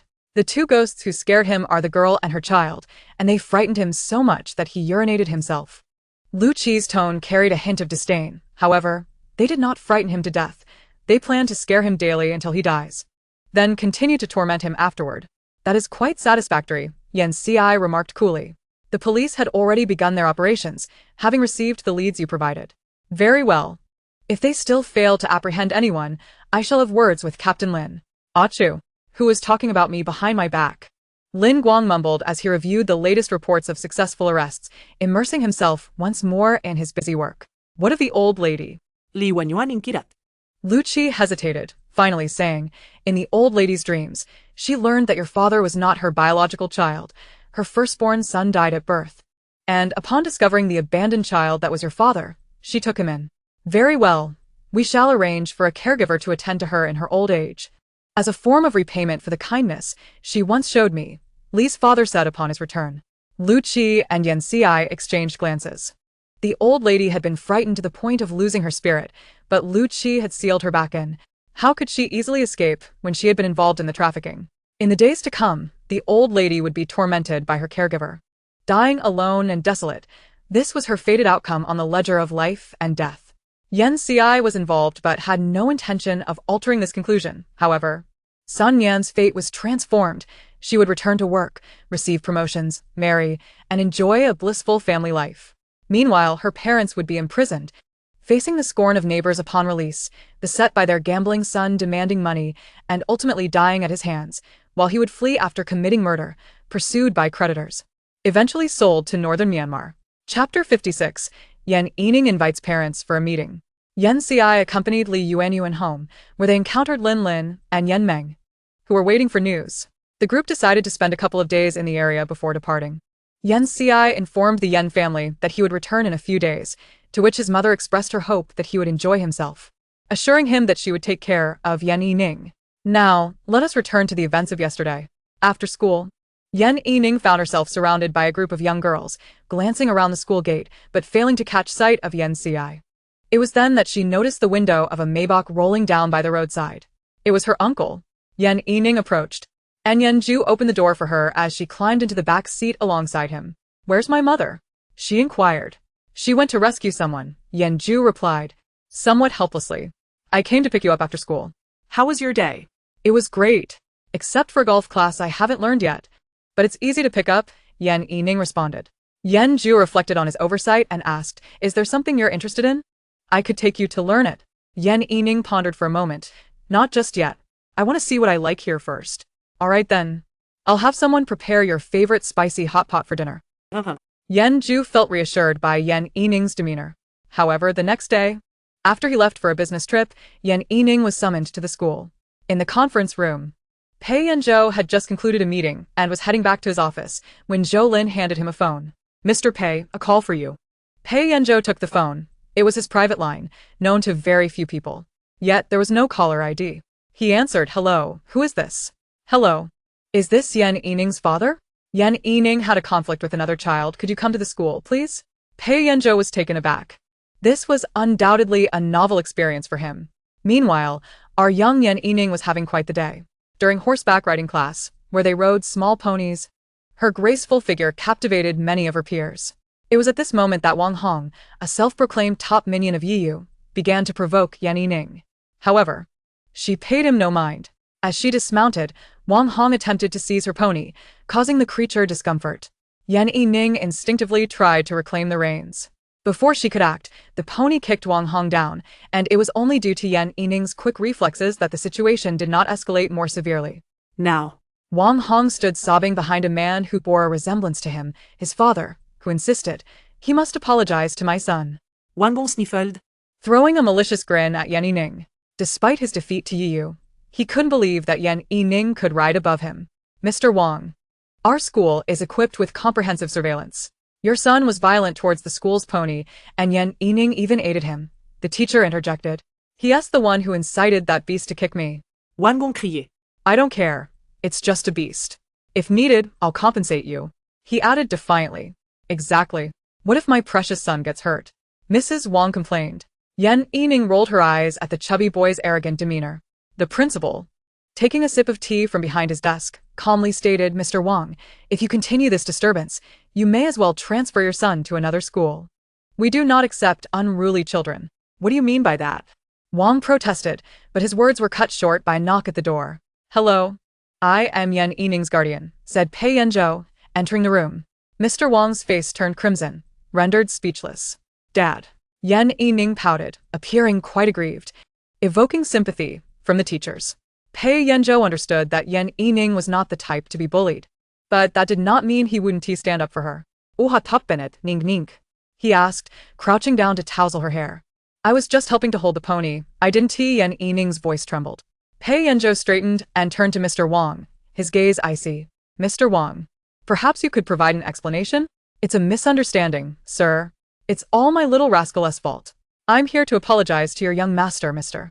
Wang quickly stammered. "Dad, why are you be quiet?" Mr. Wang snapped, then turned back to Pei Yanzhou, smiling. "I called you to discuss compensation for your son. A compensation is unnecessary. I have no need for it. Perhaps you should focus on educating your child instead," Pei Yanzhou replied. "Then I'll take my Ning Ning home now." "Very well." Pei Yanzhou led Yen Yining out of the office, and her previous distress had vanished entirely. "Well acted," Pei Yanzhou remarked with a glance. "Thank you for the compliment," Yen Yining smiled back. "What prompted you to call me?" Pei Yanzhou inquired, curious about why no one else had come. "Everyone else has their parents come. I didn't want to bother my grandparents," Yen Yining replied confidently. Pei Yanzhou raised an eyebrow. Finding your grandparents is bothersome. But calling me is not. That boy often troubles you? Not exactly. He just annoys me consistently. It's quite bothersome, Yan Yining confessed, pouting. But don't tell my mom. Why not? You did nothing wrong, Pei Yanzhou replied, somewhat surprised. But it's not great to cause trouble so soon after starting school. Yan Yining murmured, lowering her head. Pei Yanzhou paused, ruffling her hair gently, his expression softening. You did nothing wrong, so this is not trouble. If you encounter situations that require calling a guardian, just reach out to me or your mother. If you prefer not to involve her, call me directly. Yan Yining looked up at him. Wouldn't that be a nuisance to you? You seem quite busy. I pay them for their work. So a little less effort won't hurt, Pei Yanzhou joked. Go fetch your backpack. Pei Yanzhou patted Yan Yining's shoulder, and she nodded, heading to retrieve her things. The teacher, who had paused during class, was momentarily taken aback when she saw Pei Yanzhou outside the door. Are you Yan Yining's parent? Yan Yining halted, then slowly slung her backpack over her shoulders. Yes, I am his father, Pei Yanzhou replied calmly. Yan Yining lowered her head, thinking how much he resembled a true father, just like her mother. She then waved to her teacher. Goodbye, teacher. I'm leaving now. Godbie, Ning. As Pei Yanzhou exited with Yan Yining, the classroom buzzed with chatter. Is that Yan Yining's dad? He is so handsome. No wonder Yan Yining is so good-looking. His mother must be beautiful too. I saw her at the gate once. Chapter 57. Good night. Quiet down, children, the teacher soothed, resuming the lesson. Meanwhile, Yu pondered. He recognized that man as a friend of his uncle. But hadn't his uncle said it would be strange if he had children? Get in the car. Pei Yanzhou opened the door, and Yan Yining climbed in. Settling obediently. Pei Yanzhou glanced at the time as he got in. I have a meeting shortly. Let us head back to the office first. We can grab a bite afterward, all right? Yan Yining nodded. Zhoulin, drive. Pei Yanzhou instructed. Zhoulin, having just assessed Yan Yining in the rearview mirror, started the vehicle. So this is the child adopted by Miss Yan? Does that mean our second master is practically a father now? Pei Yanzhou directed Zhoulin to take Yan Yining to the office for a brief wait. As Zhoulin observed Yan Yining sitting on the sofa, diligently working on her homework, he placed some snacks and milk beside her. Thank you, uncle, Yan Yining said politely. Please take your time, young master. Zhoulin felt a twinge of envy. How delightful it would be if his future offspring were as obedient as this little one. Why did he think this way? Because he had been quite the handful himself in his youth. Zhoulin sat here accompanying Yan Yining, observing him finish his homework before picking up a tablet to watch animated shows. With a resigned smile, he thought, indeed, he is just a child. An hour later, Pei Yanzhou returned, prompting Yan Yining to turn off the tablet. Let us go eat. What would you like? Pei Yanzhou inquired. Anything except cilantro, Yan Yining replied. Pei Yanzhou glanced at the time and pondered for a moment. Shall we dine at my place? Is that all right? Yan Yining nodded in agreement. In the car. It was Pei Yanzhou at the wheel this time. Has my mother dined at your house before? Yan Yining asked. Of course, I prepared the meal, Pei Yanzhou chuckled. Why do I feel a bit full? Yan Yining remarked just as his phone rang. Answer it, Pei Yanzhou suggested. Yan Yining glanced at the caller ID, revealing a call from ACI. With an expressionless demeanor, he answered the call, switching to speaker mode. Mom. Son, how is school? If it's not to your liking, I can arrange for a change, ACI asked, refraining from delving into any conflicts, merely inquiring if he wished to continue his studies there. It's quite good. And I want to stay. How did you know? Yan Yining responded in a whisper. ACI chuckled lightly. You should consider what your mother does for a living. If you feel like skipping school for a couple of days, just come to me. It's quite fun here.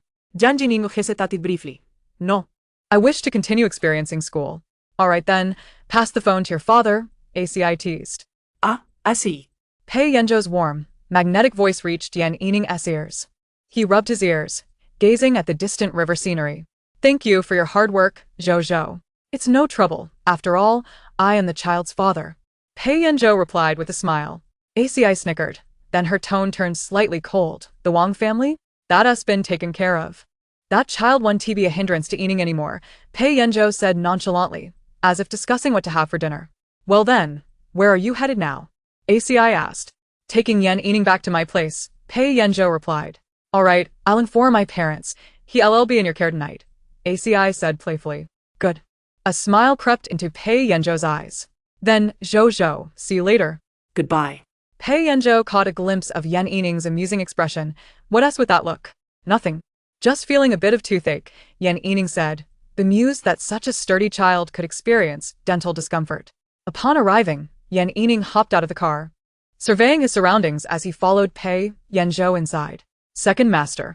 Zhou Bo was slightly taken aback upon seeing the young boy beside Pei Yanzhou. Second Master. Who is this child? My son, Pei Yanzhou stated, unconcerned about Zhou Bo's astonishment at the revelation, leading Yan Yining inside. Good day, Grandpa Zhou, Yan Yining greeted politely.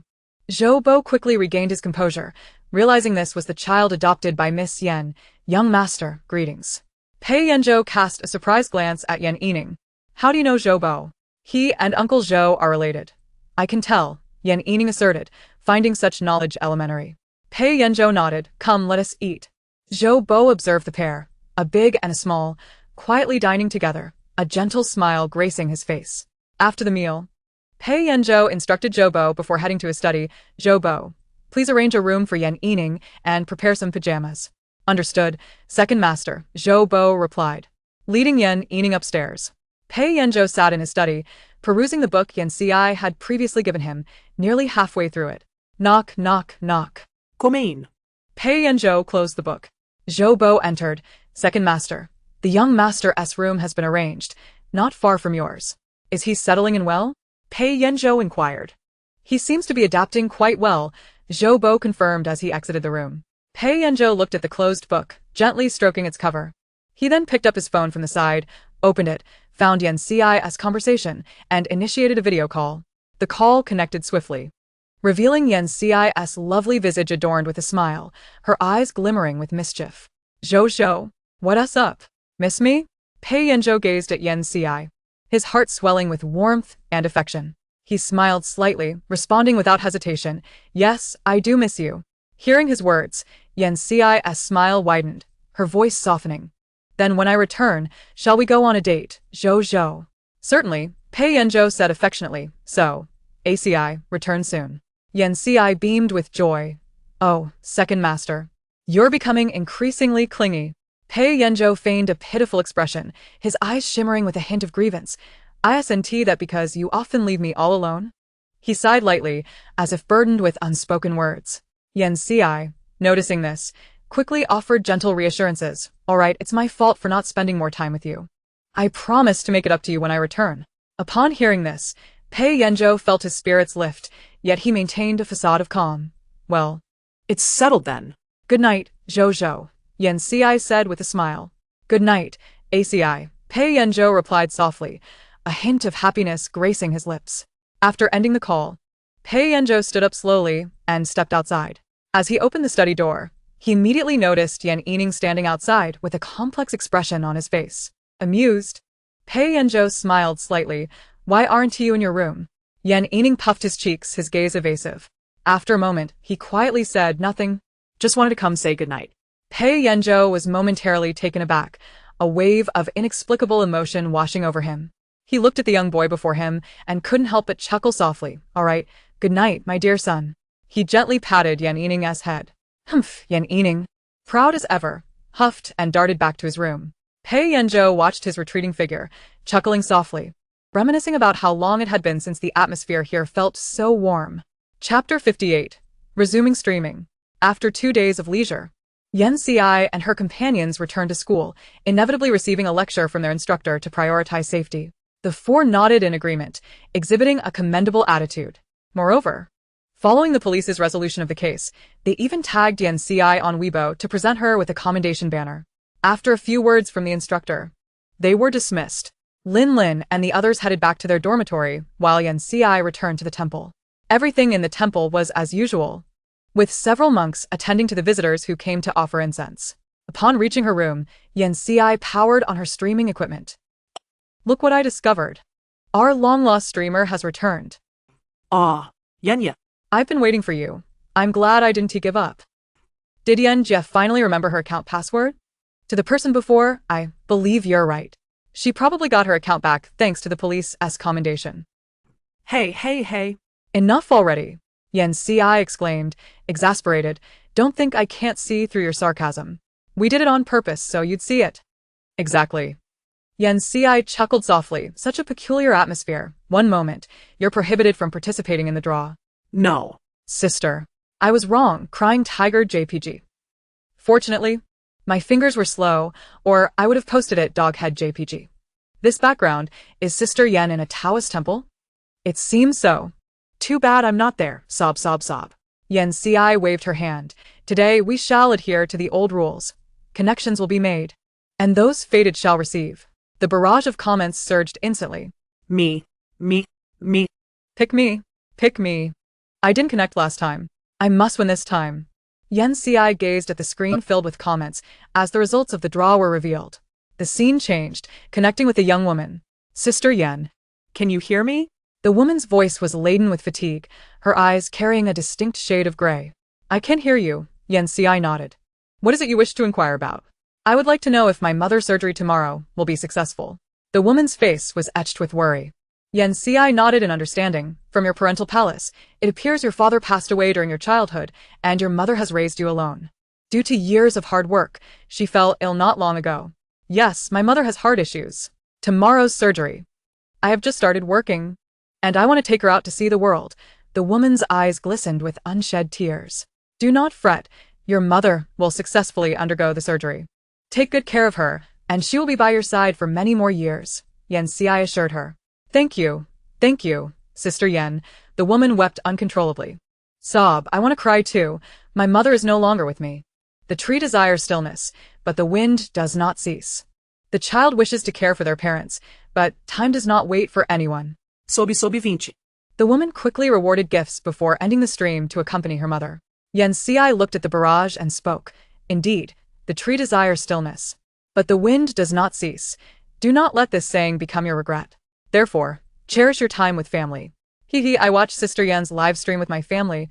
Isn't that a form of companionship? Dog head JPG. I am different. My mother secretly watches the live stream without telling me. Tired smile JPG. Alright, let us discover who the next fated person is. Yen Si clicked on the draw. The scene shifted, connecting with a middle-aged man. Master, hello. I often watch your live streams. Hello, what question would you like to consult? Yen Si inquired. It's like this. My daughter has been unusually sullen lately. She doesn't tell me anything when I ask her. I'm worried she might be facing some trouble. Master, can you help me? The man's expression was filled with concern. Yen Si nodded. Do you have a recent photo of your daughter? Please send it to me from the back end. Yes. The man quickly sent it through. I thought you might want to see, so I secretly took a snap. In the photo, the girl looked despondent, staring at her phone. From your daughter's features, it appears she is in a romantic relationship. In love. That girl. Why doesn't she tell me? She's in college now. I wouldn't stop her.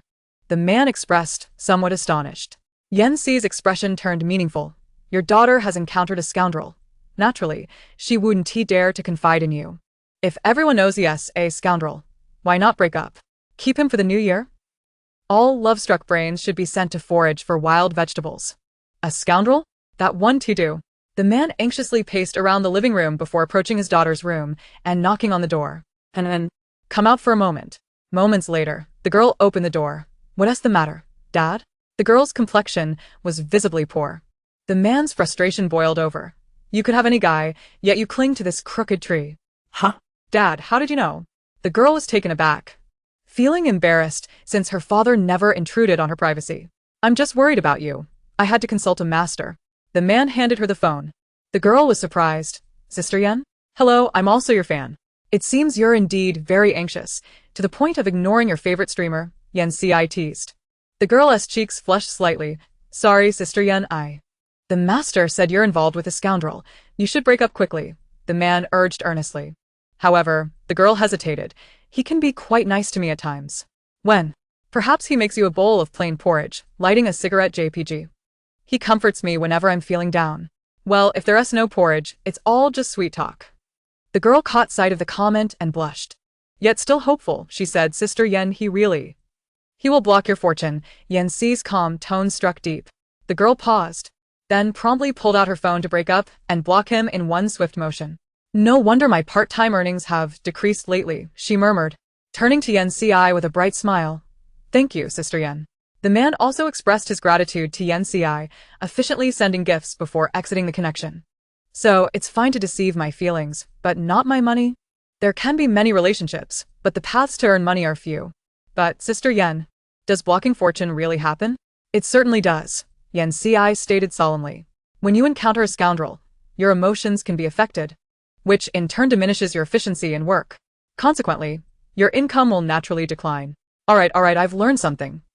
That makes sense. Thus, blocking fortune is not a sign of true love.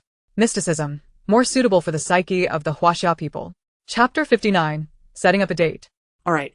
Let us invite our final fated person, Yen Ci announced. Ah. Is it coming to an end? I haven't drawn yet. Sister, can you please continue the stream for a while longer? I'm afraid not, Yen Ci replied coldly. You are so heartless, so cold. Your coldness is below 0 degrees. I haven't even worn my autumn pants yet. Hello, Sister Yen. Amidst the banter, the last fated person joined the stream. Hello. Please state your question, Yen Ci said. Sister Yen, I've encountered something rather strange lately.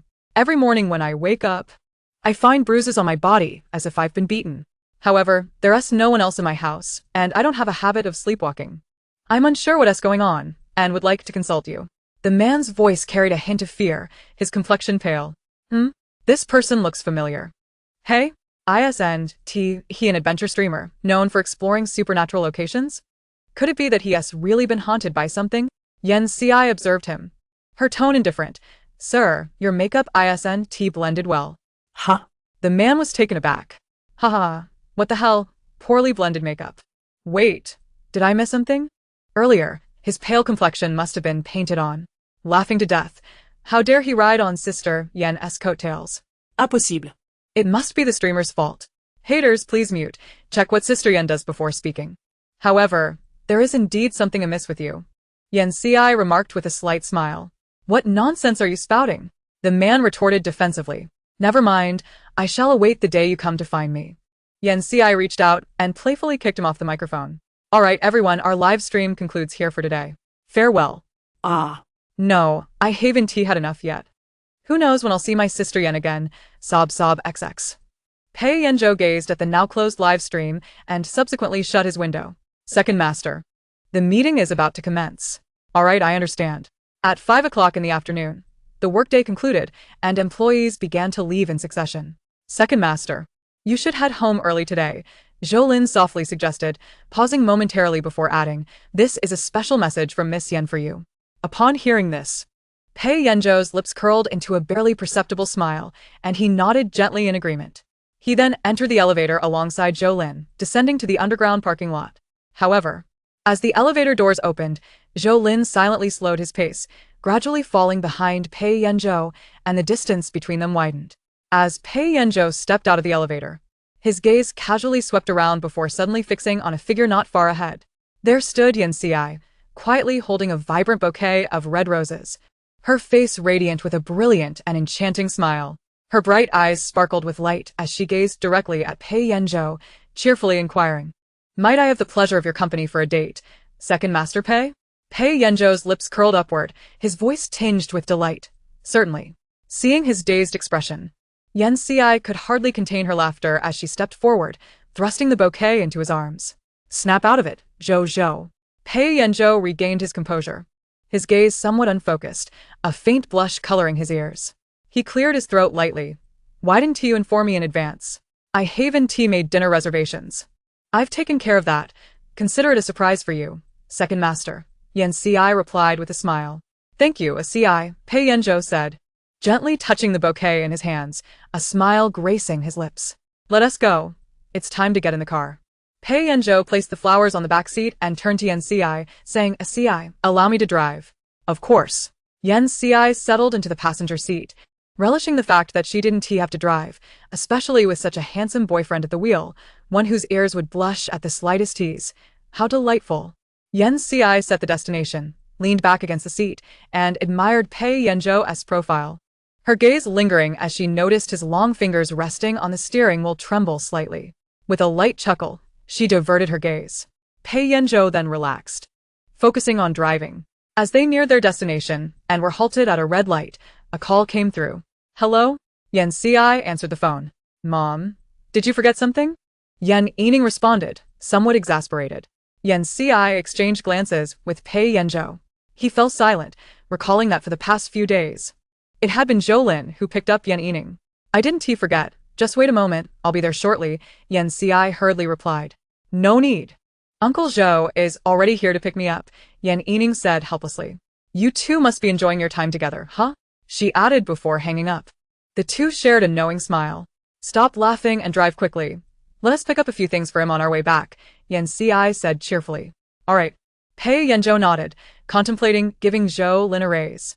They arrived at a Chinese restaurant, one favored by both Yan Ci and Pei Yanzhou, where she had made a reservation for a private dining room. After enjoying their meal, Yan Ci and Pei Yanzhou strolled hand in hand down the street. The night city sparkled with lights, the neon glow creating a romantic atmosphere. As they walked, Yan Ci spotted an ice cream stand and eagerly pulled Pei Yanzhou over. Boss. 2 ice creams, please. Turning to Pei Yanzhou, she asked, What flavor do you want?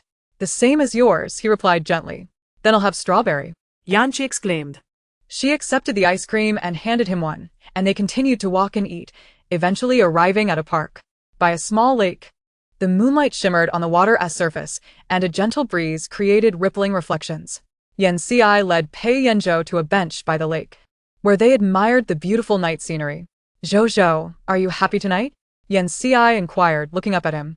Very happy, Pei Yanzhou replied, holding her hand and placing a kiss by her lips, his eyes revealing unmasked affection. With a Ci by my side, I am content. Yan Ci nestled against him, and Pei Yanzhou wrapped his arms around her, his fingers intertwining with her hair. Has Yining been staying with you these past few days? Indeed, after all. He does call me Dad, Pei Yanzhou chuckled. You seem quite pleased, Yan Ci remarked, her eyes sparkling with mirth. Of course. This way, he acknowledges that we are together. Pei Yanzhou answered with a smile. However, I cannot stay tonight. I must return home. Yan Ci sighed, squeezing Pei Yanzhou's hand. I suppose it's only fair that Zhou drives me home before you head back. It's all right. I will wait for the day a Ci can return home with me, Pei Yanzhou said, his voice gentle yet resolute as he gazed at her. Yan Ci's lips curved into a smile. All right. Chapter 60. Haunted. Cut. What a farce. The man slammed the mouse onto the desk in frustration.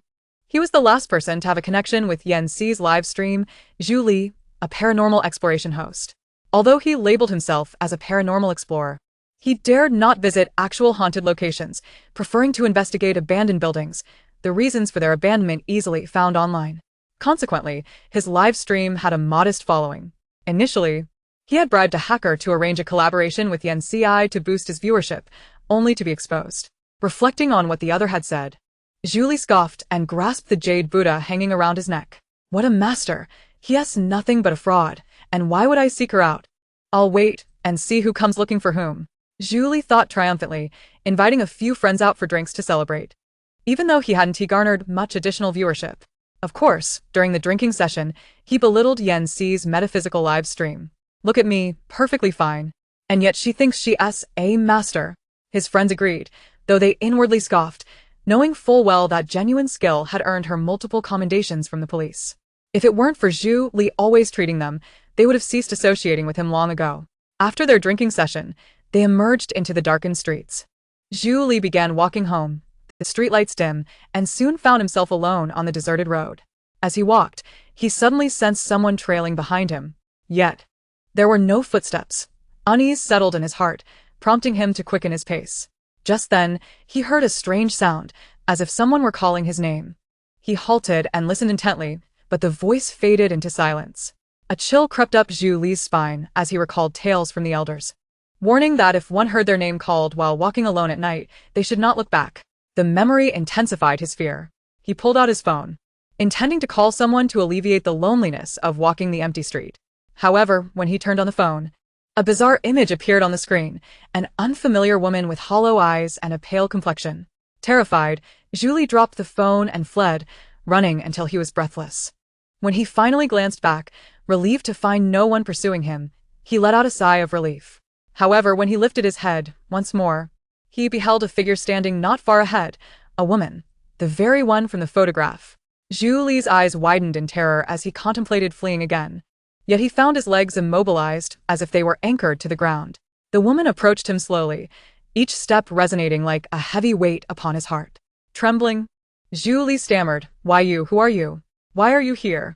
The woman offered no reply, her vacant eye sockets fixated on him. Suddenly, she extended her hands and lunged towards Zhu Li. He screamed and shut his eyes, subsequently losing consciousness. As the morning sun bathed the earth, infusing the city with warmth and vitality, a solitary figure lay quietly at the roadside. A traffic officer, patrolling the area, soon noticed this silhouette.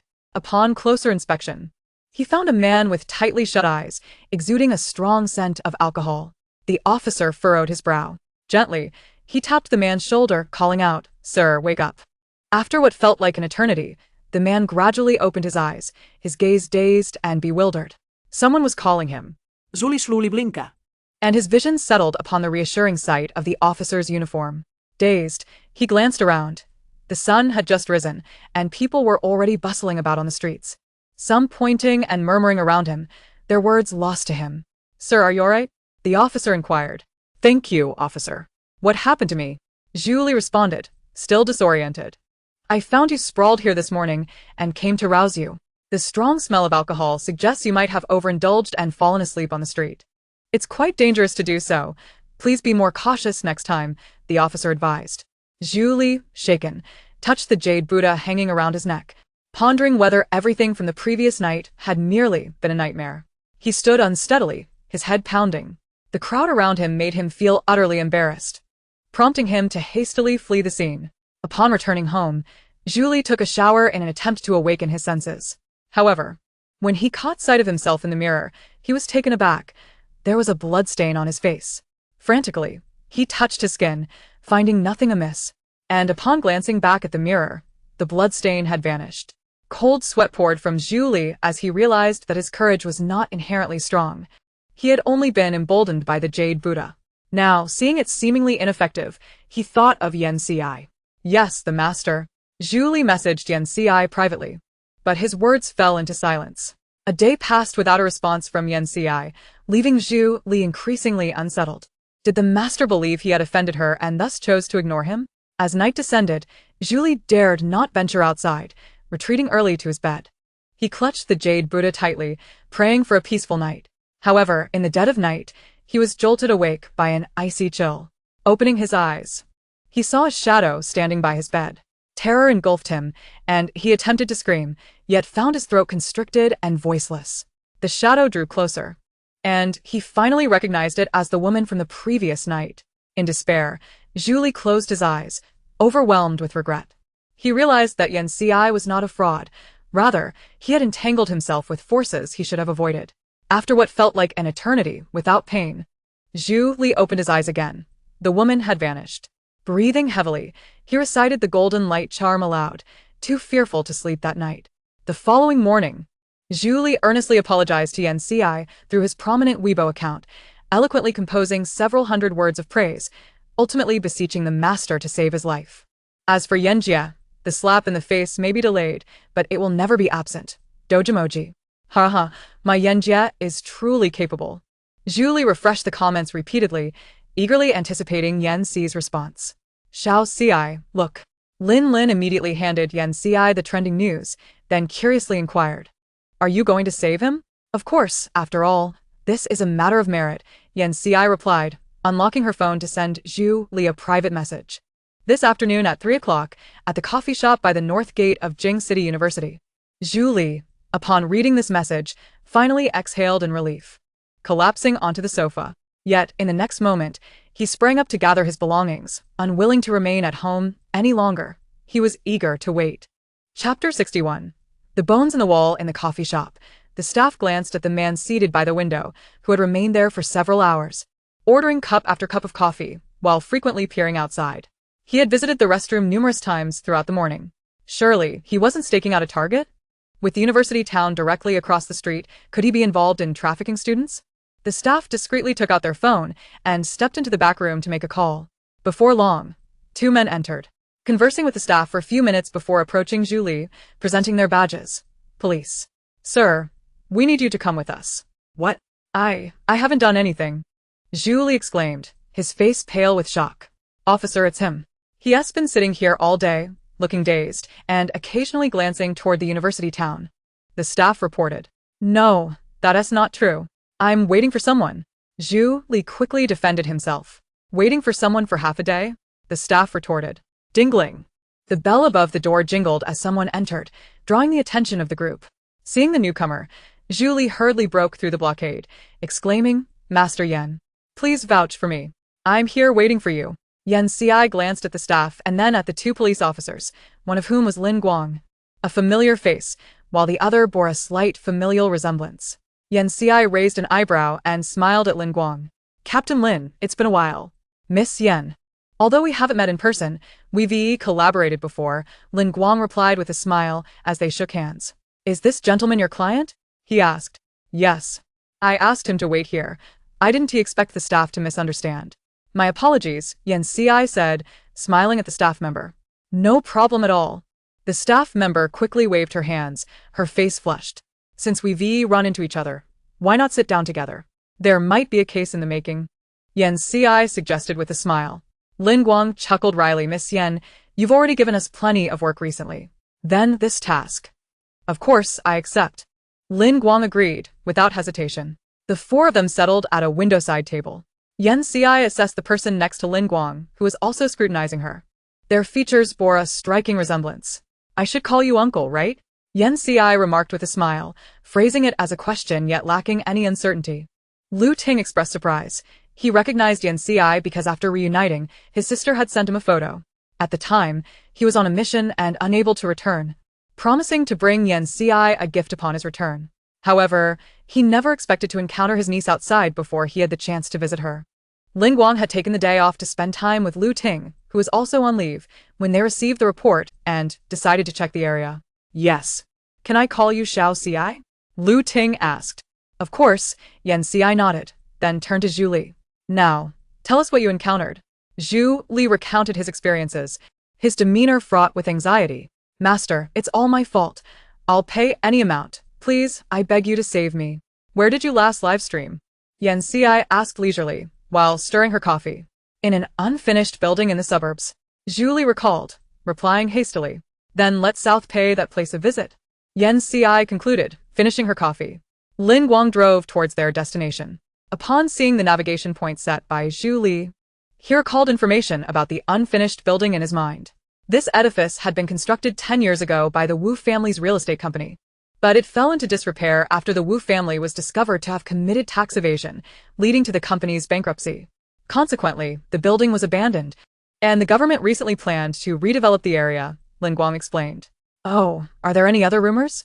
Yan inquired, turning to Zhu Li. Why did you choose this place for an adventure? I have 2 police officers watching over me, Zhu Li replied somewhat sheepishly, but since the question came from Yan Xi, he felt obliged to continue. I saw it online. Before the Wu family was investigated, Mr. Wu's wife came to inspect the building during its construction and mysteriously disappeared. The official narrative claimed they had a quarrel, and she had secretly gone abroad to relax, but many netizens doubt this explanation, believing something sinister must be afoot in this building. So Zhu Li's voice trailed off, growing softer. This Mrs. Wu is the only daughter of a businessman in City A. Mr. Wu is able to establish the company thanks to his father-in-law's support. After the father-in-law died, he handed the company over to his daughter, and Mrs. Wu held significant shares in the company. Mr. Wu has always been quite the chauvinist and has long harbored dissatisfaction towards his wife. Lu Ting interjected suddenly. Seeing Yan Xi's curiosity piqued, Lu Ting smiled. I was responsible for this case with my predecessor back then. Yan Xi nodded in acknowledgement. The 4 of them arrived at the dilapidated building in the outskirts. The structure was in a state of decay, with weeds growing through the cracks in the walls, and the window frames were missing glass panes that rattled in the wind. Follow me, Yan Xi instructed, not allowing Zhu Li to lead the way, and they ascended to the 5th floor with a clear objective. The raw, unfinished structure had rough walls and numerous tools left behind. Graba hammer, Yan commanded Zhu Li. Al rigged, Zhu Li raplia. Taking a hammer that appeared to have minimal rust, nervously swallowing hard.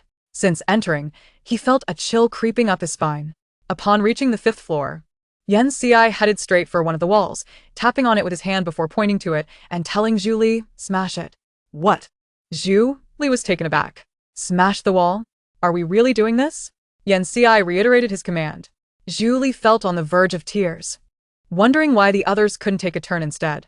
He was genuinely frightened. What if something emerged? I'll do it, Lin Guang said, taking the hammer from Zhu Li's trembling hands. Thank you. Thank you. Zhu Li clasped his hands together in gratitude, deeply moved. Yan Xi rolled his eyes internally at Zhu Li's timid demeanor, questioning how he could pursue this line of work. Though Zhu Li wielded a small hammer, fortunately, the building had been poorly constructed and the walls had become brittle after years of exposure to the elements, making them relatively easy to break down.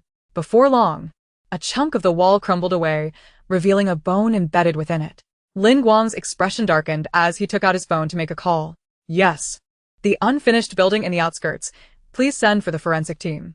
Lin Guang glanced at the nonchalant Yan Xi and couldn't help but chuckle bitterly. Miss Yan, you've certainly provided us with more work.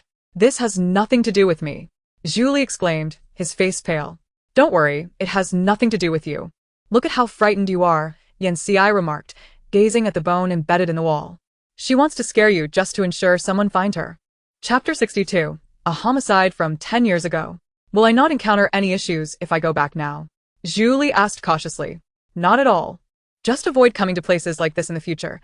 You might not be so lucky next time, Yan Xi advised. Can I leave now? It feels so cold around here. Yan Xi observed the ghostly figure beside him, and, before she could speak to release him, Lin Guang interjected, No. You'll have to wait a moment to provide a statement. Alright, Zuli nudda pitifuli. But I need to pick up my child. Yan Xi checked the time and said to Lin Guang, Children? Lu Ting looked puzzled. Lin Guang, being somewhat informed due to the special department's arrangements, explained, Miss Yan has adopted. However, Miss Yan has no vehicle to take you, Lin Guang added. I'll drive her, Lu Ting offered.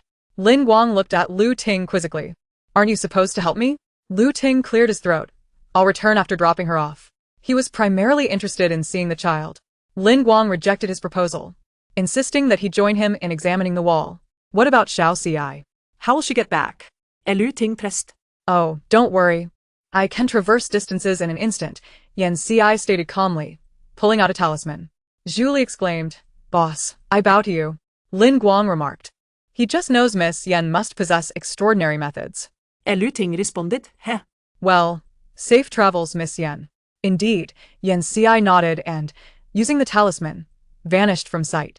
Lu Ting mused, his worldview needs reconstructing. When Yan Xi arrived at the kindergarten, Yan Yining was already waiting, accompanied by a cool little boy.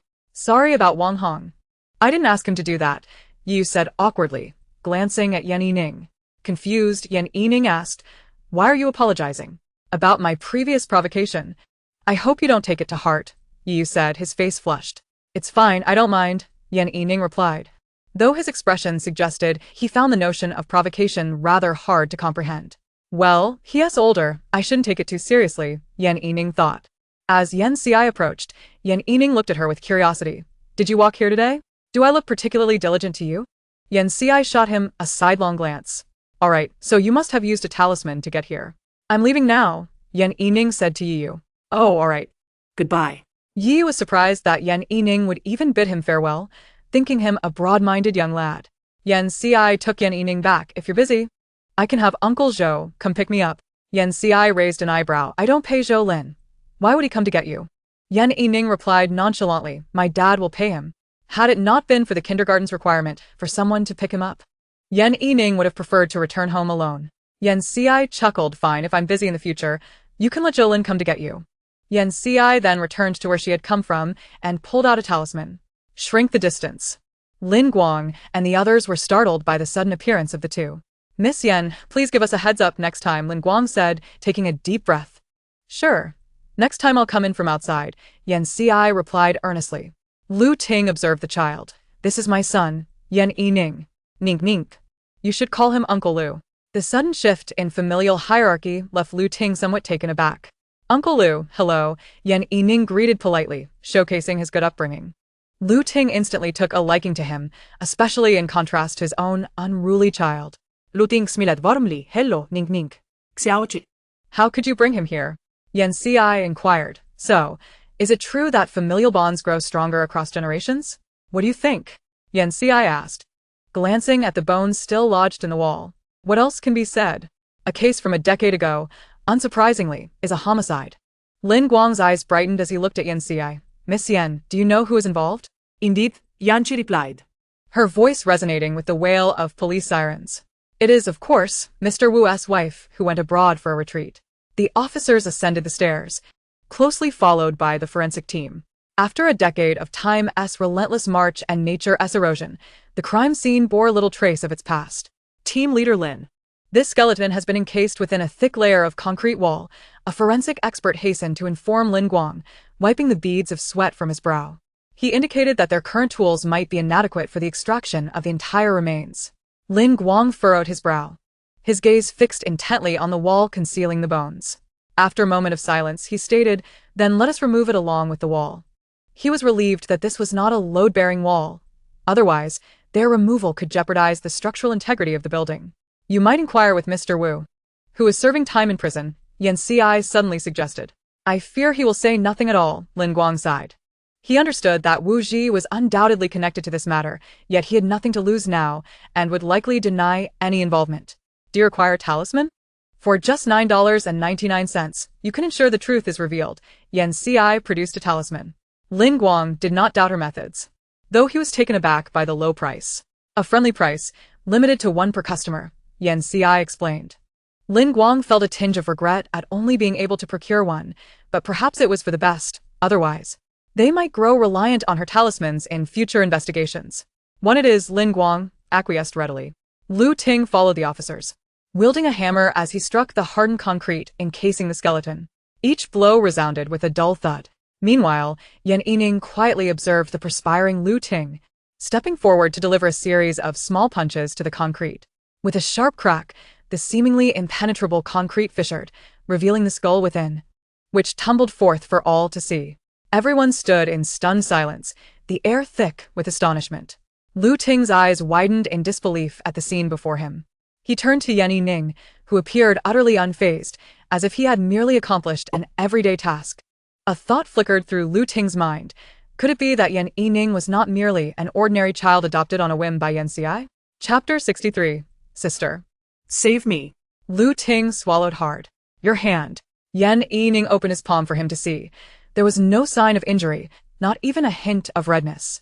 Lu Ting silently stepped aside for him. Yan Yining then launched a full-body strike against the wall. With a series of cracks, the complete skeleton was revealed, and it was now the forensic expert's turn to assess it. Yan Yining brushed the dust from his hands. Lu Ting glanced at the moist tissue he had extracted, and after a moment of contemplation, he offered it to Yan Yining. Thank you, uncle, Yan Yining said, causing Lu Ting to shudder slightly at the address. So, Ning Ning, how old are you? Your actual age. Lu Ting felt compelled to add this, his instincts urging him to do so. Yan Yining scratched his head. I suppose it's been 1,000 or so years. I've lost track. Lu Ting took a deep breath and returned to assist the other officers. He needed to calm himself. Mom. Yan Yining trotted over to Yan Xi. Yan Xi, having witnessed Yan Yining's feats, remarked, Did you frighten your uncle? He asked. Not my fault, Yan Yining shrugged. Yan Xi affectionately ruffled his hair. Lin Guang prepared to lead the team back for a debriefing. Yan Xi waved at Lu Ting. Uncle, will you accompany us back? She summoned the family driver to take them home. Lu Ting hesitated, but Lin Guang patted his shoulder. You should return and check in. You've earned a break. But I still need to help with your interrogation, Lu Ting sighed, torn between his desire to see his sister and his sense of duty. Rest assured, Miss Yan has provided us with valuable resources for the interrogation. Your presence is no longer required. Lin Guang waved the talisman in his hand. Thus, Lu Ting found himself at an impasse. He fell silent, eventually deciding to return with his niece. Upon arriving at the Yan residence that evening, as they entered, Yan Mu greeted them. Xiao Xi and Ning Ning are back. Hurry, we've been waiting for you to dine. How was kindergarten today, Ning Ning? Yan Mu inquired. But think Yan Yining gesheat. It was quite good, Yan Yining nodded. By the way, sister. Yan Mu turned, her eyes lighting up in surprise. Elder brother? When did you arrive? Why didn't you say anything? Come in quickly. Xiao Ju. Tell the kitchen to set an extra place and to prepare a dish of sweet and sour pork. Your uncle loves it. Of course, Yan Ju nodded, delegating the kitchen tasks to the servants.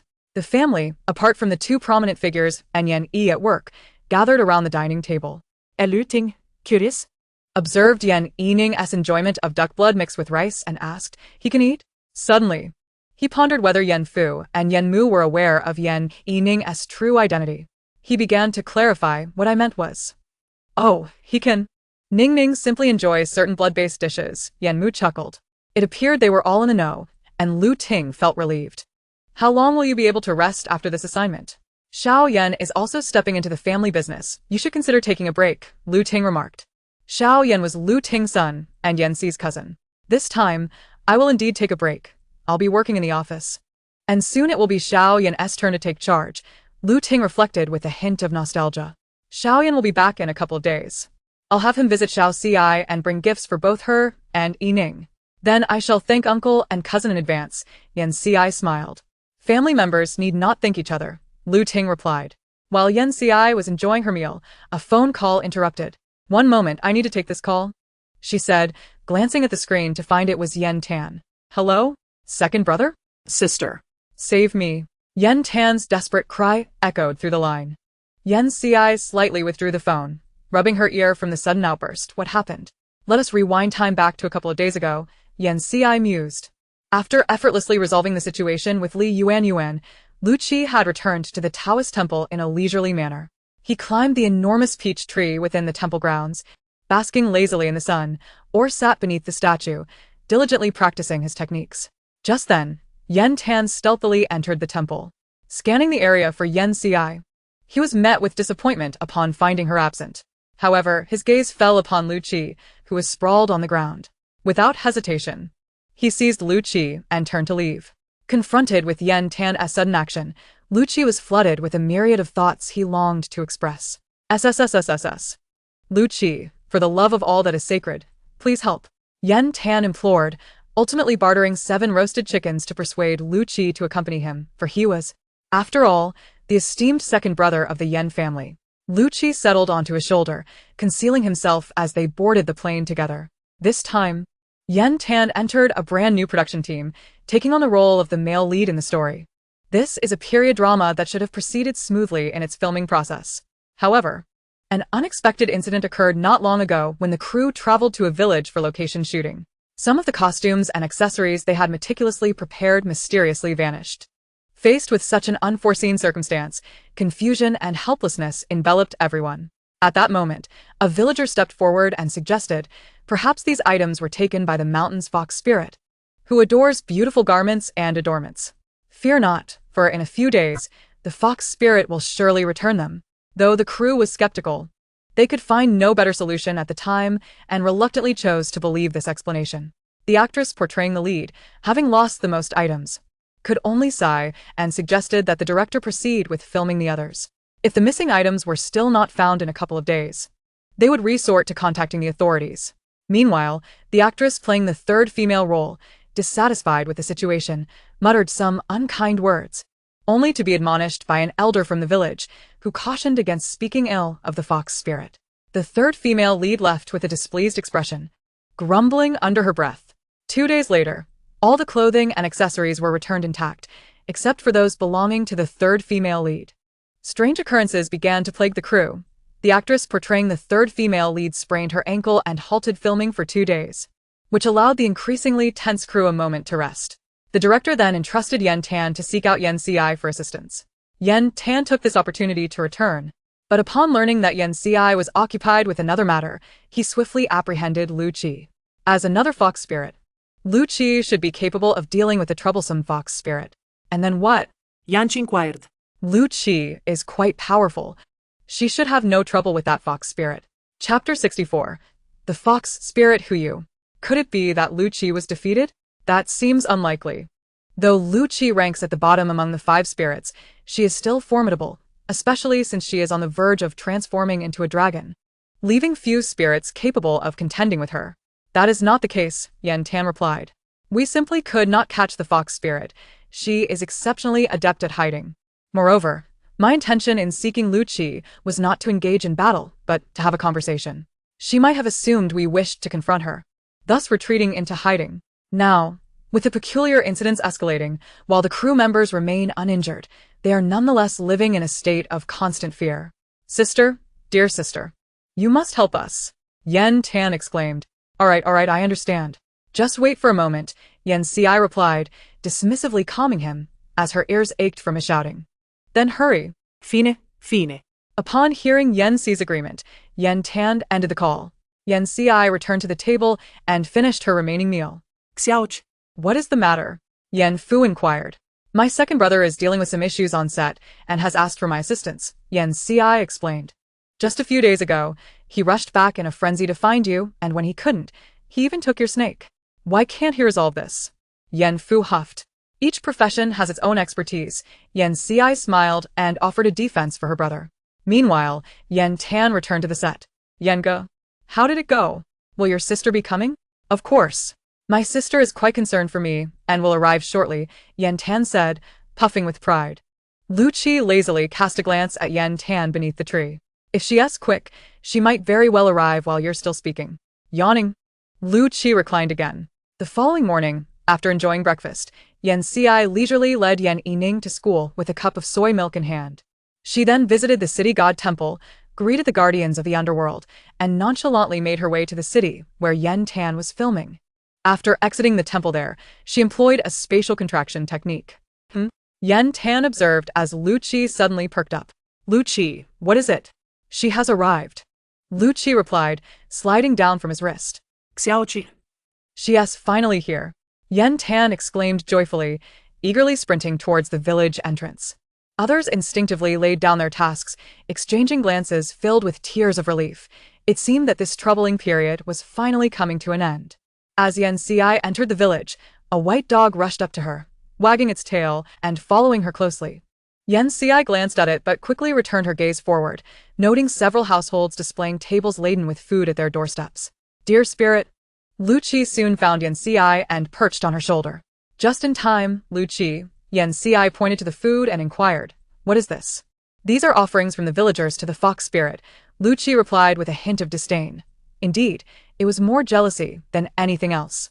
Just a little bit. A mere token. The villagers refer to her as the fox spirit, and she truly blesses this village. Lu Qi's tone softened slightly, acknowledging the fox's influence. That is indeed rare, Yan Si nodded. Where did this dog come from? Lu Qi disdainfully glanced at the white dog following Yan Si. Yan Si shot Lu Qi a look and abruptly stated, you will need to spend more time honing your skills when you return. Oh. Although Lu Qi often slacked off, he typically practiced for 4 hours daily. Furthermore, Yan Si had never previously pressured him about this. Why? Pondering this, Lu Qi couldn't help but voice his thoughts. Was Yan Si implying that she found his abilities lacking? Even a fox with lesser abilities has produced illusions that I cannot see through. Should you not hasten to improve? Yanchi remarked coolly. The reaction from the two small creatures in response to her words was anything but subdued. Lu Qi's vertical pupils fixated menacingly on the white dog at Yan Si's feet, his aura intensifying. The white dog, no. It should now be referred to as the white fox Huyu, bristled, defiantly meeting Lu Qi's gaze. As the illusion faltered under the pressure, it gradually transformed back into its true form, revealing its fangs. Lu Qi flicked his snake tongue, observing Huyu's fluffed-up tail with a cold smirk. Humph. I remain the most formidable spirit by Yan Si's side. Even snakes can be nearsighted. What could possibly be wrong? Xiaochi. Yan Tan's figure appeared, waving as he approached. You finally made it. Huh. What is this? A fox. A fox. Yan Tan exclaimed in astonishment, pointing at the white fox. What are you staring at? Have you never seen such a beautiful fox before? A melodious voice echoed in their ears. Is she your new companion? Yan Tan whispered to Yan Si, astonished at the coincidence. She is the very fox that pilfered your clothing and jewelry, Yan Si stated matter-of-factly. What? Yan Tan was taken aback. Did my sister arrive just in time to resolve this? Then why did I go through all that trouble the past few days? Hey, what do you mean by steal? That language is quite harsh. Huyu retorted, feeling a bit guilty about her actions but still embarrassed by the accusation. Despite her inner turmoil, she lacked the confidence to defend herself effectively, appearing rather feeble. Taking without asking is indeed theft, Lu Qi interjected coldly, finding amusement in the fox's lack of sophistication. She was no match for him. Huyu, aware of her fault, glared at Lu Qi before lowering her head and murmuring to Yan Si. I couldn't resist when I saw how splendidly they were dressed. I returned everything. You even played tricks on them, Yan Si replied, unimpressed by her feigned innocence. I was provoked when she insulted me. I merely caused her to sprain her ankle. Yan Si's gaze, devoid of turbulence, seemed capable of penetrating the depths of her heart. The insistent arguments dwindled into whispers, ultimately falling silent. Yes, I'm sorry, it is my fault, Hu Yu murmured, her fox ears drooping. Had she known better, she would not have been so curious. Last night, upon overhearing Yen Tan's phone call seeking assistance against her, Hu Yu could not help but wonder. Who could it possibly be? It was well known that the serpent possessed formidable strength, yet its eyes appeared rather ineffective. Her disguise was, indeed, quite masterful. Yet if the serpent was so powerful, how formidable could that individual be? Unable to quell her impulse and curiosity, Hu Yu resolved to disguise herself as a small white dog and quietly lurk at the village entrance, awaiting the revelation. Today. A figure appeared leisurely within her line of sight. It was none other than Yan Si. The instant she laid eyes upon her, Hu Yu recognized her by the aura she exuded and the resplendent golden light of merit that surrounded her, an attribute not possessed by the ordinary. Chapter 65. A new member joins. When Yan Si's gaze met Hu Yu's, she instantly realized that the latter's true fox form had been uncovered. Surprisingly, however, Yan Si did not immediately retaliate, emboldening Hu Yu to follow her into the village. As the saying goes, curiosity killed the cat, and in this moment, Hu Yu profoundly understood what it meant for curiosity to endanger a fox. I will return that woman's clothes and such. Hu Yu spoke softly, her head bowed. Very well. But you must apologize to them as well, Yan Si replied. Understood, Hu Yu acknowledged. Yen Tan led Yan Si back to the film crew, where they were met with the gazes of numerous crew members. However, upon noticing the fox at Yan Si's feet, their expressions shifted dramatically, and they quietly took a few steps back. Rest assured, she will no longer play tricks on you, Yan Si assured them, eliciting a collective sigh of relief. Hu Yu wagged her fluffy tail, and a collection of garments and accessories materialized within the props team's box. I'm sorry, I just found them too beautiful. Hu Yu looked at the staff and actors with a pitiful expression. The onlookers were enchanted. Oh my, she is truly adorable. What do these matter? Just let her have them all. They could not help but empathize with the allure of beauty, wishing to indulge in it themselves. Hu Yu joyously wagged her tail, declaring that her beauty captivated all, except for that woman. Stealing a furtive glance at Yan Si, Hu Yu continued, Miss Yan is here, isn't she? It was Han Meng, the third female lead, accompanied by her manager. They had hurried back from the city upon hearing that Yen Tan had summoned Yan Si. It's me, Yan Si replied, glancing at Han Meng's feet. Is your foot all right? Yes, just a sprain, but Han Meng glanced at her manager. The manager spoke up, Miss Yan, could you assist us with this matter? My artist has also misspoken. Please name your price. It has already been resolved, and the items have been returned. Yan Si waved off their offer of money. The manager and Han Meng noticed the white fox at Yan Si's feet rolling its eyes at them.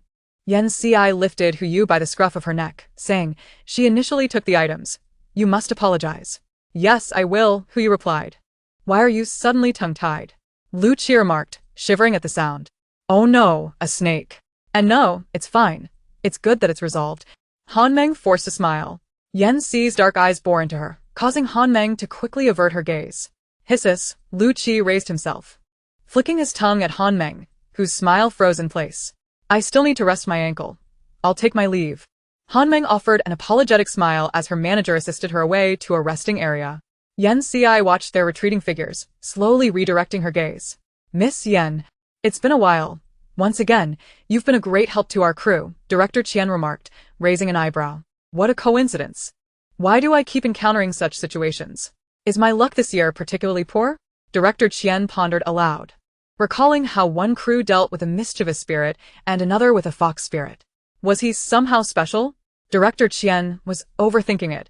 This was a consequence of their own misdeeds. Otherwise, would they have crossed paths? Yan Si smiled knowingly. As long as it's not my problem. Miss Yan, would you like to stay here for a few days? Director Qian invited. Xiao Si, since you're here, stay a few days to watch my acting. Yen Tan said proudly. Yes, your acting must be exceptional, but I have matters to attend to and cannot accompany you, dear brother. Thank you for the invitation, Director Qian. Perhaps we shall meet again by chance, Yan Si expressed with a hint of regret. Then how about having lunch before you leave? Yen Tan suggested. I'll eat at home. I can make it back in time. Oh, Uncle is at home, so dear brother, do visit when you have the chance, Yen Si replied. Alright, jantan nadit. Yen Si carried the white fox away, saying, I shall take my leave now. No need to see me off, dear brother. All right. Send me a message when you return. Sure. Yen Si lowered her eyelashes, her gaze glimmering. Perhaps the fateful encounter she anticipated was approaching. That third female lead reeks. Lu Qi remarked with distaste. Indeed, Yu, for once, agreed with Lu Qi. I merely played a trick on her. She got off too easily. Regardless of the reasons, your mischief was unjustified. You must not repeat such behavior henceforth, Yen Si sternly admonished before setting her down at the village entrance. I understand, Yu whispered, watching as Yen Si produced talisman paper and nervously took a step back, asking cautiously, W, what are you going to do? Of course, I'm going home to eat. Yen Si replied matter-of-factly. Are you just leaving like this? Yu inquired. What else is there? Yu paced back and forth, gazing at her determinately. I want to go with you. Don't think she couldn't see that the serpent had willingly become a subordinate only after recognizing Yen Si's strength. Otherwise, those like them would either be worshipped by humans or cultivate on their own. She had an instinct that following Yen Si would lead to a feast. My household does not accept foxes. Yen Si raised an eyebrow, smiling teasingly. I don't care. I just want to go back with you. Yu stubbornly clung to Yen Si's pant leg, refusing to relent. Dream on. Lu Qi, observing from above, looked down at Yu with a cold gaze. Do you think this little fox can follow us?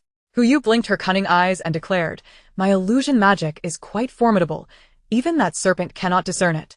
Bringing me along will surely prove advantageous. Ah. Smelly fox. Lu Qi exploded with rage, lunging at Yu, entangling with her. He was determined to show this audacious creature the extent of his prowess for daring to mock him. As the two engaged in a fierce struggle, Yen Si suddenly intervened, effortlessly grasping the still struggling Lu Qi with one hand while lifting Yu with the other, as if she were a kitten. Come with me. What about the villagers here? Yen Si inquired of Yu. I will return regularly to check on them. They do offer me worship, Yu declared proudly, as she was keen to protect her devotees. Yen Si sensed that, like Lu Qi, Yu was also destined to be with her. Very well, Yen Si conceded. From this day forth, you shall be like Lu Qi. Thank you, esteemed one. My name is Yu said, casting a triumphant glance at Lu Qi. Lu Qi snorted dismissively, ignoring her. After all, his position as the leader was unassailable. Yen Yining, after all, was the son of the esteemed one, and did not count in their rankings. Chapter 66. What do you want to eat? Before departing, Yu made a special effort to convey in a dream to the village chief that she would be embarking on a period of training, urging the villagers not to leave food out for her, but to keep it for themselves. After all, it would be a waste if she did not eat. And the villagers worked hard. She truly is a benevolent fox spirit, Yu mused. She languidly stretched her body, comfortably reclining on Yen Si's lap, as he gently stroked her fur, producing a soothing purring sound. Lu Qi cast a disdainful glance at Yu, snorted softly, and turned her head away, preferring not to see, and thus not to be bothered. Yu flicked her tail. Who could resist something so fluffy? No one could. In response to Yu's arrival, Chen Yu and Shui Yan welcomed her, after which they joined her in the villa to cultivate or assist at the temple. If there was anything they needed to purchase, they could simply inform the master, who was exceedingly generous, Chen Yu remarked. The delectable food we enjoy is all thanks to the master's exquisite taste. Focus on your training. You wouldn't want to be of no help later.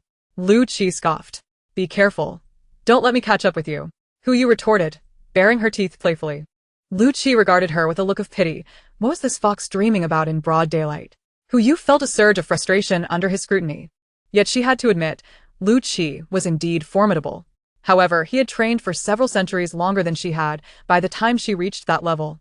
She would undoubtedly surpass him. All right, Yen Si interjected, raising his hand to pacify the two bickering creatures. You must have noticed the malevolent energy surrounding that actress. Correct? I did, Yu replied, lounging on the sofa, her fox tail wrapping around her. She is protected by a magical artifact. Otherwise, how could she have merely stumbled? Chen Yu approached with snacks and juice. Chen Yu is truly a responsible man, Cui Yan remarked with admiration. Chen Yu rolled his eyes, stating it was all due to the pressures of life. As both of them were more capable than he was, he could only find his value in other areas. Indeed. Yen Ci nodded, taking a bite of a snow cream dessert, conceding that Chinyu was quite adept at management. He often discussed the temple's usual affairs with a Taoist priest. Continue, Yen Ci urged, looking toward Huyu. She twisted her ankle, but it's not that serious. Besides that, there is just a small cut on her ankle, so minor that it will heal shortly. Yet, she insisted on going to the hospital, Huyu scoffed. Curiously, I followed her and overheard her on the phone, asking for something, Zahesh? What is that? Huyu inquired. As she listened, her curiosity piqued. Yen Ci felt a sense of exasperation. This was indeed a curious fox. She should have Chinyu teach her that curiosity can lead to trouble. What do you think it is? Chinyu's tone was somewhat strained. Zahesh sounds like a flowery name. Does it have beauty-enhancing properties? Huyu asked, observing Chinyu's expression, which was hard to interpret. Zahesh is the name of a traditional herb, referring to the placenta, Yen Ci said, his eyes narrowing. If it were an ordinary herb, she wouldn't exude such malevolent energy. This was a notion understood by all present. Chinyu swallowed hard, wary of inadvertently voicing his thoughts. She wouldn't be consuming fresh ones, would she? Stop right there. Let us save that discussion for later. I'm heading back for lunch. I don't want to lose my appetite. I'm looking forward to some crayfish. Yen Ci interjected, not wanting to spoil her meal. You're right, Chinyu. What are we having for lunch today? Chui Yan turned to him with a question. Chinyu responded with a blank expression, we'll go to the temple cafeteria. Chui Yan shrugged. All right, that's acceptable. The cafeteria food is quite good. Yen Ci looked contentedly at the pile of crayfish shells on her plate. In the following days, Yen Ci attended classes at the temple, checking on her boyfriend's progress. Until one day after class, she seemed to sense something and gazed at the azure sky. Her lips moving slightly. Ci, what are you saying? Li Wenyuan inquirat. Nothing, let us go. By the way, how about hot pot tonight? Yen Ci suggested. Sounds great. Should we invite Yining to join us? Lin chimed in. Sure. Let us just pick Yining up from school, Yen Meng exclaimed, clearly excited. At that moment, as she prepared to welcome the four beautiful ladies, Yen Yining suddenly sneezed unexpectedly. Confused, she rubbed her nose. It was clear that her somewhat unreliable mother was likely murmuring about her from behind. The next morning, Lin Guang organized the materials from the previous case. Captain Lin. Miss Yen is here again, an officer reported, his eyes lacking any spark, having barely had a moment's rest. Lin Guang's hand trembled slightly as he held the documents, taking a deep breath before setting them down. I'm on my way. Captain Lin, long time no see, Yen Ci greeted with a radiant smile, which endeared her to those unfamiliar with her. Lin Guang sat across from Yen Ci, exhaling deeply. Miss Yen, what issue brings you here this time? Captain Lin, you need to be alert. The nation and its people require your service, Yen Ci replied, her eyes sparkling with mirth. But it was undeniable that Lin Guang was a responsible police officer. Please don't tease me, Master Yen, Lin Guang said with a wry smile. What is it this time?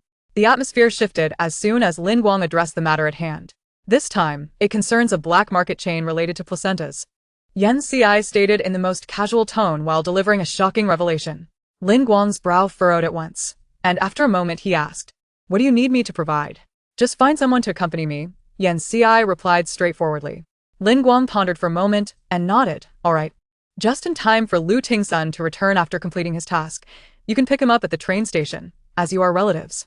Yen Ci observed Lin Guang, who felt increasingly uneasy under her gaze. What's wrong? Lin Guang asked, puzzled. Captain Lin, you should be aware of my profession, right? Yen Ci said with a smile. I understand, Lin Guang nodded.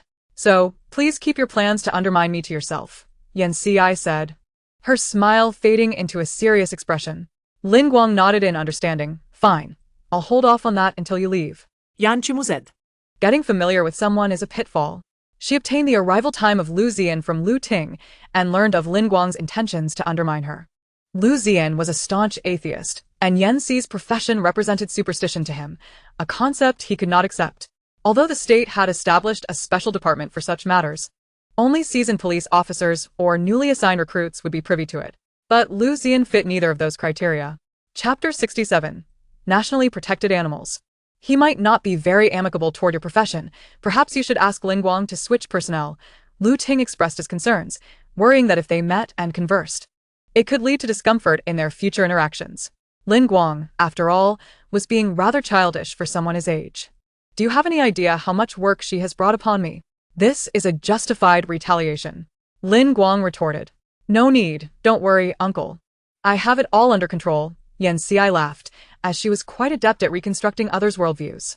Before heading out, Yan Xi made a point to pick up Hu Yu and Lu Qi from the villa.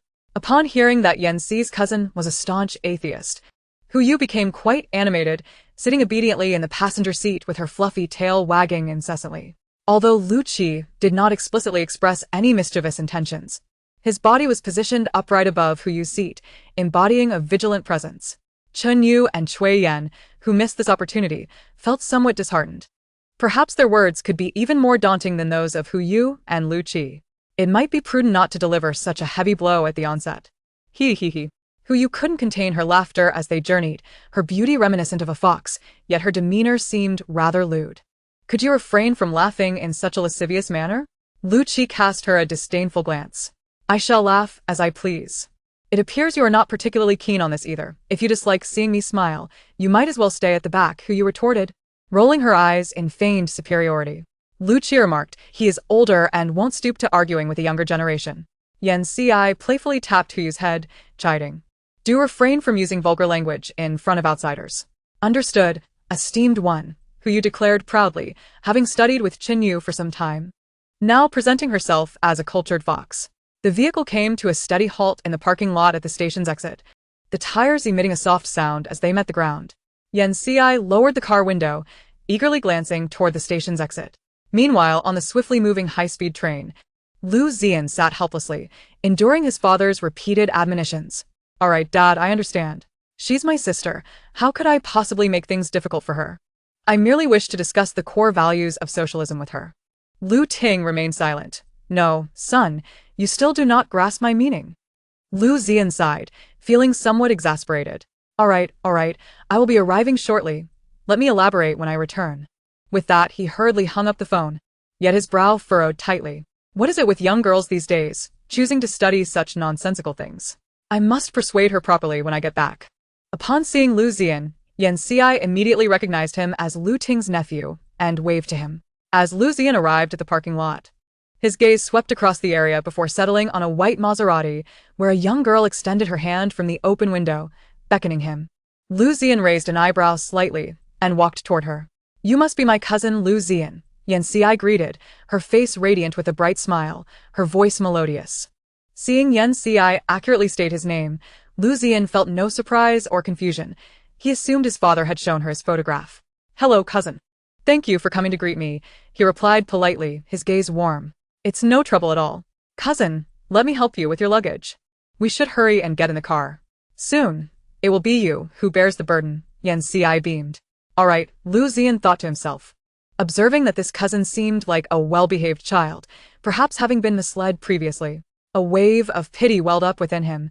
He needed to speak with her carefully to avoid making her cry. As Lu Zian opened the car door, he paused, frowning. Cousin, the white fox is a protected species in our country. Have you obtained a breeding license? Huh. Yan Xi was momentarily taken aback, as was Hu Yu. Moreover, this green tree viper is a nationally protected species as well. Capturing or keeping it without proper approval is illegal. Lu Zian glanced at Lu Qi, who was hanging on the seat back, and continued, besides, it is venomous. Are you not afraid of being bitten? His concern was genuine, stemming from a sincere desire for Yan Xi's safety. This left Yan Xi both amused and exasperated, feeling a bit guilty for potentially alarming her cousin. And pray, are you a police officer or a forest ranger to be so knowledgeable? Lu Qi rolled her eyes and flicked her tongue like a snake. Thank you for your concern. But I assure you, I one tea-bite indiscriminately, much less my esteemed one. Huh. Had he been too busy lately, to the point of hallucination? How could he hear a snake speaking? Rest assured, I possess the necessary permits. I would never implicate my esteemed one in any trouble, Hu Yu said earnestly, as if she had taken his warning to heart, though if she had not exacerbated the situation, Yan Xi might have felt differently. Lu Zian rubbed his eyes, falling into silence. All right, Hu Yu, Lu Qi, please sit in the back and free up your cousin's seat. Okay. Hu Yu bounded to the rear seat, and Lu Qi slid to the back as well. Watching the scene unfold, Lu Zian gradually came to his senses and turned to Yan Xi, who was driving, and asked, Did I just inadvertently doze off? My apologies, cousin. Yan Xi cast him a sympathetic glance, laced with a touch of apology. Lu Zian had yet to decipher the meaning behind her gaze when Hu Yu's fluffy head poked out from the side. "Oh, are you back with us?" Lu Zian pondered. "Can't he have a moment of respite from reality?" Yan Ci chuckled lightly. "Cousin, you might as well accept it sooner. You still need to accompany me. Captain Lin has already lent you to me." Lu Zian took a deep breath. "I need a moment. Not everyone can transition smoothly from a lifelong staunch atheism to conversing with snakes and foxes." "No worries, esteemed cousin, take your time. We have a while before we arrive." Hu Yu comforted him thoughtfully. "Cousin, could you quiet your fox for a moment?" Lu Zian felt as though he might shatter. Yan Ci stifled a laugh. "All right, no problem." Lu Zian gazed at Yan Ci's suppressed laughter, his expression vacant. He should have listened to his father. There is a saying, "Heed the words of the elders, or suffer misfortune." There is a degree of truth to it. Wiping his face, Lu Zian quickly regained his composure. "What are we investigating?" "A clandestine industry involving placentas, but we need to wait a bit," Yan Ci replied with a knowing tone. Chapter 68. The Trafficking of Placentas. Upon hearing this news, Lu Zian furrowed his brow. Such a black market is undoubtedly illegal, but where did this information originate? "Is it reliable?" he inquired. "Absolutely reliable. The source is me," Hu Yu interjected, her fluffy head popping up once more, her fox ears perked with pride. Lu Zian looked at Hu Yu's expectant gaze, seemingly craving praise, and managed a slight smile. "Indeed, that is quite impressive." Hearing this, Hu Yu joyfully wagged her tail, secretly delighted. "Wow. I've been praised by such a handsome young man." In truth, Hu Yu had always been fond of Lu Zian's striking appearance and upright demeanor. He was entirely to her tastes. Yet, that wouldn't deter her from teasing him. At that moment, the vehicle gradually came to a stop. Still basking in the joy of being complimented, Hu Yu instinctively leaned back, only to lose her balance and fall back onto the seat. Lu Qi couldn't help but chuckle at her antics. "This must be a private hospital," Lu Zian remarked, gazing out at the hospital. Indeed. "No reputable hospital would dare engage in such activities," Yan Ci replied, opening the car door. "Let us go." Lu Zian followed her out. "Are we just going to walk in like this?" "Rest assured, no one will see or hear us," Yan Ci assured him, leading the way to the entrance. Hu Yu and Lu Qi trailed behind. "Deep breaths. You'll need to get accustomed to this," Lu Zian advised himself. The pungent scent of disinfectant pervaded the hospital as Yan Ci purposefully guided Lu Zian to the 5th floor. She cast a cold gaze at the doctors and nurses passing by, following closely behind them. "Dr. Wang, the patient in bed 08 is in labor again. This time it seems she is truly about to give birth," the nurse anxiously remarked, following closely behind the doctor with a record sheet in hand. "Why now?" Dr. Wang furrowed his brow, revealing a hint of impatience. "What should we do? If she delivers early," then the nurse's eyes darted around, her anxiety palpable. Dr. Wang waved his hand dismissively, saying, "Enough. Just look at yourself. It's as if you're afraid the world doesn't know. It's not common for anyone to come up here. Does that employer really demand the placenta at midnight?" "They mentioned it," the nurse replied. "How much are they offering?" Dr. Wang paused to stroke his chin. 7 million. A glint of greed flashed in Dr. Wang's eyes as he instructed the nurse, "Take her to the operating room first. I will do my best to prolong the process. Oh, and inform them that labor has commenced early. The risks involved are considerable, so ask for an additional 10 million. "Understood." The nurse hurriedly left. Damn it, Lu Zian could not help but curse, clenching his fists, yearning to strike the wall beside him but ultimately suppressing his anger. This could lead to a double tragedy. He turned to Yan Ci. "Indeed, it's your turn now." Yan Ci squatted down to pat Hu Yu's head. "No problem." Hu Yu followed the doctor, weaving a mirage. He would believe that the time had arrived and assist in the delivery seamlessly. All set, Hu Yu reported upon his return. "Let us proceed," Yan Ci decided. Lu Zian fell into silence, pondering why his cousin seemed to know from the outset that there was a patient in labor and that the doctor would manipulate the situation. Unable to contain his curiosity, he eventually asked, "Cousin, how did you know about this?" "It was the baby inside the pregnant woman who informed me," she replied. "Huh?" "The infant is a celestial being who has reincarnated with a connection to this family, revealing the darkness here," Yan Ci sighed. "Hey." "I knew they'd come to notify you. Had I known, I wouldn't have come." Lu Zian observed the 3 suddenly halted figures, all looking towards an empty corner. What are you looking at?" he inquired, feeling a chill in the air and instinctively rubbing his arms. His atheism had just been thoroughly shattered, and witnessing their behavior made him shudder. Could it be ghosts? Yan Xi inhaled deeply, shaking her fists before her. Xia Baiyan. Hey, I'm just joking. Don't get physical. I see you never learn your lesson. Yan Xi swung her fists, chasing after him. Stand still. Old Yan. Ah. Xia Baiyan ducked and ran, evading her grasp, but she still managed to land a hit. Xia Baiyan rubbed his shoulder, lamenting, "You're too strong." Good, let this serve as a lesson. Yan Xi crossed her arms, casting him a disdainful glance. Xia Baiyan adjusted his crooked hat from running away and sighed heavily. You really know how to hurt a ghost's feelings. Don't even start. I saw you enjoying the gold ingots I burned for you recently, Yan Xi retorted coldly, completely indifferent to his plight. Hehe. Xia Baiyan smiled, choosing silence. Lu Ziyan swallowed hard, his voice trembling. Cousin, is he your friend? More like a troublesome companion. Yan Xi observed her cousin, who seemed on the verge of crumbling, biting her lip to suppress her laughter. Hu Yu had already used her tail to cover her rising smile. Lu Qi silently turned her head away, laughing heartily. Ahem, I want to let you meet him. Yan Xi coughed to stifle her mirth. All right, Lu Ziyan sighed in relief, leaning against the wall as they continued walking. Yan Xi and her companions waited outside the delivery room, where a man and two elderly individuals anxiously awaited news. Lu Ziyan momentarily regained his focus. Nothing will go wrong, right? Not at all. Yan Xi's reassurance calmed him. Your friend is named Xia Baiyan? What a familiar name, Lu Ziyan mused, frowning in thought. Don't you think the name Fan Wujiu sounds familiar as well? Hu Yu's fox-like eyes sparkled with intrigue. Now that you mention it, it does.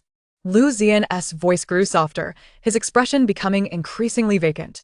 Xia Baiyan, unable to contain his amusement, remarked, Hey, old Yan, your cousin doesn't he seem very bright? Quite normal. After all, he spent the first 20 years firmly believing in atheism. Yan Xi cast a sympathetic glance at her cousin. By the way, was it the one from above? They notified me earlier. I had just finished class and thought I was hearing things, Yan Xi continued. The agents of Wanglingwan have a karmic connection with this couple. After several reincarnations, they are finally reunited. If they miss this opportunity, who knows when it will come again, Xia Baiyan sighed. Chapter 69. The Transaction in Progress. Isi, Yanchi nodded. However, it seems they also communicated with the underworld. Yan Xi gazed at Xia Baiyan. Perhaps they are anticipating unforeseen events. Xia Baiyan's deep eyes seemed to penetrate the operating room. They're about to emerge, Xia Baiyan announced as he opened the ledger of life and death. A name slowly materializing, signifying the commencement of a new life being recorded, while another name faded in color, indicating a narrow escape from death. I have no further business here. I shall take my leave. Xia Baiyan closed the ledger and waved goodbye to Yan Xi. Very well, farewell, Yan Xi replied. Lu Ziyan observed Yan Xi as she transitioned from speaking to thin air to waving goodbye, shifting from shock to numbness. The operating room lights dimmed, and a nurse emerged. Congratulations, mother and daughter are safe. Wonderful. When can I see my daughter? The man exclaimed, first laughing joyfully before inquiring. She's with her mother. They will be brought out shortly. My daughter-in-law has endured so much. I'll head home to prepare some chicken soup. She has lost weight from feeling unwell recently. All right, Dad, you and Mom go. I'll stay here. The family rejoiced over the newly born child. Lu Ziyan also breathed a sigh of relief, waiting for the mother and child to be wheeled out while the man departed. Yan Xi and her companions remained behind. A few minutes later, the nurse pushed out a cart with surgical instruments, followed by the doctor. Hu Yu, let them sleep for a while. Wake them at the original time, Yan Xi instructed. Understood, respected one. Hu Yu stood upright and saluted before departing with the doctor. Yan Xi and Lu Ziyan descended the stairs and returned to the car, waiting for Hu Yu to return. What's next? Lu Ziyan asked, realizing he was merely waiting for others to show up before seizing his tools. Well, first, let us have dinner, Yan Xi replied, driving away from the location. Yan Xi reserved a private room, and once the dishes were served, Hu Yu and Lu Qi transformed into human forms and took their seats. Let us eat. This meal is on me. As a welcome back for my cousin, Yan Xi raised her glass towards Lu Ziyan. Lu Ziyan glanced at Yan Xi, flanked by a long-haired beauty in ancient attire, who appeared somewhat cold, and a 15 or 16-year-old girl dressed in a delicate pink skirt. Taking a deep breath, Lu Ziyan raised his glass to clink with Yan Xi's. Thank you, cousin. Hu Yu, clutching a lobster, exclaimed, this is delicious. What was I eating before? Lu Qi cast a disdainful glance at Hu Yu, elegantly picking up a piece of meat with her chopsticks, savoring it slowly. Hu Yu observed his pretentious demeanor and reached out to snatch the steak before him. However, Lu Qi, with swift reflexes, employed a spell to restrain her. Humph, be careful, or I might devour it all, Hu Yu retorted, retracting her hand and hastening her eating. Lu Qi glanced at Hu Yu and then at the meat before him, silently quickening his own pace of consumption. Lu Ziyan, witnessing the scene, couldn't he help but remark to Yan Ci, "You must invest considerable effort in raising them, don't you?" "Not particularly," Yan Ci replied, licking the sauce from the corner of her mouth. "I have a steward who arranges everything for me." At that moment, Chen Yu, having organized the books as instructed by Yan Ci for the contemporary Xianmen, suddenly sneezed and rubbed his nose. Who was talking about me? Lu Ziyan mused that this steward might not be an ordinary person. Otherwise, how could he manage so effectively? After a moment of hesitation, couldn't resist inquiring, "Is that friend of yours the Xiebayan from the book? The White Wucheng?" Yan Ci was somewhat surprised that Lu Ziyan still pondered this matter, but she nodded affirmatively. "Yes, that's the very Xiebayan. You two seem rather familiar," Lu Ziyan noted. "Familiar? That's an understatement. We can play around as we like. It seems your relationship is particularly close." "Cousin, feel free to ask whatever you wish," Yan Ci said with a hint of exasperation. Lu Ziyan's gaze flickered momentarily. "So, I wish to ask, is the Monkey King real?" Yan Ci was taken aback for a moment before bursting into laughter. Lu Ziyan's ears flushed with embarrassment, however. He was genuinely curious, after all, what boy didn't he admire the Monkey King in his childhood? Once Yan Ci had finished laughing, she rubbed her still stiff face and said, "Well, what do you think?" Lu Ziyan muttered, "If you can't say, then don't." "How can I guess?" He linger on that question for long. After finishing their meal with Yan Ci, he returned to the hospital to keep watch. As time gradually approached past midnight, Dr. Wang snapped back to reality.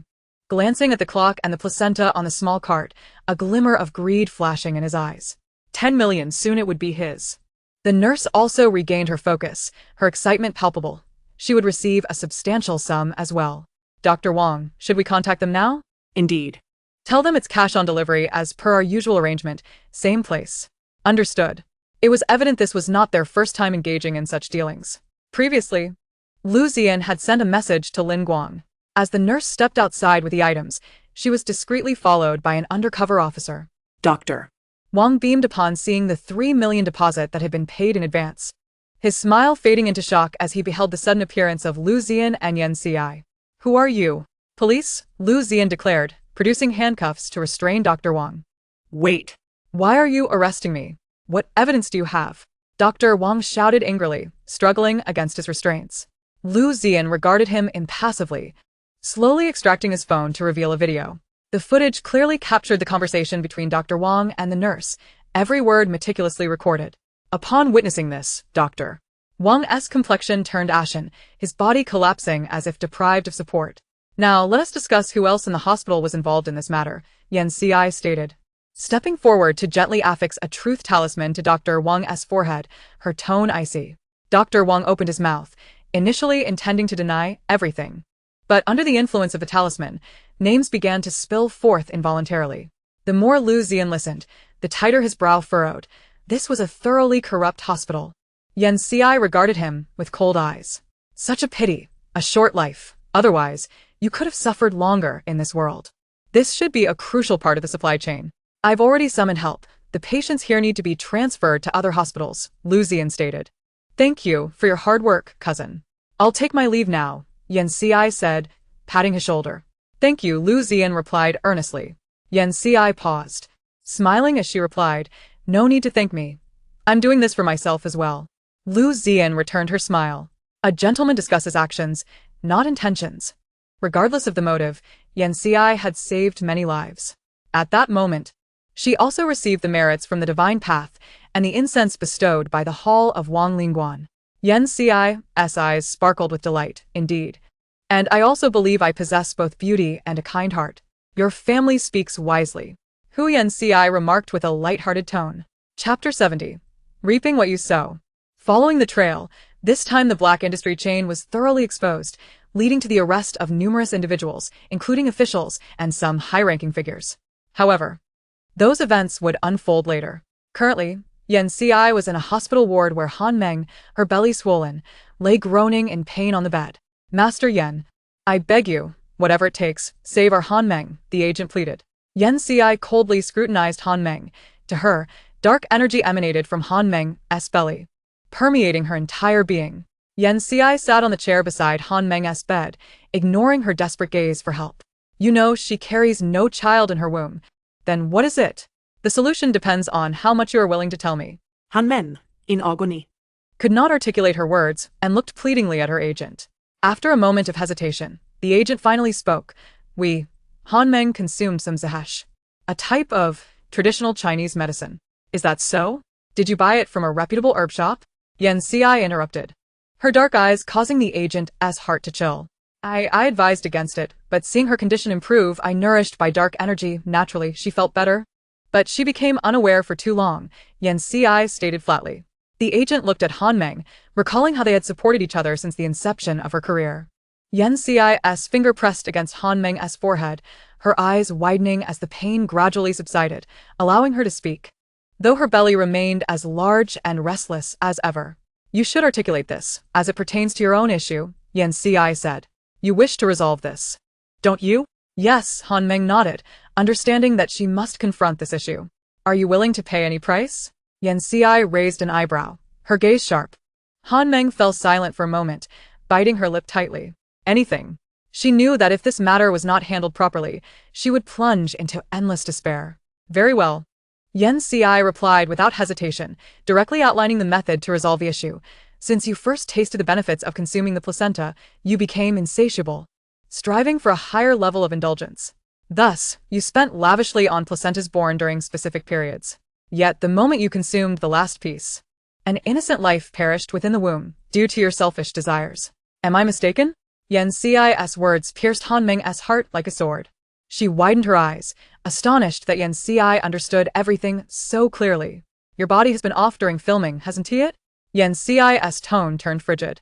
Han Meng's face drained of color, cold sweat breaking out on her forehead as her body trembled uncontrollably.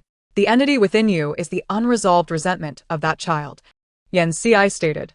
The turmoil within Han Meng's belly seemed to validate Yen Ci's assertion, thrashing violently. Ah! Han Meng could no longer contain a cry of pain. Clutching Yen Ci's sleeve as she implored, Master Yen, save me. It's my fault. All my fault. I seek atonement. Very well. Didn't you say any price was acceptable? Then the first condition is that starting today, you must never consume it again. Agreed. Han Meng nodded with difficulty, pondering the notion of ever daring to eat again. Then, she resolved to allocate half of her savings as rightful compensation to that mother, while the other half would be used for rituals to appease the child's lingering resentment.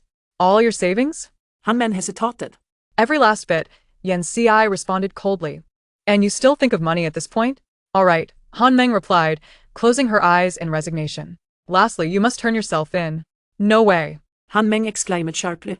Her voice tinged with panic. If she were to confess, incarceration was inevitable, and how would she navigate the entertainment industry then? These are my methods. Once you complete them, this matter will naturally dissipate, Yen Ci declared, disregarding her manager's attempts to persuade her, and left without a backward glance. Lu Qi, perched on Yen Ci's shoulder, glanced back, contemplating that even if that woman surrendered, it would merely prolong her existence for a short while. Soon enough, her skin would age prematurely, and by her 30s, she would appear as elderly as someone in their 80s. Living an additional 2 years would be deemed a blessing. However, he surmised that the woman would not choose to surrender, and thus, she might not even survive 2 months. Bereft of Yen Ci's magical suppression, Han Meng was soon engulfed in pain once more. The manager complied with the first 2 directives given by Yen Ci, and Han Meng's belly gradually diminished. Yet the marks left upon her skin would remain indelible, impervious to any ointment. Han Meng did not opt for voluntary confession. Simultaneously, the life she had once carried within her vanished without a trace. Consequently, she began to perceive the idea of surrendering as merely a scare tactic employed by Yen Ci, and she planned to re-enter the entertainment industry once her body recovered somewhat. However, the reality proved that even without her confession, law enforcement soon came knocking at her door. After all, an innocent life had already been lost due to her actions. As days passed, Within a mere week, Han Meng's once radiant visage became marred with wrinkles, as though she had aged decades overnight. Furthermore, her hair began to fall out in alarming clumps, a decidedly unusual occurrence. The other inmates in her cell kept their distance, fearful of being tainted by her misfortunes or maladies. Each day, Han Meng endured immense physical and mental torment, suffering indescribably. Ultimately, nearly a month into her incarceration, Han Meng succumbed to solitude in her sickbed. In death, her spirit was ushered into hell by the underworld's emissaries, and her agony was only just beginning. Her manager, entangled in the cover-up of her transgressions, also found herself imprisoned. Yet, as she had not directly participated in the criminal acts, she was released within a few years. However, her career was irrevocably shattered, leaving her unable to continue in the industry. With no alternatives, she returned to her rural roots, where she aged alone, devoid of children or family. Regarding their fates and outcomes, Yan Xi had long been aware, showing little concern for subsequent developments. Now, she had successfully dismantled the painstakingly constructed industry of resentment that her adversary had built. One could only imagine the seething rage of the puppet master behind it all. With this thought, a smile crept onto Yan Xi's lips as she envisioned the frantic desperation of her opponent. Dear Shuefeng, do remain vigilant. subsequently, She casually tossed a coin into the wishing well of the temple. The coin splashed into the water, sending ripples that startled the koi fish below into a flurry. Chapter 71. The Pen Spirit. Night fell, and the moon hung high in the sky. Bathed in moonlight, 3 boys and 2 girls stealthily evaded the patrolling security guard and hurried down the dimly lit corridor marked only by the green exit sign. The guard didn't notice us. Did he? One boy inquired. Another girl strained to listen. No footsteps. He mustn't have seen us. All right, let's move this way. Another boy gestured. The 5 of them arrived at the 5th-floor art studio, where the exceptional works of past graduates adorned the walls. Bold splashes of ink, lifelike sketches, and vividly colored abstract pieces from abroad. They cleared a space by moving the easels aside and pushed 2 desks together. One girl placed the prepared paper and pens on the desk. Hurry, it's almost time. The boy urged everyone to sit down. Are we really going to play this? One girl asked, her voice quivering with evident fear. Oh, it's nothing. There's no such thing as real spirits online. besides, We'll just send it back when we're done. A boy waved dismissively. Stop overreacting. Whether it works or not is still uncertain, he chuckled. Hurry up. If not, I want to invite you next time. He teased, half jokingly. I'm not scared, the girl retorted, her cheeks flushing as she took her seat. All 5 grasped a pen, its tip poised above the paper. All right, I'm starting, one boy said, swallowing nervously. Pen Spirit, you are my past life, and I am your present. If you wish to continue our bond, please draw a circle on the paper. The youthful voices chimed in unison. Pen Spirit, you are my past life, and I am your present. If you wish to continue our bond, please draw a circle on the paper. They repeated the incantation 3 times. Xiao Jing, don't move, a boy cautioned. Xiao Jing, the one referred to as the most timid, turned pale at this remark, stammering, I am not moving. A chilling gust swept across the back of their necks, causing them to shiver involuntarily. Yet, the classroom windows were closed. Where could such a wind have come from? They exchanged glances, each seeing astonishment reflected in the other's eyes. Had they truly summoned something? The bravest among them, who had initiated this game, swallowed hard. Are you the Pen Spirit? Have you arrived? Please mark a tick or a cross. The pen began to move slowly, leaving a tick on the paper. It's here, one boy exclaimed excitedly. Can we ask now? They urged, one after another. Pen Spirit, will the girl I like accept my confession? the boldest of them asked. Yang Shu, Xiao Jing's face flushed. Yang Shu chuckled. The pen is moving. The pen inscribed a circle where it indicated yes. Yang Shu beamed widely. Thank you, Pen Spirit, and slyly raised an eyebrow at Fong Jing. Fong Jing huffed, turning away in disinterest. The other girl, Su Yun, and the boy Dingyu exchanged amused glances, also inquiring, Pen Spirit, will I still be first in my next exam? The pen again drew a circle on yes. As it was the next boy's turn, Yang Shu urged Lu Han, hurry up. Lu Han posed a question regarding whether they would be discovered. The answer was no, followed by several more circles. After they had all asked their queries, they prepared to send the Pen Spirit back. Pen Spirit, thank you for your answers. Pen Spirit, Pen spirit, please return. The 5 recited this phrase 3 times. Have we sent it away? Fong Jing whispered. I suppose so, Dingyu replied uncertainly, glancing at Yang Shu. Pen spirit, are you still there? Yang Shu asked softly. The pen remained still. It seemed the spirit had departed. A collective sigh of relief escaped them. Just then, a fleeting flash of white light appeared outside. Oh no. The security is about to conduct a patrol here. Hurry, let us tidy up and leave. In a flurry, the 5 of them grabbed their paper and pens. Exiting the classroom. Bang! The classroom door slammed shut, and clouds gradually began to obscure the moon. The curtains fluttered slightly in the breeze, and under the moonlight, a painting depicting a cluster of sunflowers seemed to come alive with vibrant colors. Yet, in the next moment, the moon was completely shrouded by clouds, extinguishing the moonlight and plunging the classroom into darkness. At an art academy in the capital city, a male student fell from the 5th floor of the art building and died on the spot. The exact cause is still under investigation. It must be due to overwhelming pressure. University life is far from easy. The assertion that university life is a breeze belongs to a new age superstition. I'm from this school. It's the best art academy in the city. The teachers are exceptional, and we even have psychological evaluations every 6 months. So I find it hard to believe that could be the case. Exactly. Besides, no one said it was a suicide. By the way, do you remember that 7 years ago, a student also jumped from the art building from the same spot? Wasn't it that senior from the oil painting department? I've seen his works. They possess a certain spirit. Yes. I graduated from this department last year and encountered his work among the outstanding pieces. He even won a national award. Oh? What was the cause of his death?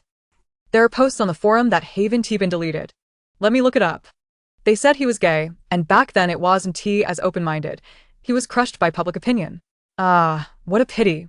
Yan Ci was browsing through the comments and, upon finishing, returned her phone to the boy across from her. So? Yan Ci took a sip of coffee and looked at him.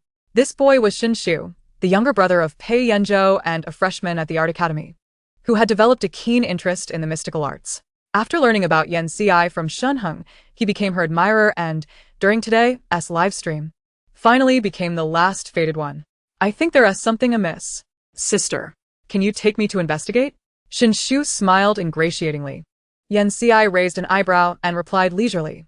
Matters like this are best left to the police. That said, with your capabilities, I'm sure you could expedite the resolution of this matter. Xin Shu's words were laced with admiration. Spare me. Yan Ci lightly tapped her fingers on the table. Speak. What is your motive? Xin Shu hesitated, scratching his head and chuckling.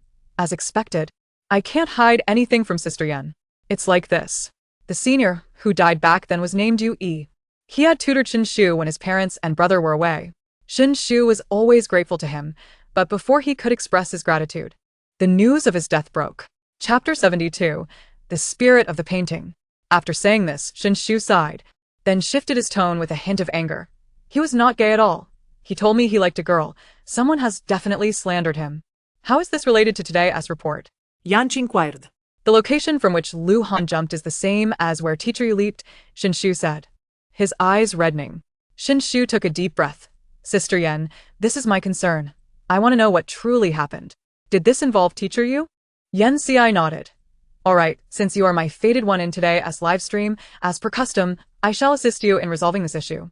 Thank you, Sister Yan. Xin Shu beamed. Now, let us discuss what you have discovered. Xin Shu recounted his findings.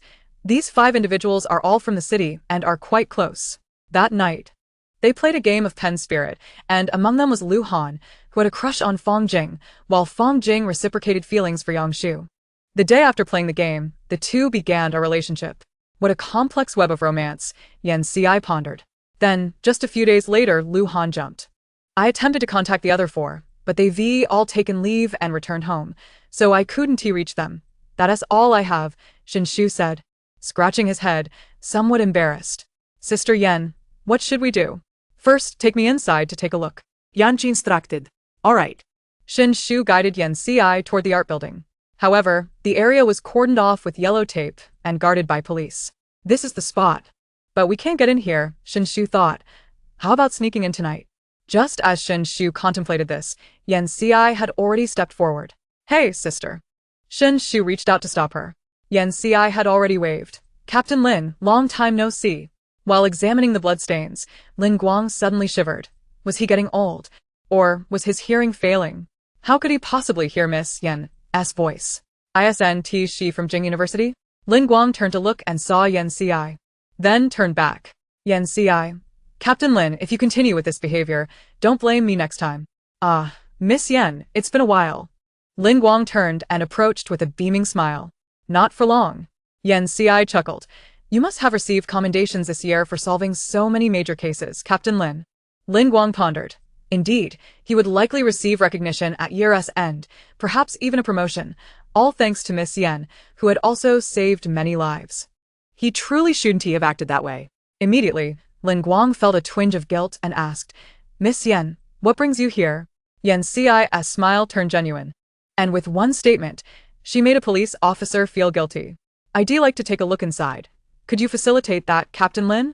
Yan Ci pointed to the upper floor. After a moment of contemplation, Lin Guang realized that, technically, he shouldn't allow her in. However, for this esteemed guest, it was certainly possible. Lin Guang waved to let Yan Ci and Shen Shu enter. Sister, you're incredible. Shen Shu whispered busy to Yanchi. Miss Yan, would you like me to have someone escort you upstairs? No need, Captain Lin. You all continue with your work. Yan Ci shook her head. All right. Lin Guang watched as Yan Ci entered the building, wondering if she would uncover something. Could they possibly solve the case sooner? Lin Guang turned around to see a group of officers gazing at him with bright eyes, and he couldn't help but chuckle, scolding. Get back to work. What are you all dreaming about? Should I give you all salaries to Miss Yan? The officers shook their heads and returned to their tasks. Yan Ci and Shen Shu arrived at the art studio on the 5th floor. Pushing open the door, they were met with a dim interior. The curtains blocked out sunlight, allowing only a few rays to filter through. Yan Ci entered and drew back the curtains, bathing the room in a flood of sunlight. The vibrant colors of the paintings dazzled their eyes. Shen Shu's gaze was immediately captured by one particular piece. It was a vast expanse of sunflowers basking in the sunlight, exuding vitality and hope. In the lower right corner was a signature, U.E. This painting was the graduation work of Teacher Yu. However, shortly after its completion, the tragic incident occurred, and then Shen Shu's voice trailed off. This painting possesses a remarkable spirit. Yan Ci's almond-shaped eyes narrowed slightly. Indeed, Teacher Yu is exceptionally talented, Shen Shu said proudly, as if he were the one being praised. Although the school implements certain protective measures for these artworks, the vibrancy of this particular piece was strikingly vivid, as if it had just been painted. Yanchi exclaimed in astonishment. Upon hearing these words, Shen Shu could not help but be taken aback. And then he leaned forward to scrutinize the painting. Indeed, it appears somewhat more vibrant and striking compared to other works. Is this situation typical? After Yan Ci spoke, she walked over to the window. At this moment, the window was also cordoned off by the police with yellow tape. The window was ajar, and a cool breeze brushed against his face, bringing a hint of chill. Autumn had quietly arrived. Hearing Yan Ci's words, Shen Shu shuddered involuntarily. A wave of cold creeping up his spine and swiftly enveloping his entire being. He anxiously glanced around, as if something dreadful lurked nearby. Gradually, his gaze shifted towards the painting, and his body recoiled slightly in Yan Ci's direction. Sister Yan, Shen Shu's voice trembled as he swallowed hard, his face etched with helplessness, nearly on the verge of tears. Observing this, Yan Ci rolled her eyes in exasperation and retorted, "What are you so afraid of in broad daylight?" I fear him as well. Who knows if the teacher remembers him? Yan Ci drew the curtains, and the classroom gradually dimmed. She approached the painting and tapped on the frame. Care to join us for a chat? Shen Shu's gaze became vacant, retreating to the corner of the wall. Don't want to come out? The corners of Yan Ci's lips curled upward, revealing a faint smile as she spoke softly. No matter. I am quite easygoing, and will not force you. Everyone has their own will and decisions, which I shall fully understand and respect. With that, Yan Ci slowly extended her right index finger, and a small flame quietly flickered to life at her fingertip. The flame danced and swayed. Shen Shu was momentarily stunned, silently marveling. Indeed, Sister Yan truly respects the choices of others. Sister, we can't burn this painting, can we? Shen Shu asked timidly. Not at all. My fire cannot harm the painting. Yan Ci wiggled the flame on her finger. Do you wish to come out now? Shen Shu felt as though the colors of the painting had dimmed significantly in that instant. Chapter 73. The Truth After a Moment. the painting gradually regained its brilliance, and from within a soul emerged. You must be Yue. Yue nodded, appearing as a fresh graduate, a handsome youth with a pristine aura.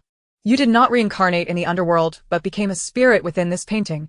Yan Xi observed him with mild curiosity. Teacher Yu? Xin Shu gathered his courage to approach. Sister Yan, may I also take a look?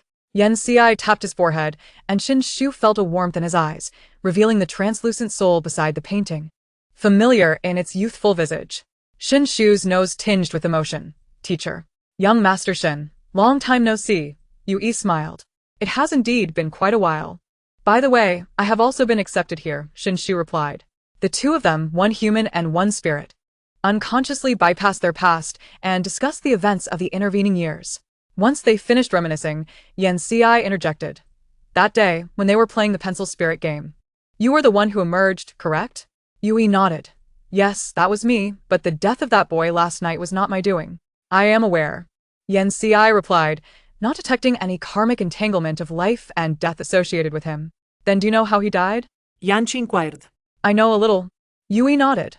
After they finished playing that day, they hurriedly left. However, last night, two people came, one being the deceased boy, and the other his love interest. It was Lu Han and Fong Jing. Xin Shu immediately connected the names. Yue continued. Lu Han and Fong Jing had a confrontation. He hesitated, then after a moment, said, he tried to embrace Fong Jing, and during their struggle, they ended up by the window. In the course of Fong Jing's struggle, Lu Han leaned out too far and fell headfirst.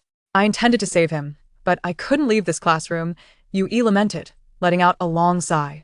Afterward, Fong Jing was so frightened that she fled. Yue ceased speaking. Sister, should we go inform the police? Xin Shu asked. Yan Xi, engrossed in her phone, replied, no need, they have already closed the case. It is not a complex matter, and there is surveillance footage. However, they were fortunate to encounter a spirit like you. Had it been a malevolent ghost, none would have escaped. As she spoke, Yan Xi sent a message to Lin Guang, noting that although this incident was unrelated to the pencil spirit game, it was essential to curb such trends to prevent any real mishaps. It is your turn. Do you not have questions? Yan Xi patted Xin Shu's shoulder. Xin Shu fell silent, gazing at Yue. Teacher, was your death a suicide? Yue met his gaze. No. Yan Xi, she continued.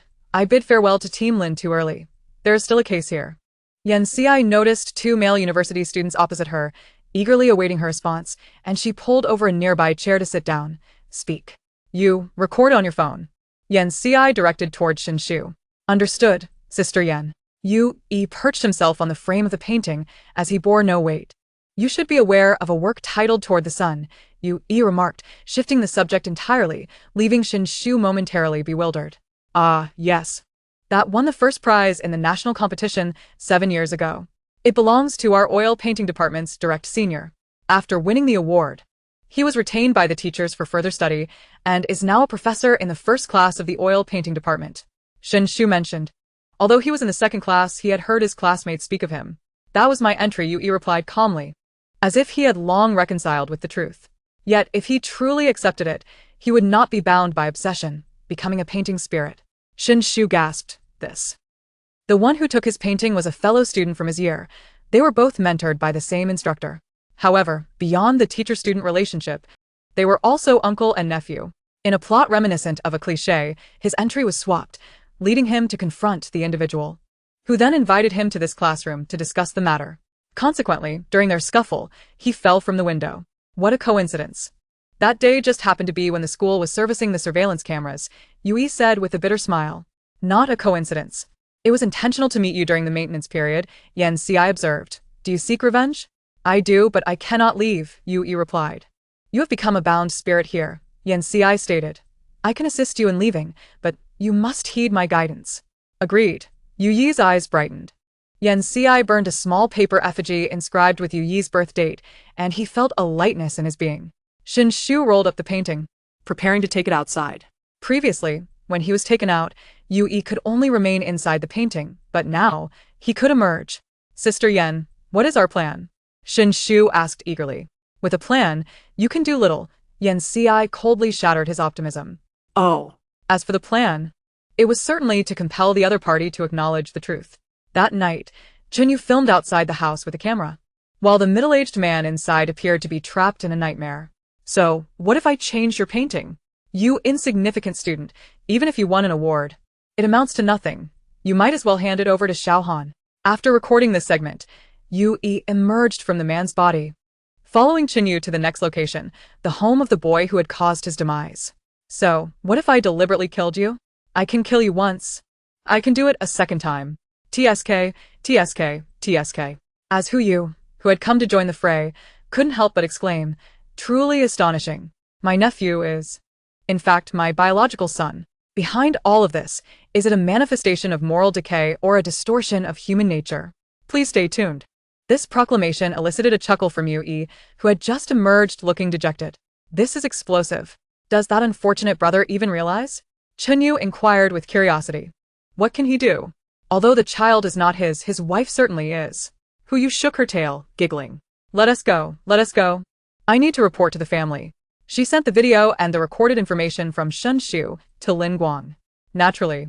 This video was shared online with Yu's consent, and it was impossible for them to conclude matters so simply.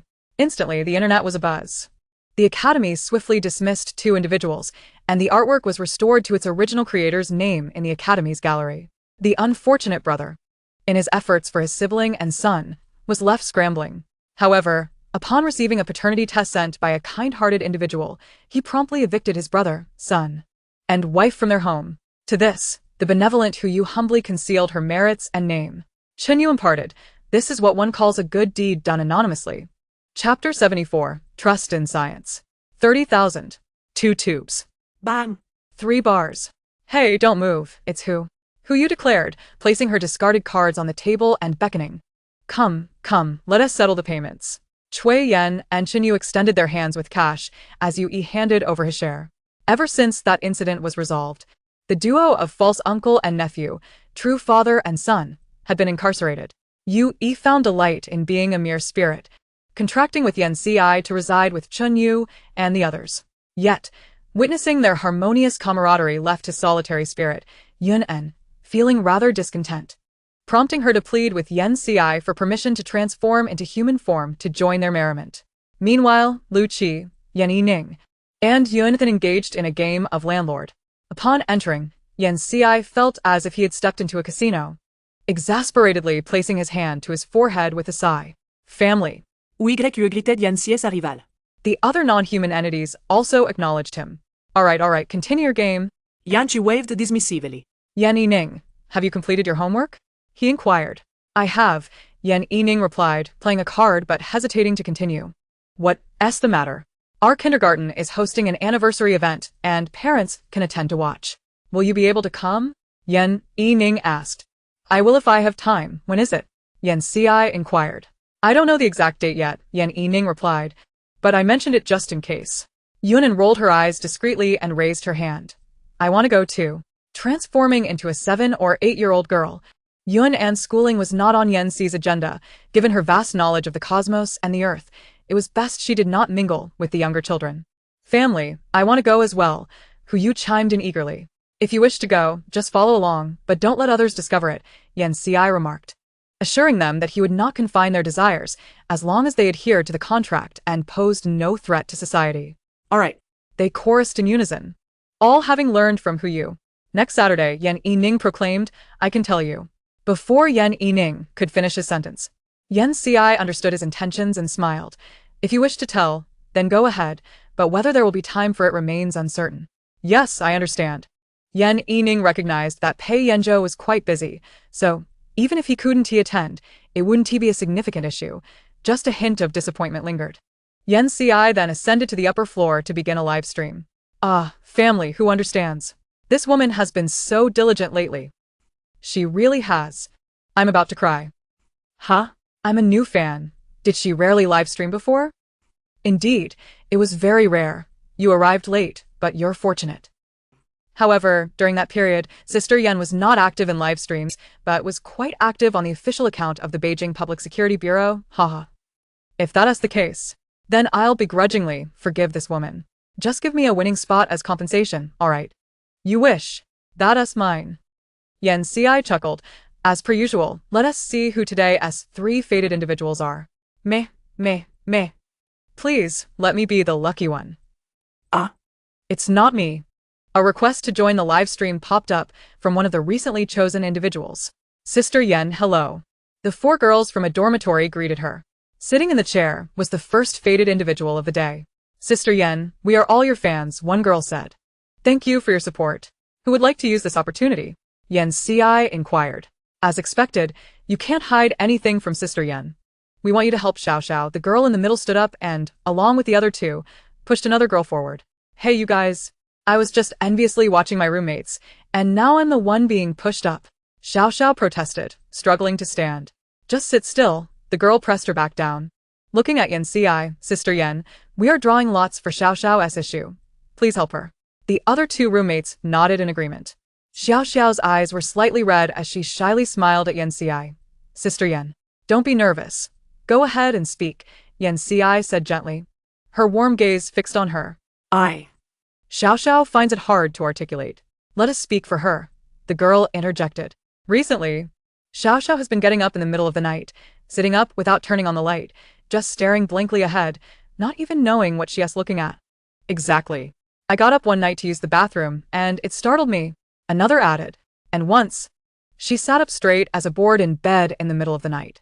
I sleep opposite her, and when I looked up, I almost fainted. What kind of midnight ghost story is this? If I woke up in the middle of the night to see someone staring blankly at me, I'd faint on the spot. Sister Yen, we want to know what is going on. Yen Ci observed Xiao Xiao for a moment, then smiled helplessly. I think your first thought should be to visit a hospital. You will find that she is merely sleepwalking. Huh? The four of them were taken aback. There are many reasons for sleepwalking, stress, lack of sleep, etc. which could lead to it, Yen Ci explained. You can go to the hospital for an examination, and once the specific cause is determined, you can treat it accordingly. Upon hearing this, Xiao Xiao let out a sigh of relief. So that is how it is. I thought She blushed slightly as she spoke. Yen Ci smiled.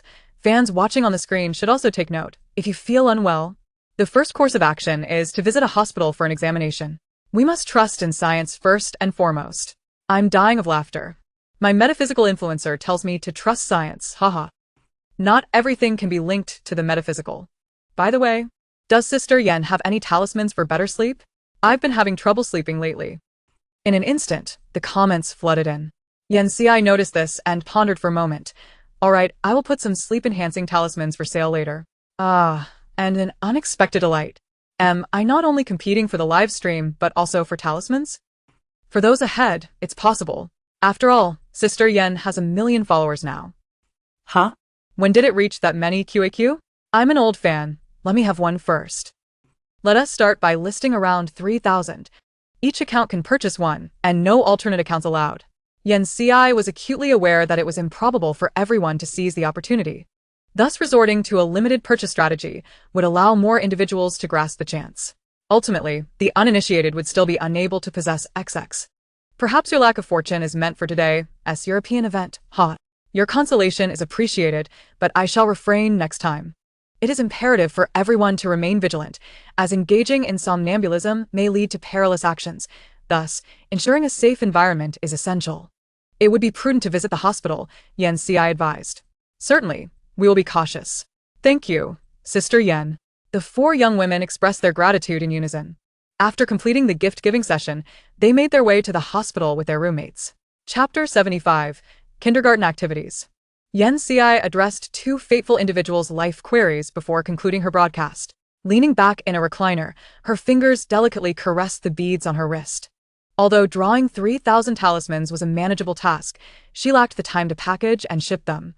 Perhaps she would enlist Cui Yen and Yu Yi as customer service representatives.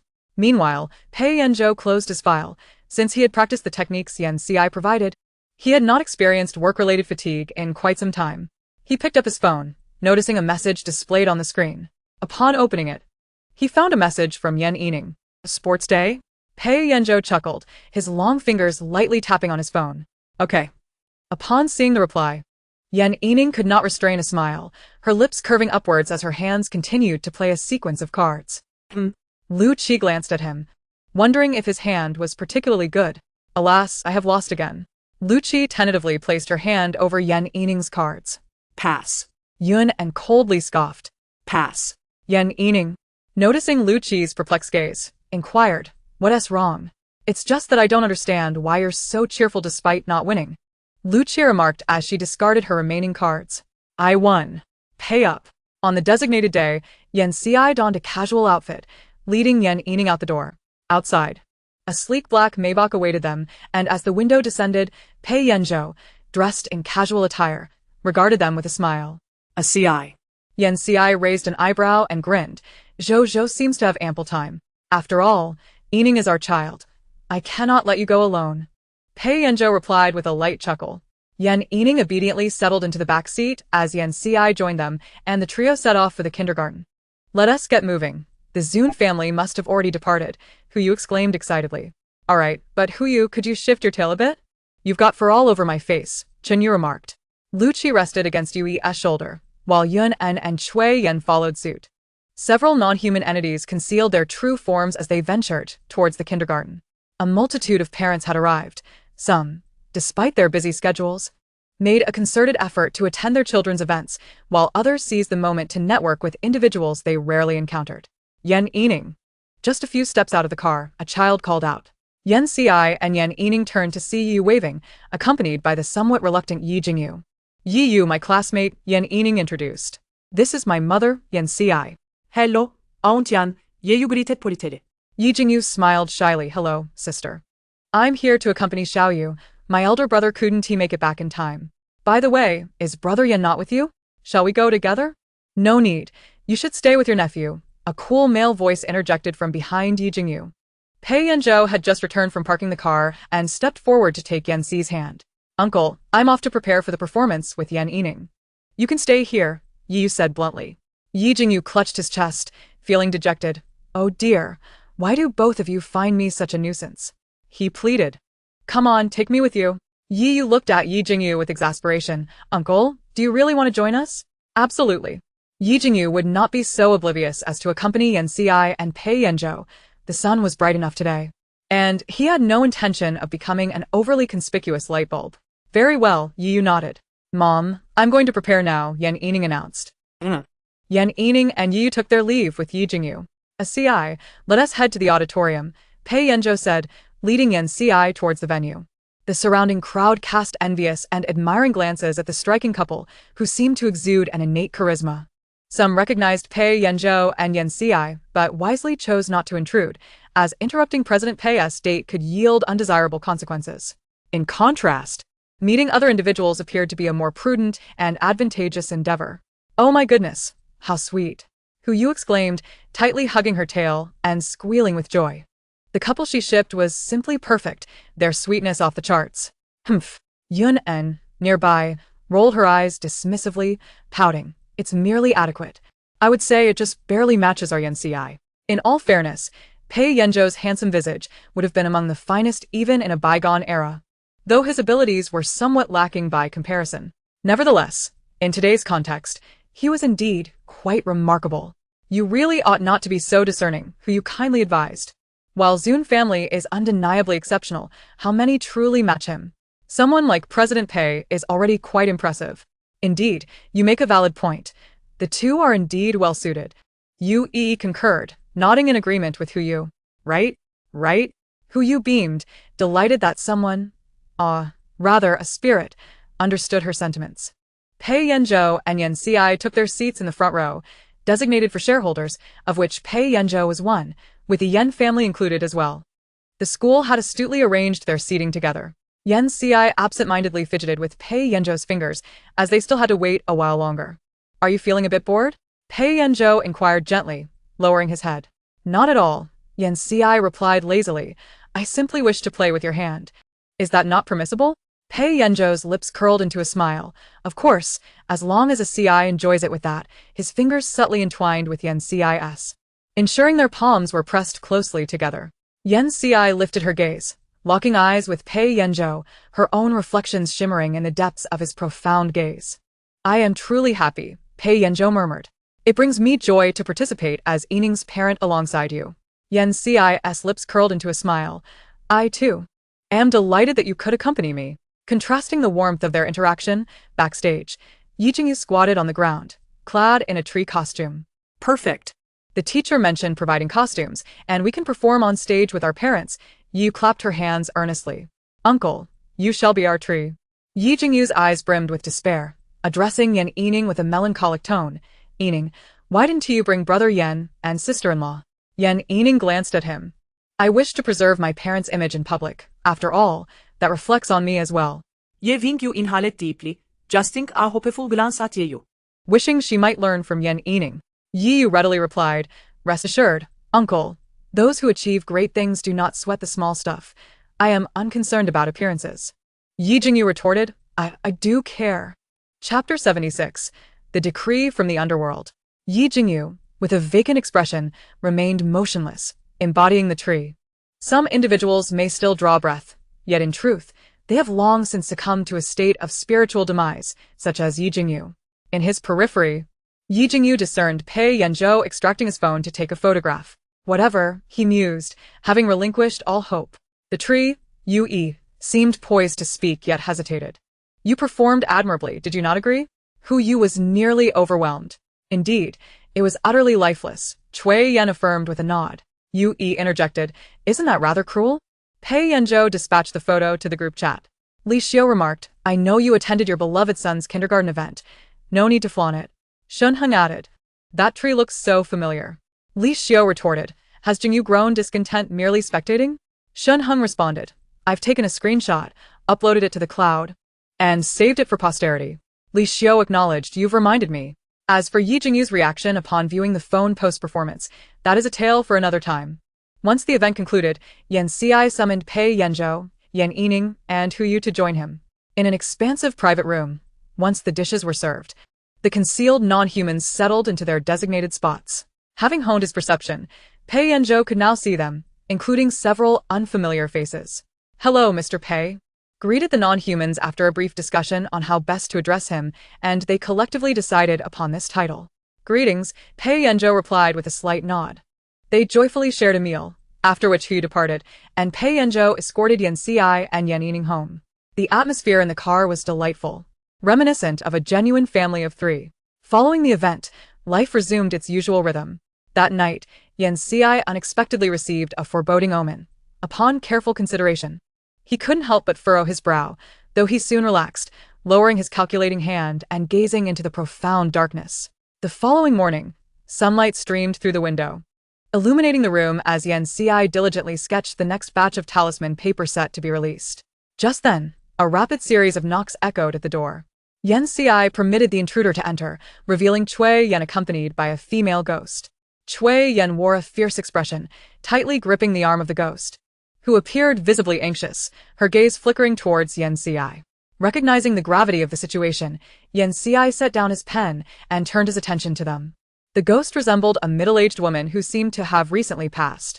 Blood still trickled from her forehead, and her body bore numerous bruises and contusions. What troubles you? Yan Xi inquired softly, his brow slightly furrowed. Cui Yan, voice choked with emotion, implored, Sir, please assist her. I would forfeit my year-end bonus this year. Her eyes glistened with unshed tears. Yan Xi sighed. She was a victim of domestic violence, was she not?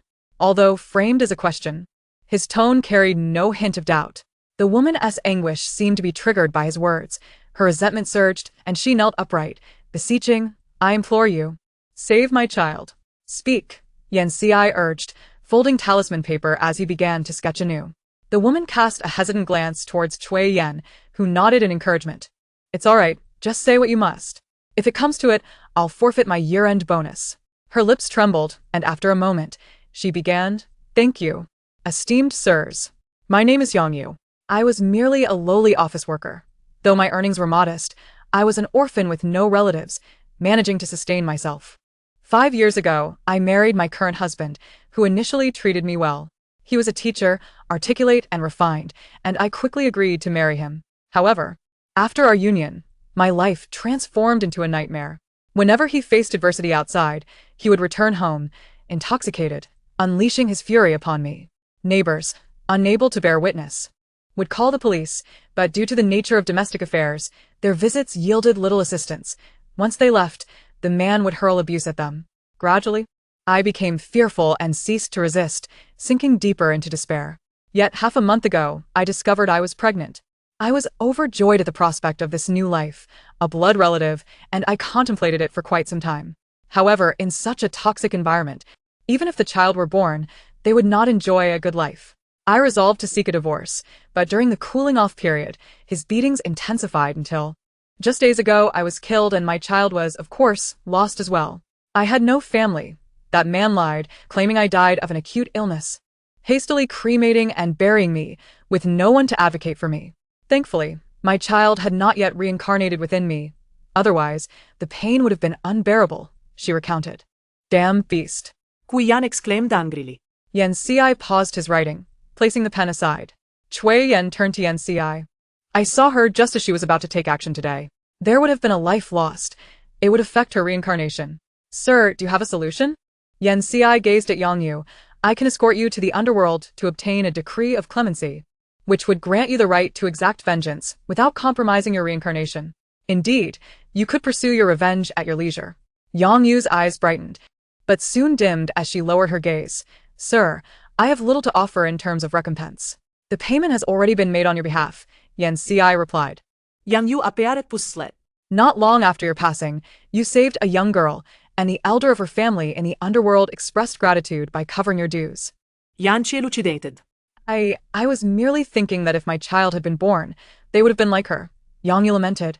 Though soon her sorrow transformed into a resolve to ensure that man would suffer endlessly. Thank you, esteemed sir. Should I have the opportunity in the next life, I shall repay your kindness. That won't be necessary. One must merely fulfill their obligations, Yan Si replied. When night fell, Yan Si led Yang Yu across the threshold of the ghost gate. As Yang Yu had not yet completed her mourning period, her spirit remained unclaimed by the emissaries of the underworld, allowing her to seek Yan Si's assistance. Should she enter the underworld, revenge would become a daunting task. Menkpo. Upon hearing this tale, spat in disdain. What a fool. Once he descends, he shall reap no good fortune. Better to endure the pains of life. Yanchi smiled. You speak the truth. Meng Po waved her hand. Hurry along with your business. Very well, Sister Meng, until next time. Sir, where are we headed? Chui Yan inquired as she followed. To the 9th hall of Yama, Yan Si replied. Is it because he oversees this matter? Yan asked. No. It's simply that today is his duty, Yan Si stated plainly. Chui Yan responded, Yang Yu. That is quite an unexpected reason. Yang Yu's rationale was sound. The grudges of both parties were evident on the ledger of life and death. The 9th hall typically dealt with arsonists and murderers. The King of Equality swiftly acknowledged Yang Yu's grievance, granting her the decree of clemency, thus legitimizing her quest for revenge. Chapter 77. The deceased must abide by the rules of the underworld. Having obtained the decree from the underworld, Yang Yu returned to the villa alongside Chui Yan. Yan Si pondered inwardly. Why had Yang Yu not yet sought vengeance, despite possessing the decree?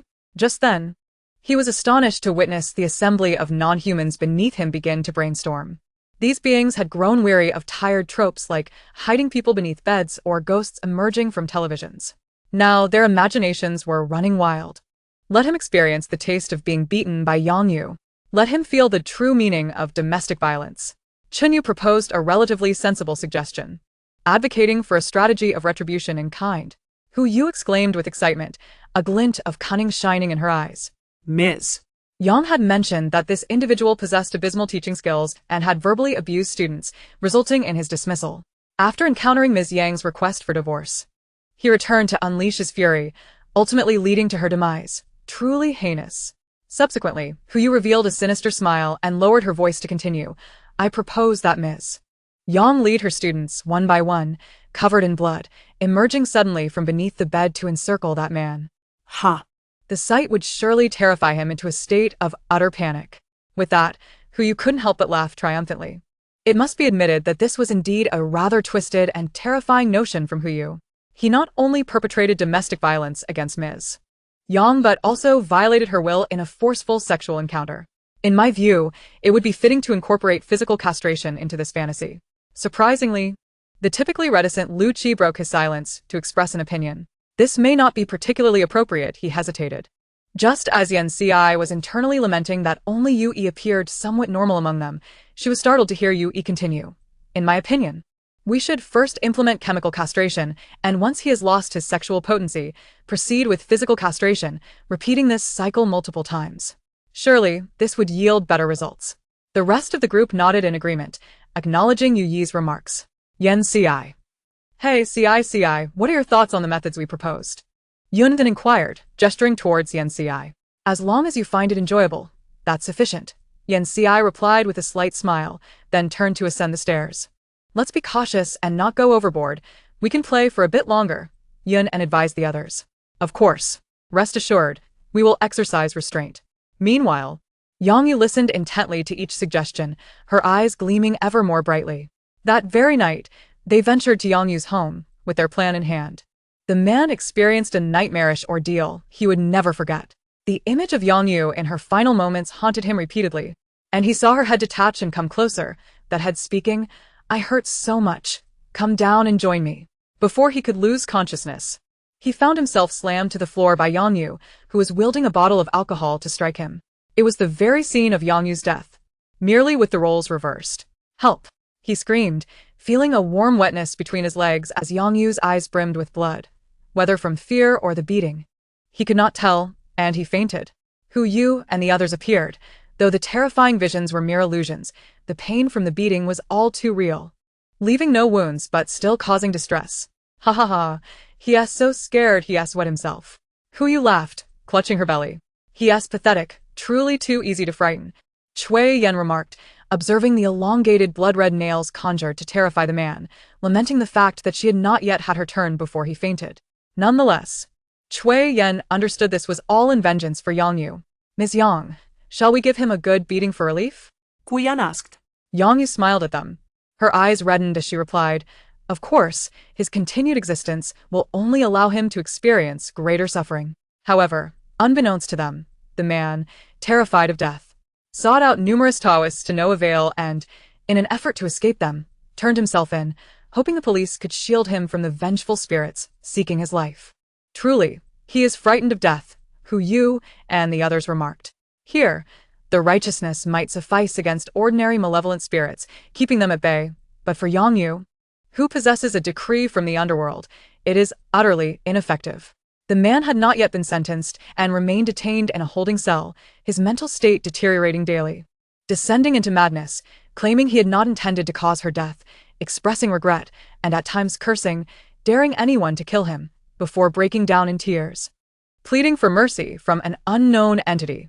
Reluctantly, they contacted Lin Guang, believing the man had lost his sanity, and Lin Guang sought Yan Ci's insight on the matter. Upon hearing the news, Yan Ci fell into an unusual silence, deeming it too brutal, yet she felt no sympathy. Yan Ci informed him of Yang Yu's situation and advised him to refrain from intervening. Lin Guang appeared troubled. However, we must adhere to the law. Captain Lin. Yan Ci interjected in an unusually cold tone. Miss Yan? Captain Lin, I hold great respect for your commitment to serving the people and safeguarding their welfare, Yan Ci stated, lightly tapping her fingers on the table while gazing out the window at the mingling non-humans. However, you must understand that the deceased need only abide by the laws of the underworld. The rules of the mortal realm hold no weight for them.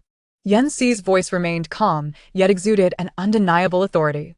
Lin Guang remained silent for a long moment before slowly responding, I understand. Yan Ci's tone softened. Ms. Yang possesses a decree from the underworld.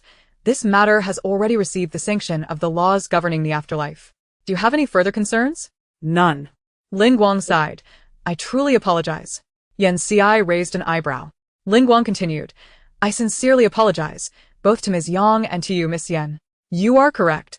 What relevance do the laws of the mortal realm hold for the deceased? Yan Ci remained silent. Once a person has passed, no matter the punishment meted out to the living, death cannot be undone. However, in the underworld, they will receive their due retribution, as long as the soul endures. Punishment remains. The laws of the mortal realm exist to improve life, while those of the underworld are a cycle of cause and effect, retribution that cannot be escaped. Yan Ci articulated. We will do our utmost to seek justice for Ms. Yang in the mortal realm, Lin Guang assured. Then, please extend my gratitude to her. Yan Ci responded with a smile. Chapter 78. Miao Jiang. Miss Yan, you jest. This is merely our duty, Lin Guang replied. Shortly after the man entered prison, He encountered unforeseen hardships. His past misdeeds had already spread throughout the prison, and the other inmates regarded him with disdain and loathing.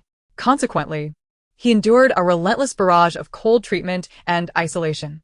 The daily psychological torment became unbearable, and his mental defenses gradually crumbled, ultimately leading to a state of delirium, culminating in his untimely demise on the cell's bunk. Following the man's death, Yang Yu returned to the underworld to continue her vigil. She wished to witness his punishment in hell, as she still had some time before her own reincarnation. After Yang Yu departed, the villa returned to its previous tranquility. Bang. Who you? Yan Ci quietly massaged her temples, sighing. One day, a phone call came in. Master Yan, have you been busy lately? Yan Ci raised an eyebrow. Captain Jim? What brings you to seek me out? Hee. There's a little matter I need your assistance with, Zhang Mingyu chuckled. Speak. What's the issue? Yan inquired. There's been a problem over in Hunan province. We would like your help to resolve it. Zhang Mingyu expressed his concerns. I'll need you to see for yourself to grasp the specifics. Hunan province. Yan Ci lower her gaze. The region of Miaojiang? Yes. The departments in Hunan province have a significant presence of Miaojiang. Many are involved in insect-related activities. We've recently uncovered numerous incidents, but cannot spare personnel to send over there. Zhang Mingyu lamented his predicament. All right, no problem. Yan Ci readily agreed. When? Tomorrow. Rest assured. We will cover all expenses for the journey, Zhang Mingyu assured. That sounds splendid. Yan Ci smiled as she hung up the phone and instructed Yun to search the library tower for materials on the Miao people's witchcraft. She was studying the mystical arts of the Xianyuan sect, and her knowledge of Miao witchcraft was rather limited. However, she was quite intrigued by the current state of its transmission. As the spirit of the tower, Yunan could directly retrieve books from within, and soon ascended to deliver them upstairs, followed closely by the others. Ci, everyone is here, Yunan announced, placing the books on the table. Thank you, Yun En. Yan Ci replied, gently patting her head. Master, are you heading to the Xiangjiang area? I'll accompany you. Hu Yu immediately volunteered. I will join as well, Lu Qian. Hu Yu and Lu Qi can come with me. You all stay here to guard the house, Yan Ci decided. With all the insects there, it's better to bring a couple of animals for protection. Understood, Master, they replied. That evening, as they gathered for dinner, Yan Ci stated, I will be in Hunan province for a while to attend to some matters. Very well. Be careful, Yan's father and mother advised. Yes, Yan Ci nodded. She would need to request leave from school again, but with the documents approved by Zhang Mingyu, her absence would not be counted against her, as she was technically on loan from the state. Will you be staying at home, or going to find Pei Yanzhou? Yan Ci inquired of Yan Yining. Yan Yining, glancing at the elderly couple across from her, sensed that if she mentioned going to find Pei Yanzhou, they would likely burst into tears. I think I will stay with Grandma, she said, forcing a smile. Right, stay with Grandpa at home. President Pei is busy and has no time to look after Yining. The latter half of the statement was directed at Yan Ci. Yan Zhu suppressed a smile in his eyes. I'll just pick up Yan Yining when the time comes. Thank you, brother. We're all family. There's no need to thank me, Yan Zhu replied with a grin. Yan Ci smiled, content with this life. The next morning, Yan Zhu escorted Yan Ci to the airport. Zhang Mingyu had purchased the tickets, which were in business class. Although Yan Ci could afford a regular ticket, she appreciated Zhang Mingyu's gesture. Zhang Mingyu was equally pleased. He could claim reimbursement while also enhancing his rapport with the higher-ups. Perfect. At the finance department of the special division, what status do you hold that you wish to fly business class? Upon recognizing Yan Ci, they relented. Oh, it's Yan Ci. Fine, approved. Hu Yu lounged comfortably in her chair, squinting her eyes in relaxation. Yan Ci helplessly nudged her tail aside and focused on the book in her hands. By afternoon, upon landing, Yan Ci scanned the area and spotted a girl around her age, who also lit up upon seeing her and waved. Hello, Yan Ye. I'm here from the local department, specially assigned to welcome you. My name is Gu Suyu. The girl greeted with a bright smile. The surname Go was quite rare, an ancient name among the Miao people. Upon hearing her introduction, Yan Ci extended her hand for a handshake, responding, hello. Are these two with you? Gu Suyu inquired, her curiosity directed at Hu Yu and Lu Qi. They are my familiars, brought along for some practical experience.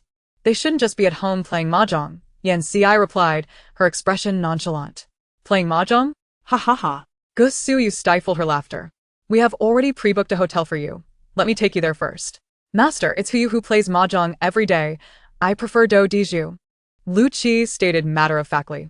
Go Suyu chuckled, feeling slightly envious of Yan Xi's companions, who seemed so amusing. Thank you, but there's no need to address me so formally. Just speak normally, Yan Xi replied with a smile, pretending not to hear Lu Qi. All right, Yan Jia, Go Suyu said, her excitement palpable. You seem quite happy. Yan Xi noted, observing the girl's radiant smile, which made her smile in return. Indeed.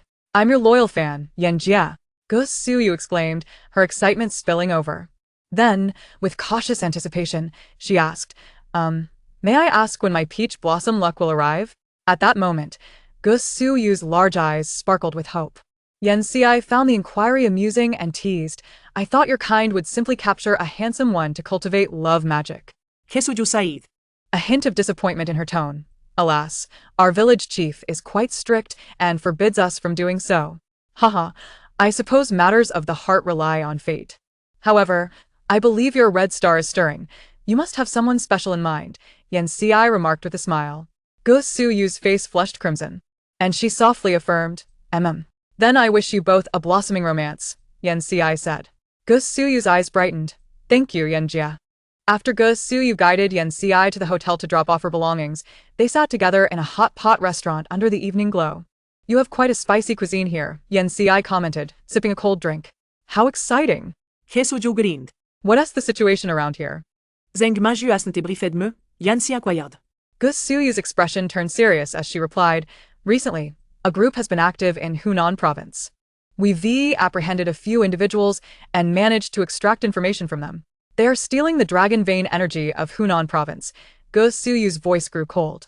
This revelation left Lu Qi and Huyu, who were eating, stunned. Huyu nearly dropped her shrimp. Good heavens, are they out of their minds? If the heavens discover this, won't they be struck down? Huyu gulped. Moreover, they've captured many ordinary people for experimentation, leaving them inhuman, Go Suyu stated, her anger evident.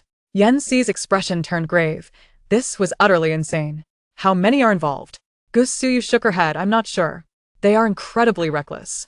Her face serious, she continued, once caught, they would rather commit suicide than be interrogated, and their souls vanish entirely. Yan Xi had already identified a suspect. It was once again that old fiend behind this. After contemplating, she realized that the theft of the dragon vein energy would not only disrupt the fortunes of Hunan province, but also endanger the lives of innocent citizens. Yes. That's why we specially dispatched personnel from the capital. Yan Jia, do you have any solutions? Go, Suyu asked. Let us first inspect the dragon vein. Yan Xi suggested. When shall we go? Tomorrow morning. Though she said tomorrow morning, in reality, it was before dawn. And Yan Xi dragged the drowsy Huyu and Lu Qi out the door. Go Suyu awaited them outside. Yan Jia, shouldn't we gather more people? She asked. Concern etching her features. There's no need. More people would only draw attention, Yan Xi replied. Go Suyu pondered and agreed. She was quite familiar with the dragon veins of Hunan province, and with Yan Xi's strength, along with her insects and companions, they were not lacking in numbers. Go Suyu drove Yan Xi to their destination. Yan Jia, which area are we heading to? Go Suyu inquired. Yan Xi first took out some copper coins to cast a divination. Go Suyu's eyes widened slightly. These 3 coins were not from Yan Xi's live stream. They exuded a profound energy that hinted at their antiquity. Definitely a top-tier magical instrument. Sister, where did you get these? Go Suyu swallowed hard, feeling a pang of envy. They were passed down from my master, Yan Xi replied, observing the hexagram, summoning forth several interpretations. No wonder, such a bequeathed artifact is not so simple. The string of beads in Sister Yan's hand is quite extraordinary as well. Go Suyu observed Yan Xi as she continuously cast several divinations and quietly inquired, is it unfavorable? It's nothing. Naturally, if the other party intends to steal the essence of the dragon vein, they must also conceal their actions from the heavenly Tao. Inaccurate divinations are to be expected, Yan Xi replied. Then why are we still casting divinations? Go Suyu asked, perplexed. I am not casting divinations. I am activating a special ability, Yan Xi stated flatly, leading Go Suyu to believe she was joking. It was not long before a bolt of lightning struck the east. The flash of lightning briefly illuminated the sky, and the resounding thunder echoed far and wide. Go Suyu stood stunned. The weather forecast had not indicated thunderstorms today, Was this even a suitable time to observe the dragon vein? Sister Yen? Look, the ability has manifested, heading in that direction, Yen Ci pointed out. Ah, oh. As Gu Suyu gradually came to her senses while traveling a distance, she thought, wow, this is truly activating a special ability. Meanwhile, a figure cloaked in white light was beside himself with rage, exclaiming, dare they steal the essence of the dragon vein right under my nose? I'll strike them dead. Calm down. The master quickly intervened. If you strike too many times, the forest below will catch fire. Xiao Ci has already gone. Yes. Tell her to use the thunder spell when confronting them. I'll amplify the lightning's power to the maximum. He gritted his teeth, declaring. All right, the master replied. Yen Ci observed the altered divination symbols caused by the sudden halt of the vehicle. Sister Yen, what happened? Gu Suyu leaned in to look, sensing a fierce aura from the divination symbols. It's nothing. Let's go, Yen Ci said, stepping out of the car first. Gu Suyu led Yen Ci up the mountain, and Yen Ci subtly gestured to Gu Suyu, who opened a bamboo tube she had brought, releasing a swarm of insects that scuttled into the depths of the forest. Yen Ci closed her eyes as she watched the multitude of insects. Huyu shivered, goosebumps rising on her skin. We found it, Gu Suyu whispered, guiding Yen Ci in that direction. Simultaneously, Huyu swiftly cast a spell, creating an illusionary formation around them to prevent detection by the opposing party. Damn it! How could we suddenly be struck by lightning? One of the cloaked figures cursed angrily. What bad luck! I got hit the hardest. Another complained. Do you think those guys will discover us? A third asked nervously. They shouldn't. It's just an ordinary lightning strike, right? It can't be that coincidental. The fourth attempted to reassure the group. Rest assured, our people are watching over there. If anything happens, they will notify us immediately and help hold them off. The fifth boasted confidently. Exactly, it's always been like this before. Even if we die, it doesn't matter. The higher-ups will surely revive us.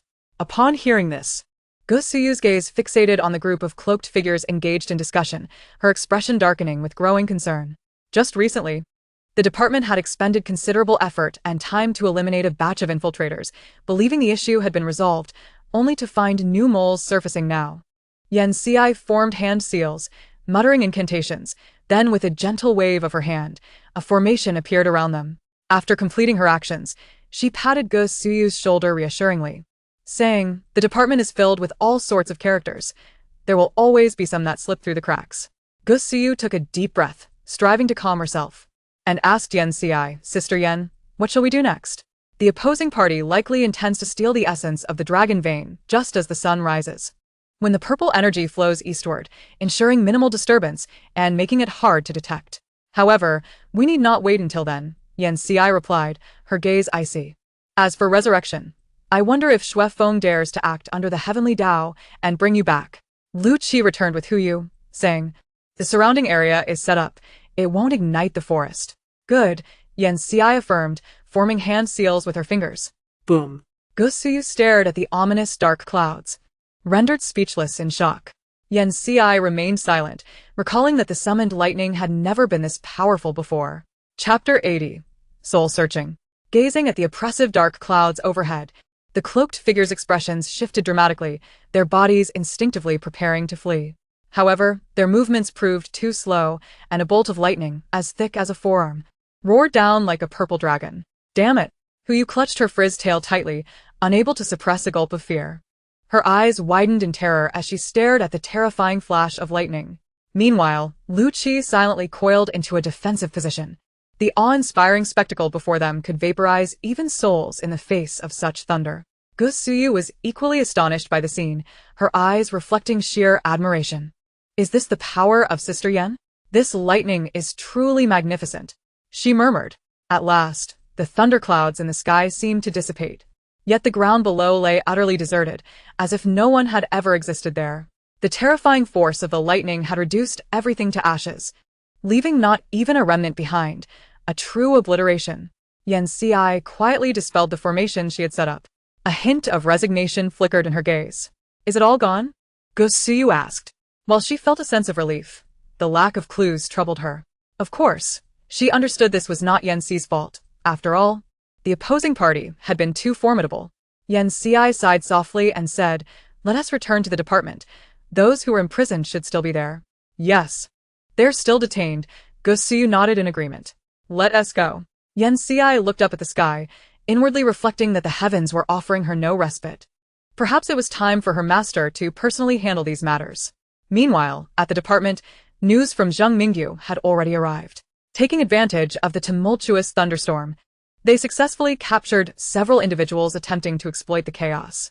Sister Yen, this is one of the leaders we captured earlier, Gusuyu said while pushing open the door to an interrogation room. Yen Xiai entered, her gaze falling upon the man bound to a chair. He smirked disdainfully, saying, "Oh, back again? If you have the guts, just kill me. I will never divulge anything." Noting the slight arch of Yen Xi's brow and the smile curling at her lips, he taunted, "What? Do you think bringing reinforcements will allow you to pry some information from me? Don't overestimate yourselves." Yen Xiai glanced at him and asked Gusuyu, "Do you have gloves?" Ah, yes. Though she didn't understand why Yen Xiai wanted gloves, Gusuyu instructed someone to fetch disposable gloves. "Sister Yen, here." Gusuyu handed her the gloves.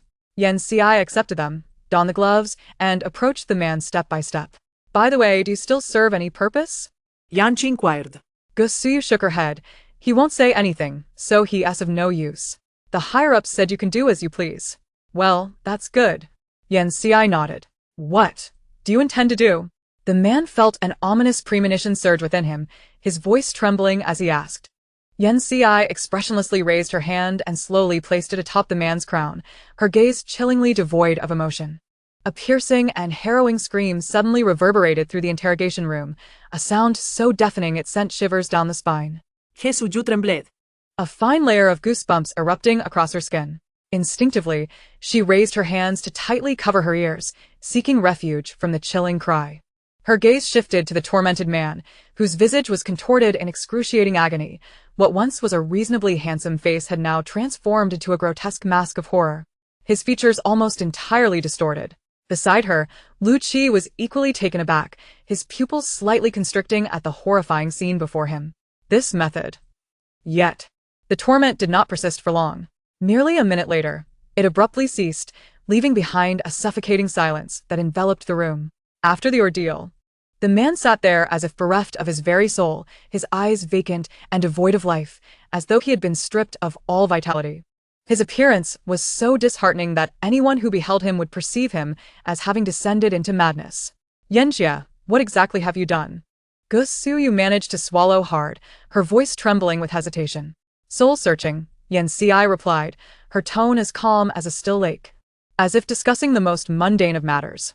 She gracefully removed her gloves, her movements deliberate and composed. "Soul-searching." Gusuyu's heart raced at the revelation. This was the infamous forbidden technique, one that had purportedly been lost to the annals of time. Shuefeng. Yen Xi's lips curled into a subtle, icy smile. "I shall provide a detailed account to Zheng Mingyu upon my return. This incident is far-reaching and will not be easily resolved," she stated gravely. "Understood. You will also need to prepare some magical instruments to establish formations around the dragon vein to restore and suppress its energy. As for the parts that have been stolen, it seems unlikely we will recover them in the short term," Yen Xiai added, her concern palpable. "I comprehend the gravity of the situation and will report to the higher-ups." Gusuyu replied, her expression serious, fully aware that this incident was anything but simple. "Yanjia, are you leaving immediately?" Gusuyu could not help but inquire. "Indeed. The matter is significant," Yen Xiai nodded, indicating her need to depart. "Very well." Gusuyu felt a pang of disappointment, but recognized that this was not the time to implore her to stay. "There is no need to see me off. I shall take the underworld path back to the capital," Yen Xiai remarked. Gusuyu nodded in understanding. However, despite Yen Xi's insistence that she need not be seen off, Gusuyu personally drove her to the city god temple. Upon arriving, Yen Xiai alighted from the vehicle and bid farewell to Gusuyu. "Thank you for bringing me here. Next time I visit, we shall have a grand time together," she said with a smile. "Of course, Yanjia, take care. Next time, I will show you around the surroundings." Gusuyu waved cheerfully as she watched Yen Xiai enter the temple before driving away. Once inside the temple and traversing the underworld path, Yen Xiai did not head directly to the capital but instead passed through the Ghost Gate, arriving at Mengpo's tavern. The establishment was as sparsely populated as ever, the exorbitant prices of Mengpo's drinks deterring any spectral patrons. "Mengjia," Yen Xiai seated herself by the window. "Welcome," Mengpo greeted. adorned in the dress Yen Si had specially crafted for her, a striking presence within the tavern. Are Siebayan and Fan Wujio here? Menkpo inquired. Yes. Yen Si nodded affirmatively.